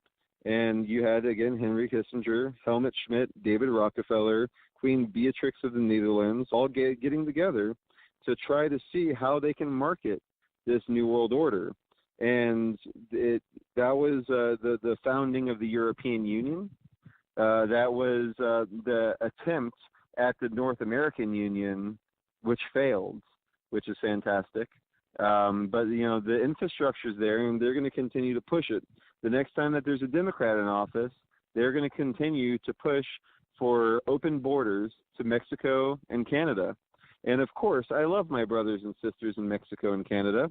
In fact, Sacred Owls is playing our very first international show in Juarez, Mexico, on this tour in July. You can see more information on that at sacredowls.com. But we need to have borders. And the reason why is because if you just have open borders and people just coming and going as they want, you have no idea how to maintain the infrastructure of your citizens. You have no idea how to provide for these citizens because there's no accountability. And we are a sovereign state. We are the United States, and we are not part of any kind of union because consolidation of power is going to enslave us. We need to maintain our national sovereignty. So does Mexico, and so does Canada. We can have alliances. We can work together for common goals, but we need to stay independent. Because what's going to happen is once you have an North American Union, and you have your European Union, which is a catastrophe, might I add. That's what Brexit is all about. And how every time everyone votes against the European Union, they have a revote because your votes don't matter over there. And your votes don't even matter over here. If they don't like the way you guys are voting, guess what? They're going to throw the elections. And once we have all these unions, we're going to go to war. There's going to be a war against the North American Union and the European Union, and everyone's going to be sick of that war, and, we're going to have record numbers of deaths, and then the only solution is for us all to just consolidate under the United Nations is going to take over, and you're going to have the blue helmets. You're going to have, UN troops on our streets telling us what to do. And that is what pretty much is the premise of the film Gray State that never got released. And the creator of the film is believed to be in a staged murder-suicide where him, his wife, and his daughter were killed. and we're going to be talking about that on Tuesday with one of the co-creators of the trailer and working on the film, as well as Greg Fernandez, who has been looking at what you have been doing on this topic, and I mean you've put in some time. You have something like 40 episodes, breaking down the crime scene photos, and I mean it's amazing how much work you've put into researching this, and I can't wait to hear your deconstruction of what you think actually happened, in this atrocity, to try to silence the independent media and warning people against these ideas and what's happening. So that's been the biggest challenge with it. And yeah, I look forward to that. I can give you a little spoiler if you want a spoiler right now. Yes. The spoiler. Yeah, I don't want to say too much because I want to plug it. I want to get people stoked about it. I'm excited. I can't wait for this episode. And I'm going to be sitting in front of my computer because I apparently picked the worst place possible to do a podcast because there has been an airplane overhead every 30 seconds. I have to put on mute, while I'm listening to you guys. I think we must be right next to an airport because this is ridiculous. I've never seen so many airplanes. The good news is I don't see any chemtrails today, which is odd. I think they took Mother's Day off. They're like, let's not kill our mothers for one day. No chemtrails today, guys. Because usually here in Central Florida, we're right by the Patrick's Air Force Base, and our sky is riddled in just like, it looks like tic-tac-toe up in the sky all the time here. I mean, wow. I'm surprised I'm not autistic. Maybe I am autistic. I don't know. But yeah, today they took the day off. There's no chemtrails in the sky today. So that's fantastic. Those mothers, they're mother lovers. That's right.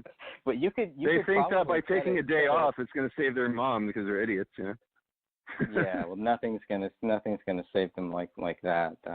But you know what's going to save them? We're going to save them. We're going to save them. We're saving the day right now. We're doing it. I've done. Put my trust in God. Yeah, I hope God will save them. That's they need to figure that out.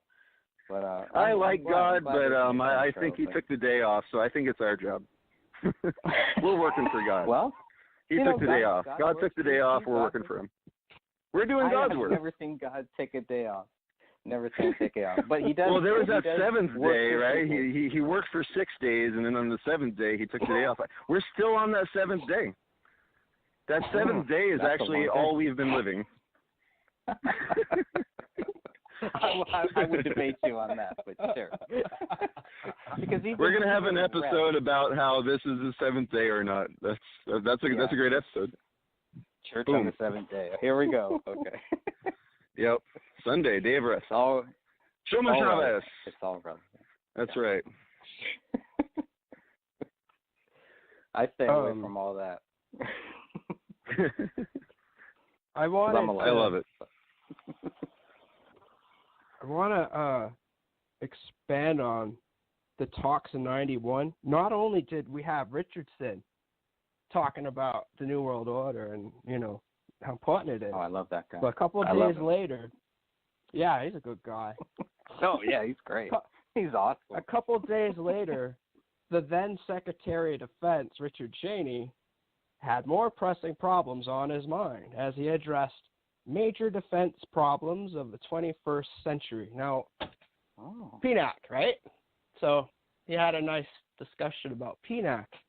And then a couple days later, same year, former Secretary of State. I'm going to stop you right there, and I hate to keep interrupting, but we throw around terms like PNAC, like everyone knows what that means.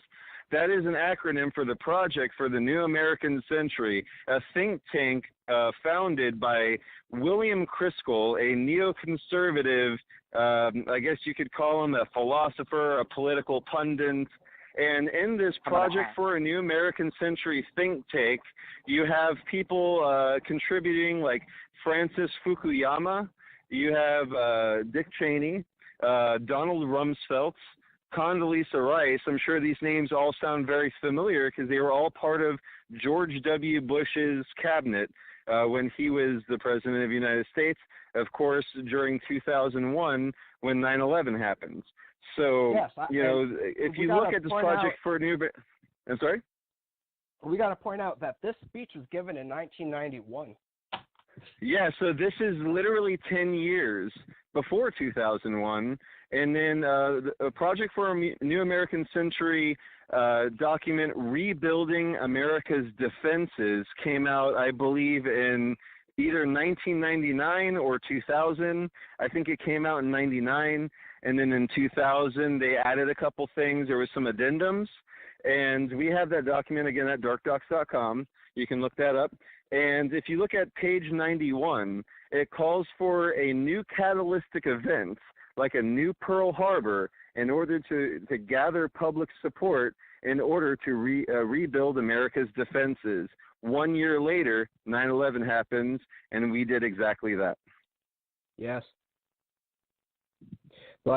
So in 91, what were they talking about with PNAC there? Just says Major Defense Problems of the 21st Century by Dick Cheney. The following speaker, wow. the big speaker that they closed the whole thing with, was former Secretary of State George Shultz, and he then was a fellow at the Hoover Institution, and he closed the encampment with Agenda for America. Now, we've slowly gotten a few of these talks. We have a couple of them. We'll keep looking. We'll find them. Yeah, I really want to hear the Dick Cheney one, because, I mean, this is a guy that he ran on the morning of 9/11. He essentially ran a drill with the North American Air Defense, NORAD, called Valiant Warrior. And in this drill, they were scrambling, jets from NORAD to different locations, including the World Trade Center and the Pentagon. And at the same time, allegedly, we had these hijacked public airliners, where people who have been identified as people who have had ties to the State Department, including, of course, Osama bin Laden, CIA, State Department codename Tim Osman, who was a member of the Mujahideen, the freedom fighters, back in the 70s. If you watch the film Charlie Wilson's War starring Tom Hanks, they talk all about this, and how the United States gave money for arms, for bombs, for the freedom fighters to fight the Russians back in the 70s. Because it was a bleeding heart kind of thing. They went over there, they saw that these kids were getting blown up and this and that, and they painted the whole thing as like, oh, we were just like helping fighting those dirty communists, Russian, yada yada. But at the end of the day, no, we were funding terrorists. We were funding people that were running terrorist campaigns that were doing the same thing to people over there. And so it was a back and forth that it wasn't the United States' problem. We were spending our money for other people's problems. And, they called it nation building. It's not nation building, it's empire. It's our Anglo-Saxon American WASPy empire building that we've been working on this whole time. It's all for control, for power, for oil, for resources, for land. And again, like these people, they're talking about a new world order. How can we push a new world order on these people? We'll just act like we're helping everybody, and we're actually just trying to take over the world, just like every other psychotic, power-hungry empire since the dawn of mankind. And go ahead. President Nixon in 1992 gave a lakeside talk, and it was the need to assist democracy in Russia. Now, wow, right? Yeah, why is that our problem? Why are a bunch of guys meeting in California, United States, talking about how we're going to push democracy, which we're not even a democracy? I'm sick of people. Every time I hear someone say, this is a democracy, this is an attack on our democracy, I want to punch them in the mouth because they are a fucking liar. They are spreading disinformation about our federal republic. I'll say it again.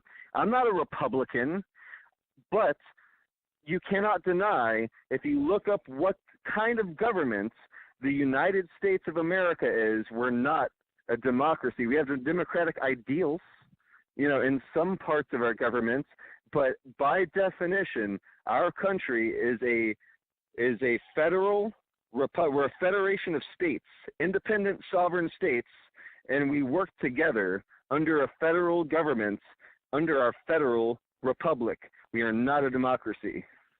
And so why are we pushing something that we're not even on a country that we should have no power over? Yeah. And it ties into our experience a few years ago when, it's like 1 o'clock in the afternoon and this tall dude in a really nice suit walks out, and he's this Italian diplomat, and he's telling us that he is one of 5 Bay Area consulates asked to be, present for this Lakeside talk. Now, I'm thinking maybe those are NATO countries because he's from Italy. I don't know. But he said that the talk was how to deal with Vladimir Putin. Yeah. He looked Vlad the Impaler. He looked a bit freaked out. He was very, he comes out, he sees us, he asks us what we're doing there. We told him, hey, we don't care too much for what's happening in Syria. We don't like the banking structure, a couple things, And he's like, oh, wow, you'd really hate it in there because that's everything that is in there, And he told us he didn't know what the Grove even was until they told him that he did. He's going to go there. Crazy. And, he then he told us that. And then, he was just like, yeah, have a good day. He walked away. I love it. They act like they don't know. Oh no, I got an invite in my email, so I just I flew across the world to show up to this thing. I have no idea what it. You know goddamn well what you're going to. You know what you're doing. You know what you're a part of. You know who you are, and you know you're the enemy, and that's why you're lying to us. Yeah, it was unprecedented that he came out and said that to us. Wow. Yep. It's brazen. They just because they think you're dumb. They think you are like everyone else that watches their CNBC and their Fox News and their CNN, and if you're next level, you're watching Russia Today and more independent media outlets, and still they don't talk about this stuff on there. They don't talk about the Bilderberg Group. They don't talk about the Club of Rome. They don't talk about the Council on Foreign Relations, the World Federalist Organization. You need to look these up, people. You need to, in fact, a great resource on darkdocs.com, if you haven't already, and I would imagine most of you have not, because I know people in the truth community, I would even argue maybe even you two haven't even listened to all of William Cooper's work on Mystery Babylon and Secret Societies. Have you guys been listening to the Hour of the Time? Did you guys ever catch any of those? I caught a couple. It's fantastic. If you go under audio on darkdocs.com, also houroftetime.com is the official website run by the children of William Cooper, who was a podcaster. He's one of the first podcasters back in, the late 80s, early 90s. He wrote the book Behold a Pale Horse, which talks about all of this, the Bohemian Grove, secret societies, their origins, what they're about, what are their common goals, what do they all have in common. And his podcast, Hour of the Time, is a great resource, and it's all in the public domain. It's all open source, and that's why we were able to download the whole archive and re-upload it to our to our website, and we got, complete permission, to share all of this. No advertisements. We got a lot of our ethos as a broadcasting, network to have, the Eternal Affairs Media, they have ads, they have a lot of overhead. They're the reason why we're on Blog Talk Radio right now talking about this. But darkdocs.com, we host our own site, we pay the bills, and we refuse to have any advertisers, because once you have advertisers, you have people telling you what to do. You have people that say, if you can't say this, and if you do say this, we will deplatform you. And that's what's happening on Facebook. That's what's happening on Twitter. And it's what's going to continue to happen. And the only way for you to have real free speech, of course, there's new free, social media platforms that claim to have real free speech, like Mew. We just jumped on Mew. So you can look up Dark Docs and Sacred Owls on there. But, we'll see how long that lasts and if they get compromised, because everyone, seems to eventually be like, they want to get bought out. You have a lot of these podcast networks that are trying to have subscription services, and you have to pay, like Netflix, $10 a month or whatever it is for you to listen to podcasts.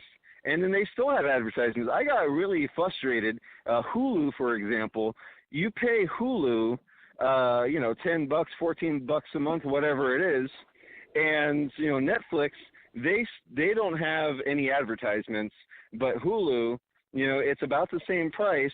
And now they still have commercial breaks that you can't fast forward through, you can't stop, you have to watch them. So now you are paying for a monthly service, and then you have to pay for your internet and, your electric bill and all that stuff. And then they're still going to throw advertisements at you, and it's only going to get worse because their platform doesn't work. A for-profit media conglomerate is not a profitable venture, and they know that, and they're drowning, and they're going to go bankrupt in no time.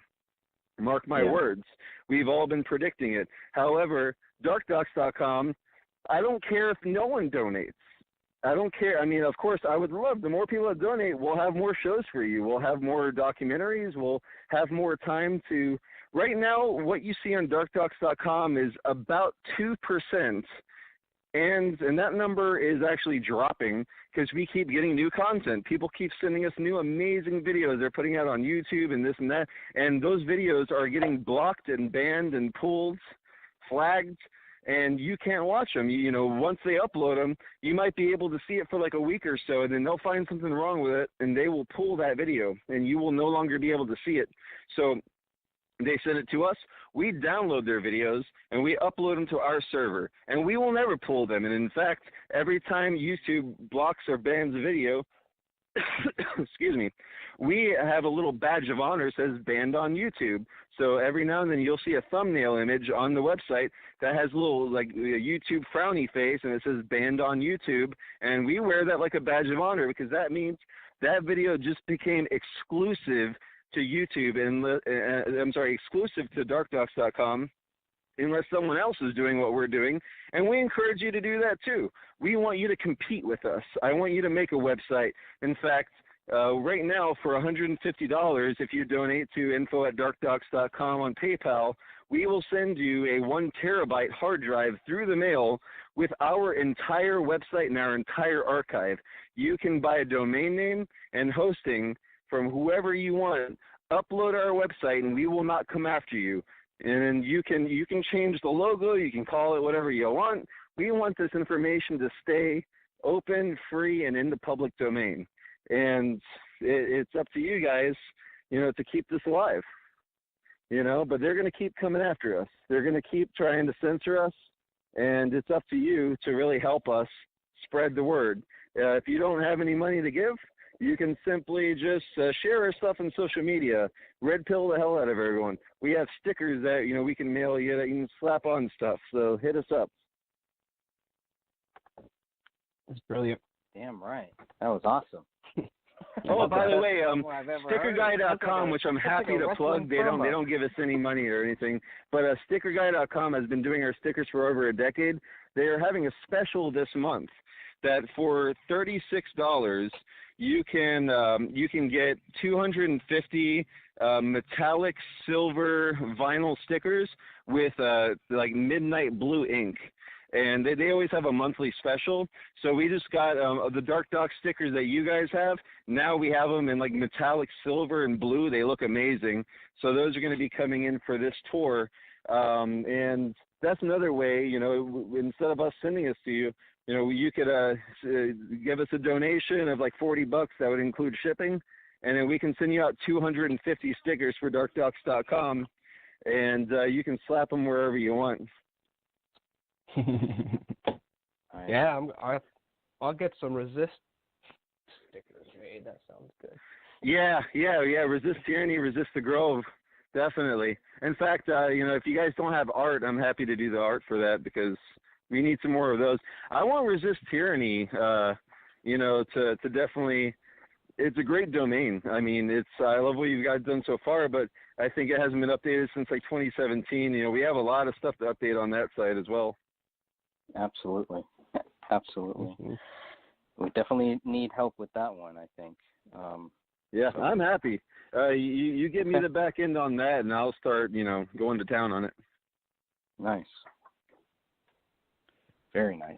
Oh yeah. Yeah, you've put together so much great stuff, just on so many different topics, and I think when you think about dark docs, it's like it's such a great way to just say, you know, because and really now with this whole purge, this whole media purge, I won't be shocked if you start getting flooded with a lot of more videos that nobody else can actually host. It's definitely getting worse, and I think heading up into 2020, it's going to get a lot worse. So. Oh yeah. Yeah, 2020 is going to be, and these guys are all into numerology. You know, they do everything in like these, like, you know, they use incrementalism to just kind of like, I always use the analogy of like, you know, the New World Order is like a scummy guy at Lover's Lane. You know, you're the chick with your little short skirt in the convertible, right? And then like you're like, no, not right now. And they're like, oh, come on, baby. And they keep kind of slipping their hand up your skirt. And then you're like, no. And they're like, all right, fine. And then like, you know, then they try to grab your tits. You know, that's what the New World Order, they just constantly try to fucking get a little bit further when you keep saying no. They are the rapiest fucking people that I've ever seen. And that is exactly why Joe Biden is their front runner. Because this guy, he'll just go around grabbing people. Oh, it's okay, baby. You know, like, let's have this little photo op, and like he'll be like whispering in little girls' ears and like playing with their hair. Get the fuck off of my kid, you fucking creep. I mean, why aren't they saying that? Why? And I show these videos to people, and they're like, you know, why are these parents just sitting there and just like smiling and laughing and that's Joe, he's like that, you know? I'll tell you why, because these people are bought and paid for, and they understand that if you're going to play ball, if you're going to have a place at the table of the New World Order, you got to let these creeps do whatever they want to your kids.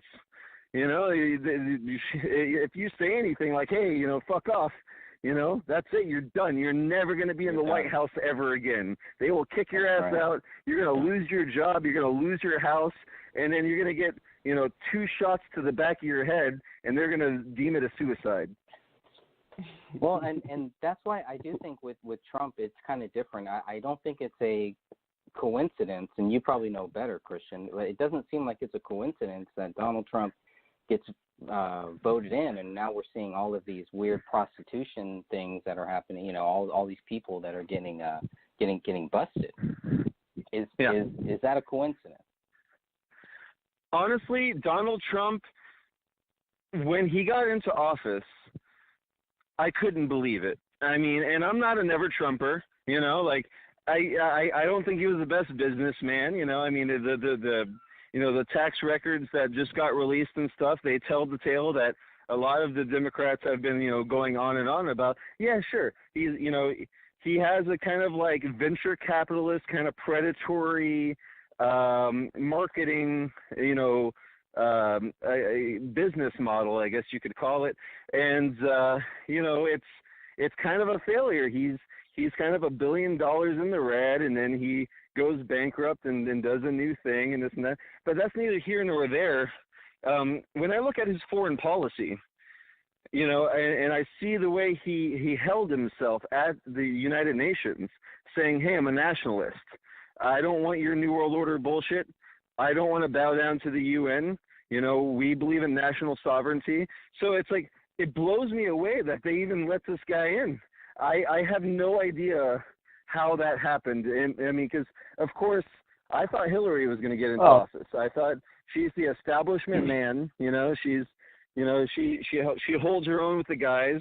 And what blows me away even more is like that's the New World Order candidate, right? Well, it's a woman, yet the Bohemian Grove is an all-male encampment, so she's not even allowed to go there. The guys running stuff are so sexist, they won't have women there. Women had to have protests and fights to even get jobs there, which blows me away. Why would a woman even want to work there? But there's such a big operation in Northern California where, when I talk to locals, there's no jobs, there's no economy, there's just the Bohemian Grove. And, so if you are going to get a job in that area, it's going to be parking cars or giving food or whatever other services to these moguls, at their like little encampments. Of course, you have the midsummer encampment, but then you have the high jinks and low jinks, and they also do like weddings and stuff on the property. We have a whole archive. The only time they let women in is like when it's privately rented out for weddings and stuff like that. But and on Spring Jinks, they have their whole families come. Pretty great. So Summer Jinks, did we? I have Summer pictures Jinks of little kids playing in front of the owl. It blows me away. Yeah, Spring Jinks. Yeah, it's the creepiest damn thing I've ever seen. June 3rd through June 9th. Spring Jinks, Bohemian Grove. If you want to go down and meet some of the wives. Now, even for those, I mean, in order to pass through the gates, you have to, it's never open to the public, am I right? Like, there's never a time where you can just, like, as a member of the public, you have to have some sort of invitation. Your name has to be on some sort of list as a guest. Right. Correct. Right. You can be so hired anybody, as all these pictures that have been, that I've seen, that a lot of them I got from, like, the WikiLeaks, Guccifer archives and things like that. And so that means that, like, someone has been sharing these photos on either social media or elsewhere, and then they ended up in the public domain in order for someone to grab them, unless, like, they hack someone's email, which is possible. That's how they got the Podesta emails and the Clinton emails, which you guys need to read. I mean, I'm sure you guys have read a bunch of it, but anyone listening, you got to read those Podesta emails. You got to read those Clinton emails because they are damning. Damning. No one's talking about it. Damning how? Oh, as damning against, them running a pedophile ring. It's damning against them, worried about going to prison. And I believe Hillary Clinton was quoted in saying that they're going to hang us all if they see what these emails have. The pedophile codes being used in the John Podesta emails, the talk of pizza and handkerchiefs and hot dogs and having MAP-coded handkerchiefs and things like that. MAP is an acronym for minor attracted person. And why would you have a MAP-coded handkerchief?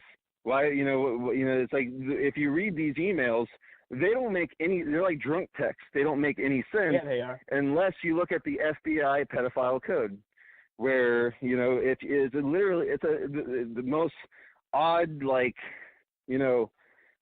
childhood cereal box decoder ring thing that if you actually look at the FBI document on what all these words mean and you substitute the words, now it makes sense. And, I mean, there's plenty of videos we have on Dark Docs that go into great detail, email by email, with all of the reference numbers to, the actual source in WikiLeaks where you can find the original emails. And yeah, they're very damning if you actually read them. And no one does because, I mean, I'm not going to say no one. I hate speaking in absolutes. I always default to it. But a lot of people don't because who has time for that? You know, we do. And why do we have the time for it? Because we make the time for it.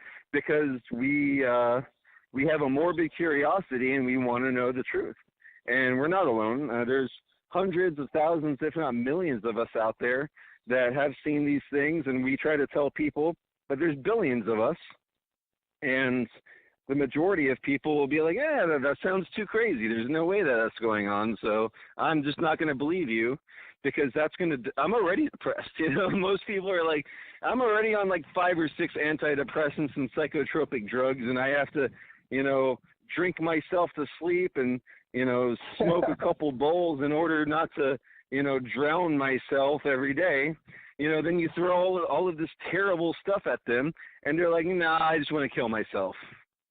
You know, so I get it. You know, I understand. And it takes a certain kind of person to detach yourself and still have a good, healthy life outside of information warfare in order to, you know, function as a human being and not just give yourself cancer by, you know, constantly looking at negative, terrible, horrible things, you know? Yes. On that topic, I remember, you know, Brendan and I were talking a little bit about, you know, I really got upset a couple of episodes ago, you know, because a couple of friends of ours were talking about, you know, how this kind of stuff, it really affects and triggers people that, you know, have been victims of like sexual abuse and things like that, that it's really important to, you know, take a break. It's really important to not just do this all the time. Everyone can deal, has different tolerance levels. Everyone, you know, has different amounts of time that they can spend, you know, looking for the truth and finding, you know, sifting through garbage, just terrible things, before it really affects them. I mean, myself included. I find you know, there was a time in my 20s when I was doing all this stuff that I didn't know that. And I got very depressed. I got antisocial. I got negative. I could not go to a party and not talk about this stuff. Like, you know, 2 beers in and, you know, I'm talking about Pizzagate and pissing everyone off at the party. And that's not okay either, you know? There has to be a balance where, like, you know, certain times, certain groups of people, you know, it's okay to talk about it. And then even within those groups, sometimes people are like, yeah, let's talk about something else. And I never argue the point, you know, and that's very important. If someone's like, yeah, I believe you and I'm interested, but I can't right now, you really need to just, it's all about consent. And that's like, you know, what we've always been talking about. If you care, which is what we do, you know, we are care. We are dull care. And there's nothing dull about it. In fact, I think it's very exciting to care. And they paint it as something that, oh, if you care, you're just, you know, you're just, you know, a dark cloud that enters the room, and you're like Eeyore and Winnie the Pooh, just bringing everyone down, you know, and that's not the case. You know, it's very exciting to be on the good side. I love it. I feel like I like to paint it as, you know, if this is Star Wars, you know, we're Han Solo and we're the rebels. We're fighting the Death Star, and it's fantastic. You know, and when we win, and we will, it's going to be just this beautiful thing, a ragtag group of, you know, the disenfranchised that wake enough people up.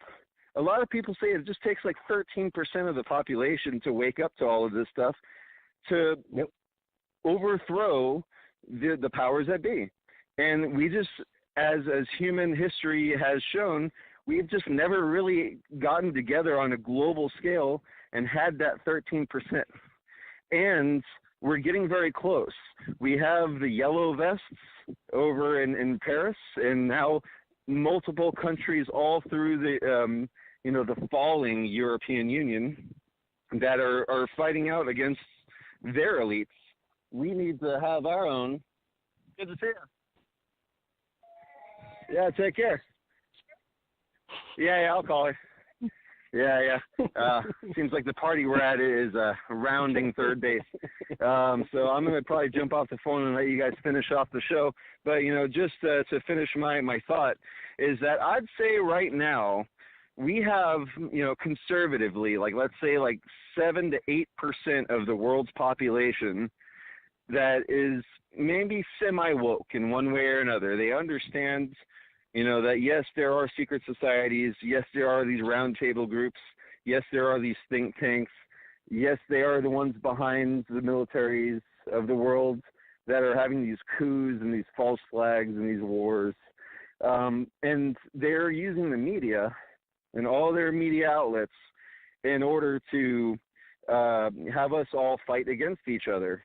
And that's why you can't get any two groups to really get together. And I think it's a beautiful and wonderful and magical thing that people like you and me and can all get together. And even though we don't agree on everything, we have a lot of common goals. And we all just want to be free and live and let live. So, we have to continue to reach out to new people and get them to be a part of our network, start their own network, but for all of our networks to work together. And I really do think, we're coming close to a point where we can galvanize enough people to really fight back in a really meaningful way. And with that, I'll leave you. Thank you guys so much for being on the show. Thank you to all of our listeners. And you guys, I hope you can continue the dialogue. I will listen to the rest of the show tomorrow. And then we will pick it up on Tuesday with a gray stage. Thank you very much. And take care, guys. Cheers. Great analysis, Christian. Awesome. Good job. Very awesome. Great so work. now we get to hijack this show. We get to take this We show do. over. All right. Wow. So we can change everything now here. Hey, have you read the Mike Hansen book, The Bohemian Grove Cult of Conspiracy? Have you read this book? I have not. Oh man, I I want gotta to. get I'm on you. it. You and Chris. I'm gonna get both of you guys this book. I was thinking of contacting him to see if I could get a discounted price so I can actually pass some of these out. Because what I love about this book is it puts everything into one book, right? It puts so many different things, and there's so many different things that he doesn't cover that we still don't know exactly about. But he kind of, it's what is this, 300 pages here, almost 400 pages of just really good data. And it's really written where it's not like he's like Mike Hansen is saying, okay, this is what's happening here. This is what they're doing. He really just puts all of the different data, what this person says, what that person says, and kind of just puts it into one little neat book that you can start with. So I would say if you're really looking for a great place to start with the Bohemian Grove stuff, I would say start here. This is a really good spot here, especially on page 212, where it does mention the Franklin cover-up. Some really good stuff. Lots of great photos in there too, and I would just say anyone who's serious about actually researching this, not someone who just wants to look at it for 10 minutes and thinks that, well, if they can't solve it for me in 10 minutes, then it's not worth my time. These real things, these real cults, these real issues that we are having, that is some of the big things, because they do try to make it so complicated, so confusing that people just give up and stop looking. And so it does take a real researcher. It does take you to actually invest some time, in some real time, to treat this as a serious issue, not as entertainment, because this is not an entertaining topic. This is a serious thing. When we're talking about possibly sacrificing care, is different than possibly sacrificing people, the people that are trying to control this world, that are trying to lead us, trying to trick us into doing what they want us to do. Those are the big issues, and that stuff takes time. So I'd be very happy in interviewing Mr. Hansen. All right, good, because I'm going to reach out to him and see if he would be interested in that. Man, I would he's love in to get him California? out there one year. He's in Texas. Texas. So he's doing a lot of good things out there in Texas, and I don't know, maybe even Alex Jones. Like, why not? You know, if you want to get some mainstream to sit media across from him and ask him a few questions. I have questions for that guy. I have questions unrelated to the Bohemian Grove, really. But I would, it's like he's been doing this for a long time, and I think if he wants to get some media coverage that he wouldn't otherwise get, this is where you got to go. This is where it all started for him. So 19 years later, 20 years later, why not go back there? And maybe he'll get off of that most wanted list or whatever happened. That whole thing was crazy too. All these people that are getting purged, that are getting taken off of social media. Some of this stuff just seems kind of like it's theater. Some of it seems like it's theater. And I know it's like a lot of people are kind of pushing me to post more about it and talk more about what is happening with Alex Jones and with those guys. But there's also a chance that these are contracts that are coming to an end, not necessarily just real researchers who just want to put out real data. So I've been having a hard time with that, and I go back and forth on many of these people because, they have to eat and they have to make a living too. But at the same time, if you're dependent on the money, if you're dependent on the crowdsourcing, on any of that, you're going to have a really hard time staying true to yourself and staying true to what actually brought you here. Yeah. Too many. They don't have any problem trying to sell ads on Resist the Grove Facebook page.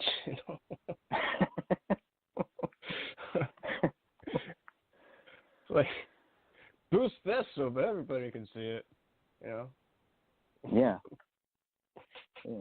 Well, that's their target, but it's like, well, what are you targeting? What are you targeting for? And what is the whole purpose? I think with a lot of these people, it's like, well, what is your real purpose here? So it either gets into they're in it for money, they're in it for fame,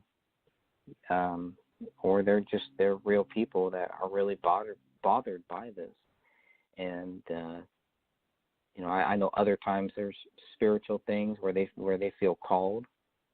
And for me as a Christian, many times I feel called to do something. Not with every case, because you just can't. You have to pick those battles. But when we're talking about children and talking about murder and stuff like that, those things obviously hit me harder than some of the other stuff, maybe like money laundering or just political criminals, politicians doing the same thing that they've always done for years and years. That stuff is not as important. The child trafficking, human trafficking, period, slavery, any human of that trafficking. stuff.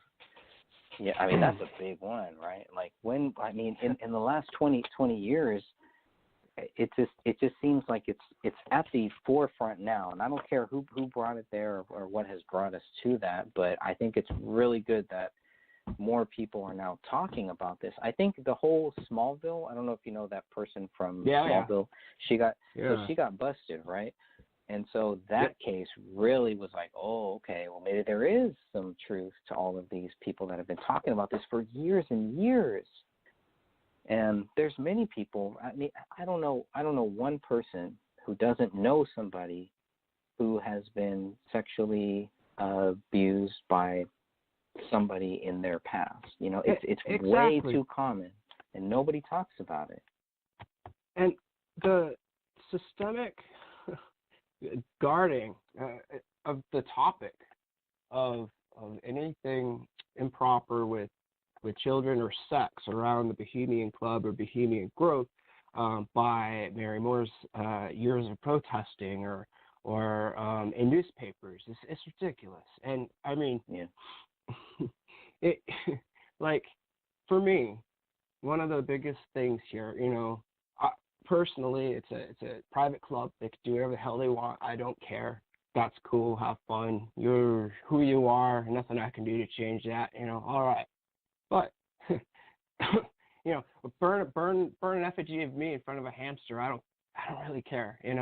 But honestly, you got these talks. Like I was reading that earlier, listing off these topics and these people, and then we know the world events that come after that.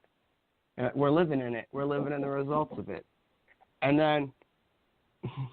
then for the Sonoma County Sheriff's Department to be paid money by the Grove to sit out there and add extra security is insane to me, when they know for a fact that even if it's like 2% of the people going to it, 2% of 2,000 people, that's still a bit of people that are going into the communities and meeting up with prostitutes that are brought in from all over the country, if not the world. And that's that level of assistance by the local constabulary. It blows my mind. I don't understand how. Mary Moore, you bring up hookers. I heard her personally say, "Oh yeah, no. Okay, that's going to happen. Men are men, No, men. That's okay. That's not cool to me, man. So that's what they're saying. They're okay with it. No, that's not cool, and I'm not cool with that either. I respect all their hard work, but the more that I know, the more that I question, and it's an ongoing process for me. Constantly. They have no problem with that, but the other thing is, where are these prostitutes coming from? Are these part of the child sex trafficking rings and all that stuff that is being brought here? Is it part of that structure? I don't know if you remember a couple years back, there was somebody there who came, and she came with the Google Glasses guy, and she was a young girl, and she was saying that they found her in the tree in the forest or something, and they brought her here. She looked like she was just whacked out. She did look whacked out. You were there for that. You remember. I got the impression she was just pushing our buttons, but she did look totally. And I want to bring in, Father, bless your word in this reading. That the people that are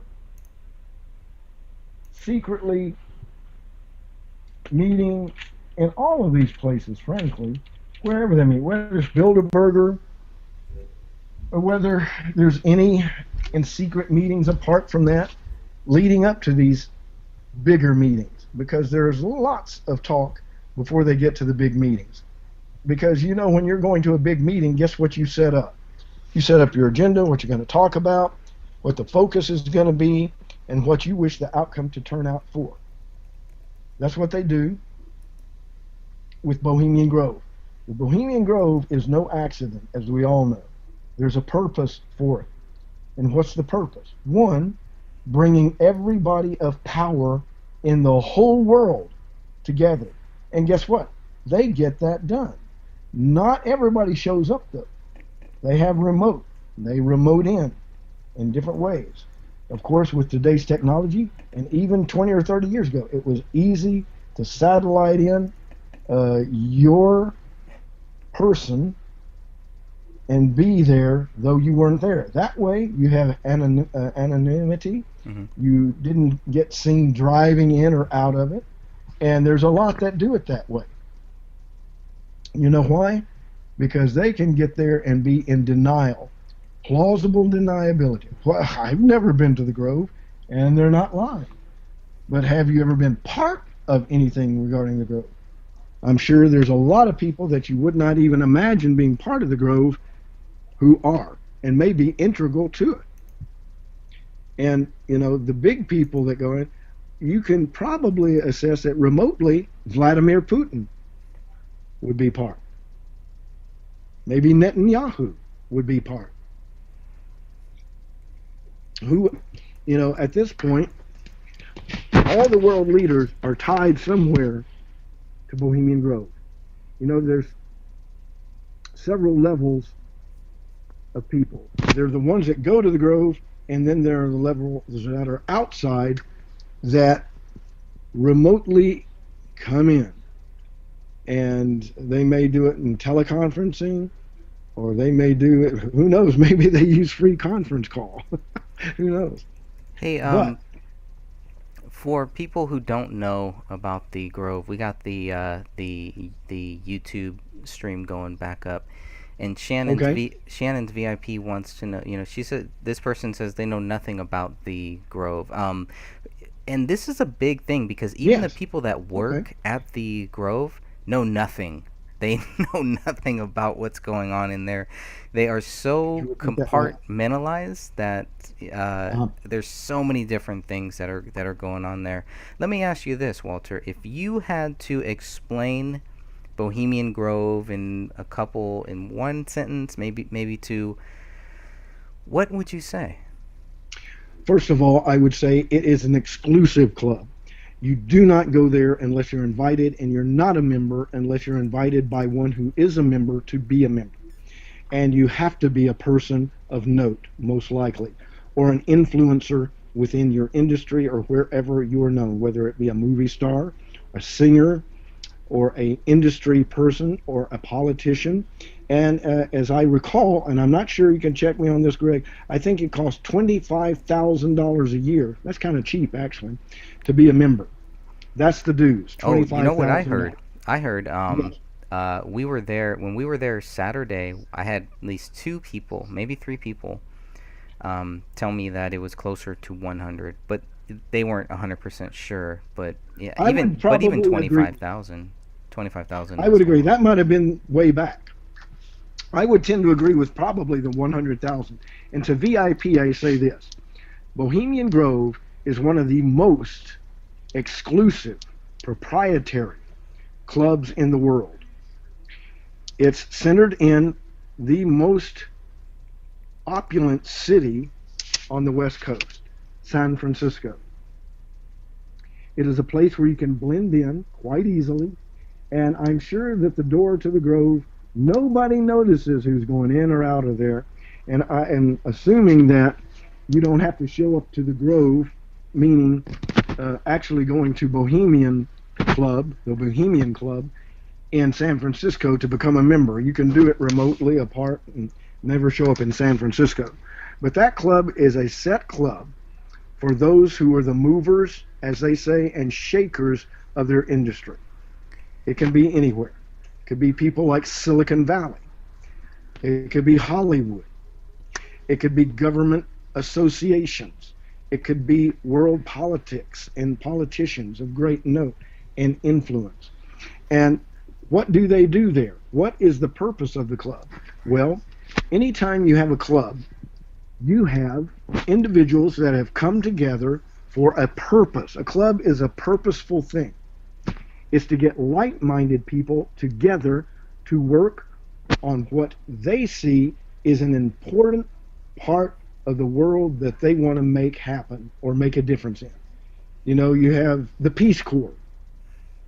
They want to make a good impression and a good work in the world. They go out and they take college students that join in the Peace Corps, and then you go out from representing the United States, and you join the Peace Corps to go and help nations in need or localities around the world in need. It's a good organization. But let's compare that to the Bohemian Club, which you have to be wealthy to be part of it. Bottom line. Fortune 500. There's no way. And I'm sorry, go ahead, Greg. Do you have to be part of a Fortune 500 company, something like that? I mean, you have to be invited, right? You have to be invited by a member. Well, exactly. It is only by invitation of a vetted member of the Bohemian Club. But those are the You best don't parties. get there by putting in an application. What's that? Those are the best parties. That's how you make sure only people that you want to show up actually show up. Exactly. And the thing about this for VIP is it is so exclusive that if anybody disagrees, I think within the club, if somebody does not want somebody in there, guess what? They don't get in. If there's a viable reason, somebody invites and goes, oh no, we don't want them because blah, blah. They have ties to Greg Fernandez Jr.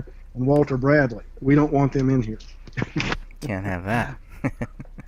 But it's the most exclusive club in the world. But there are many members. Why? Because they want the most powerful people in there. And you know what? It is the most powerful, influential club in all the world. That's what it is. And they meet once a year for 2 to 3 weeks, and no press, except members. And it is, as Greg will tell you, it is highly guarded, highly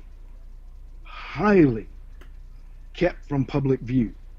Nobody, no cameras, except Alex Jones did that one time. Have to say he got through. I don't know how he got through. I don't know what his connections were, but because he's a Texan. He had to have. Well, he's a Texan, yes. Yeah. I don't know how much that would help me. But well, we can always tell try. You, well, possibilities are there. No.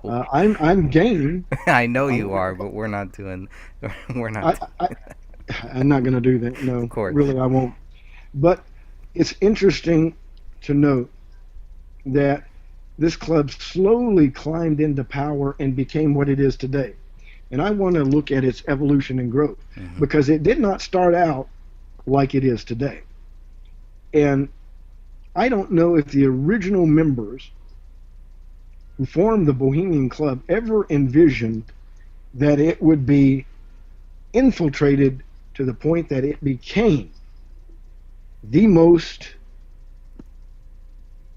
powerful and earth-altering club in all the world, that all the other clubs come under, in my opinion. And that's just my opinion. But I think it is the lead, and that all the other clubs, whether it be Masonics, and you ought to come to Waco, Greg, and see the Masonic temple here. For a small town, you ought to see it. Really? It is glorious. I'm going to take pictures and send it to you. You should see it. It is magnanimous. Tell me why. I need to know more about because Waco it's for got so many reasons. Almost like Sphinx-like creatures sitting on the outside of it, made in white. It's a white building, tall, big, and for a small town like Waco, and it's been here for a long time. That's why I thought, oh my gosh, Texas is the Masonic center of the world, maybe. I looked at that and went, whoa, there's a lot in here. And who did, we had Lyndon B. Johnson, the Bushes. Where did they come from? Texas. A lot of presidents. Eisenhower, guess where he was from? Texas. Where was Kennedy killed again? Texas. Wow. Do you see the pattern I see? George W. Bush. Yeah. There you go. And I go, wow. And I wonder how many from Texas go to Bohemian Grove? Well, I'm sure there's quite a few. And maybe a few mayors. You never think that the mayor of your city may be dropping off at Bohemian Grove. I'm sure the mayor of San Francisco goes there. Gavin Newsom, where do you think he goes? I bet he goes to the Grove. But you never hear any politician talk about Bohemian Grove. No, and the Bohemian Club. Well, here's what's even worse. And Shannon's just brought up something about our buddy Alex Jones, right? So Alex Jones isn't talking about this. I haven't heard him talk about this in years, and he was there and he did all this stuff. I mean, that should be. I don't know. I mean, I don't want to tell him what he should do or anything. Notable. But why doesn't he beat the drum each year? Come out to the Grove. We need to protest.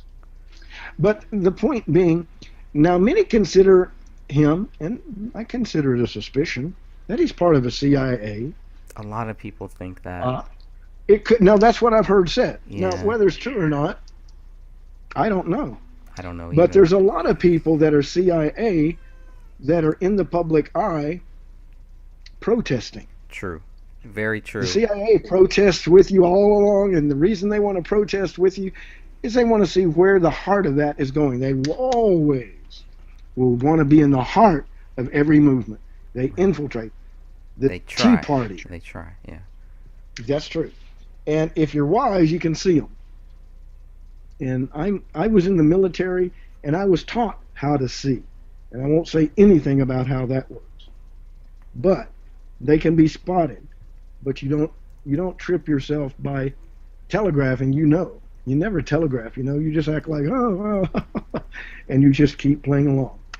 That's what they do. The CIA is one of the best infiltration and assimilation groups in the world. One of them. Screw up sometimes, and when they screw up big. That's true also. But when they don't, they are good.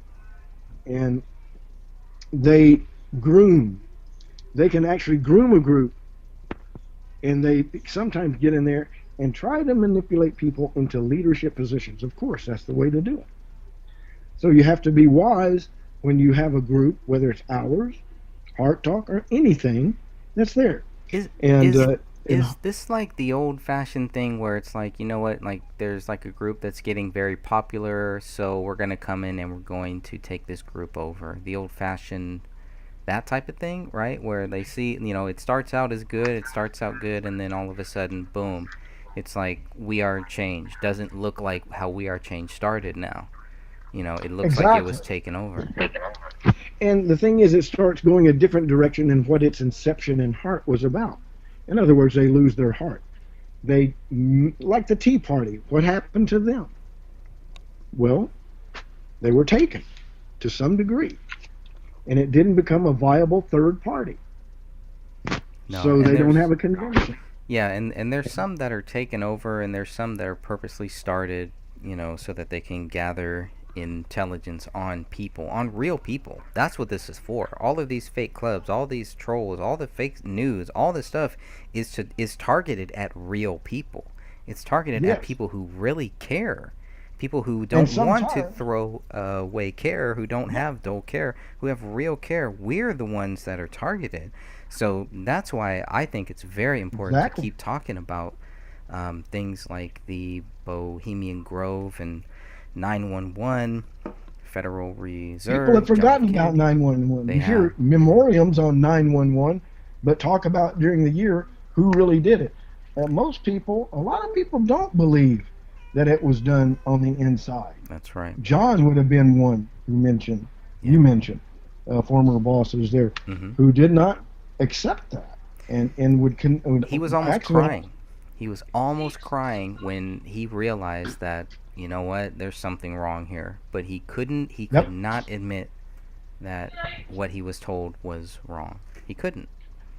And I think it was a belief in the United States and the military and everything, not realizing there's a dark side to that, and to our government. You look at Epstein. Okay, I don't want to bring current news into this right now with that direction, but and the pedophilia, and who had ties with that? 2 presidents, and that kind of shows you the state of the government right now. It's really strange that you're going to have 2 presidents that are tied to a businessman that seemed to traffic, maybe not traffic, but involved himself with young girls, and it seemed like when they were around presidents that these young girls would be around the presidents, and it would be around the people involved with him. Like there was a kind of a known factor that Epstein could give you a good time. And I don't know anything about that, although I've seen the photos and the contrivances of the media and people saying it's true, which, frankly, it could all be contrived and all be a lie. Right. Because the media is hawking this, and they say he's been arrested, but frankly, just because someone's arrested doesn't mean that they're actually guilty, because they have to prove they're guilty. And they say certain things and paint them a certain way in the media. He had 14-year-old girls over. Okay, guess what? I've had 14-year-old girls over. I've had children over. Guilty. I'm a father. I've had children. Nope. You know, guilty. you could say that. Like, I saw Brad with 2 6-packs and 2 women running down the road, just driving free. You know, that could, 2 6-packs of beer. Oh, He's you know how running that down is. with some wild women instead of his wife. That's and I have 2 6-packs of Coke, and I'm with my wife and maybe my daughter. He was with a young girl and an older one. And however you say it paints a picture to the people who are hearing it. Correct. And they just let their imagination take it to where it should not go, but that's where they want it to go, so that they can get a media reaction. People say, oh my gosh. And that's people who are uneducated, who are not thinking. It's called the sleeping sheeple. They hear the media, they believe the media, they react to the media. We've got to help them. We've got to help them because Some people are beyond help. No, never. Some people are. Never. But you can shake them up with the realities. People, you know, let me put it like this. Sheeple are sheeple until the wolf appears in their midst. Then they're running. And if you point out the wolf in the sheep's clothing, they then get nervous and begin going, wait a minute. If you make them doubt the lie, they're closer to the truth. Right. And so what they've and that's been what doing. I want to get. Yeah, what they've I been want to doing. get people to doubt what people tell them. I got you. What I tell them. I don't want you to believe me. I want you to find the facts. My idea is to point to them, talk about what I know, Bohemian Grove, which some people go, what are you talking about? and they don't know. Bohemian Grove, is that a place in Germany that grows trees? Well, no, maybe. But the Bohemian Grove is the Bohemian Club, and the Grove in Monterey where they meet. That is the real Bohemian Grove I'm speaking of. And why do I say it? Well, I've read the books that Nixon was there, and the Manhattan Project, which was about the atomic bomb and nuclear weapons, was developed right there in Bohemian Grove. That is where it was. Oppenheimer, heard the name? Was at the Grove. Yeah, that's a big All point. the people, think about this. Major scientists, you know, come and go there too. Look at what happens after July. Look in the fall. What major things in government? And if you see things change in the media, and big media moguls go to where? Bohemian Grove. And they have one mantra. If you want the sheep to follow you, you gotta give them the food and the water and the pasture to dwell in. Think about that. They're right now, and I told you in my earlier heart talk about 1984 and Brave New World. Yes. We're not in 1984 yet. We're in the Brave New World portion of existence right now. It's not draconian government dictating how we're going to be, although in the future that will be under the New World Order. Right now, we're in the Brave New World where everything is happy, and let's everybody be happy. Can't we just love one another? Can't we just get along, even though this person may do wrong, and, you know, promote it? Can't we just say that's okay? Well, no, we can't. As believers, as I am, and a follower of, I'll say Jesus, but I know him as Yahshua HaMashiach, or Yahshua. I could say different things. Yahshua. He is tantamount to coming back. He's not close yet. It's very near. But the first thing that has to happen is the one who is to take the world into the New World Order must appear. No, it isn't Donald Trump.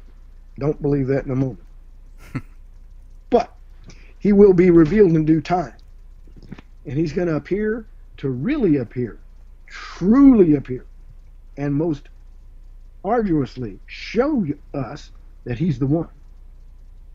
because he will do miracles. He will be able to do things, heal people, I think, imitating the Savior. He will be able to bring peace to the Middle East. He will be able to bring families together. He'll be the miracle worker. However, don't believe it. Because there comes a time when he's going to say, I'm God. And it's going to appear to be so, even so close that it says that even the elect could almost be deceived by him. And then it goes south. The temple is restored, scary. and that's scary. And it's gonna, I mean, when you think about even the people that walked with Jesus Christ, and they had a hard time taking him seriously, really understanding who he was, and they were with him. That's just a fascinating point for me. It's a constant reminder that I should never, think bad about anybody else or get mad or get frustrated, I should say, get frustrated with people who don't Yes. understand who Jesus Christ is. The people that walked with him didn't either. And some of them. The reality is, they really noted who he was when they were crossing the lake that time. They were leaving. They were going across.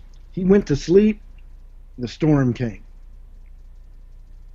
The Son of the Most High was asleep in a major storm. Water was splashing in the boat. They were sinking. And they woke him up and says, don't you want to know? Get up. We're perishing. And he woke up, kind of probably shrugged a little bit and goes, what? Oh, you have little faith. What? And then he says, peace, be still. And the storm stopped immediately.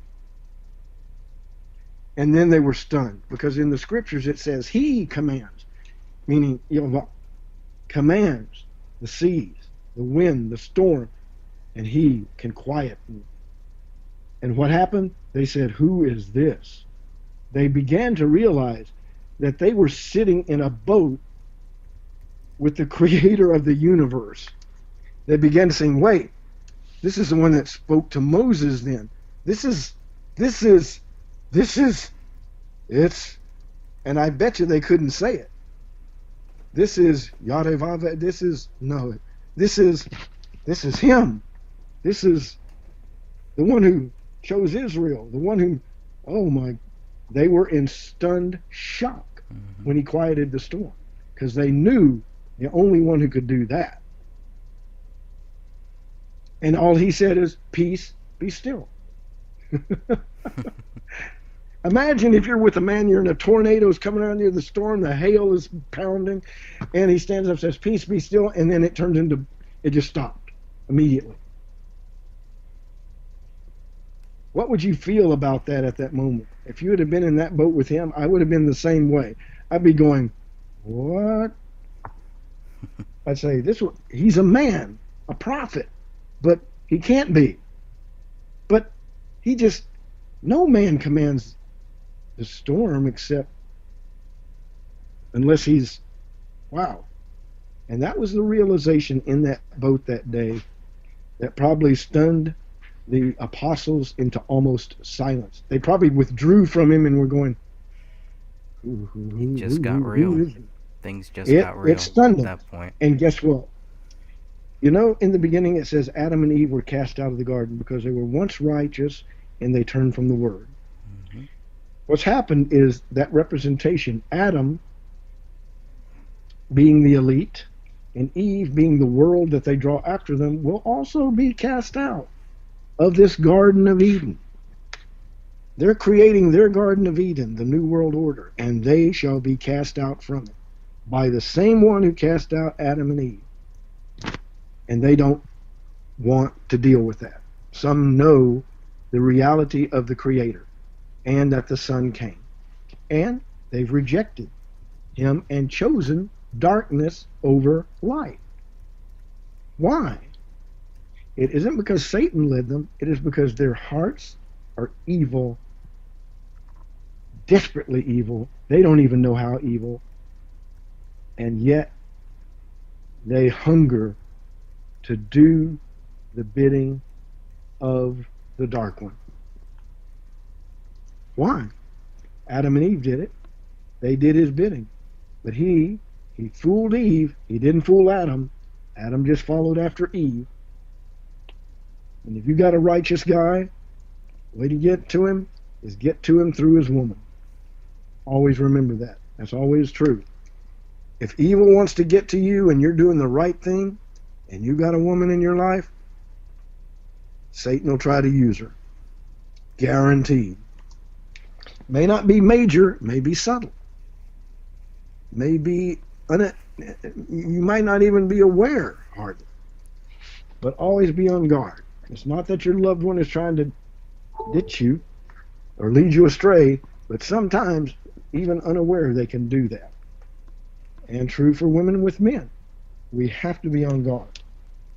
And getting back to the business of the Grove. Mm-hmm.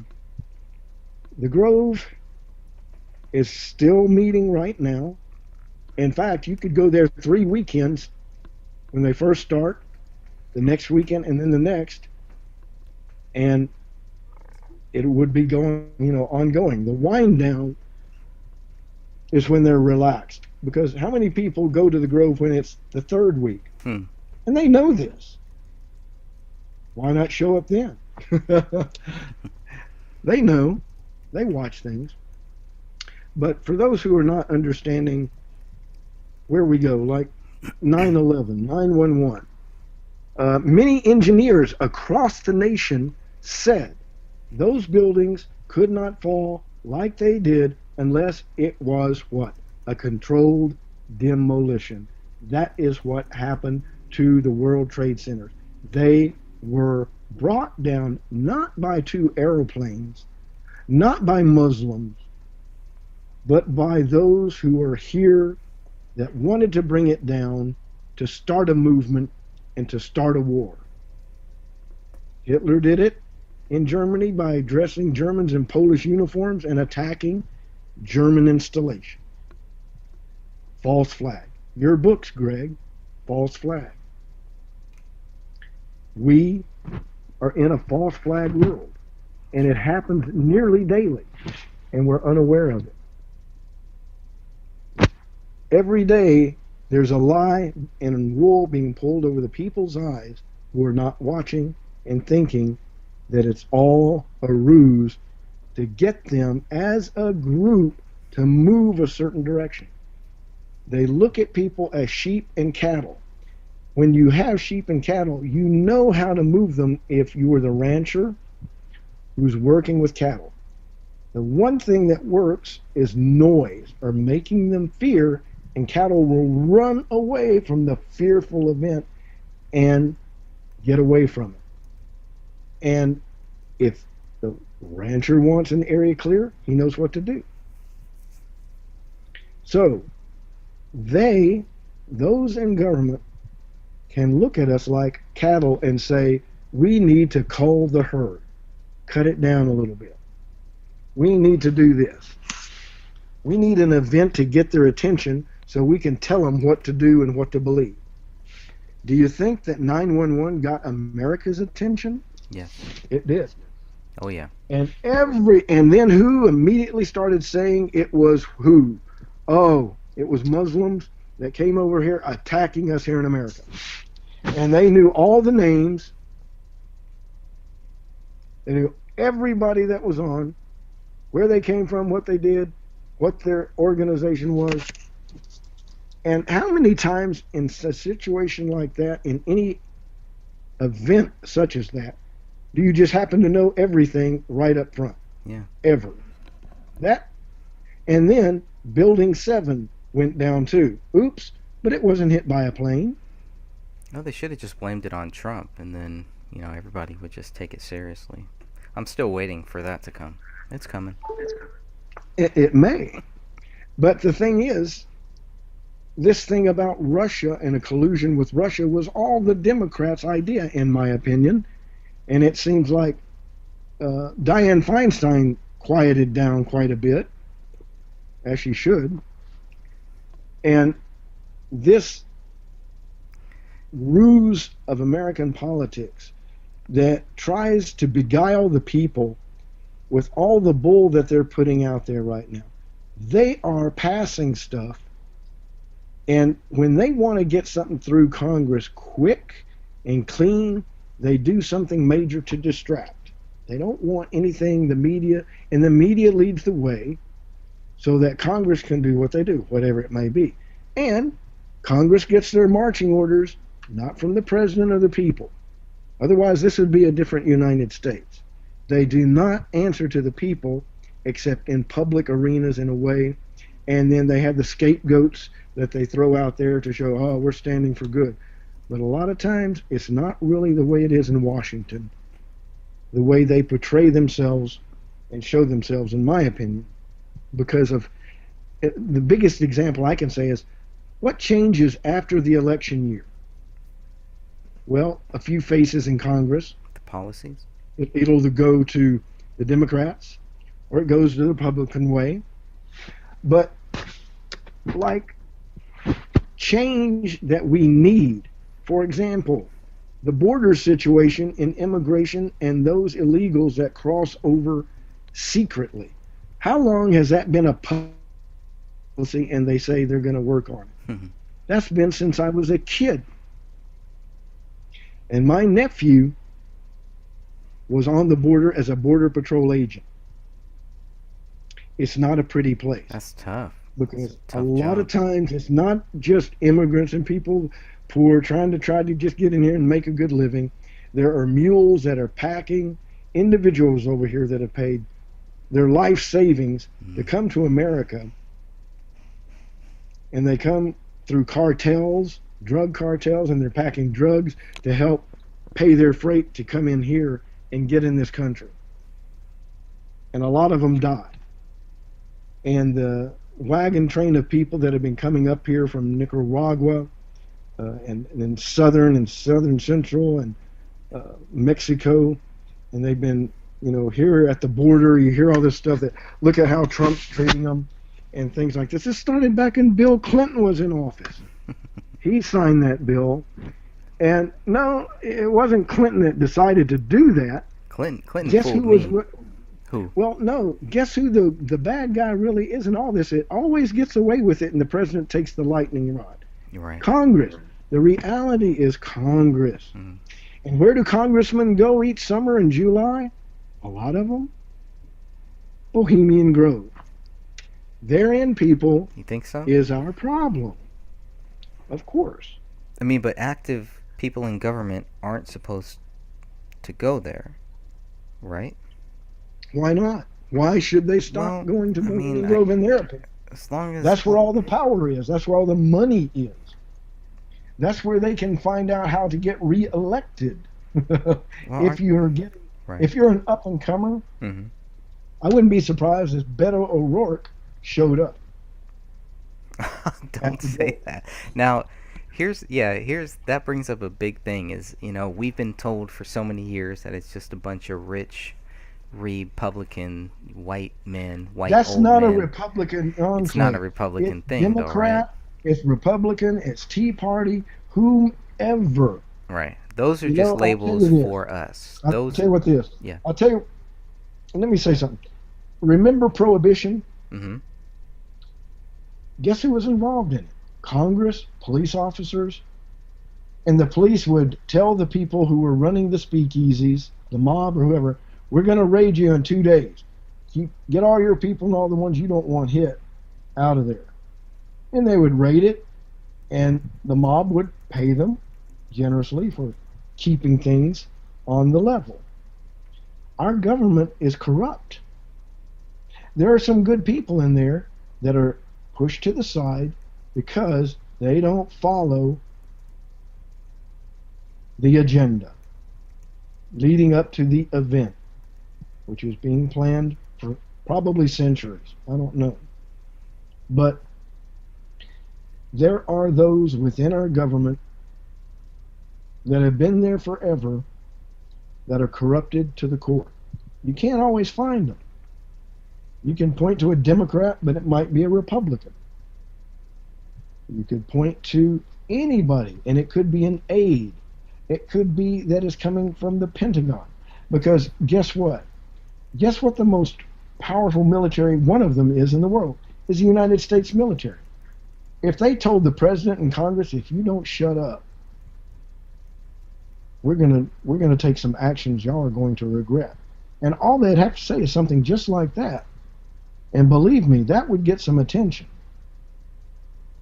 The government could be run by the military behind the scenes, including Congress. Have you noticed that the budget of the military never really ever gets cut? They get what they want. I remember that. I was on board a submarine. I told the captain I need this. But they say we don't have it in the budget. He said, we'll have the money. We don't need a budget. We just get it. So the military truly doesn't have a budget. Now that came from me. That's in my honest opinion. They don't have a budget. They get what they need because they have the power.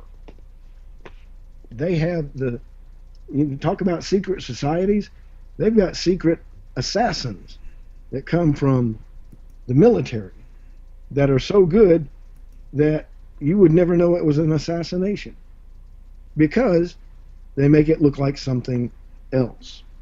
So, that being said, the Bohemian Grove has military folk that show up there from around the world that talk with each other. In public, oh, Russia is out to get us, we got to build up. And in Russia they say, oh, Americans, we got to watch out, they're coming after us. But that's dealing with the cattle and the sheep, as I told you before. As you've seen a picture of Putin and George W. Bush, the younger, they're in Masonic robes, chit-chatting and laughing. Who knows what about? But the point being is that in these clubs, they're all members that look out for each other worldwide. And yet in the public's eye and in the media, they show division and, oh, no, look out. We're going to do this. America's doing that. And we, the people, suck it up. But in reality, when you're behind those things like I was, it's a little different world. It's not what you see. And it's not that people are sheeple, but they try to treat them like that and make them believe everything is okay. It's the other guy. It's those Russians. It's the Russian collusion with, oh, Trump. But the Russian collusion goes in with Congress. Because who deals with foreign governments more than anybody else is Congress. Is there Russian collusion in there? Yeah, I bet you there is. Mm-hmm. And Chinese collusion. German. British. You don't ever hear them worried about the British collusion, but there's some there. Why does the president, once elected, always go to London and meet the Queen? Well, that's an interesting thing. Remember the 3 cities, Greg, that rule this world? Mm-hmm. What are they? I don't know. Let's bring up to the people. You do too. I don't, and I'm not 100% convinced on the 3 cities, but I have heard you talk about this. They do have the flag with the 3 stars. That's the Vatican, Washington, D.C., and the Bankers' that in London. Those 3 cities, those people go to the Grove. Do you think the Pope goes to the Grove? Maybe not. You think a representative does? Could be. Because he considers himself what? God on earth. Would he want a representative at the Grove to help direct his subjects? Interesting thought. But he has people everywhere too. The Jesuits. And those are those who are the warriors. And guess who the head pope now is? A Jesuit. So there are so many layers to the onion of the New World Order that it's hard to touch one without touching it all. And Rome is a part of it. And, you know, we still have a Senate and a House of Representatives. Guess what that's based on? Rome. Nearly every country in the world still works on the framework of what Rome did in its ancient time. And you have to realize that when the Bible speaks about these things, it's speaking about reality.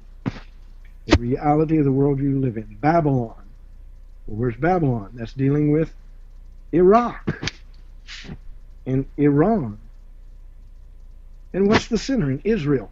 How come the whole world is always concerned about Israel, Iraq, and Iran, Persians, and all of this?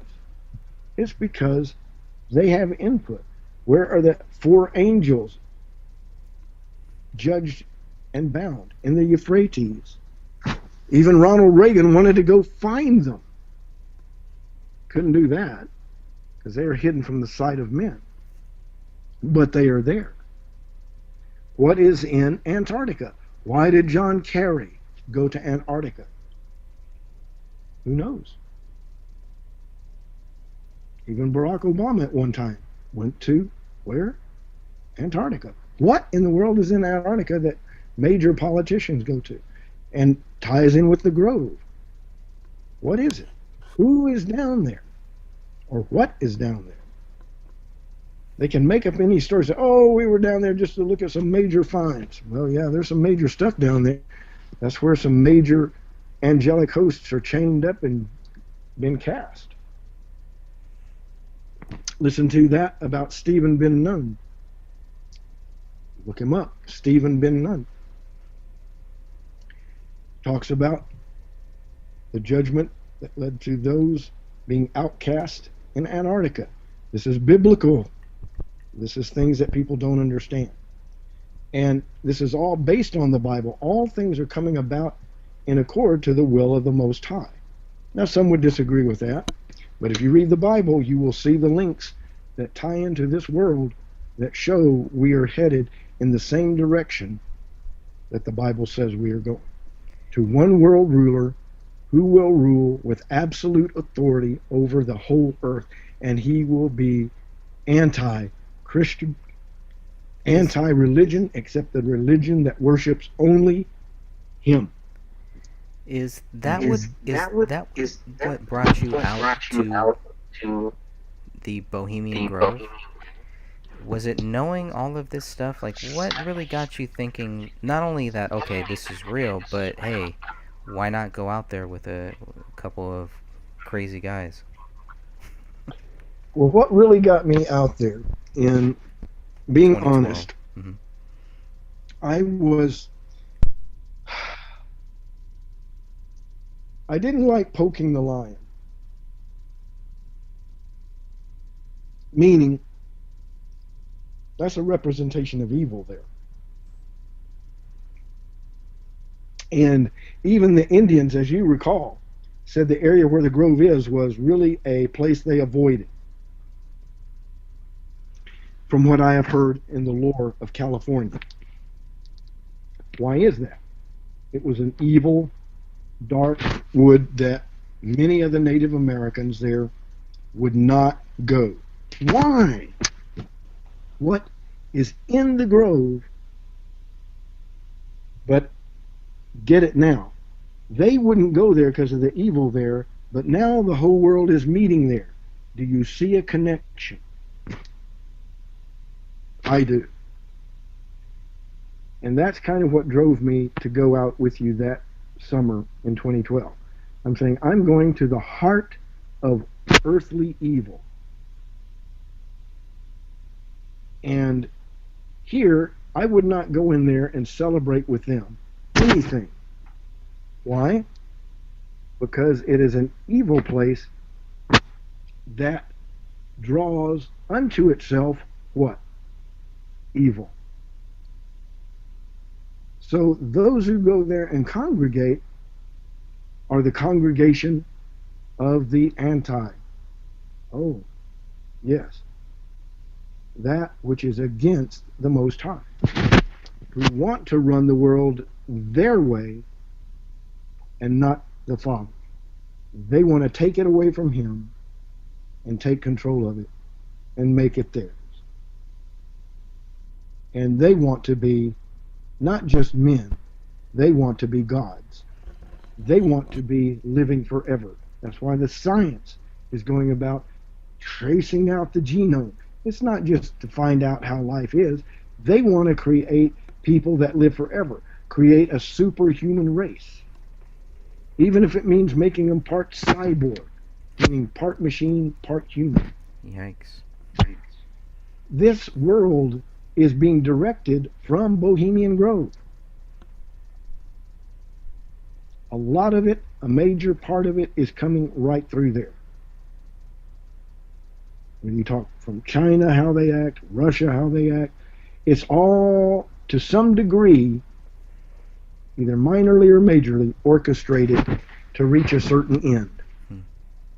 And the public at large, who is not part of the inner circle of rulership, cannot see what they're doing and how they are being played. Have you ever been in a group of people where you have a few of the people that think they're part of this group, but there's this inner circle of group that are just making them think they're part of the group? Have you ever heard of that? Yes. And they manipulate them to get whatever they want out of them, and then it's over, and then boof. Well, whatever, man. Nothing's wrong, man. We're just not hanging today. We'll see you later. And all of a sudden, you're out. Once you've met the quota of what they want, then you're gone. And there are some girls and some guys who know exactly what I'm talking about. Mm-hmm. You thought you were part of the, quote, in group, and then they played you for a reason that they wanted to get out of you, maybe to get somebody else in the group or something, and they do that, and then you're out. Gone. So that's the New World Order. And several people who are forming it don't know, but soon they will be out.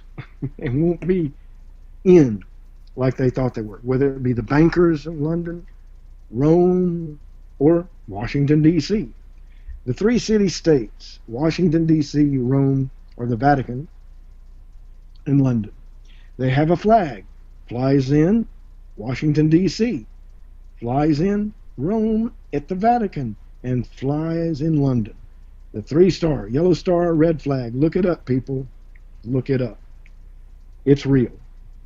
I met a man in the clinic in Waco here. He started talking to me. It made me very, very wary, because he started talking about stuff like we talk about, but he was leading me with his blah, blah, and he was saying, and he said, we think like it, blah, blah, you know this and that. And I would mention something, he says, yes. And I thought, there's a plant if I ever saw one. Trying to get you on record to say something. And I thought, wow, I didn't think, I'd be meeting somebody that would start talking my talk like I do on Heart Talk. Everything, every note. I talked about, well, you know about the 3 cities? Yes, and the 3, I went, whoa. He knows everything I know. At least 4 of these, oh, pardon me. It's okay. I was looking at the gasifier and have it on video here. Accidentally hit the play on that. But anyway. Gasifier, what is that? Gasifier is using wood to burn off to get certain fumes, and then using that to run your engines. You can do that. You can store that. And it's just using wood pellets or wood. They used them in World War II when fuel ran out. You could use wood and process it, and the fumes from burning wood could be then channeled off and used to run your vehicle. Don't need gas. Well, I don't think they're burning wood at the Bohemian Grove. They are peeing on wood. If they peed on wood and then burned it, would that make any difference? Would that be better? Would that give you more fuel? Or would they give you less fuel if it's wood that has been peed on? Well, I would just say that it would make it probably something that would be good for fertilizer. Oh, okay. But I'm sure they have a lot of beer and a lot of liquor flowing out there, and a lot of the best food in the world. We heard so many just bottles, bottles. It was raining bottles, basically. And as far as food, we heard that there's a lot of waste, that they're wasting a lot of food. They're wasting a lot of, just not only food, but plates, the silverware, dishes, blah, blah, blah, all that stuff. There's just a massive waste. And it was, we were told by one person that it's just a bunch of really old men, pretty much almost like zombies, just walking in lines and just going from here to there. And there's like empty plates. There's people that aren't at tables. There's like empty tables. It from what they were saying. Yes. It's dying down, and these old white men are dying down with them. Now, I don't believe that. And I don't believe that it's about old people. I don't believe that it's about white people. I don't believe that it's about anything like that. I think it is a power structure. There is some type of a power structure that maybe even the club members don't even know about. It's so multi-layered. It is a spider's web. And if you look at the spider's web, you got to find who the spider is. That's why they don't want weaving spiders to come to the grove, because no spider wants to see another spider in its web. That's it. You have to do their thing. You have thing here. And the spider weaving its web. Now, I'm going to share something that I told you about. I've met a black-eyed person before. I've told you this. Yes. A real one. And it's not a pleasant experience. But it was in broad daylight. It wasn't a child either. It was a type of entity. Why I was shown this of the father, I don't know. But it was a woman, and she was in San Francisco, bumped into her, and then she ran away. I just looked at her and said, whoa. It didn't frighten me, but I saw totally black eye. And she had this look of fright in her face, and then pulled her cloak back over her face and just ran and was gone. After I saw it and thought about it, I thought, whoa, that was weird. So the thing about the Grove and about the old men, that might be something they're saying to throw people off the Grove.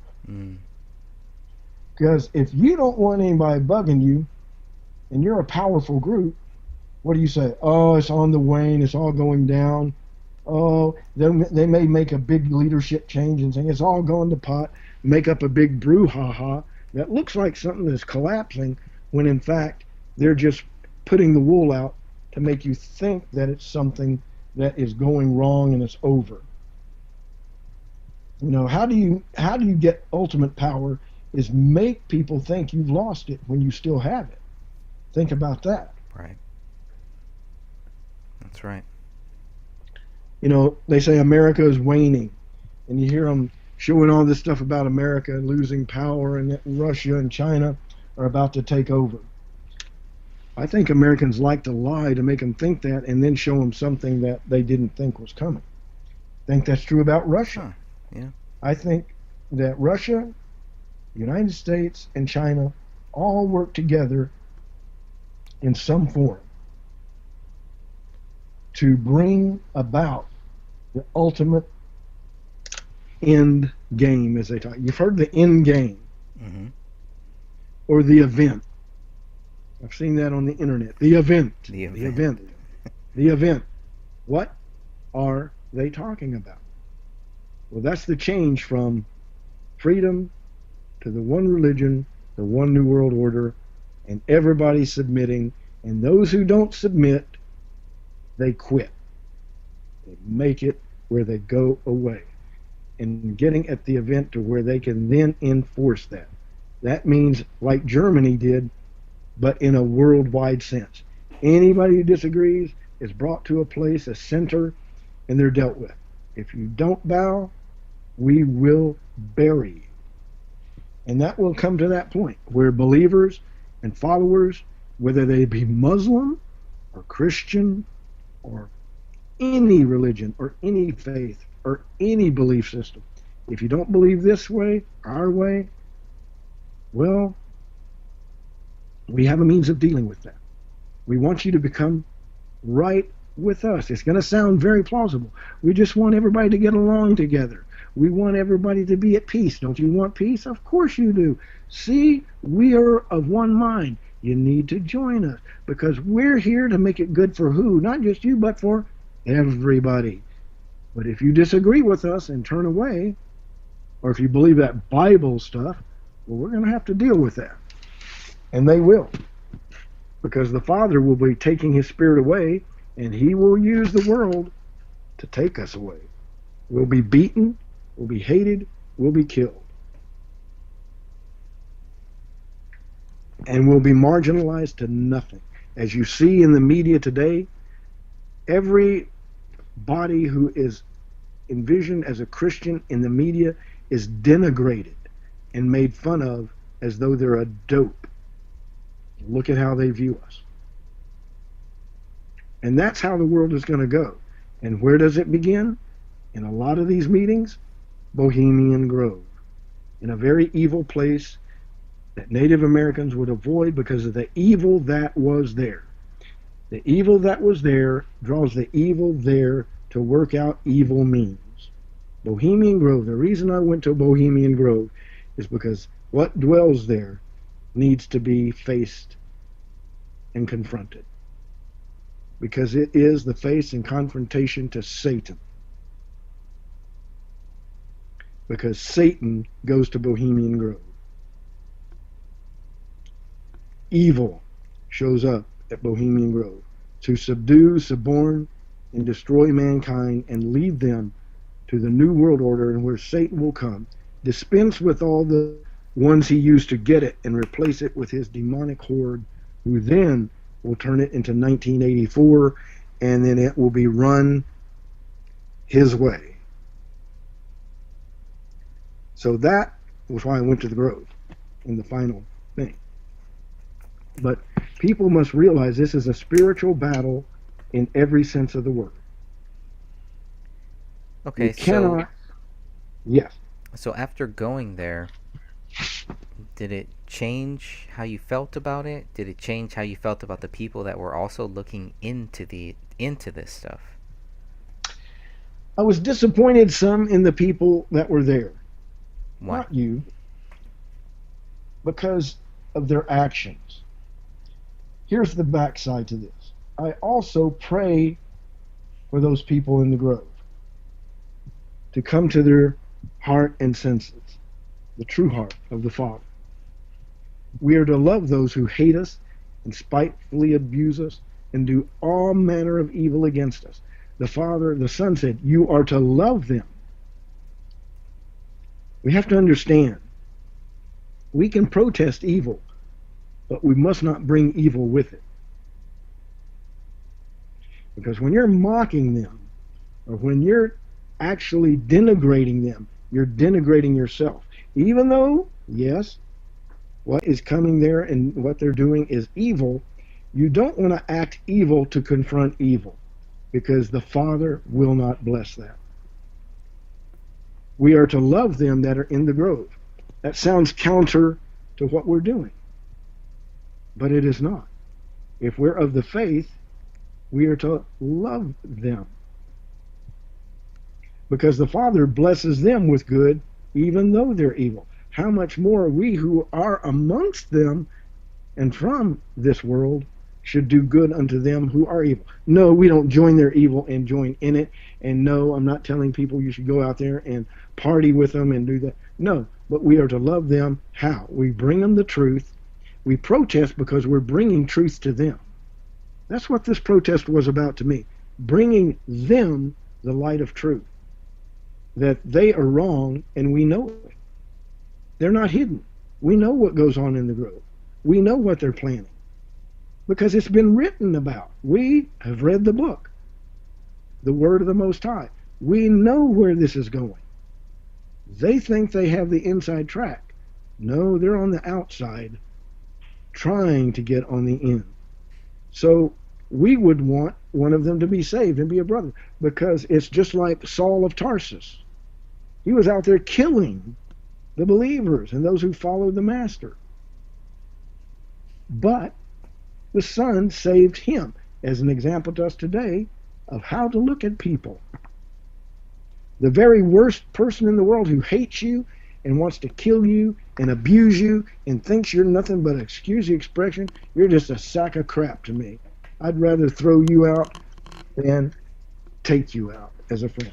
I'd just rather just kill you. And the Father tells us to love them. So we must also remember when we're protesting that we are not to lower ourselves to a point of mocking, of hatred, or making crass statements about them as people. Because on the other side of the coin, there's a lot of us that have benefited, believe it or not, from what some of those people have done. And that's true. Although they do evil, by the fact that they're in the public, they will do good. They will do some things that help the common man. And we can't forget that with evil there is good, and with the good there is evil. I have met some people sometimes who are the most vile people in the world, but treat their children and friends and family and those on the street and those they meet like gold. Never abusive, never negative, and the Father would commend them against some believers and Christians and those who follow the Word based on the behavior he sees in that wicked one, and then the behavior of those who claim to know him and those who even do know him. I've had to face this in myself. So that was what I was describing as the disappointment. Seeing people go not with the heart of truth, despising, bringing the fact of they're doing evil like we're all so great. We all fail, and we all have to face our failings. And I'm not saying that we should not protest evil, because John the Baptist was going around preaching, and when he saw the tetrarch, he said, "Hey, you're with your brother's wife. That's unlawful. You should not be." And many people, "Oh, it's none of your business to be talking about stuff about people's." John the Baptist preached the truth and told it the way it was. It was not faulted by the Son, saying, "Oh, he shouldn't have preached that." He preached the gospel and the way to live. And that's what I like to do. That's the way it should be. We should not denigrate, even though I don't like what maybe the Rockefellers do. But the Rockefellers have done a lot of good for the nation and for the people at large. Yes, they have an agenda, and behind that they're working on other things. And they started the Trilateral Commission and all of these things, which are working to chipping people and making the New World Order a reality. They don't realize they are owned and that the believers understand them and know them. So that was my disappointment, and why I was disappointed, to answer your question, is because many people need to reflect the love of God and the Father, because he could have reflected his judgment, and he did contend with the Pharisees, but he didn't bring judgment. He just told them their ways were evil, your ways are wrong, you're going the wrong way, and well did the prophet speak of you. You draw near with me with your lips, but your hearts are far from me. So we cannot reflect that. And that's why I say that. The Bohemian Grove has a lot of people who are evil, and I do dare say there might be some that will be saved, and there are some that may be believers who are on that inside, and they're praying and reaching out to them. I don't know that, but the Father goes where most do not. And if I was invited to the Grove, I would go. By a member. Why? Because I wanted to be part of the Grove and everything? No. But to say, why do you do these things? You know that some of this is not good. Some of it, some people may be doing not an innocent, evil thing here, and may be innocent of evil. But within it, there's also a lot of evil. So we have to look at things in a balanced way, and I hope that many of you who may disagree with me on how I'm saying this will understand that I'm not speaking from a perspective of wrong and right, we've got to stand against the wrong, but to realize that we're also dealing with people that are made in the image of the Most High, and that they have been deceived and need to see a light that can get them out of darkness. Wouldn't you agree with that, Greg? Yes, I would. I would. And that is a continual test. It is. Until the end. It is. Yeah. And that is our daily test. Yes, it is. It's to react to people that treat us badly, and there's a lot of people that will. Because you look different, because you're Hispanic, because I'm a white, privileged male that's rich. And you get all that thing, Yeah. and you know how the immigrants look at it. America's the land of the rich, who everybody has money and a car. And they don't realize, no, it isn't. It's a land of great poverty and depression and sorrow. And a lot of people are medicated due to the great distress. And some of it's brought on by, guess what? The media. Look at how much media stress comes out. If you ever want to de-stress, get away from a radio, Amen. the iPhone, the YouTube, and get out in nature and turn off your mind to the news. Because come out to the Bohemian Grove. Yeah, well, sometimes you got to. But realize, have you ever been listening to something about what's going on, and immediately you're feeling anger just build like steam, and you just want to hit something, or you wish death upon them. You are just, it's anger. And that's not, it's anger. And where can you put that anger? Where's it going to go? To everybody Well, the else. only place it can go is it's going to affect the people around you, right? Your loved ones. So you have to disconnect sometime. The way the Son did it, he was the Almighty, but yet he would run off and pray. And he had the most important job in all the world. He had to bear the sins and testify of the evil and tell us the right way to go. And yet he would get away, and he would get away and be gone in prayer all night, would be gone, and would get off to himself and the Father and would say, what do I do? Because he was yet a man, and he had to ask like us daily, Father, what is your will? So people out there, you may not believe in the Savior, but you do believe in right, and that's good. And I'm thankful for VIP and all of those out there who know good and question these things, question more. Do not believe me or Greg. It is not what we teach to believe, and follow us in this program and our thoughts and ways. The thing we want you to do is go and look for yourself and tell others about what you find that is the truth. I know the truth. Greg knows the truth. It is a man who was a creator, who came and walked among us to bring us together, not divide us, but not bring us together with evil, but with good and righteousness and peace and respect and honor for that which is good and true, while pushing away that which is evil. That is the right way to unify. And many out there are going, oh, listen to this guy talk. Well, I don't talk this way because I thought these words up and thought this is what I've got to say, and I planned it. It came from the Bible. It came from seeking to do what is right. And it's not because I'm right.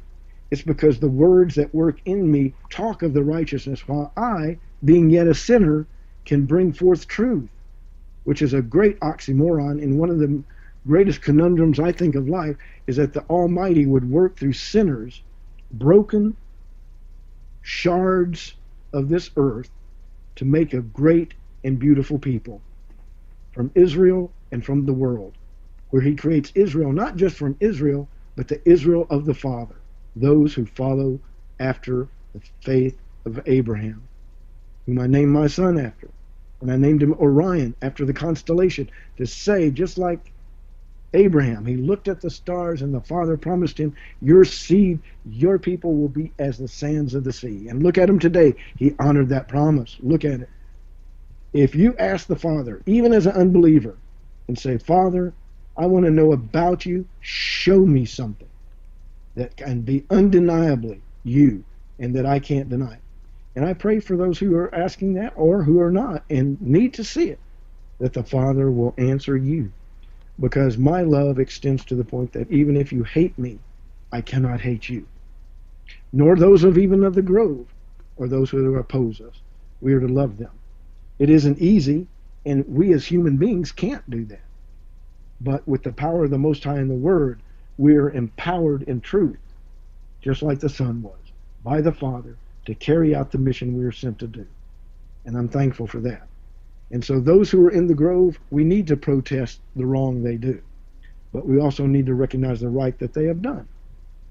And we also need to stand in ourselves in truth and not condemn arbitrarily or in hatred or in mockery. And that's my stand. I don't stand against people. I stand against evil.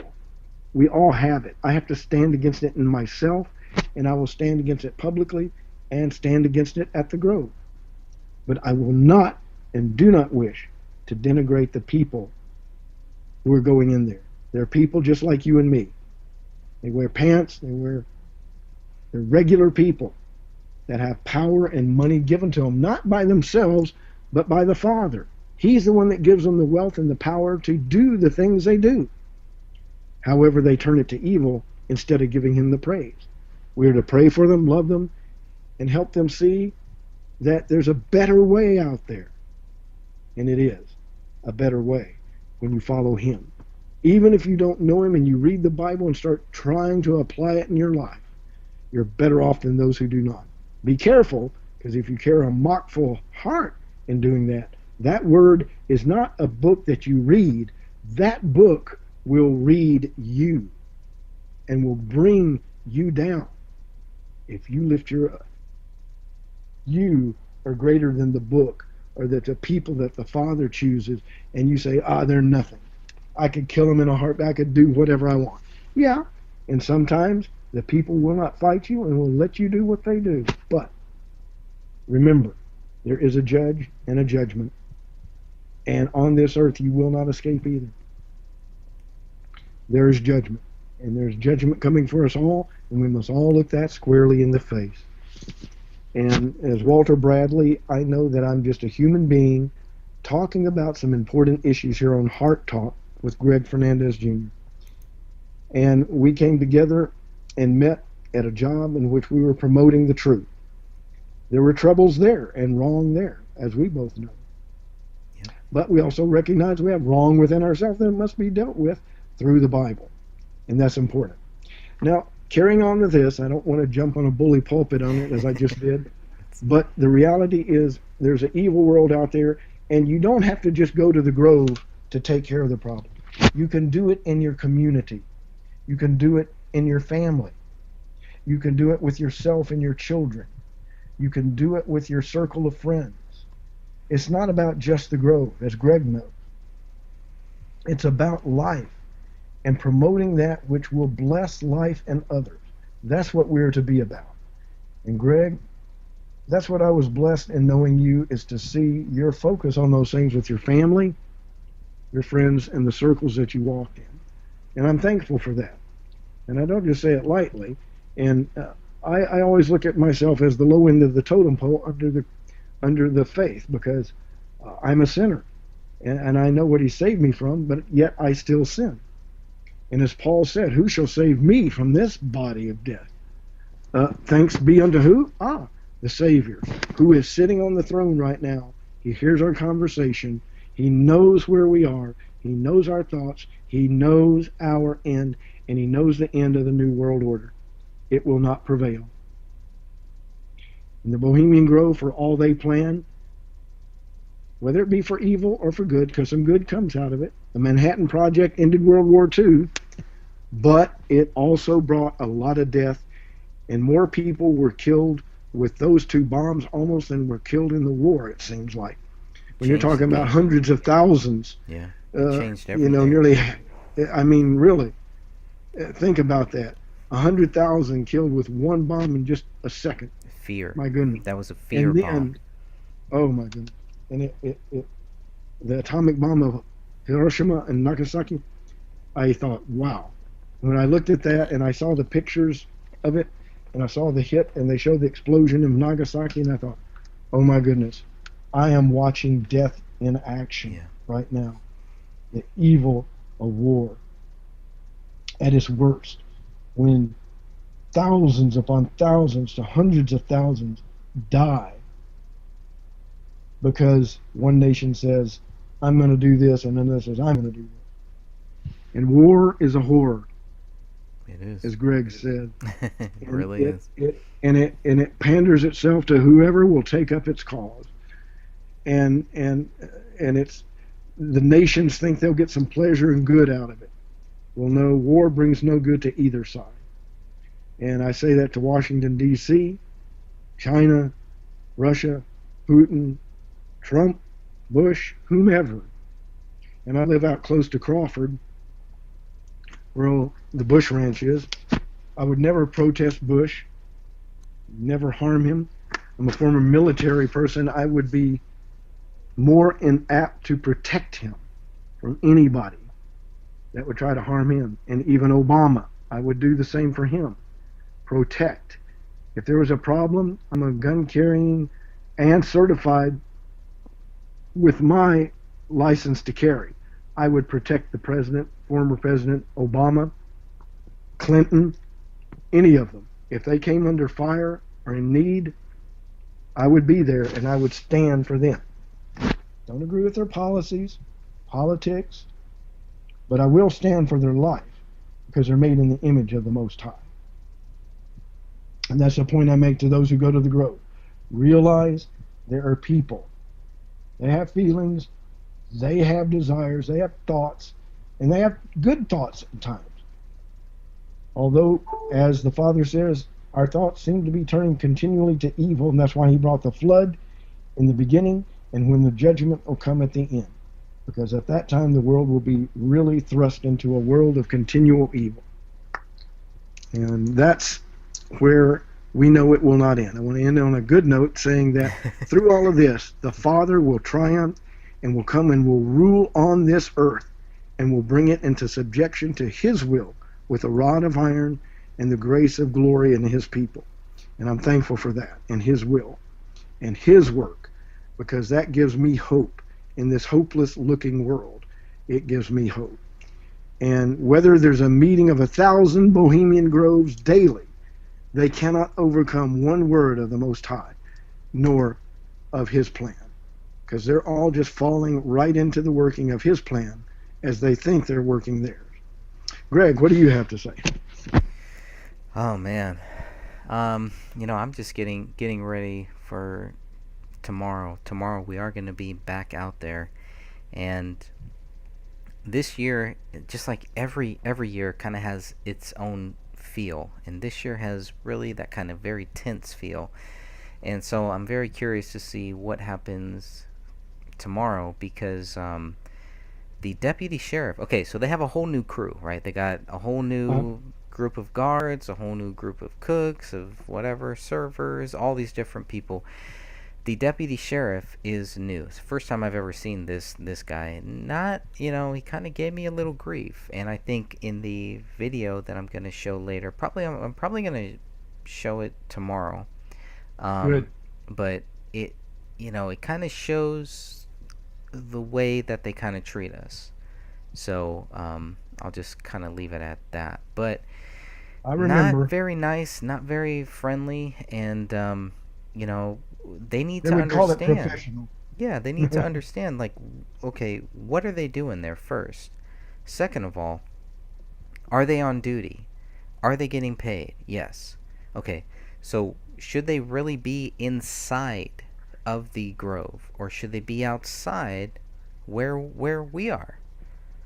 I don't know. I've had a couple issues with that.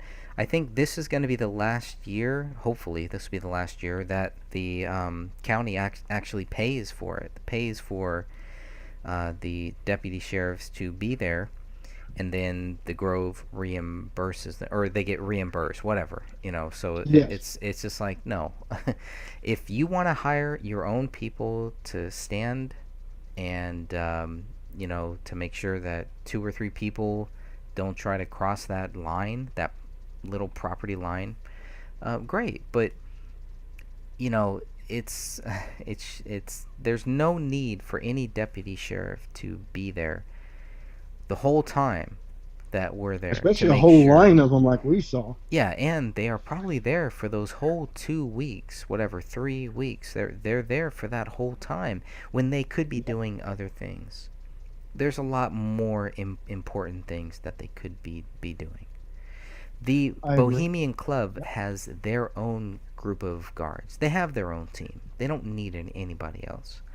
if it's true that they have Secret Service there, then they definitely don't need anybody else. Oh, the Why? Secret Service is there. Oh yeah. Well, then They're why? definitely. Why do they? Okay, well, that's a whole nother issue because I don't see why they are there. You know, that tells a whole nother story. But There's a big story behind that because there's a lot of different Secret Services from around the world yeah, that are congregating there and are on the outside amongst the protesters. right. Which is us now, I Yep. guess. When it's like, wait a minute, we're just out there asking questions. We're not, we're not saying, oh, we're protesting anything. We're not protesting the people that go there. We're trying to figure out what is going on there and why they are there, and why this is such a big deal. Why do you have so Well, many people gathering in this one little spot? Well, let me refresh your memory. And one of the things I'll say Yeah. is they gather there to plan and to see what is plausible for the coming year, or 2 to 3 or 4 years ahead, and to see how things are going. All of these meetings around the world, whether it's the Bilderbergers and everything, I think tie into the Grove. And England and the royals, many of them are tied to the Grove. Now, you won't see Queen Elizabeth showing up there, but would there be a representative from Britain there? I would dare say that absolutely. Absolutely. Would you see people coming from the United Nations? Oh, definitely. So, maybe not the top. They would remote in my opinion, because they don't want to think that, oh, we all go there. That'd make us look really bad. Yeah, it would. Yeah. But the reality is more people are part of the Bohemian Club than are known to be part of it. That's the part that we need to look at. Who is not seen or known of that is part of? Because that is part of their influence. Because there's a lot of influencers that are out there that are part of the Grove, who have paid up their membership, but never show up there. Never talk about it, never do anything about it, never talk anything near it. I've always noticed nobody in public ever talks about Bohemian Grove, whether it's any official anywhere. I don't care who it is. You never hear them talk about the Bohemian Club. Have you ever heard the Bohemian Club mentioned by anybody in public? I have not. Nope. Only when they're forced to. Only when somebody actually asks them And that question. why is that? You don't hear them talk about Masonic lodges either, or Oddfellow lodges. I was in church one time, and a fellow invited me to a club. I said, well, where is it? He said, just come with me. And it was the Oddfellows, because he knew I was part of broadcasting, I guess, and he wanted me to be part of the Oddfellows Club. Now, you people would have to look that up, because you may not have ever even heard of it. Look up the Oddfellows. ODDFELLOWS. The Oddfellows Club. There's lots of clubs around that you don't know about, not just the Masonic, but lots of little clubs that all fall under the umbrella of the secret societies that help each other get into the positions of power to affect their agenda for life. It's not just the Masonic Lodge either. So when you look at this, and the 13 Families by Fritz Springmeier, you look at these things in Greg's book, and he has his truth music. Hey, what is your latest publication there, Greg, in your truth music? Well, I'm still working on the last song. Still working on the last song of this project. So, once that is done, then I do hope to put out something, hopefully around September. Excellent, excellent. Be sure and post it. We'll talk about it at Heart Talk too. Yeah, for sure. I don't want to just promote you, but talk about the music you're there and why you're making the music. What is it about? Yeah, it's about life, but it's about truth too. Right. And we need to let people know, because music is what inspires the masses sometimes. It takes a little music. And a movement without music is pretty silent.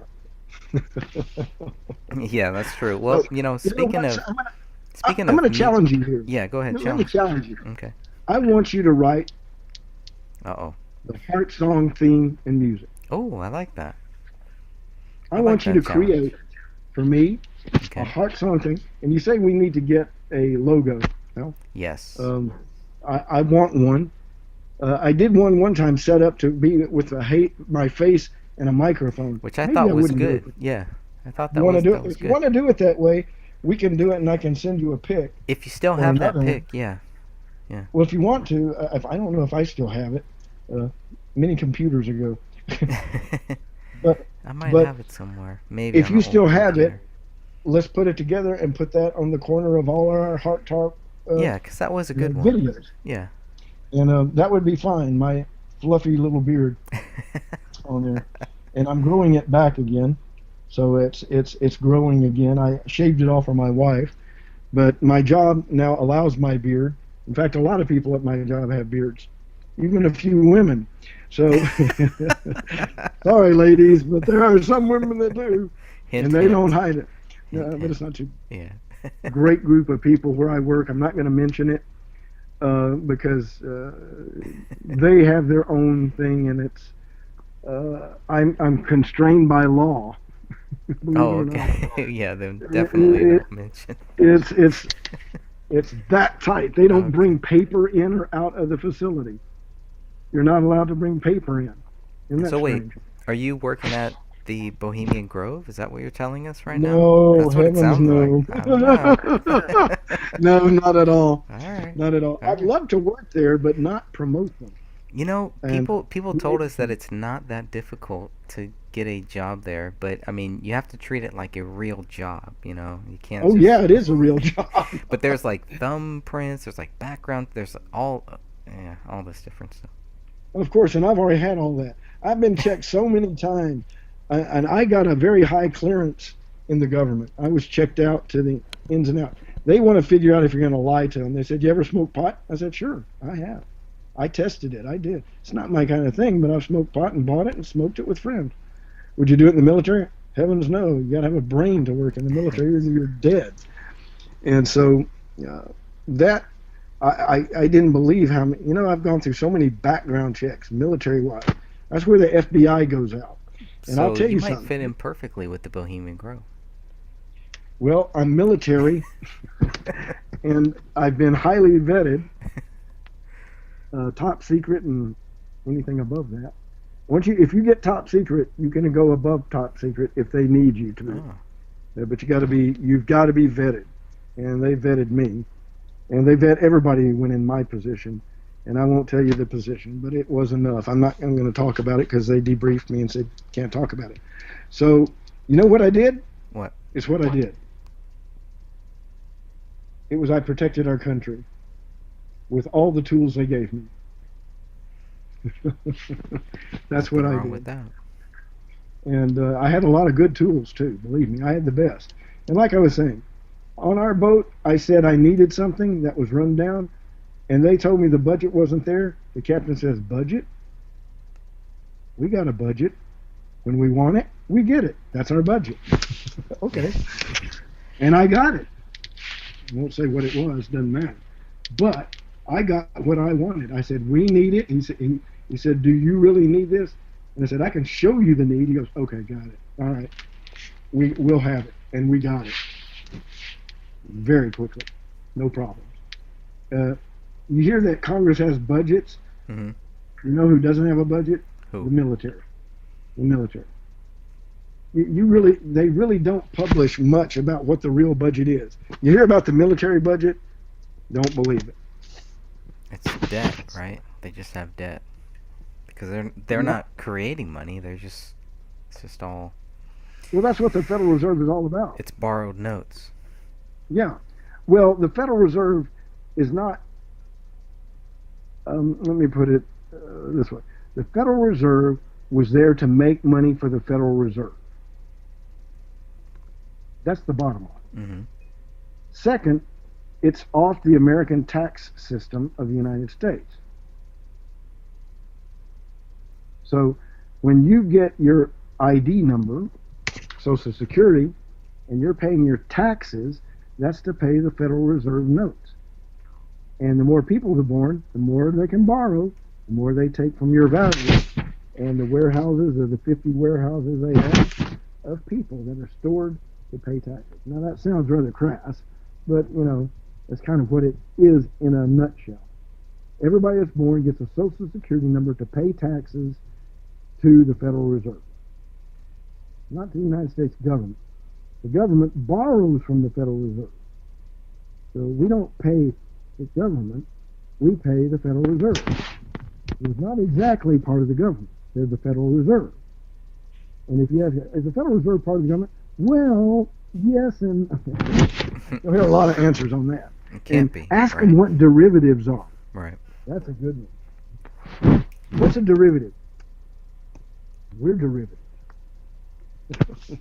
There's a lot of derivatives out there. Your mic is cutting out a little bit. It sounds a bit sorry. far away. That's okay. Is it coming back? Yes.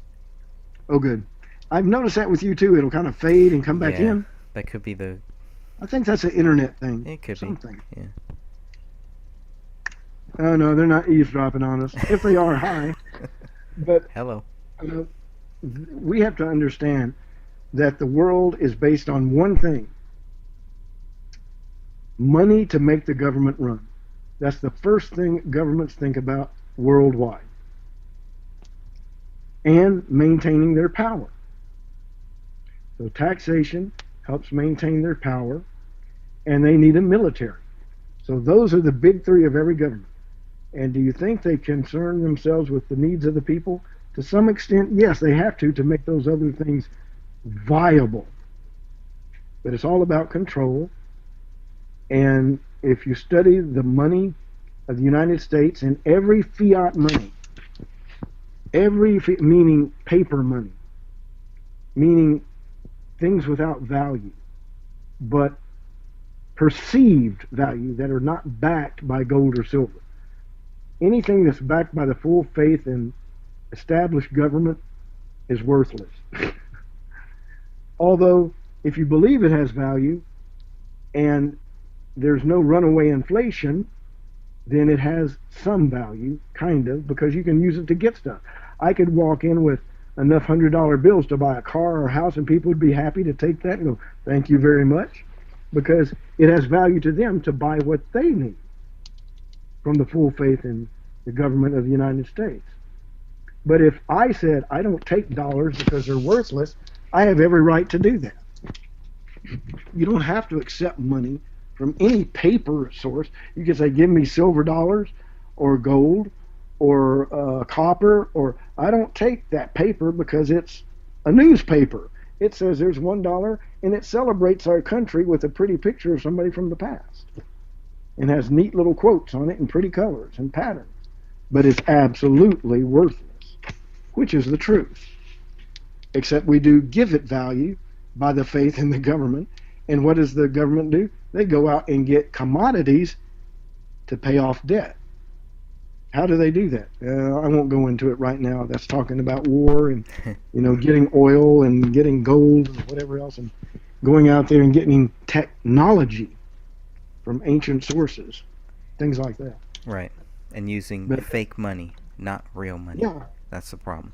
Yeah, monopoly. They could say we're going to use monopoly money and to be just as valuable as a dollar bill. Yeah, absolutely, absolutely. It's just printed pictures and a value placed on it. It's 1, 2, 3. It's a promise. Just like children do and make dollar bills and draw and put on pretty pictures and say, this is $100. The government is doing that. They print $100 bills and make them pretty and give all those security features to make sure nobody can reprint that worthless piece of paper. Yep. It's all about the market value. They put a value on this, then everything else is based on that. Well, like gold, like the reason why I've never gotten serious about gold or silver or anything like that is, how is that going to help me if I can't eat? How is that going to help me if I need a gun? Like things like there's certain things that I'd rather have before I have some of those things. I mean, if things get really bad, do you really think that my gold or my silver that I'm gonna be able to take it to somebody if it's really that bad? I mean, yes, definitely I have some, but I don't have a lot. I'd rather have a lot of other things. I'd rather have a lot of foods. I'd rather have a lot of I water. agree. I'd rather have a lot of And that's true. You should bullets. have, as my dad said, have a little gold and a little silver. Yeah. Don't hoard a whole bunch thinking you're going to do good, because somebody will come and take it from you. But the reality is you have to have a little gold, you have to have a little silver, you have to have a little land, and you have to have a source of water. Right. You know why? Because when you take away all the gold, the silver, and everything, and you got land with water, guess what you got? You got land with water. And guess what land with water can do? Yes, grow things. You know your family and the properties they have. That place is a sanctuary for you, is it not? Yes. In California. Absolutely. Why? Because it's land, and I bet you're close to water. And I bet you, if you needed to, you could live off that land. Isn't that true? Yep. That's right. If you have a little land and a little water, that's all you need. And you can throw up a tent and build up something to live in. Doesn't take much. And there's a cat here. Oh, Hello, wow. Chili. All right. Got another cameo, another cat cameo. So who is this cat? Chili? Yes. This cat's called Chili. He's a male cat. Hey, Chili. That is a very vociferous cat. Are you Chili? Chili. Chili Are you Chili? Are you Chili? Are you Yeah, we Chili? had some major issues with our cat. I don't know, she's having some digestive problems, I think. So. Oh no. Yeah, she's becoming the $1 billion kitty. Yeah, we had a $700 kitty, and the what was it? I think we passed. $300 kitty. I think we've passed And about. then there's that, and there's the soft paws we put on them at $35, just to cover their claws in cute little. Grooming. It's really grooming. That's our cat's biggest problem. Well, it's digestive plus grooming and everything, but still, it's people. If somebody wanted to start their own company, could make a little grooming service or something. Yep, grooming service for cats. Grooming service for cats that will come to your house, because there's a lot of places you can take it, blah blah blah, but yeah.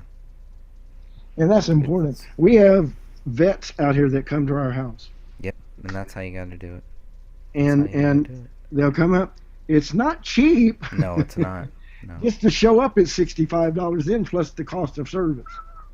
So, and we got a good one. That's good. A couple of them. We called Ramsgate, and then another that's just close by that drops in and will check them out for us, and we're happy to have them. Cunningham in Waco, Texas. Good guy. And kind of in conclusion, there's a Bohemian Grove in every state. There's a place where meetings are done, and probably in Austin, Texas. In every seat of government, you're going to have a seat of evil in the midst, manipulating things. Bankers or politicians or those who are seeking to get something and achieve their aim. Might be an evil one, might be a good one even. But it has to be done the right way. But I've known people, I remember when I was going to the Republican office in Belton, Texas. They were going out to a constituent to deal with an issue. I don't know what the issue was, but this person had wealth, and several Republicans were going to meet out there. So, the reality is, this happens. Now, he's a constituent, and he wants to voice his concern about something. That's right to do. And it's right for the Republicans to go marching, and Democrats do it. They'll go out to a constituent, probably who makes major donations. They will listen to that person. And rightfully so. I mean, there's nothing wrong with it. But when it then overshadows or overreaches into the point of it kind of overthrows the people in any area when it's necessary and right. If that happens, then it's wrong. It's not always wrong. I want to be clear on that. Mm-hmm. And that's that's the real reality, I think, of the world is we have to realize that evil people do good things and good people do evil things. But it's in the hands of the Father, and I pray to do the right thing all the time. It's a hard thing, and you can't do it on your own. You have to have the help of the Word, the Scripture, and do it right. There's a lot of people say, well, I do the right thing all the time. I don't read the Bible. Well, it's still a gift from the Father on high because you knew there was a right and wrong, which was in your spirit written of the Father. So whether you've read the Bible or not, it's a gift of the Most High. And with that, Greg, what do you want to say to close out this session of Heart Talk? The only thing that I would want to say to close this out is, first of all, I hope that you can end this with a prayer, because we are going back there, and I hope that everybody will pray for us. I know we have a lot of people praying for us just to have a safe trip there, have a safe trip back, to find out what's going on, to do anything that we can do to really try to understand what is happening there and to make sure that there's nothing evil happening there. That is a big thing, that we're not accusing people of doing anything evil, but we do want to make sure that no evil is done there. It's very important when you have so many people gathering there, and these prayers are very important to make sure that that we stay on the right track, to not try to act like we know what is happening or what isn't happening, but to just let God guide us, to just let Jesus Christ guide us, and we just go there. And that's why I go there personally. I don't speak for anybody else, but that's why I go there, is because I feel, for whatever reason, Jesus Christ has put me in a spot where I can go there. Not many people can, and I know that there are hundreds, probably thousands, maybe even millions of people that would love to go stand outside with us. And every time that we're out there, I feel it. It doesn't feel like it's just us out there. It's a very powerful presence. It's a very spiritual presence, because I know that God is with us out there, because we're not out there to try to tell everybody that we think what is going on. We are out there to truly understand what is happening here, and to let people know that we are here. That if there is evil going on in there, people are going to know. God is going to know. That is the most important thing. Everybody is going to have to stand before God and confess their sins, and that is correct. Absolutely. Nobody hides from God, so they can lie to us, and usually, if they lie or if they play games, things happen that show them, don't do that, don't be like that. There's nothing wrong with just being honest, with just saying, hey, you know what, guys, there's nothing weird going on here.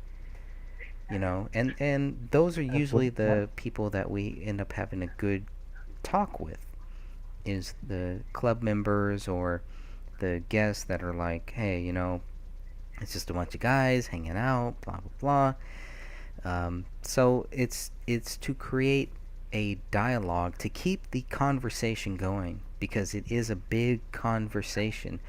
When you consider certain things that might be going on there, it's important to understand the secrecy of this club, and how this club was not really secret, and then it was almost like, oh, there's nothing going on there. You still have people that think that there isn't a 40-foot owl there. You still have people that think that there isn't the cremation of care there. You still have people that think that the cremation of care does not involve a life-size wooden person or a metal person, whatever it is, being burned before the 40-foot owl. This stuff is real. Whether you think that it's happening because of whatever, you can't start there. But a lot of people don't even want to get started because they're like, oh, there is no owl. No, they're not burning anything. No, it's just a play. They try to rationalize it, which is fine, because I'm trying to rationalize it too. Because to me, it does not make sense. And when I watch Alex Jones's film, what they were doing there struck me on a spiritual level. I was at Family Radio, and I was watching Alex Jones's movie. That's where I first watched it. And it changed my whole view. Now, I mean, they probably would have fired me now if they knew that I was watching Alex Jones while I was supposed to be working, making sure that the radio stations were on and everything. But, that's where God brought me. God brought me to a place where he wanted me to see certain things. And family radio, working there, really in the most, I mean, out of everything that I've been through in my whole life, working at family radio helped me get spiritually right. All of the other drama, all of the teenage drama, all that stuff, none of that really helped me get right with Jesus Christ.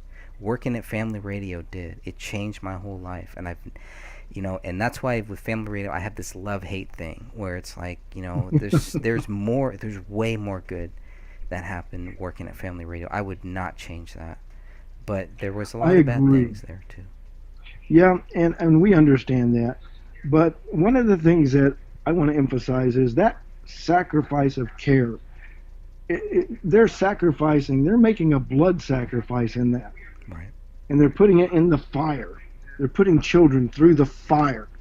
They are dedicating their energies to a deity, and they're in that. And that is the evil that I see, and that's the thing that drew me there too, is I know they're worshiping and putting forth idolatry. That is not what we should be doing in any case, anywhere. And that sacrifice of that little, quote, baby is backed up by the sacrifice of thousands and thousands of children in abortion daily. Right. So it's a blood sacrifice, and it could, I don't know, but I think it does, represents a blood sacrifice brought to the deity to give them power. Why? Why do they need that kind of power? What are they doing? Because they are following after Satan and the angels that have fallen, and they are doing it for their own advancement and for advancement of things that maybe they truly don't understand. Or if they do, they know the backstory and are fully supporting the evil that will come. So that's what I say, because that is what really made me think, wow, they're sacrificing like the old Israelites and the people in the Middle East did. They're sacrificing to false gods, false ones that are idols, that are neither living or breathing. And if they are, they're demonically controlled. How horrible. That's the kind of thing that I think about. And these people are deceived and are blind and don't know their left hand from their right. And they think they've got it all in their hand, and they have nothing. It's all in the wind. And they're in the wind, and they don't realize it, and it's leading to their destruction. And that's the hurtful thing and the love thing that I think.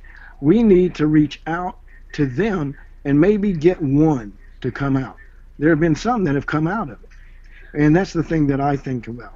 When I'm protesting there, I'm thinking, I'm protesting in the name of the Father.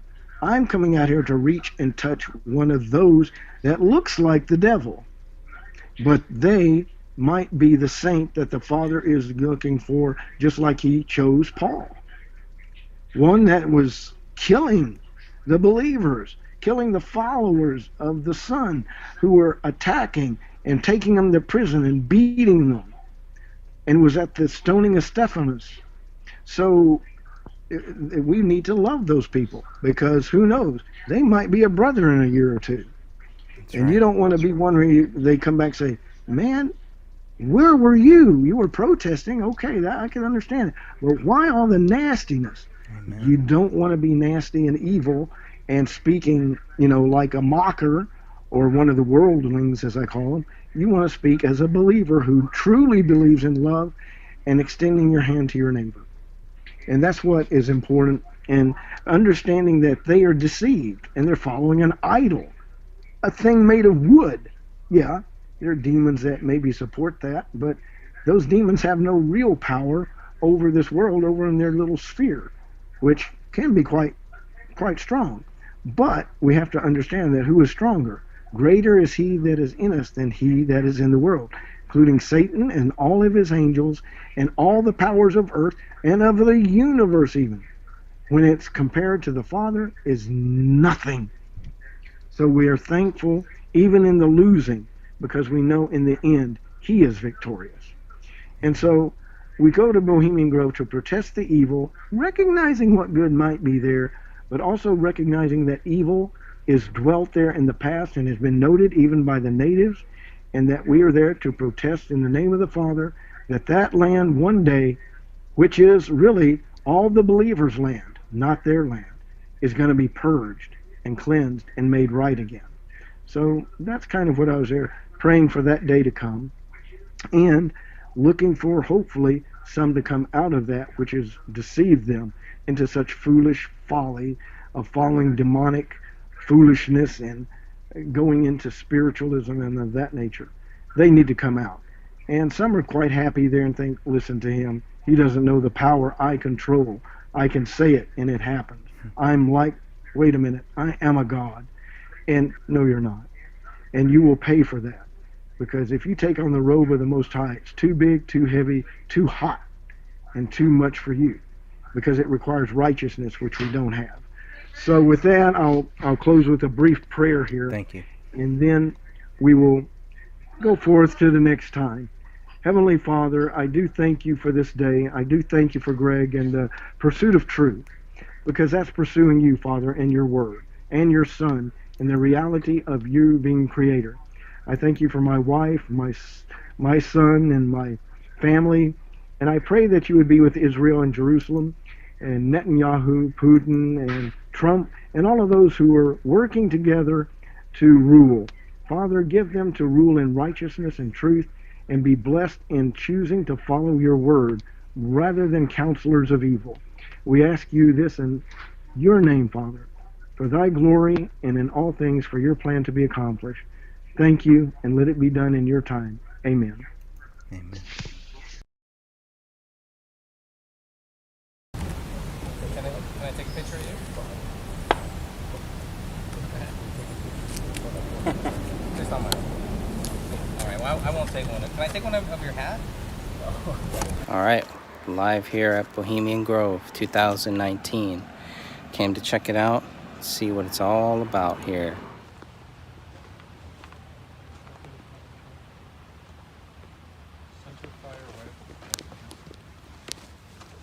Steel, coefficient, or special purpose potential. We're down to cheap iron and standard factory velocities. So does it say what it's made out of? That, I'm sure it does. I probably don't have to take a look on it. It says ballistic protection. It will protect you from a 22 rifle. 22 LR. Good one. It all boils down to they're better than us. Y'all here with Alex Jones? Nah. You don't know him? Yeah, we've heard of him. No, do you know him personally? I'm trying to meet him. You want to meet Alex Jones? Hell yeah. Call him up. I don't know him. Call the show. Call the show.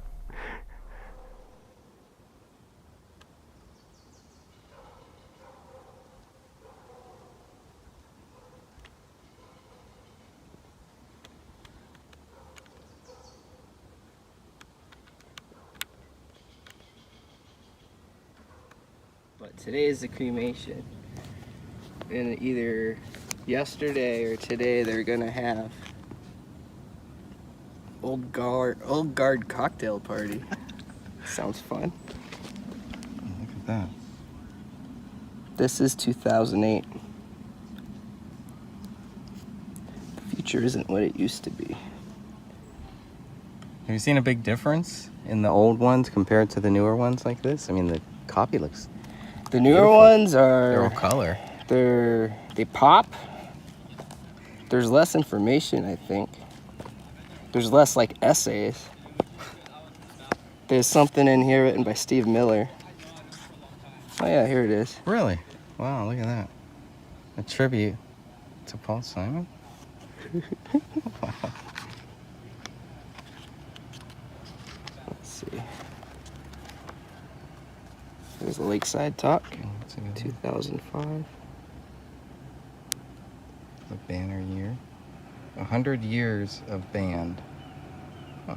This one time in band camp. We know how that ends. Who's this guy? Schultz. Oh, Schultz. Look at Schultz up in there. Schultz making it happen. Making it rain.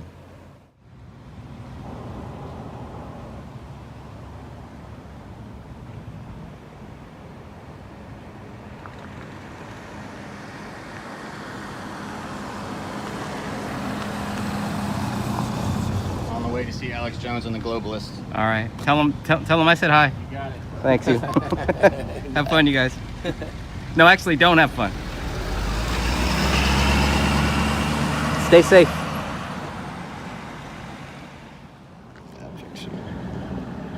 That is creepy. That looks like something that should be at the Colorado airport or something.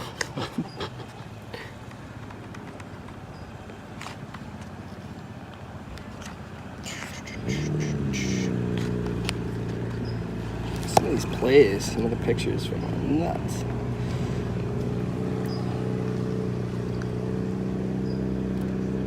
Let's see. he's getting down. That audio you posted from the play is pretty creepy. Cheers. So, just gonna walk right in. Coast Guard. It's really great. I mean, it'll take a whole year. Oh, here's some dude dressed up as Queen Elizabeth. Makes sense. They'll tell you the whole year. They'll tell you all the talks that they did in the club in San Francisco. Who was there? Who was the sire and all that. At Evening with Bob Weir from Grateful Dead. Oh, wow. And then goes into I wonder what musical acts they'll have this year. July. Preventative Defense and American Security Strategy by William Perry. The Networked World, Are We Ready? We are not. Deflation, The Good Kind is Coming. Oh, that's good. Yeah. As long as it's the good kind. It's like, oh, all right.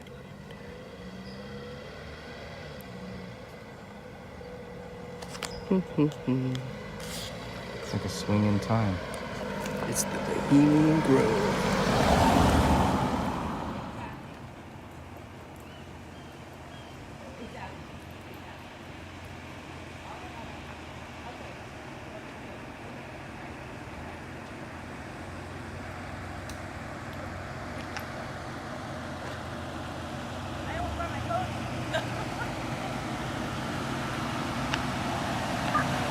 Hey boss, can you pick a side so you're not going back and forth all day long so you don't get hit by a car? I kind of like to go back and forth. Yeah, you can't really be out in the roadway.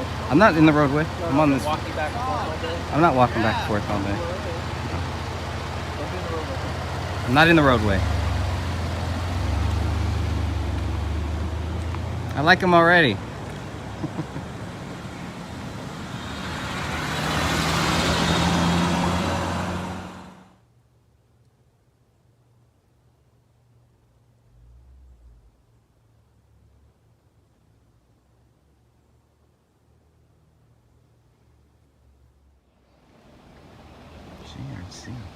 Hey, David.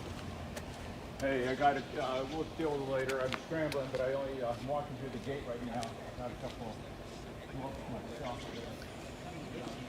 Hey, I'm scrambling. I'll do the best I can.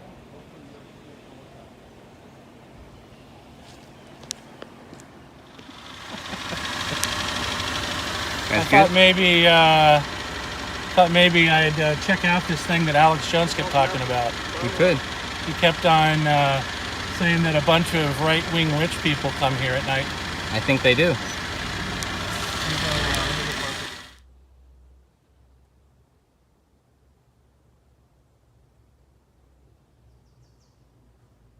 I just hate this whole secretive concentration of wealth. You know, you have hundreds of men in here that control vast amounts of resources and money, and there's just a few reporters here at all ever, and nobody ever reports it in the newspaper except for a small, there is a piece in the Press Democrat, but how about in the big media? Why do you think they're not talking about this? Maybe it's historical. Maybe it's because, they want to have private conversations. I'm even okay with private conversations, but what I'm not okay with is making policy decisions, but then not talking about the policy decisions after they come out. Oh yeah, we were at the Grove and we talked about all this stuff, and this is the direction we're going, and we're going to have this, and this meeting later on down the road, and here's our agenda. It never happens like that, right? I mean, come on, they make you pull it out, they make you find the information, you have to drag it out of the courts. Project Veritas has to send people into these corporations, hidden, to pull information out of computers and databases and stuff. It's a little bit ridiculous, I mean, Google started with their Gmail platform telling everybody that they were tracking you, tracing you, reading your email, and saying they were going to use it for advertising purposes. Why can't they just continue that practice? If Google's going to track, trace you, use your information to data mine you, use it to give it to people for political campaigns, then why not just tell you? Yeah. Why make it so difficult? Then it's you, the individual. This is my libertarian side. It's you, the individual, who then has the information to make choices, right? That's how it should be. I use Gmail. I don't have a problem with Gmail. I know exactly what they're doing. How you doing? Oh, good. How you doing? All right.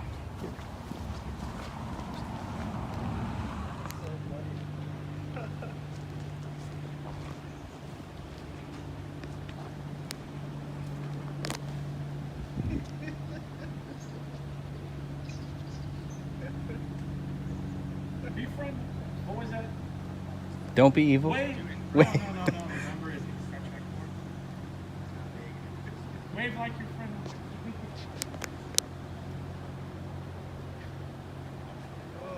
We're must have seen some good stuff there. If you ever see, it'll be good to see Black Man take it out. I mean,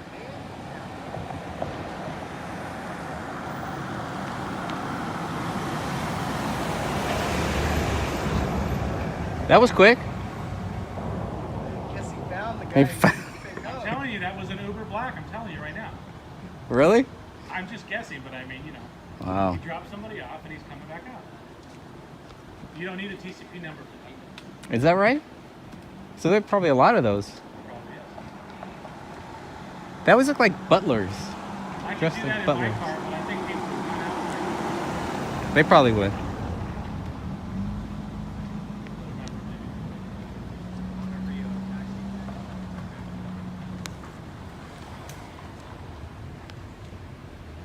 Trying to be courteous of where the property line is again.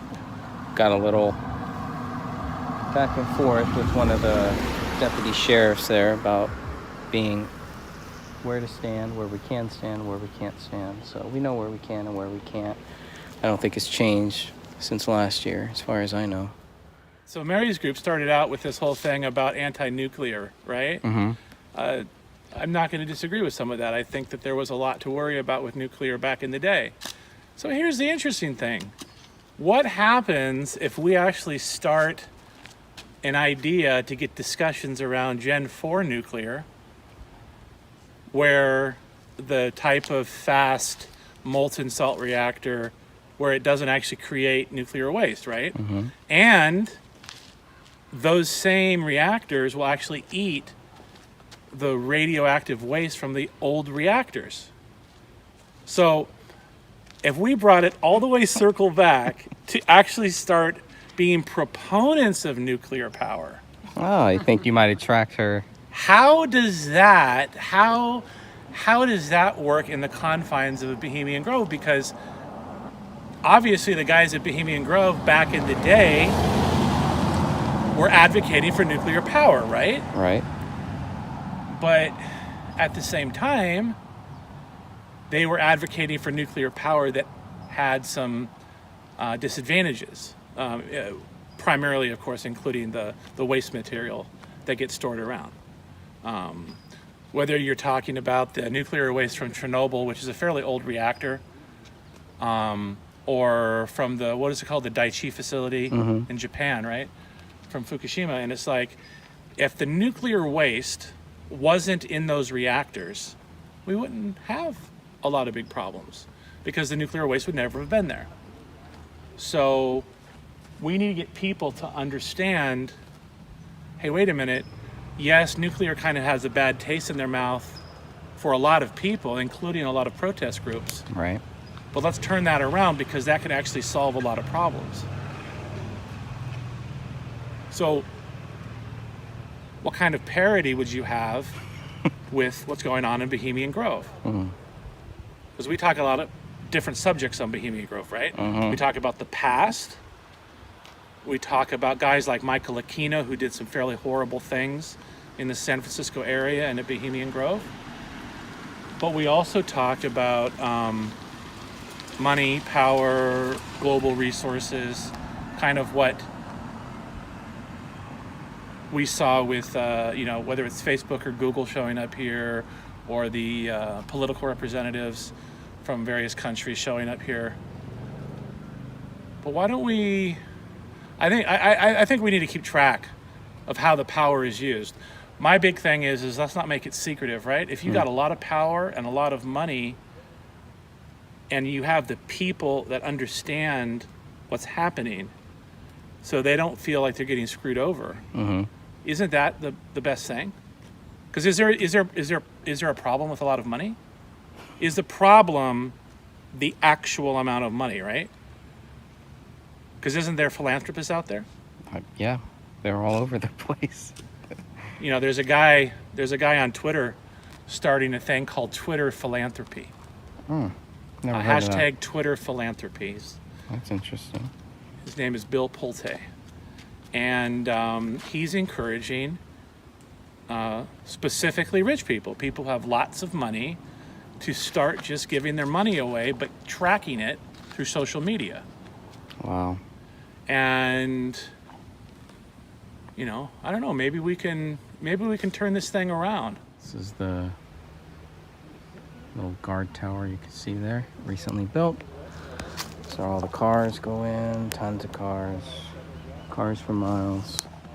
And then we got this guy here with the tinted windows. Definitely an employee. Get a lot of these workers that come in and come out and that just want to, I guess, see what we're doing, or I don't know. It's kind of weird. Different workers and such. So just find it very odd. Some of their behavior, but hey, they do what they do. That's alright. Sex and death reliably accompanied most lakeside talks, provided by croaking frogs, occasional duck couplings, and mating dragonflies. I'm creeped out. It's pretty much, it's all in their documents is what it is. That's where the meat and potatoes is. When you look through their documents, that's where you can see what they're doing, what they're talking about. You can see it's not just an ordinary gentleman's club. There's no way they could portray it like that. We had a worker tell us $150,000 per year is what a member pays. It's a lot of money. It's a lot of money. So we had a worker, somebody who actually works here inside the Bohemian Grove, told us that they're just a bunch of old men, and she thinks it's kind of on its last leg, and the evil is mostly dead. It's her first year here. So we'll see if she makes it for another year. But the conversations have been good. didn't really get to record her. I know I tried to record one member, asked him if I could record him. He said no. I asked if I could record his hat, and he said no. So I respected his wishes and decided not to. But it's moving right along. And then with this Epstein situation, you're like, you know, child abuse or pedophilia, it's still out there, right? Yeah, it's not going away. It's all still out there, and it doesn't go away. And the Epstein case goes back how many tens of years? 20? Jeez. How long has he been doing this? 25 years? It's crazy, right? And he only stopped because he got caught somehow. Right. And which is also what was the thing that just came out in the news? They timing. were saying that Cernovich was saying, and I even followed this up with another paper, even with all of the journalism going on surrounding the Epstein case, they still don't know how he makes his money. Really? Trafficking. So then it's just speculation at that point. Wow. So I'm thinking, like, are you kidding me? With all of the data mining that we do in banks and everything like that. My fascination shouldn't really be a fascination, but what I'm really concerned with is what are they really doing here? Not what we think they're doing here or what they say they're doing here, but what are they really doing here? So the books have definitely been a big help, and I think we're going to have Brendan do some reading from those books so that we can kind of go over what some of the documents say, try to separate the fact from fiction, separate the speculation, and get to whatever the answer is about what's really happening here. Is it just some gentleman's club, as they try to say? And I'm not 100% convinced that it is or that it isn't, but it does seem like there's more going on here than just a big gentleman's club, a big party. Very powerful people, very influential people. This is where they are. This is where they want to be. So, and yet it's only a couple thousand. Just a couple thousand. Yeah, this year just seems dirty, dusty. My feet are all dirty and my shoes are all dusty from the flooding that happened here. The flooding, that should have been a sign. If there's flooding, you know what happens next. So, fun times.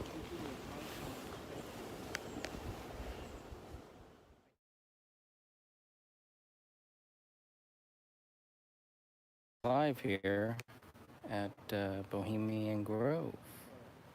Yeah. So it's been fun. It's been interesting. It has been quite the day so far. Really dirty, really dusty, and just, I don't know, not too many happy people, not too many smiley faces. Unlike other years, right? Even, I don't know, everything just seems kind of downgraded this year. Maybe they are dying out, like one of the workers told us, that they were literally dying of old age, and she felt like the evil and all the evil stuff that they were doing, she felt like all that was coming to an end. So, I don't know. I'll believe it when I see it. One sheriff deputy out here, and he was kind of giving us a little runaround earlier. Seems okay right now, and we got a few more guards, a few more security guards hanging out, and we'll see what goes on. Hey Walter, how's it going, man? Yeah, I figured I'd try this. I'll try this here, and then if this fades, if this drops, which it usually does by now, then I will try to go to freeconferencecall.com. So I'm actually surprised that it's working right now. I've never had the live feed work for this long. So here's a big party bus that they got going in here. So I don't know what that is. We got prostitutes. What you got? What you got in there?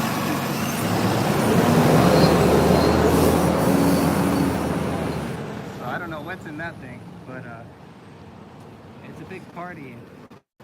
None of you are invited. We're not invited either.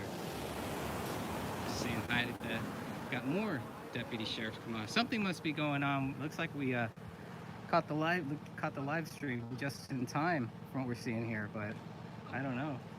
I got a live stream that's working. Yeah, it's working on YouTube right now, so for right now at least, we'll see. I think this is another guy who's hanging out here. He was looking at you. He was like, what? Am I supposed to pick you up too? Like, are you here? Are you here for us or what? Yeah, so we're all just hanging out here, looking, watching, and waiting. And oh, sorry about that. Hope I'm not getting you all sick here. Yeah, it's a big privacy bus, Walter. I don't know what that is. It was hanging out down the street. Yeah. And then all of a sudden it shows up here, it pops up here, so I don't know. Sean, you want to say anything to our live feed on YouTube right now? I want to take a picture of. Oh wait, that's not Sean, that's Michael Moore. Excuse me, Mr. Moore. Can I get an interview with you, please? I thought I'd come up here for my good friend Greg and see if there was a way we could talk about the rich Republicans that seem to inhabit this grove and about their power and money and influence. Oh, well, wait. I mean, I have a few large houses myself. But, you do, right? Yeah. Yeah, but that's okay. That's different, though. My films made millions of dollars. Exactly. Yeah. So. But you did it the old-fashioned way, so that's okay. I did right. By lying and cheating and stealing. That's right. That's the American way. From Detroit. Absolutely. Man, from Detroit to Los Angeles, right. And then we've got the Sacred Owls coming up. You have any new films coming out? Any new documentaries slamming Trump or anything like that? They gotta have something coming out, right? You know, Trump seems to be nailing it with foreign policy, so I don't know what kind of a movie I could make coming up here. I would like to see you and your sister Mary make a movie on this Bohemian Grove. Michael and Mary, that's what's gonna be called. Michael and Mary do Bohemia. One member at a time. Absolutely, man. Thank you, Michael. All right. Brendan, how about you, man? How's everything going? Say hi to everybody. Great. Good day. All right. I don't know how much longer this live stream is going to work. For whatever reason, it just decided to work right now. So that's great. Thanks for the interest. Come next year. You'll have fun. I'll buy you dinner. Right? It's been great, right? We met a few people. We had a few workers come out here that were nice and chatting with us and sharing what they were doing inside. And this last lady I was just talking about, you know, she's biometrics. Nice. Yeah. Go through many checkpoints. That was interesting. Yeah. Fingerprint? Is that what you said? Yeah. Wow. Yeah. So, and she's just saying a bunch of old men dying. Literally, they come here to die. There's hope. They're coming here to die. So what's going to happen then? Then we get the second round of the Bohemias. We get all their kids. Oh, all the kids of Bohemia. Yeah. Well, you know, kids in Bohemia not a good mix. These kids here age real fast. Right. Especially when you sacrifice, or when you want to sacrifice. So, so we're just hanging out here. They got 2 deputy sheriffs now, for whatever reason. Tony has retired. Oh yeah, tell them about Tony. Where Tony's been? He's gone. He's retired. So there is a new Tony. There is a new Tony. Who's the new Tony? Tell us who the new Tony is. Jerry. Jerry is the new Tony. Jerry is the new Tony. All right. He said hi to you, by the way. Yeah. Jerry did? Yeah, he was saying that hello guy? to Greg for me. Oh, okay, great. Okay. Mr. Fernandez. Mr. Fernandez. Ooh. Okay, wow. Did he ask about wrestling? Because that's coming next. That's right. One of the deputy sheriffs looks like he could be a wrestler. That sheriff's huge. Might be a part-time I wonder job if for he'll him. be here next year. I feel like he tried to intimidate me. Yeah, I kind of felt triggered. Want you standing where you're standing now. No, he does not want me standing here, even though we know where the property line is and all You're that. in a dangerous spot. Yeah, he didn't want me to get hit by a car. That's what it was. So you're all in black. Yeah. Yeah, right. Nobody can see me because I'm in black. Yeah, exactly. So. The new Tony. The new Tony. He wanted to buy a Sacred Owls pin. Oh yeah. So I gave him some stickers instead. Yeah. And they collected full Lakeside Hawk of Richard Nixon's 1967 speech that got him the presidency and That's won him pretty the cool. tour back, the comeback tour of the century. And they were really excited to get that, blowing smoke at me. I don't care. I think they like you. They like you. They love us here. What about the guy who was sitting behind us at the restaurant, eavesdropping in a conversation? Oh, he was loving me. He didn't like that. He did not like you. That place is full of bohos. It was, right? It really was. Right. A nice guy there. Right. The road into town this way? Yes, sir. Yep. Keep on going straight. See, not only are we here, we are also giving directions to members. And for 2 members. One member, or one taxi driver, whatever, a driver wanted us to know. He was trying to get some camp, Angels Camp or something. Yeah. I couldn't understand what he was saying, but he came out pretty quickly, so I'm assuming he found the camp he was looking for. Pulls up. I told him it was on top of the hill. He said, Which is accurate. It's I'll accurate. find it. Yeah. That guy looked like Jeff Bezos right there, but I don't think it was. That But was. He was a tall guy, who was bald. You guys heard it here I wanna from Michael thank- Moore. Michael Moore says That Jeff was- Bezos was here. I'd like to thank Jeff Bezos. That guy was driving one of the most expensive Maseratis I've ever seen. That was a beautiful Maserati. So, yeah. So when I he don't comes know who back, that was, but I wish I was filming that. yeah, let's try to stop him on the way back. If not for Jeff Bezos, I wouldn't have all the Bohemian Club animals. Thanks, That's Jeff. right. Thank you, Jeff. We appreciate it. We're gonna have Brendan read some of those to us here as well. What do they got The down window there? was not open though, so. So what does that mean? Oh, I mean, he wasn't going to talk to us. Oh, okay. Some more good peeps. Where are they going? I don't think you can bring women in there, from what I was told. Well, no, he probably doesn't want to park his car here. So. He could park his car right next to us. It's cool. It's not Michael Moore, but it is Michael Moore's twin. So I found Michael Moore's twin, brought him out here. No, I'm just kidding. So you get that a lot too. A lot of people who just are kind of lost, don't know where they're going, or I think a lot of people like to go to the Grove. What, do you think they are?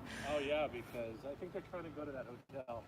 You think so? You know that people get lost all the time because they miss that entrance to the hotel. Oh, that's right. Well, they have it blocked off now I think too. it's blocked off today. Yeah. So they have to go all the way around. Thank you, Michael.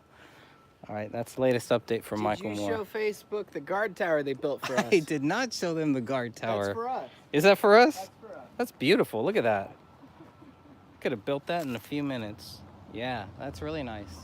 It almost looks like a noose. So be careful because we don't want to. There might be a trap door underneath it. I'm not sure. I can't really tell. I would hope not, sincerely. But the way that pipe is coming out, it almost looks like a noose ready to. Oh boy. Anyways, that's a whole nother thing. But we got workers. We got people. Are the people in red? They're what? Servers? Red is servers. Green. Red is servers. White is cooks. Green is trash? I don't know. I have no idea. But they are color coordinated. That we do know. So The guards have new outfits. the guards have brand new outfits. Probably can't see that far, but instead of them looking like sheriff's deputies this year, they now have these weird blue pants and green shirts. So it's kind of odd. I thought that was kind of odd there, but we got more people, more workers coming out here. And of course, Mr. Sheriff. And it's all dusty and dirty from the flooding that they had out here too. There was some type of flooding, so that's what that is. It's pretty nice.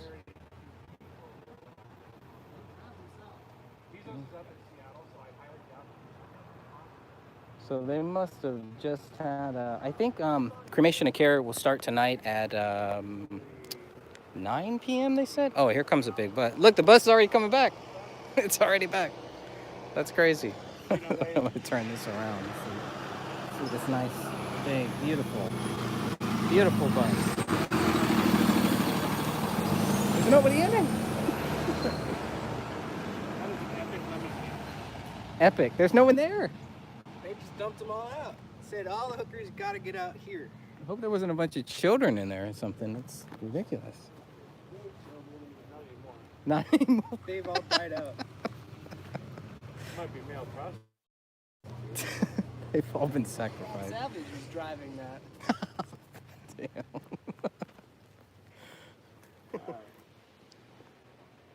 So that's the new uniform. Oh, look, some of them still have the old uniform. Greg, you gonna take my picture next to this grading over here? Yeah, I would love to. Give us your best AOC impression here.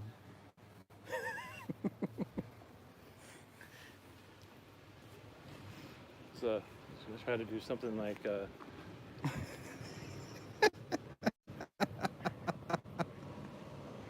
gotta get closer to the gate. Yeah, though, but I'll be. right? You gotta we be gotta go by over the to gate. All right, we're gonna go over by the gate. Can you take a photograph with that too? Yeah. Okay. For sure. I'm scared to stop the live stream. No, go ahead. So you're gonna take a picture, kind of like right over. There's no cars, right? Take it right over here. You go this way next to the grading, like this. Do you want me to take one with your camera? camera? I'm crossing this, okay? So, are you ready? Oh, you want me to take it here?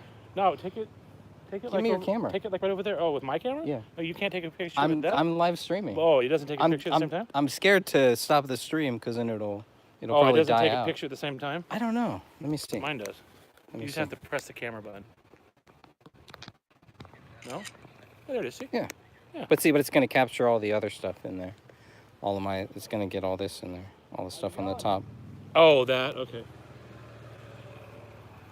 Brendan. Yeah. Hey guys, want to say hi? These are the. Just So we get the security guards coming over, hanging out, chilling, chillaxing. So right over here. What do you that's Sean Ackley and Brendan O'Leary. Oh, no camera.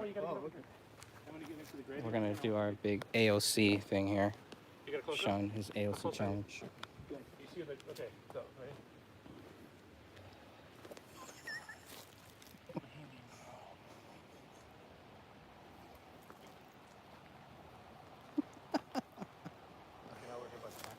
Yeah.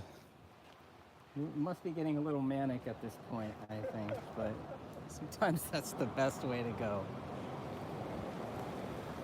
Yeah. It's an interesting day. I don't know if I can see if there's any way I can see these live chat or not. But been interesting. I hope you guys can all hear me okay. Hope the audio's all right. Hope the video's coming in clear. It is hot. I am sweating. The wrong attire. Proper attire, the wrong attire. I can see you, Ellie. I can see the comments for about 30 seconds and then I lose them. So I'll try to respond as fast as I can, but it's like I don't know how to go back through the old ones. Hey, Inside the Cave, how's it going? Yes, I'm in a suit. I'm in a black suit. I decided to wear all black today for whatever reason. I guess that was my smart idea of the day. Hey, Ellie. Thanks, Walter. No drops, no fades. Wow, this is amazing. I've never had this happen before. Everybody's saying hi. Hey, guys. Lots of nice people here, and everybody just making their way in, making their way out, and having a gay old time. A gay old time. So that's another nice car there we got. We are live at Bohemian Grove. This is in Monterey, California. What's the date today? July 13th? July 13th, 2019. And we are standing out here. And I want to thank everybody who's joining us. We're going to keep the stream going as long as we can until it drops, until it fades out. Eventually, I don't know. I'm scared to turn it off. Because it might fade. But we've gone about 16 minutes here and we're just standing outside. It looks like we've got some people coming out, a lot of people coming in, and a lot of workers. You guys serving anything good tonight? Steak? I'll bet you they're serving steak tonight. So the guys in reds, they are the servers, yeah. Red's warn off demon, by the way. If you wear the color red, you can ward off demons. You don't have to worry about sacrificing children. You can sacrifice children, not have to worry about getting hurt by a demon. That's what I heard. That's what I heard. So I'm just gonna go with it. Sounds right to me. Haven't seen our firefighter buddy. Maybe there's another security guy. I'd like to talk to him. I'd like to talk to him too. Yeah. I think that'd be good. What's up, man? All right. We got Michael Moore. If you guys want to take a picture with Michael Moore. Got him. All right. Thank you. He's only here for a few more hours. All you hardcore liberals, just hanging and banging, as the kids say. Oh, that's a nice one. A Jaguar. Ooh. He's in a lot of nice vehicles. Yeah. Good vehicles today. Have not seen a Bentley yet. If it's Bentley could come. convertible and they're all smiles, don't go near that car. Don't go near it. You know what happens. Never accept donuts from anybody out here, by the way, just to let you all know, just in case. So, it's been a very interesting year, very dirty year. Mystery spot. I want to know who it is. Who's up? The guy with the Maserati? Yeah, me too. That was a crazy car. That was. That was a beautiful, Yeah, you were beautiful. walking good, man.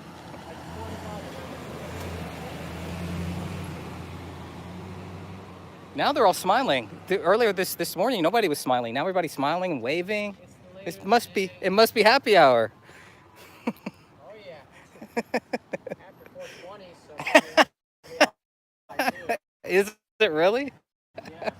There you go. Now it all makes sense. Okay. Now we know how everything happened. Come on, do it. You know you want to. I love your stuff. You know you love this guy, right? Hi, how are you? Hey. You look good.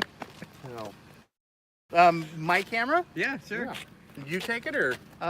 Brennan, want to take a photo? Yeah. Brendan's How long gonna take you a guys photo up here. here? Well, only for a few more hours. I mean, just today or? Yeah, just today, maybe. Yeah, we're just worker bees. Just hanging out. Cook them a luncheon. Okay. All right. So what are you doing nowadays? Get in here, son. Yeah. Making movies and film. Yeah, I see all Getting your on shit. Facebook. I see all your Right. stuff. Yeah, he's good. So, yeah, no, we Nice like your guy, stuff. You're right? Good. Like him. Am I looking at you or Hey, looking at look at him. gonna... Look at him. Hey, Hill. Look at him. Welcome to Sonoma County. All right. Can I get a couple on this phone too? Sure. That's all right. You guys were here for the flooding and all that, huh? I lived here all my life. Crazy. Yeah. You've never Oh, seen that's anything great. like that, I'm sure, I right? mean, it was a different time, you know. We had to growing get up here. down Bohemian Grove. It's Yeah. No, grew up going through all of it. So. Like another. All right. great. Good luck to you, gentlemen. Thank you so much. Right. That's how it is. I don't know what to say about that. What? That was great. That was great. Oh my god. All right, that was awesome. You asked for it, Sean. Yeah, it was Sean's fault here. So, oh, van number 2. Oh, that's the shuttle. So they got these shuttles for the workers, so they don't have to walk too far. Guys saying hi. So, Oh, he looks familiar. I mean, everybody's like nice now all of a sudden. So, took a little happy pill, and we're all good. Everything is good. Life is good. All right. I'm trying not to laugh until, but that one's gonna come back to bite us in the ass eventually. Yeah. That's gonna come back. I did. I said who you were. I asked him if. I have my body cam on too. I don't have any. I'm just gonna make stuff up. I'm just keep making stuff. I do got it all on film. Yeah. That's even better than the airport.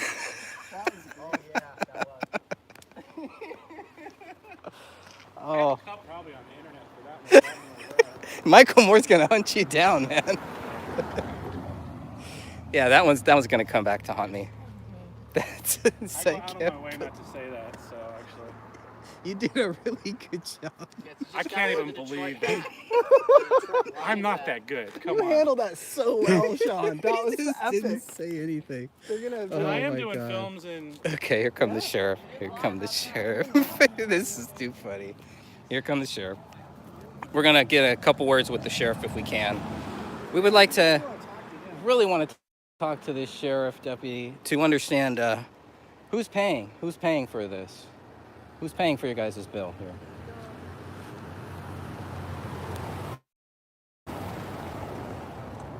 Is that the nice one? No. Always nice. This guy's, I don't know, this guy, me and him are just not on the right wavelength You guys today. you didn't click. We're not clicking. No. We're not clicking. I don't know why we're not clicking today. So that's bothering me. He was rough on me a little this morning. Was he really? Yeah. Yeah, by the way he treated me a little bit earlier. Yeah, I could definitely see that. But he did not like you. I would like to talk to Jerry. What did he say to you? What did the deputy say to you this morning? He said, what are you doing here? He said, Get out of here. He said, I said, this is my 8th year. Really? I said all the same stuff to Jerry too, kind of. Okay. And they were checking to make sure your stories match. Yeah. And so then he said, you know the rules then? And I said, don't get in trouble. And he's like, are you gonna be a problem for me later? And I'm like, not me. I could have bought an HD cam, but Don't worry. They're not here yet. So. Oh, that's too funny. I said, man. We're all going to hell. Yeah. He's like, so stay out of the road. Don't block traffic. Don't block traffic. Okay. He didn't say anything about don't mess with the workers. Okay. So he doesn't care about the workers. He only cares about traffic. He just doesn't want. I do, but it's not active. I mean, I It's just hot backed it up out. on the big sheet. I mean, I thought we were paying his bill, you know? Public in general. Well, we are until the Grove reimburses them. Which makes no sense. Why not just pay him up front? It's Why get ridiculous. reimbursed? I don't. Pay for? Yeah, why do you have to use taxes when they make so many millions of dollars a year just in membership fees? Yeah. Why? Calculate what, 100,000? I loved when these people stop. They'll drive past you and then just kind of stop and just, I don't know if it's an intimidation factor or what. Pointless. It's really nice. And they're waving. Everybody's nice today. It's a really nice, good group. Oh yeah, it must be the cremation isn't for another 5 hours or so. 9 p.m. I believe. This might be one of the rental cars here. Definitely a rental car. So TCP, worker. Not concerned about the workers, but and I noticed if I wave my hand, they kind of stop There too. was some dude in the back of the TCP. He was probably being shoveled in from the airport. Okay. Oh yeah. And he's here for the festivities today. Yeah. Should have wore like one of those yellow-orange vests and look like I'm directing traffic. Like, yeah, just keep going through. The like airport guy with the two. So it's been an interesting one. Ooh, it's hot. It's really been a hot one today here too. I'm gonna get out of the sun here in a minute because oh, thumbs up. We got a thumbs up from Nevada. They love Michael Moore, man. You put Michael Moore out here, this is better than Trump. I'll tell you what. I thought people loved Trump out here. We brought the real life Michael Moore and everybody is just amazed. You want to say hi to Michael Moore? For $50, you can get a piece of Michael Moore's t-shirt signed by him. $50. Yeah. I would too. I don't work here. I'm not here. Pretty nice car. He might have been taking it out to do something for somebody else. That's probably his car. This is just too much. Let's take a walk across the street here. That sun is really... I'm going to have the best tan or the worst tan today. We'll see. He's going in. This be like a back entrance, right? We've talked about the back end. Oh, that... Shuttling those children. Comments will show up on here. They'll show up for about 5 seconds and then they're gone. Buffering? Oh, that sucks. They might have found us then. They might be blocking us. No, we're not trying to get in, Jennifer. I would love to go in if they would invite me in, if they would let me in. I figured if I wore a nice suit, maybe they would allow me in to meet some of the gentlemen here. The proper gentlemen, but I guess that hasn't worked. Hasn't worked in 7 years, but you know, I'll keep trying. You never know. It might work one of these days. So, I hear music. You know, a few more hours. Yeah, I mean, to be honest with you, I would not want to be in here. We have not seen an ambulance today. We have seen a taxi though. Seen one nice. Come on in. You're in the right place. Go ahead. You're in the Grove. You're good. Like I said, we're also directing traffic as well. So direct the traffic in and out. International traffic directors. Whatever you need, guys, we got you covered. Don't worry. So it's starting to pick up again. It was a little dead a little earlier, but it's now picking up. So more people showing up. I don't know where they're going to put any more cars. I don't know if you can see all these cars. We are live at Bohemian Grove, Monterey, California. Trying to stay away from the poison oak that they have all out here. So, not a through sign. The red were the servers. Whatever it is, you cannot make eye contact with. Encampment? Oh, well, I was just dropping my daughter off to work. I hope she's all right. Okay. It's really heads of industry and those people. That's right. It's just hanging out. What I always say, you know, like when you and your buddies. Got this nice lady who's gonna come chat with us here. One of the moms of the workers gonna come talk with us. About whatever, but you know, when they camp. They this is what they do. Yeah. Economies change. What, taking pictures of me? Absolutely not. The lakeside chats and all that stuff. You ever hear anything about that? Where they're talking about the policy, honestly, governmental policy and everything. They just have everything good. Everything's good. How about you? Great. I do got a couple questions for you if you got some time later. Yeah, maybe a little bit later. Okay. Just make sure you guys keep the runway clear. You got it. Things like that, because if you type better tracks.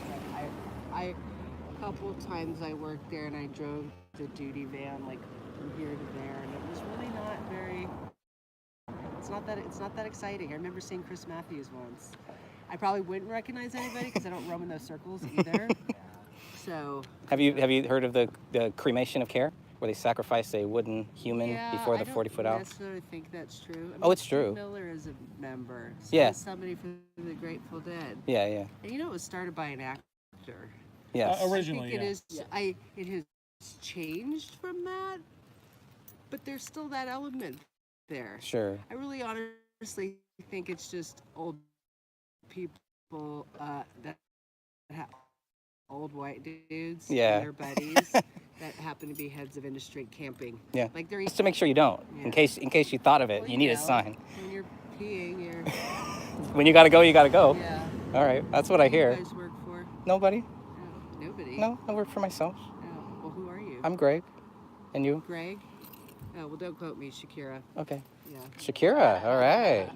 The second Shakira, the dance. because I'm older than her, but younger than Michael Caine's wife. That's who I'm named after. Awesome, very cool. Awesome, all right. Yeah, not the dancer. Gotcha. I always get that. Of course, of course. It gets so old. I'm sure. I'm Although sorry. I did see her name in a marquee once, and I said to Sasha, "Wow, that's a little surreal." Because I got to tell you, when being a black girl in Sebastopol in the '80s with the name Shakira and Big Booty Nothing was popular. Wasn't popular. You kind of stood out a little bit. A little bit. A little bit. Yeah. All right. It's not that interesting. All right. Thank you for stopping by. Thanks for talking. All right. So there we go. Got another person, another worker. One vote for not interesting.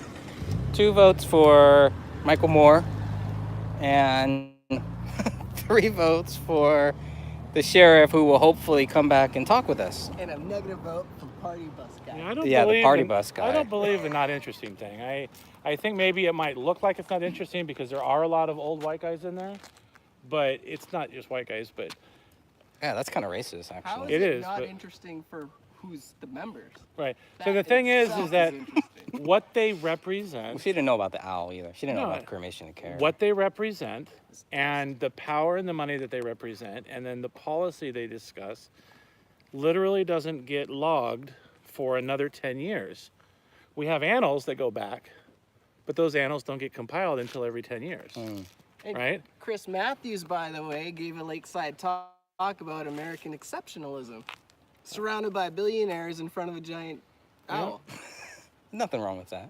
You know, and Not interesting at all. So it starts I'm fascinated by it that. starts with nuclear. How long are you going to be streaming for a while? I'm gonna Look at stream your until book. they, What let's talk about some of the stuff in the book. Until this dies. Because it starts with nuclear, and then it goes to American exceptionalism, and then we start talking about climate change. Well, they start talking about climate change. Oh, you don't believe in climate change, Michael? You made movies on this. I believe that climate change makes me a lot of money because I'm able to really exploit people's fear of the unknown. And that's really what it is. Gotcha. So is this being recorded, by the way? We're live on YouTube right now, buddy. Shit. Just We kidding. can edit this out later, but right now we're Look at live. this. Oh, the gang's all here. Yeah. Oh shit, dude. All right, look at that one. Oh, that's a nice. That is a That's lotus. Holy crap. I've never seen a lotus. I don't even own a lotus. Come on, Michael. Get with the times, man. Get with the times. You know, I was going to own a Tesla until I found out that it causes more climate change with all the batteries. Yeah, that sounds like a plan where you can have a Tesla, you can have everything, but nobody else can. Why don't we go to the good old 1990s? Yeah, Let's go go get to let's go get a 90s. good one out. Yeah. Maybe let's get out of the sun before I melt. Lakeside talks. Brendan's going to go get some of the talks, but these lakeside talks, they may very well not be interesting to somebody like Shakira who's just looking on.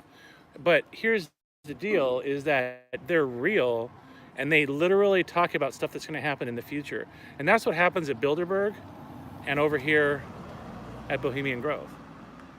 Anybody hear about Bilderberg? Look up Bilderberg. That maybe should be my next movie. Bilderberg? Yeah. Yeah. Bilderberg, right? Yeah. Bilderberger. What is going on at Bilderberg? What's going on at Bilderberg West over here? This is Bilderberg West. And live at Bohemian Grove. If you think that plans that you see in the government happen spontaneously,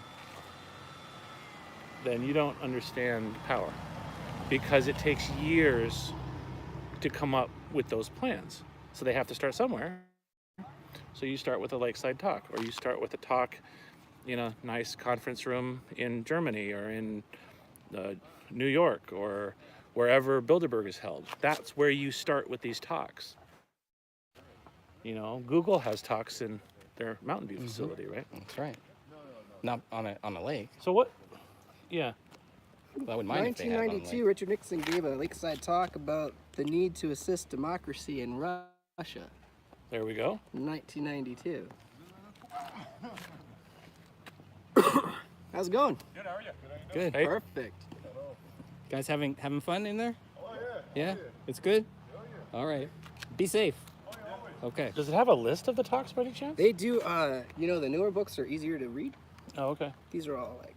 That's like old English. Some of the old English stuff I tried reading. I was like, wow, this is like way beyond me. You got. Here, hold up. It's very rich language here at the Bohemian Grove. Because if we just have like a list of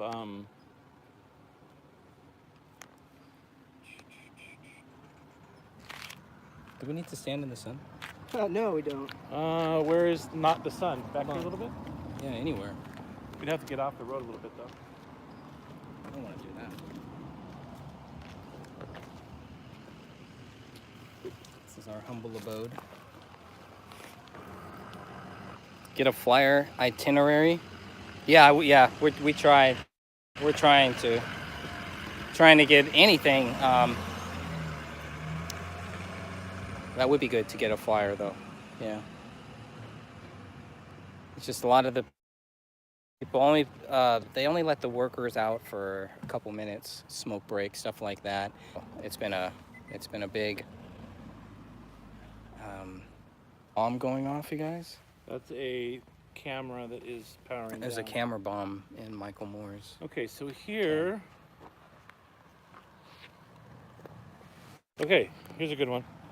They have a thing called Saturday class. So if we start in January, Saturday class, the 7 wonders of the world. All right. Next one, U.S. power and diplomacy after the Berlin Wall fell. Okay. A history class. Okay.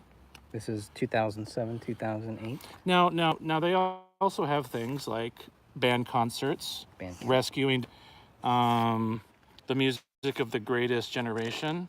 It's the arts. Huckleberry Finn. Okay, so they've got stuff like that too. It's just arts, guys. Okay, Come Saturday class. Original intent, U.S. Constitution in historical context. That would be an interesting talk to look into. Luncheon honoring Justice Sandra Day O'Connor.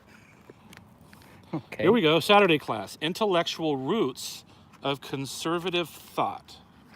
Oh. By Ed Fulner. Never heard of him. Okay. So, campfire show around the Irish hearth. Oh, here's a lakeside talk. Oh. The future, because this is Spring Jinx, right? Lakeside talk, the future of the Supreme Court. Liberal or conservative, and what that really means. It means you only get 2 choices. Just 2 choices, that's it, right? That's what gets pushed all the time.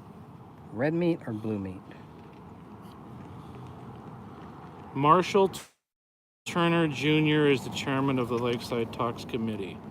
Now, this is pretty recent, right? This is 2007 to 2008. Possibly. Maybe they're finally going to unmask the I would like to listen to that one. Lakeside Talk, Erasation and Catastrophe.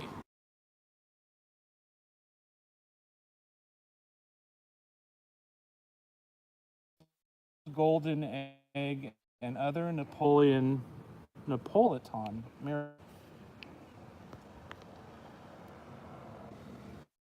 prohibitions then, now. So he's going, 2007, 2008, didn't.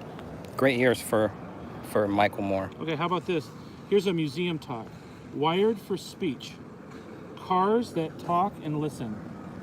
2007, 2008, right? So this is smart cars. This is pre-Tesla. This is getting right into all this stuff.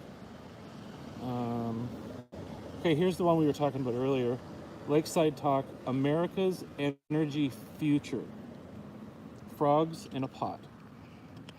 That's interesting. It's a little creepy. 1991, I have Secretary of Defense Richard Cheney talking about major defense problems of the 21st century. Wow. Major defense problems? And this was in what year, Brandon? 1991. So we're talking about Big Dick, the guy who was down in the bunker. PNAC. What was the name? Project for the New American Century. Project for the New American century. I never scooped that one. Then He someone never, else got he that didn't, stamp. yeah, Michael didn't cover that in Fahrenheit 911. That's his fault, though. And, you know, people really ask too many questions about because it's all liberal. Yet you still Do you got the remember same Vernon hat from Jones? 1985. Vernon Jones? Yeah, No, who's that? He was in the Clinton administration. Oh, yeah? Did he have an accident? What's he doing? 1991, civil rights activist Vernon Jordan. Vernon Jordan, Sorry. okay. Different guy? Who's Vernon Jordan? Oh, the same guy. We're talking about the same guy. You just got the name wrong. Yes. Okay. So he gave a nice lakeside talk about the coming revolution. The coming revolution. How interesting. Who approves these projects? Somebody's asking. I Well, don't know. okay, how about this one? Here's a lakeside question. talk. Afghanistan. The unexpected upside. To the war in So Afghanistan? this is one that's close to my heart about war propaganda, right? Right. So we're expected to think that going over and killing a bunch of Afghan kids with depleted uranium, there's an upside to it. What's the upside? Population control? Or maybe we go less steal the people oil to or something like feed? that. I don't know. That was by a guy named Fred Starr. This has all got to be digitized. I don't know how we're going to do it, but it's got to be done. Yes. We have a few of these, right? A few of these are, and so we will make sure everybody, if you want to read those, the digitized one will make sure you have a quick and easy link to it. 1995, Poppy Bush, past, present, and future. And he talked about, you know, what he misses about being president, what he doesn't miss about being president. They're not talking about it in here, but his son, GW, was also president. And so I just wanted to repeat that Shakira said that none of this stuff is very interesting. Yeah, I'm so bored right now, I'm falling asleep. How freaking bored do I look, Greg? You don't look bored to me. So, you came all this way from your hometown of Lakeside Detroit. Talk, the U.S. and the world, a question of confidence. Oh. By James Baker III. That's a name we know. Okay. Good old Jamie Bake. Anyways, that's just an example. I think mine was a little bit boring. I think Brendan's back in the 90s, the pre-9/11 stuff was pretty interesting. Actually. Here's Carter. 90s babies. A museum talk. Did the terrorists expect the World Trade Center towers to fall? Ooh, I've by got to see Ian it. McKinley. Wow. And there's nowhere. Where can we get these? Well, Greg, I have a better question yeah. for you. What's the Who question? were the terrorists? We know well said, Big John. Dick Cheney was involved somehow. Yes. Do we think Bush was involved? Yeah, I do. I certainly Yeah. think Cheney was. I think they're all involved.